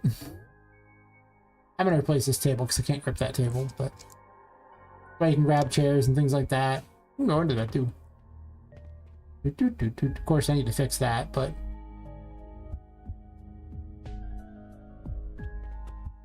a note to put something there. Yeah, this room has like got nothing in it. It's just I had to put some concept stuff in here. A lot of indie films and stuff, but that's cool though. Directing things. I know so little about doing like film stuff, so cutscenes is going to be rough for me. I'm not going to do a lot of them. That's why I picked a Metroidvania, because Metroidvanias aren't exactly known for story. Like, there is story in them, but it's not like a JRPG or something where it's like super heavy. They can exist, but I literally set it up so that there wouldn't be that many people to talk to. Go with your strengths, right? You know, not a professional writer. Well, technically, I'm not a professional game dev either. If I make money off it, I become a professional game dev. Thinking of making a kitchen in here. These rooms are just, they're nothing. They're probably getting swapped. Potentially a bathroom in there. I don't know about that. There was an idea of being able to use the pipes to get places, but the pipes are too small. I have to... Poppet's tiny, but she's not that tiny. You're like, you can go down the toilet. And I was like, well, she can't. He's way too big for that. He almost could. Yeah, maybe. He could almost fit down that. Kind of gross. Yeah. We'll see how I do it. It's possible I might do it more of a comic booky style or something like that, or something very stylized as opposed to trying to make it like in, like animating them in this. I just know how long that stuff takes. Just from what people have said, and I'm just like, I'm one guy, I gotta make all this, so. We'll see. Job 1, make the game really fun. Job 2, everything else. That's how I view it. I could cheap out big time on intro cutscenes and things like that, and it wouldn't even make a big difference if the game was super fun. But if I had the best cutscenes ever and the game sucked, the best cutscenes ever ain't saving a bad game. Only half run through this room. A lot of it comes down to time to do it too. We'll see. I mean, I don't want to pretend like I'm suddenly going to be good at it because I've never done it. So I just automatically assume that I won't be particularly great at it. Start on the cutscenes, simple now. That's fair. I mean, I want it to be really good. The thing is, though, is cutscenes are boring. They're not fun in games. You really don't want any of them because they stop you from playing the game. So most of the time, the cutscenes I'm going to want are going to be like the intro, which I do need for the demo, sure. And the endings, which I don't need for the demo, so I don't care. And then there might be like some random plot points. Yeah, I'll have to look into it. I mean, I briefly looked at it. My knowledge of it isn't high. Like I said, it's a question of like the order I'm doing things in, like the priority is like that's like the lowest priority. Because I'm still building the game. But I definitely plan to have an intro cutscene. And then probably one after you beat Voodoo. I don't know how many cutscenes are really going to need to be involved.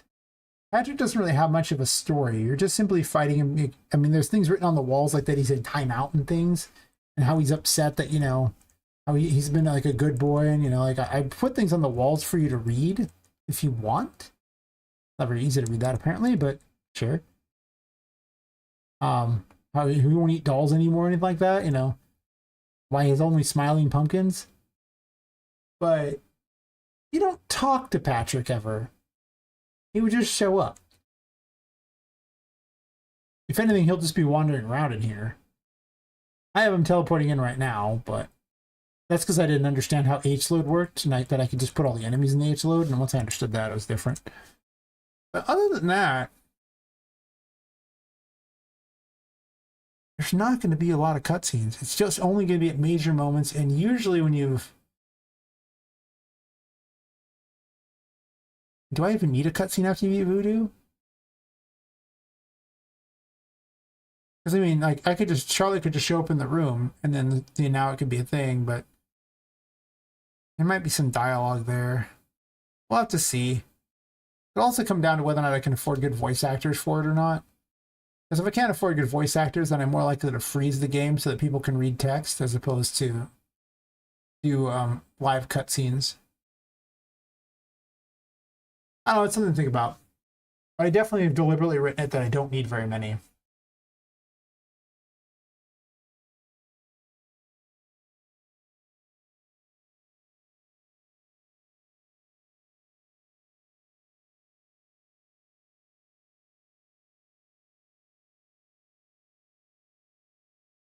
It's kind of like if you like something like Bloodstained or something like that, you know, as far as Metroidvanias or Hollow Knight or whatever, you'll notice they're not very cutscene centric. It's kind of hard to name a Metroidvania that is cutscene centric. If you count Batman or the Tomb Raider remakes as Metroidvanias, which, I mean, you really could. They're very close to a Metroidvania, but they've also got like a million cutscenes in our AAA games, so Not a good example to follow for a solo dev. Nah, nah, man. I'll never get my game done at that point. Huh. I don't know. I'll look into it. I'll say it's. I don't want to plan for something that I don't really know enough about. Maybe. The other thing is if they're not good at it, then I don't want them. Like, I mean, if I make everything look awesome and amazing, and then their voice acting sucks, it's better just not have voice acting than bad voice acting. So there are people there. There is a college here. I could probably pull something out like that. Maybe.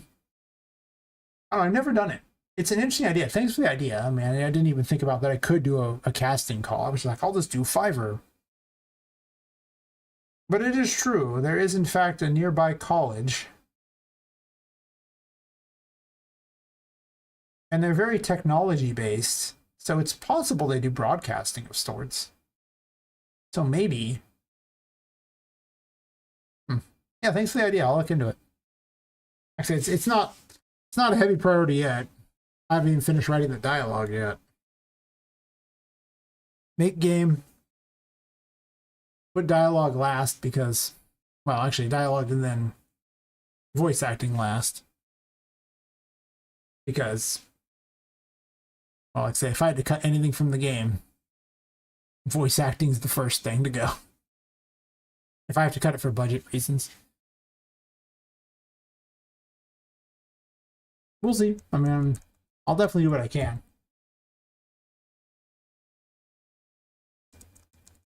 Yeah, it's interesting to see. Yeah, it definitely, if it does need to be good. I really don't want. It would stick out like a sore thumb if I made everything amazing. I'll see. I don't know. Pretty much don't worry about the things until I'm at that point in the development. I really got to lock down the story. I was doing that, working on that, but then today I decided to build a new music system, a shop system, and a new enemy.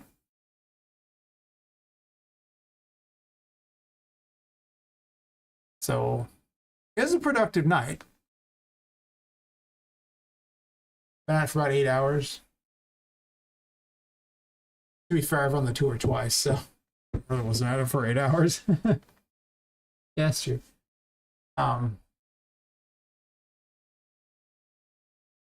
Yeah. Awesome, thank you. And thanks for the idea. Yeah, it's see, it didn't even occur to me that I could just do that. I guess I'm just so locked inside and never go out anymore and assume the world is the internet. But yeah. It is progressing fast because I stream it nightly. Yeah, sure. Next time you come back, there'll be more stuff. Always more stuff. So I have all the tarots I need for the demo. I'm only going to have 4 in the demo anyway. They're not balanced, and they're missing some abilities. The demo's not long enough to have 5. Really. How you too? Guess I'll return to building my shop. Yeah. Definitely see you when you wander by next. I'll be around. Definitely be around.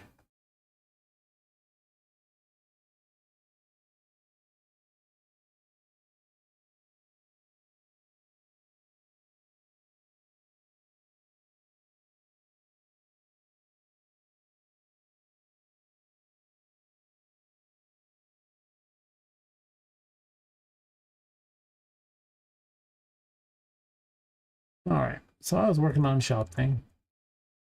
Now I have since forgotten what else I was doing with it. That's okay.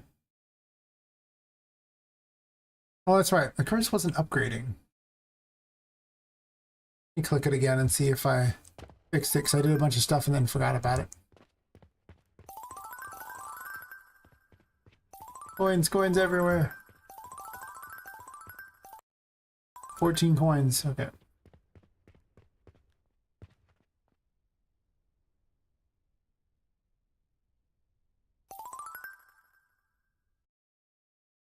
That happened, but the curse didn't go up, so I did subtract the coins. Just said item collected a lot.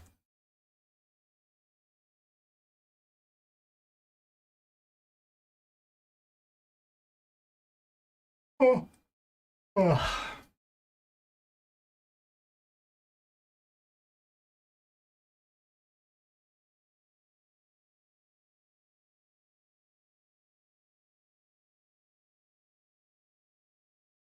I think that oh, actually not even that incredibly tired. A little yawning, but not too bad. He looks terrible. Oh, what's up there? Everything from Daz never looks right in this engine. Yeah, it never does this. The Nightmare in a Bottle thing. I know this thing says Nightmare in a Bottle. But what is happening here is somewhere it's not reaching this point.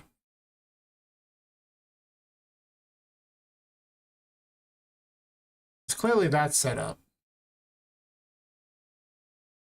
So let me look at the dialogue first.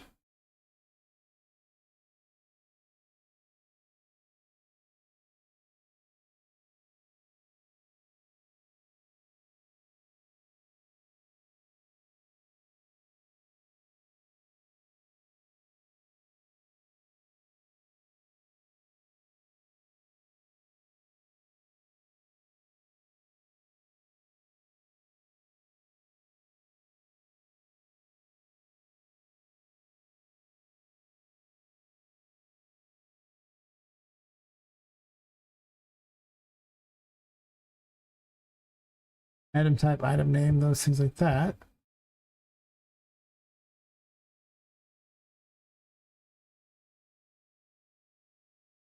I mean, it should do this.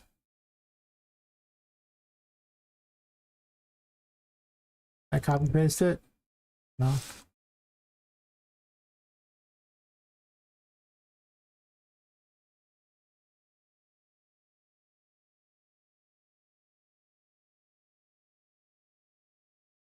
Item bot. Duration forever. I wish it just would default to like 30 seconds or just forever. They only so many fit on the screen anyway, they'll just vanish later.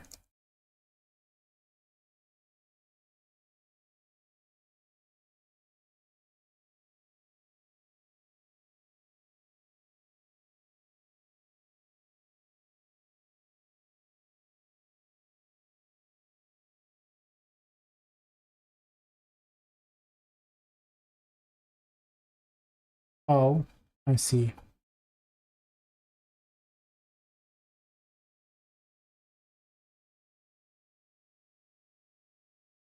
I know it's wrong.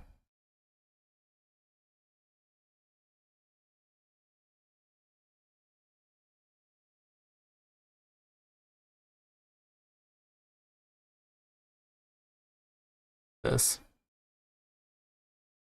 It's trying to send a message to the other actor, but the other actor was never picked up because it's done off of this.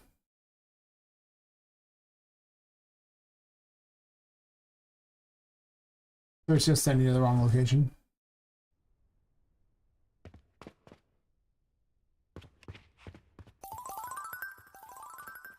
So it works great for just the things that are floating around. Good enough. 15. Oops. Would be better if I didn't hit escape. Hit tab.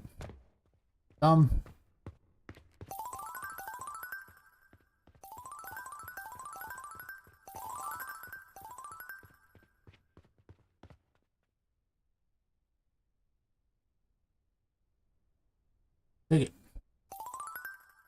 Boom. Yep. Now curse is higher. Oh.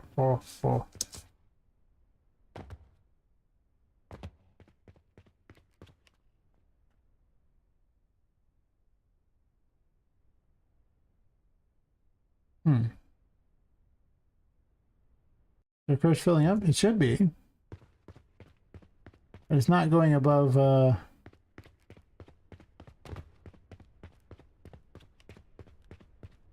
above the amount. That's a flaw in something else. Actually, am I even in the darkness? Do I count as being in the darkness? Maybe not.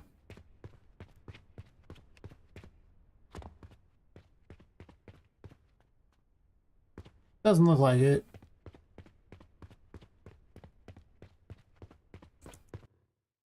Oh, no, it's filling up. Okay. I just didn't count as being in the darkness. This is clearly the darkness, though. Yeah. That works. There's just dumb. Got it. Alright, so that fixed that. That's not bad.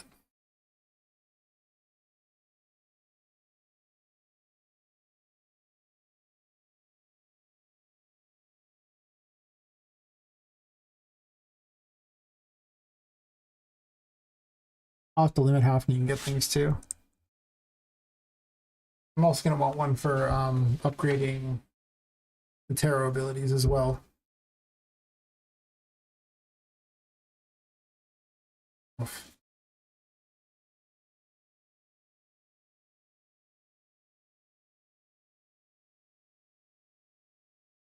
Okay, maybe a little more tired than I thought, but it'd still be good.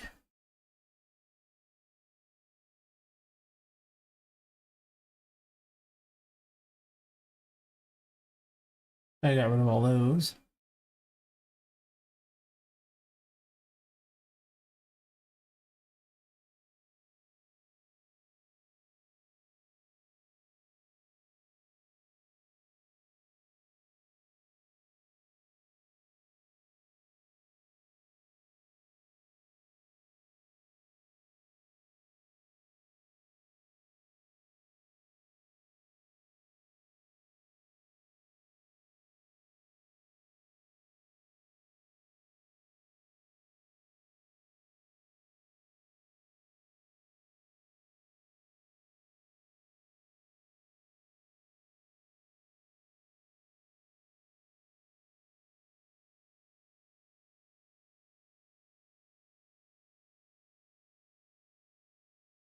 The item effect, I just mostly need to change it on Poppet.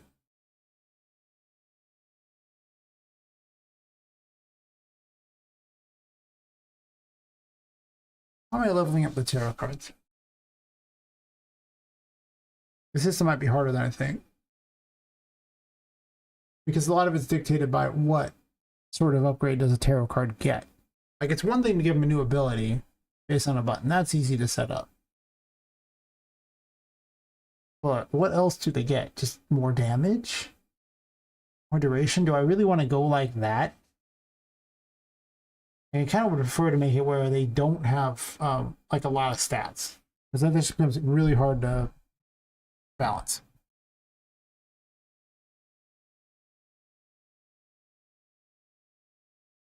I could have them all behave the same way as normal and just up damage. Not terrible.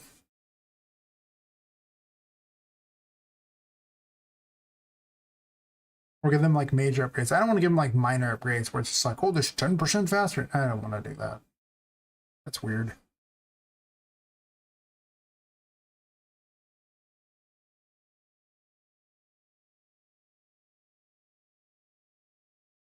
Um,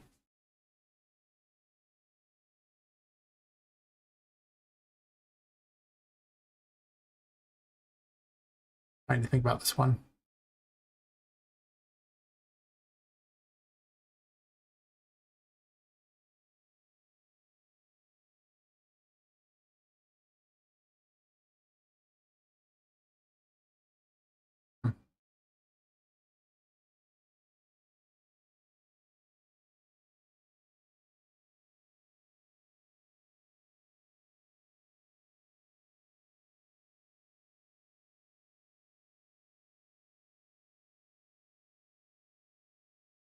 I'll think that one through. I don't think making the actual item itself is particularly hard.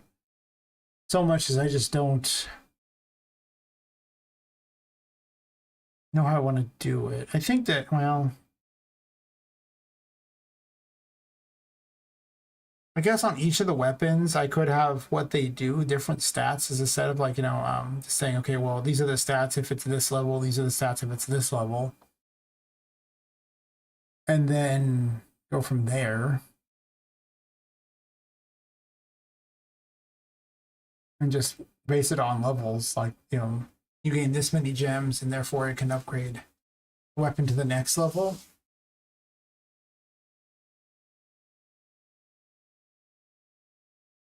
How many levels do you have of the weapons then, though? Where do you cap it? What is the goal here? How am I going to balance that?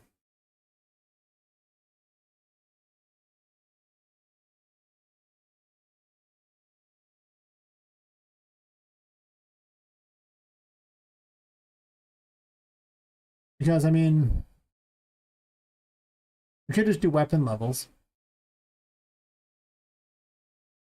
On item collected, we could just have like weapon level.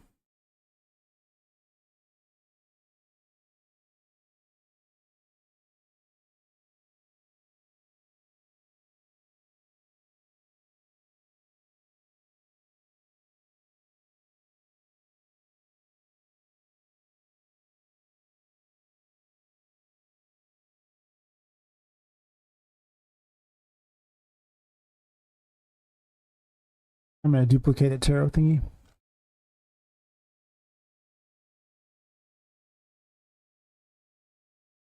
This is just if I have them, but what I need is a tarot cost will be good enough. I didn't want to retype in all the names, so I'm just going to duplicate one of them, so I'm going to retype all the names.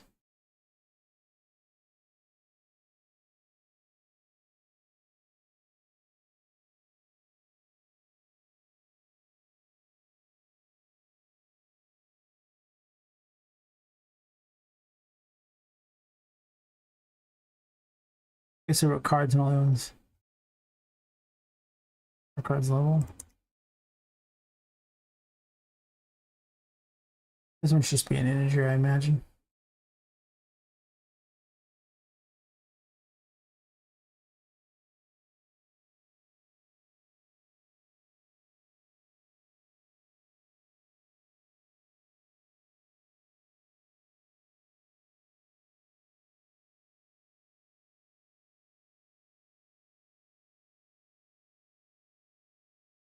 Doesn't even have them all.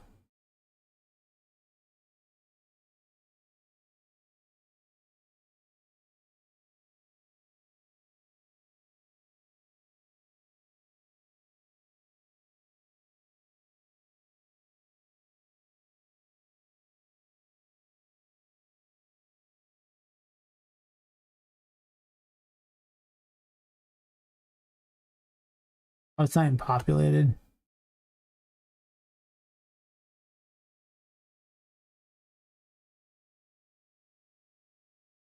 Here. That's awful.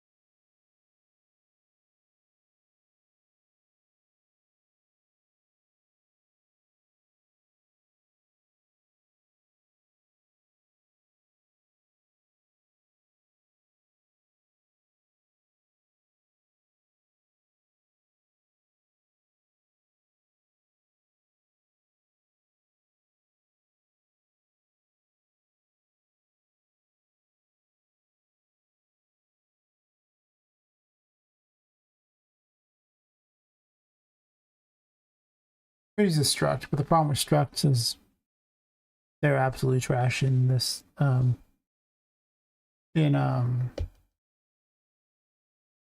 blueprints. They have so many problems with packaging that's just not a big fan of them. I have one for saving, and that's kind of it. Oh, this should actually be under tarot cards. I was like, where are the other things? There you go.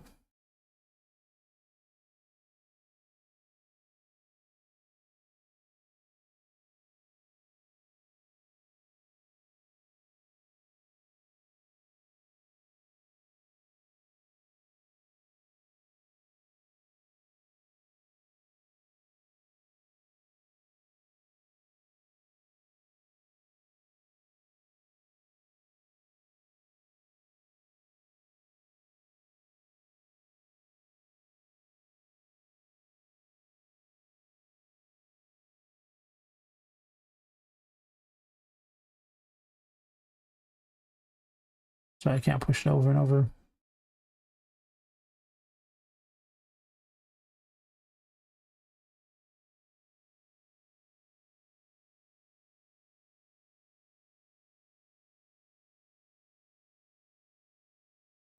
There's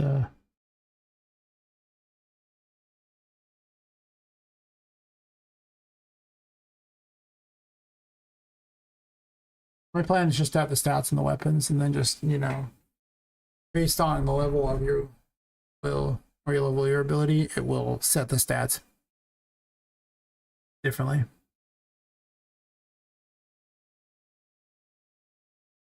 So all I really need to do is keep track of the levels on Poppet, and the weapons will do the rest. It seems like a better plan to me. I can also level up the enemy weapons too for later.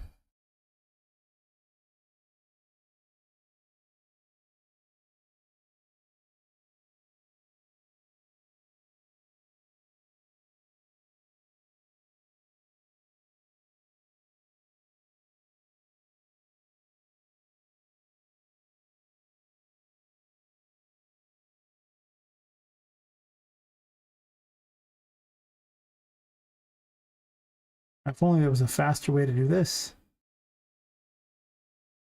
Actually, wait, can I copy this name array?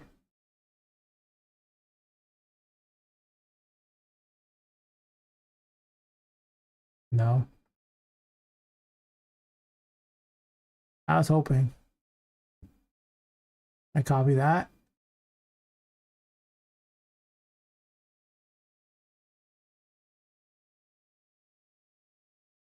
No. Yeah, you know, it was worth an effort. Not much of an effort, but it was worth the effort. Variable maps are a little finicky.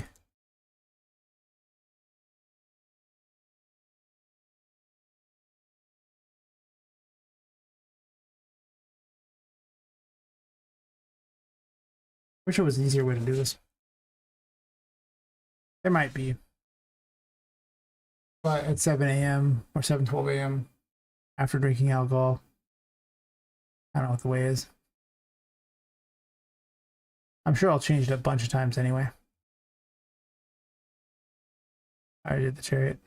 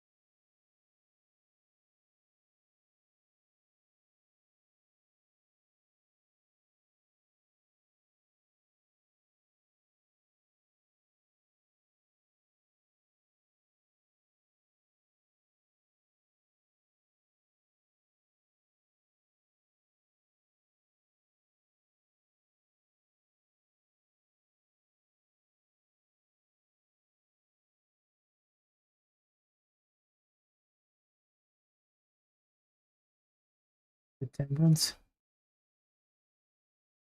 They all blend together after a bit.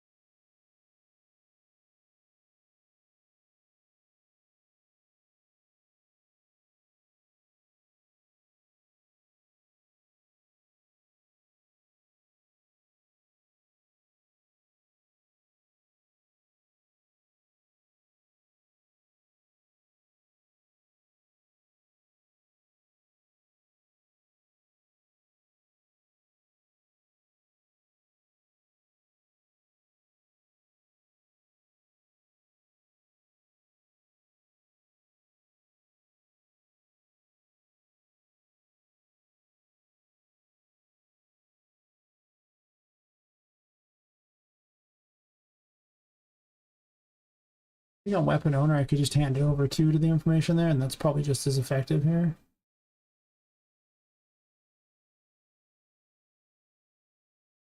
Sure.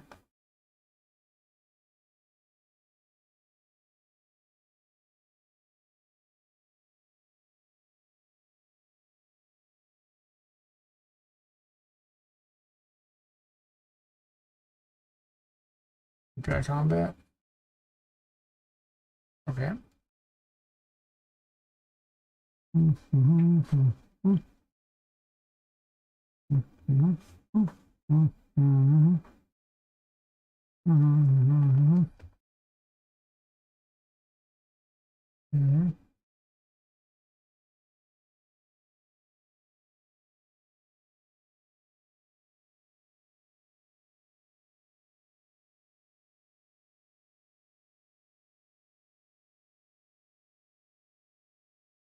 When you equip it, it'll give it a new level if it has one.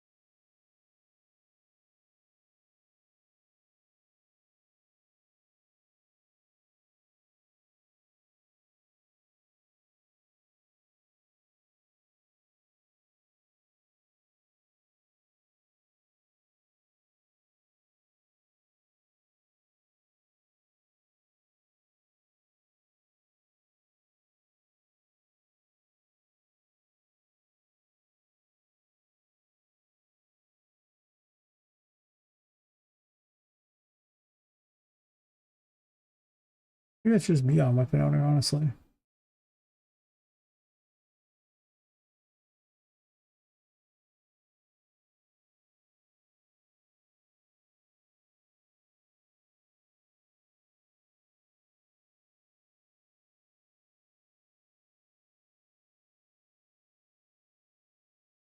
Now we're asking, what does it do exactly here? Because now I can send the information from Poppet on whatever her weapon level is.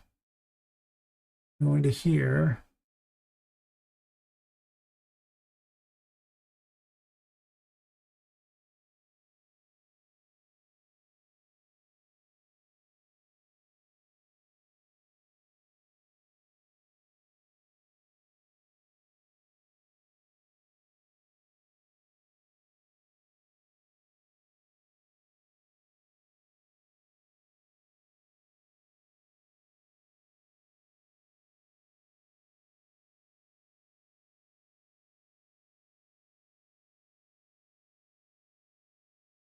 This is getting a little messy. Especially because I need this later on too.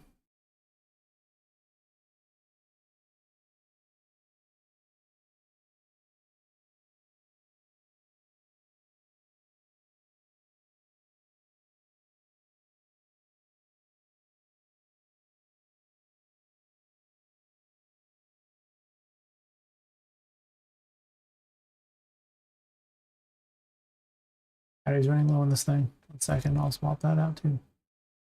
Um,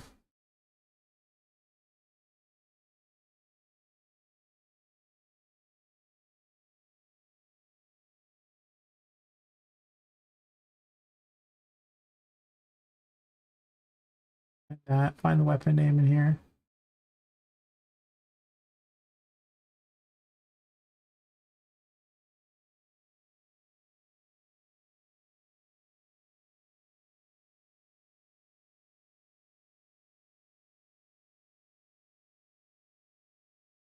And string in here. Should be able to. No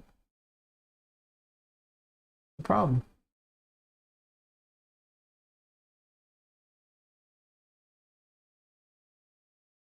That's probably fine.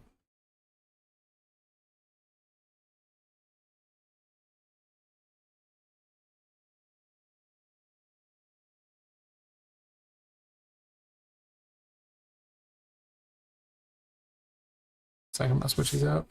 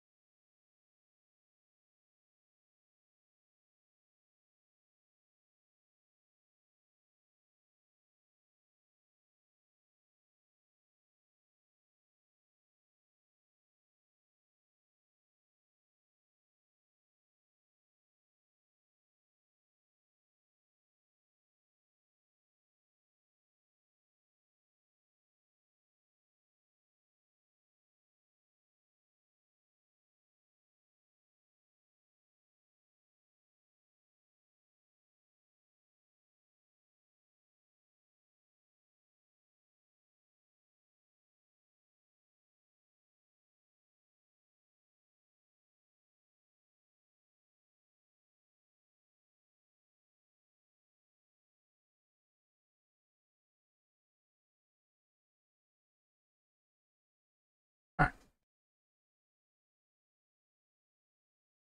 Well, there's two weapons.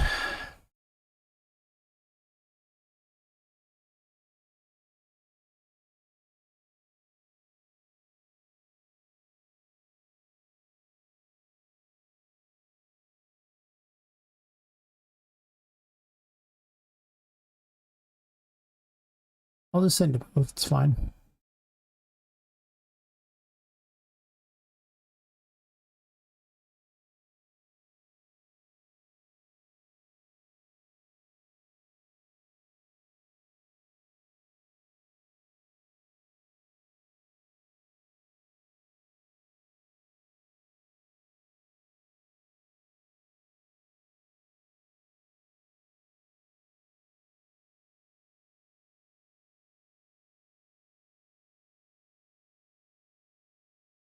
We'll start by making certain this part works.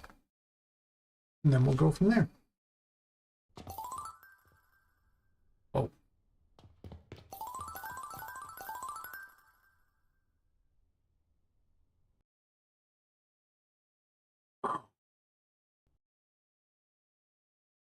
There you go. Works like a charm. All right, well, on that fantastic note, how many people even watching at the moment?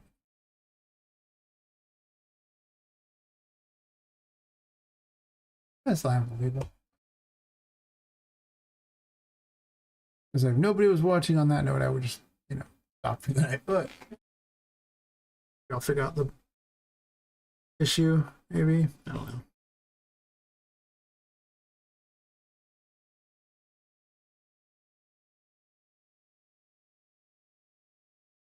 It takes like 400 years to reboot.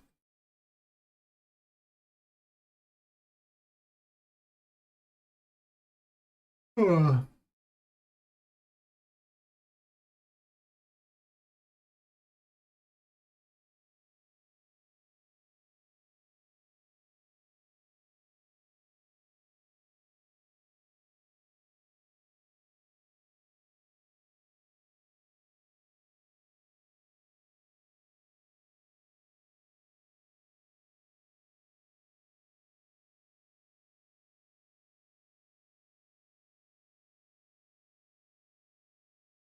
Still waiting and waiting.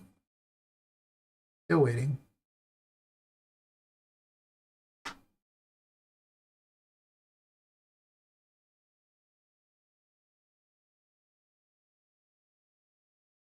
Still waiting. So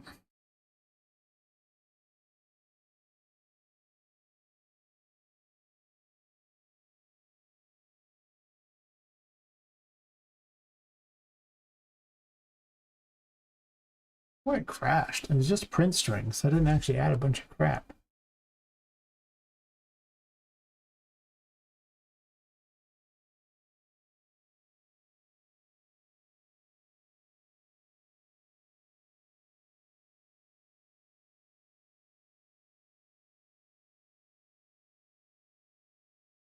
But that's not something that actually needs to be a thing.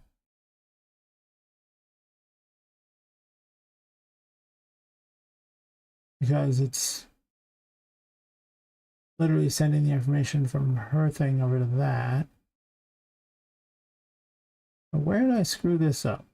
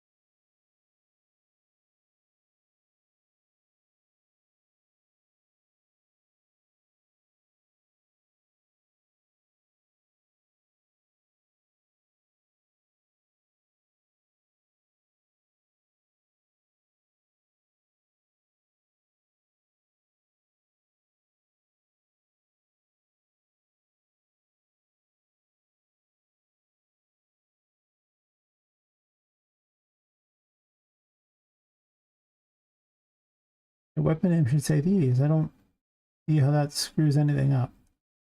Maybe Unreal Engine was just overkill by the number of things going on.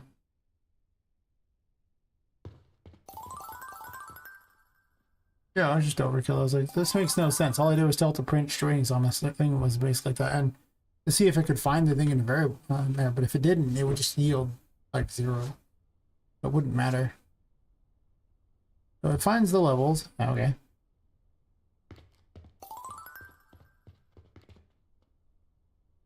Yeah, looks awesome. Thanks.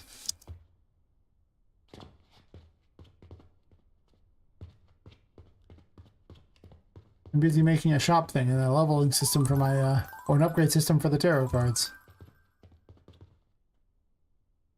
But finally have a thingy so you can Zelda style buy things. Don't know why it's floating over there, but sure. And pay money for them. Yes. Value. How's your day or night going, or whatever it is for you?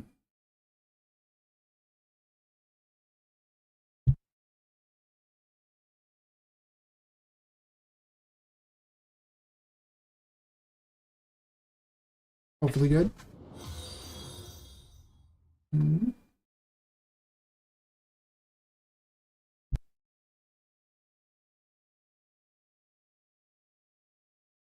Thanks for the follow, Alex Dawson. Thank you, thank you. Yes, more followers, yes. It will keep me streaming longer and longer and longer.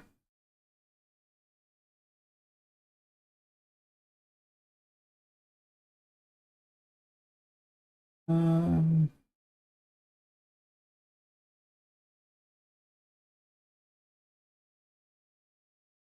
Depending on where I want these level weapons to upgrade at.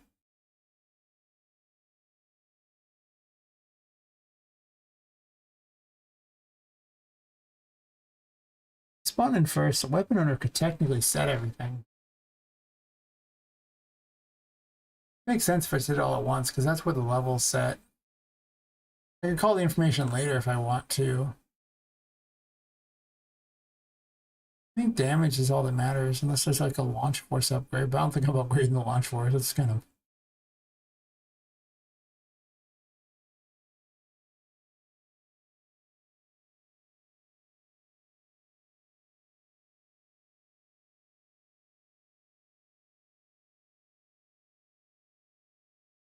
like upgrade thingies here.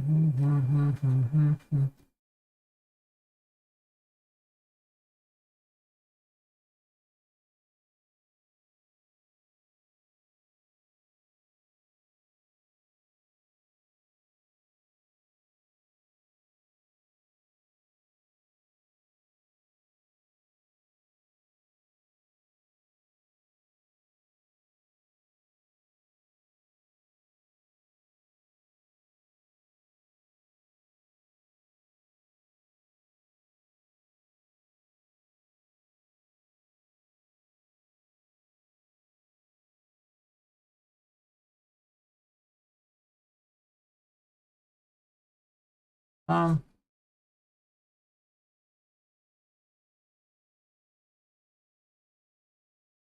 I don't want to put this directly on the parent, I don't think. I want to put the weapon levels on the parent. That's true. But otherwise, I think I'm not going to put this on there. And the reasoning for it is it's going to be so varied per thing. I don't think it makes sense to put it directly on this one. But weapon owner, I'm going to tell it to also do weapon levels.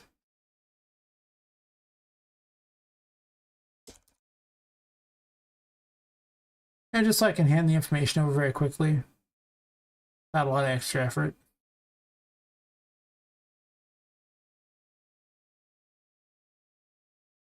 Then let's go over to the full here.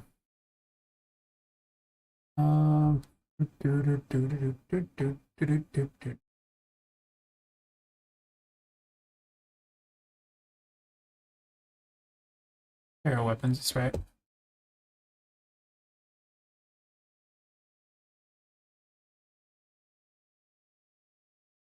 Sure.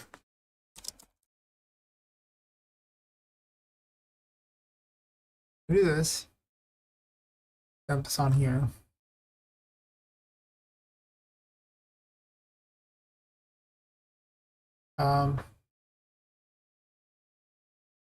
Sure. This one has like a damage increase as well as that. So let's just change damage, I think.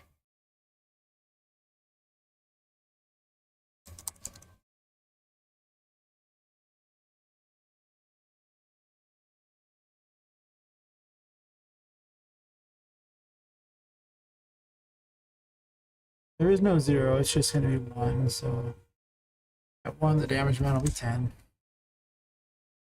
And the default damage amount, I guess, is also going to be 10 because that super damage amount is going to be just 20. We'll leave those as normal.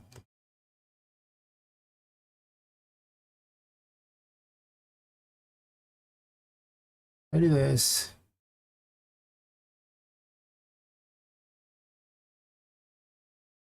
Do that real fast.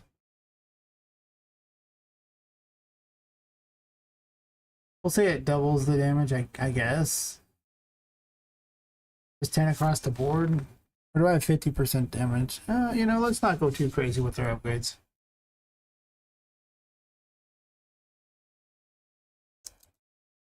We'll add 50% damage. That's a number. And just for funsies, we'll make one more.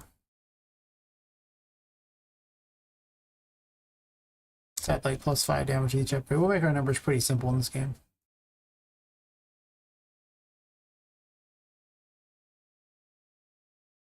I guess this one we're just adding 10 each time. Here.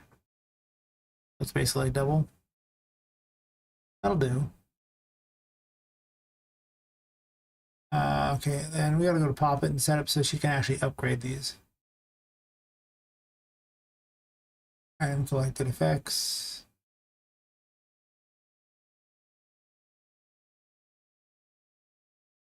Or level, sure.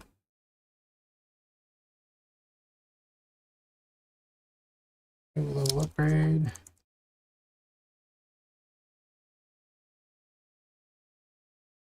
Going to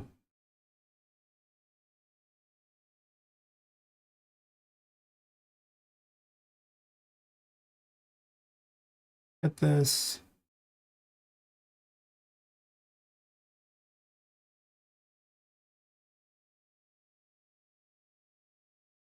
Also, fine.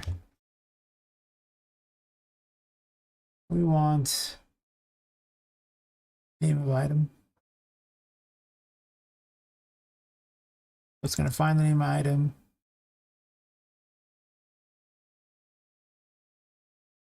I'll just increment in, I guess. Here.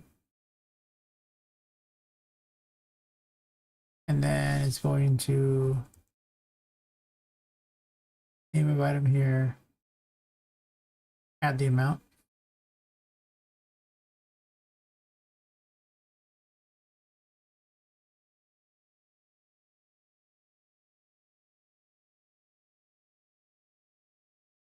Art.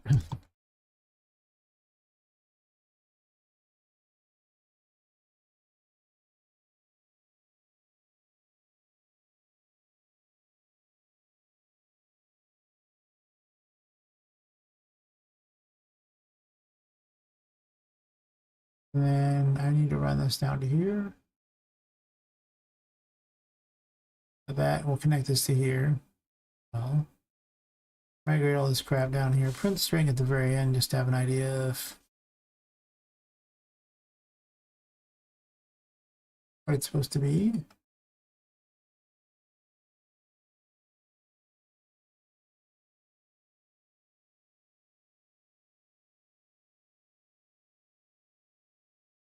So let's copy paste here because I also want the name.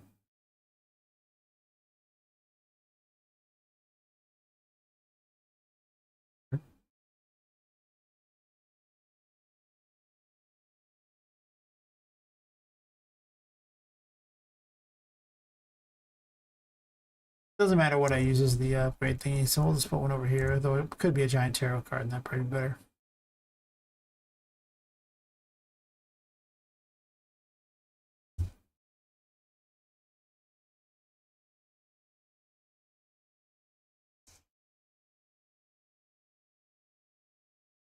Sure. Not ideal, but size 2, sure.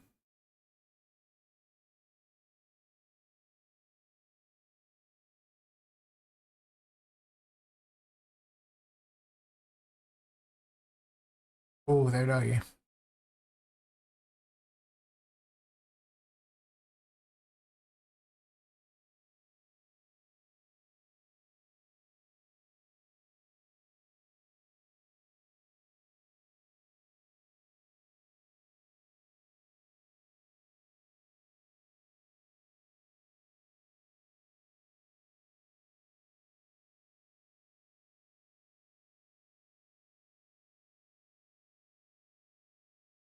Just need that, and then I need tarot card upgrade.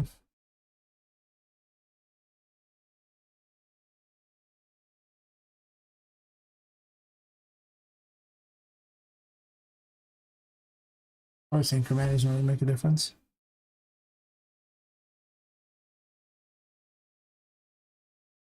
Put an enemy out here to hit. Bat him around a little bit.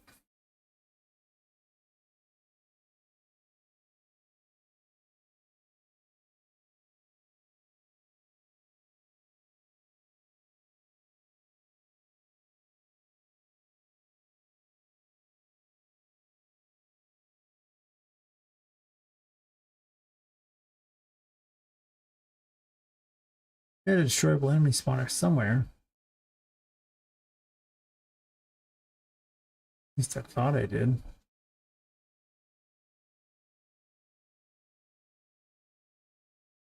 Perfect.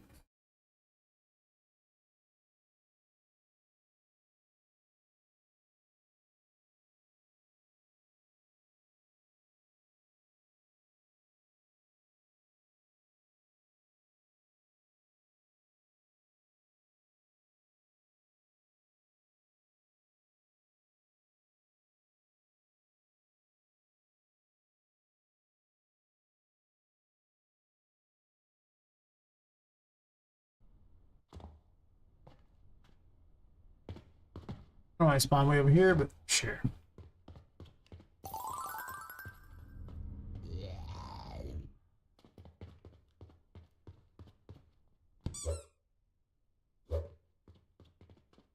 Who did the 10? Okay.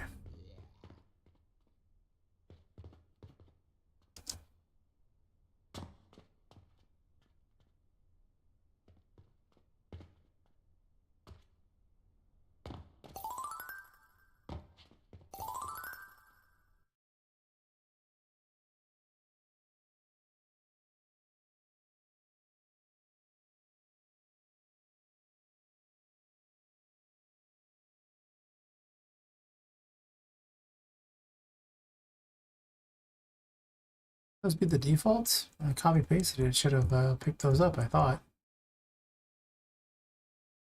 Weird.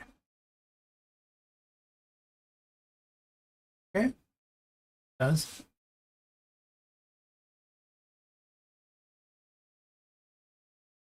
What is the problem?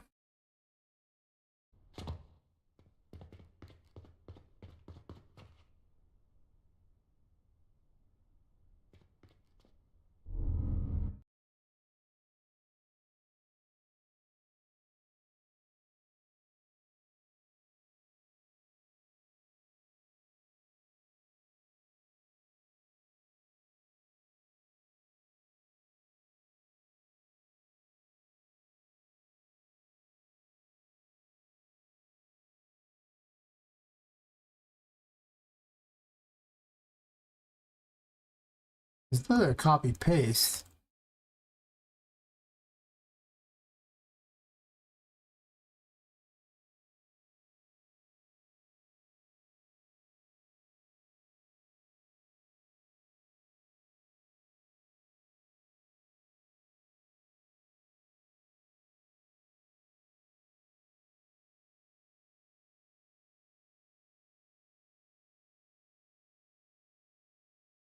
Usually, if it's not actually spawning anything or doing anything, it means that it's missing a tag, but tags are there.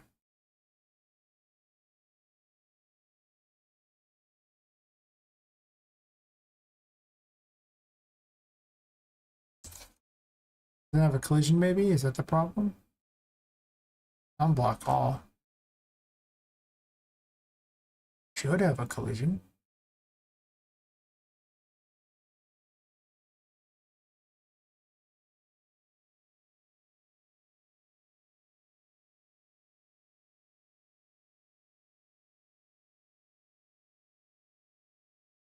Um,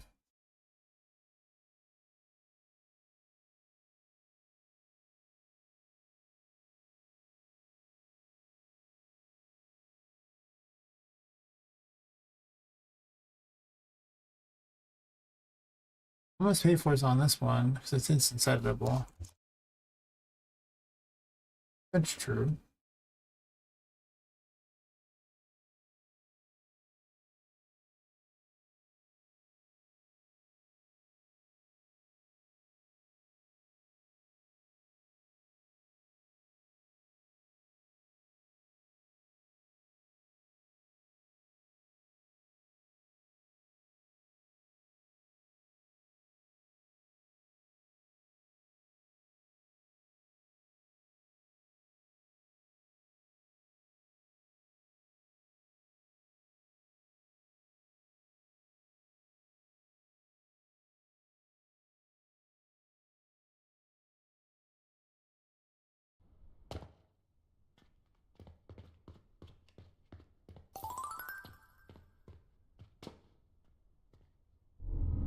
Yeah.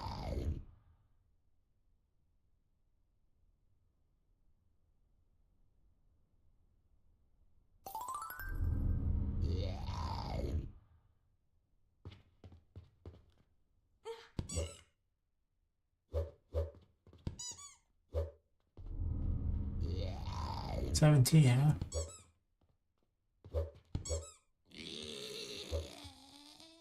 16.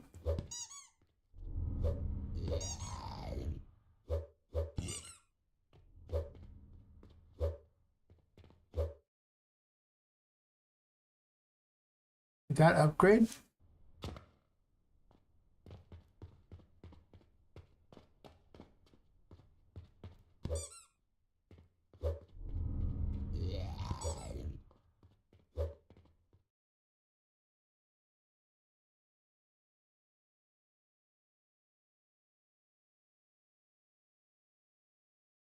I think it did, but I'm gonna double check how the damage works on the full.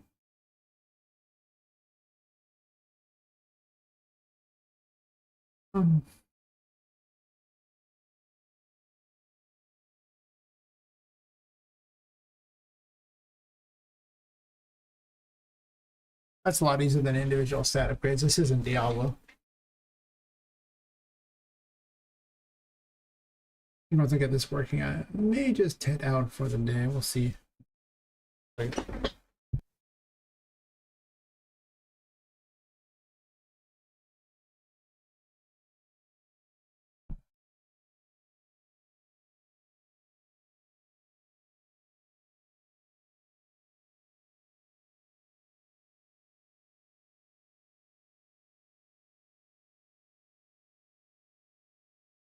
Oh.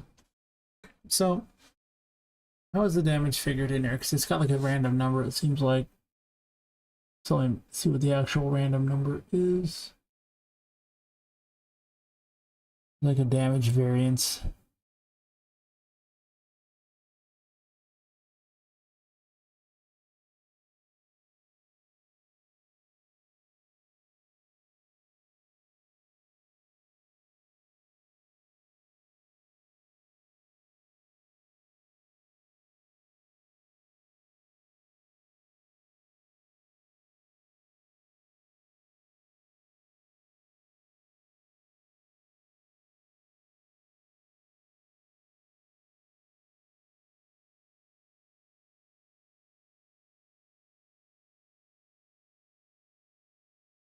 A damage variable amount right here.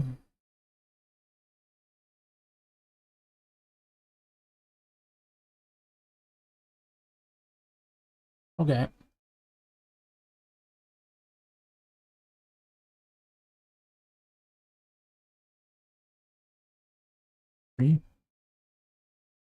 Set this to 0 to test.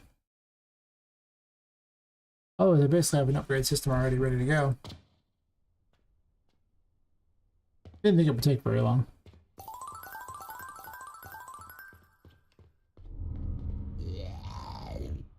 Hard to collect this thing.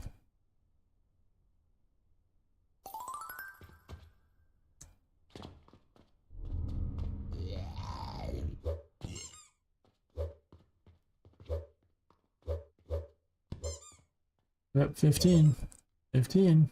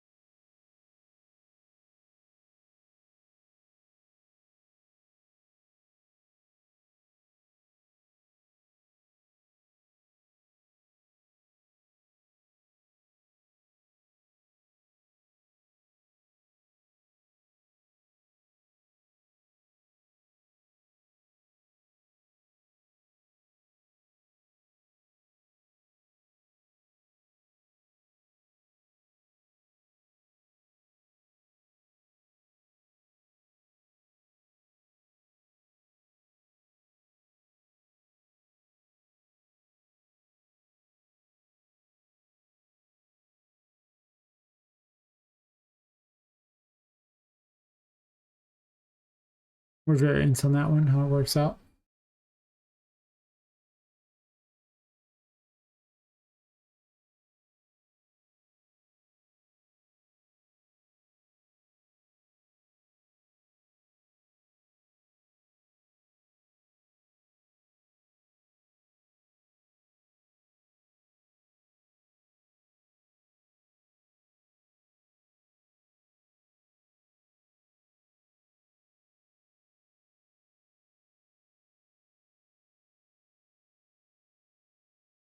Make a second one.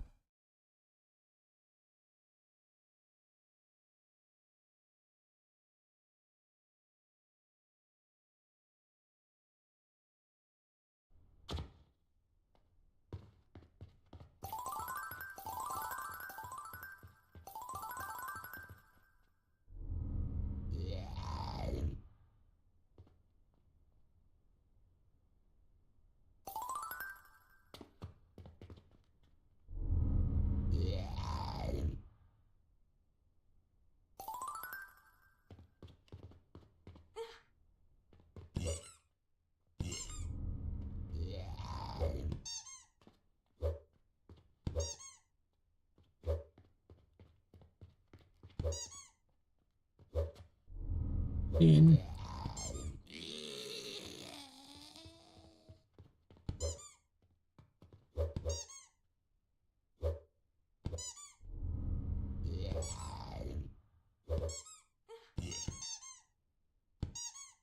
Definitely been upgraded.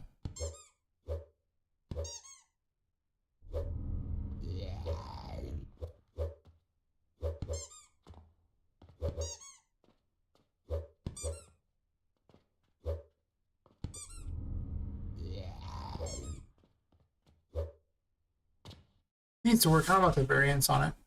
How much I want it to vary? I might make the variance go by like 1 on each thing, so sometimes you get more, sometimes you get less damage. Is that even good?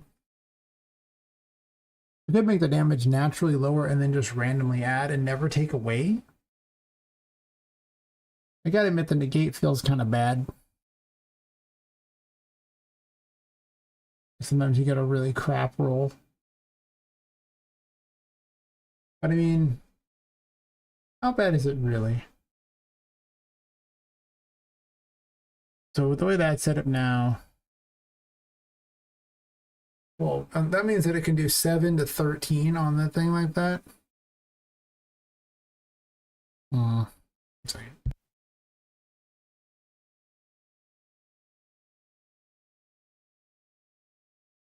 Or like 5 to 20. It's like way more variant. Actually, no, it's a 10 to 20. It's definitely an upgrade from the 7 to 13. Well, on average, it does 15. And then the 20 being 13 to 27.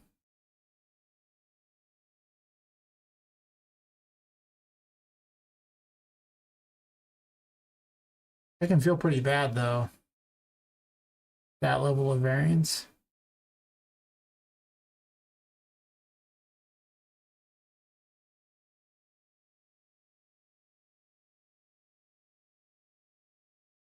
Or you can do a base number and then just say, hey, you add that amount every time.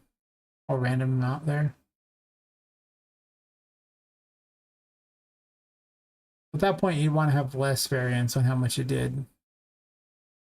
Right? You always added, put a random number in there. You might do like 8 to 11 at that point, as opposed to like 7 to 13. Maybe even 9, no, maybe like 9 to 11 at that point. It wouldn't be very interesting, I guess.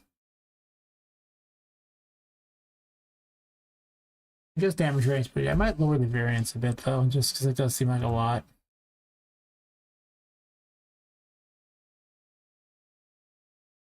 I'll make the variance less bad. It's 8 to 12 or 12 to 18.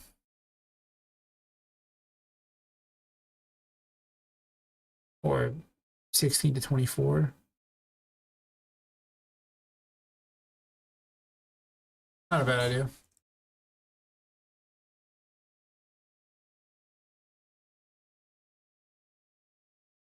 I'm not sure how I'm going to balance it though, but you never know.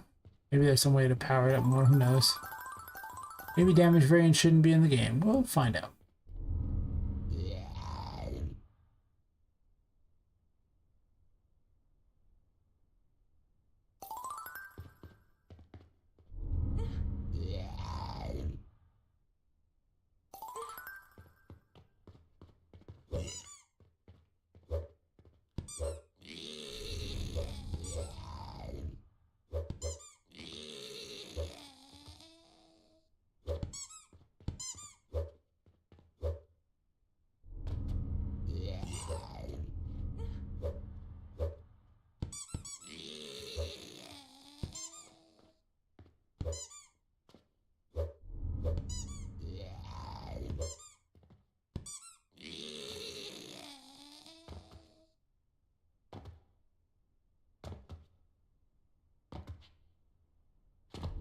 Some of the things don't have a damage effect, so I might have to change how the leveling works on those. Pool's easy. The Empress will be pretty easy. Kinda. Actually, the Empress will have as a target the projectile, so it'll be a little more effort, a little more involved for the upgrades. I mean, the upgrade system's there. It's just whenever I go to use things, it'll have to call upon the level thing on Pop to decide if that is how much damage she does with each thing.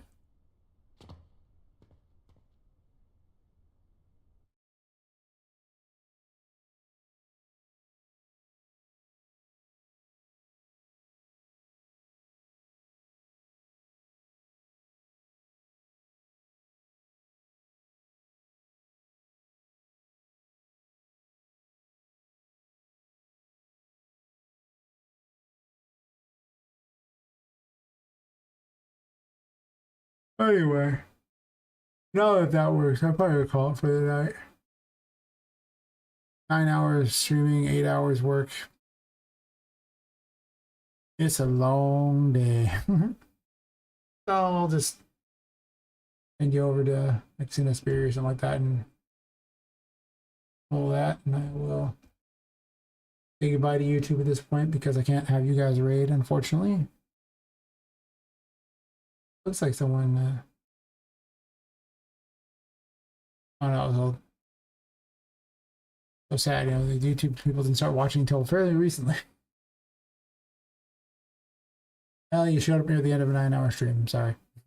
So I'll be streaming tomorrow night around the same time. Well, starting 9 hours earlier than this. I might set my... Maybe I start a little later in the future because it seems like a lot more people show up later in the day. But anyway, thanks to all those people who are watching on YouTube, and thanks to people on Twitch too. But I'm gonna send Twitch people over somewhere else. So catch you later, YouTube.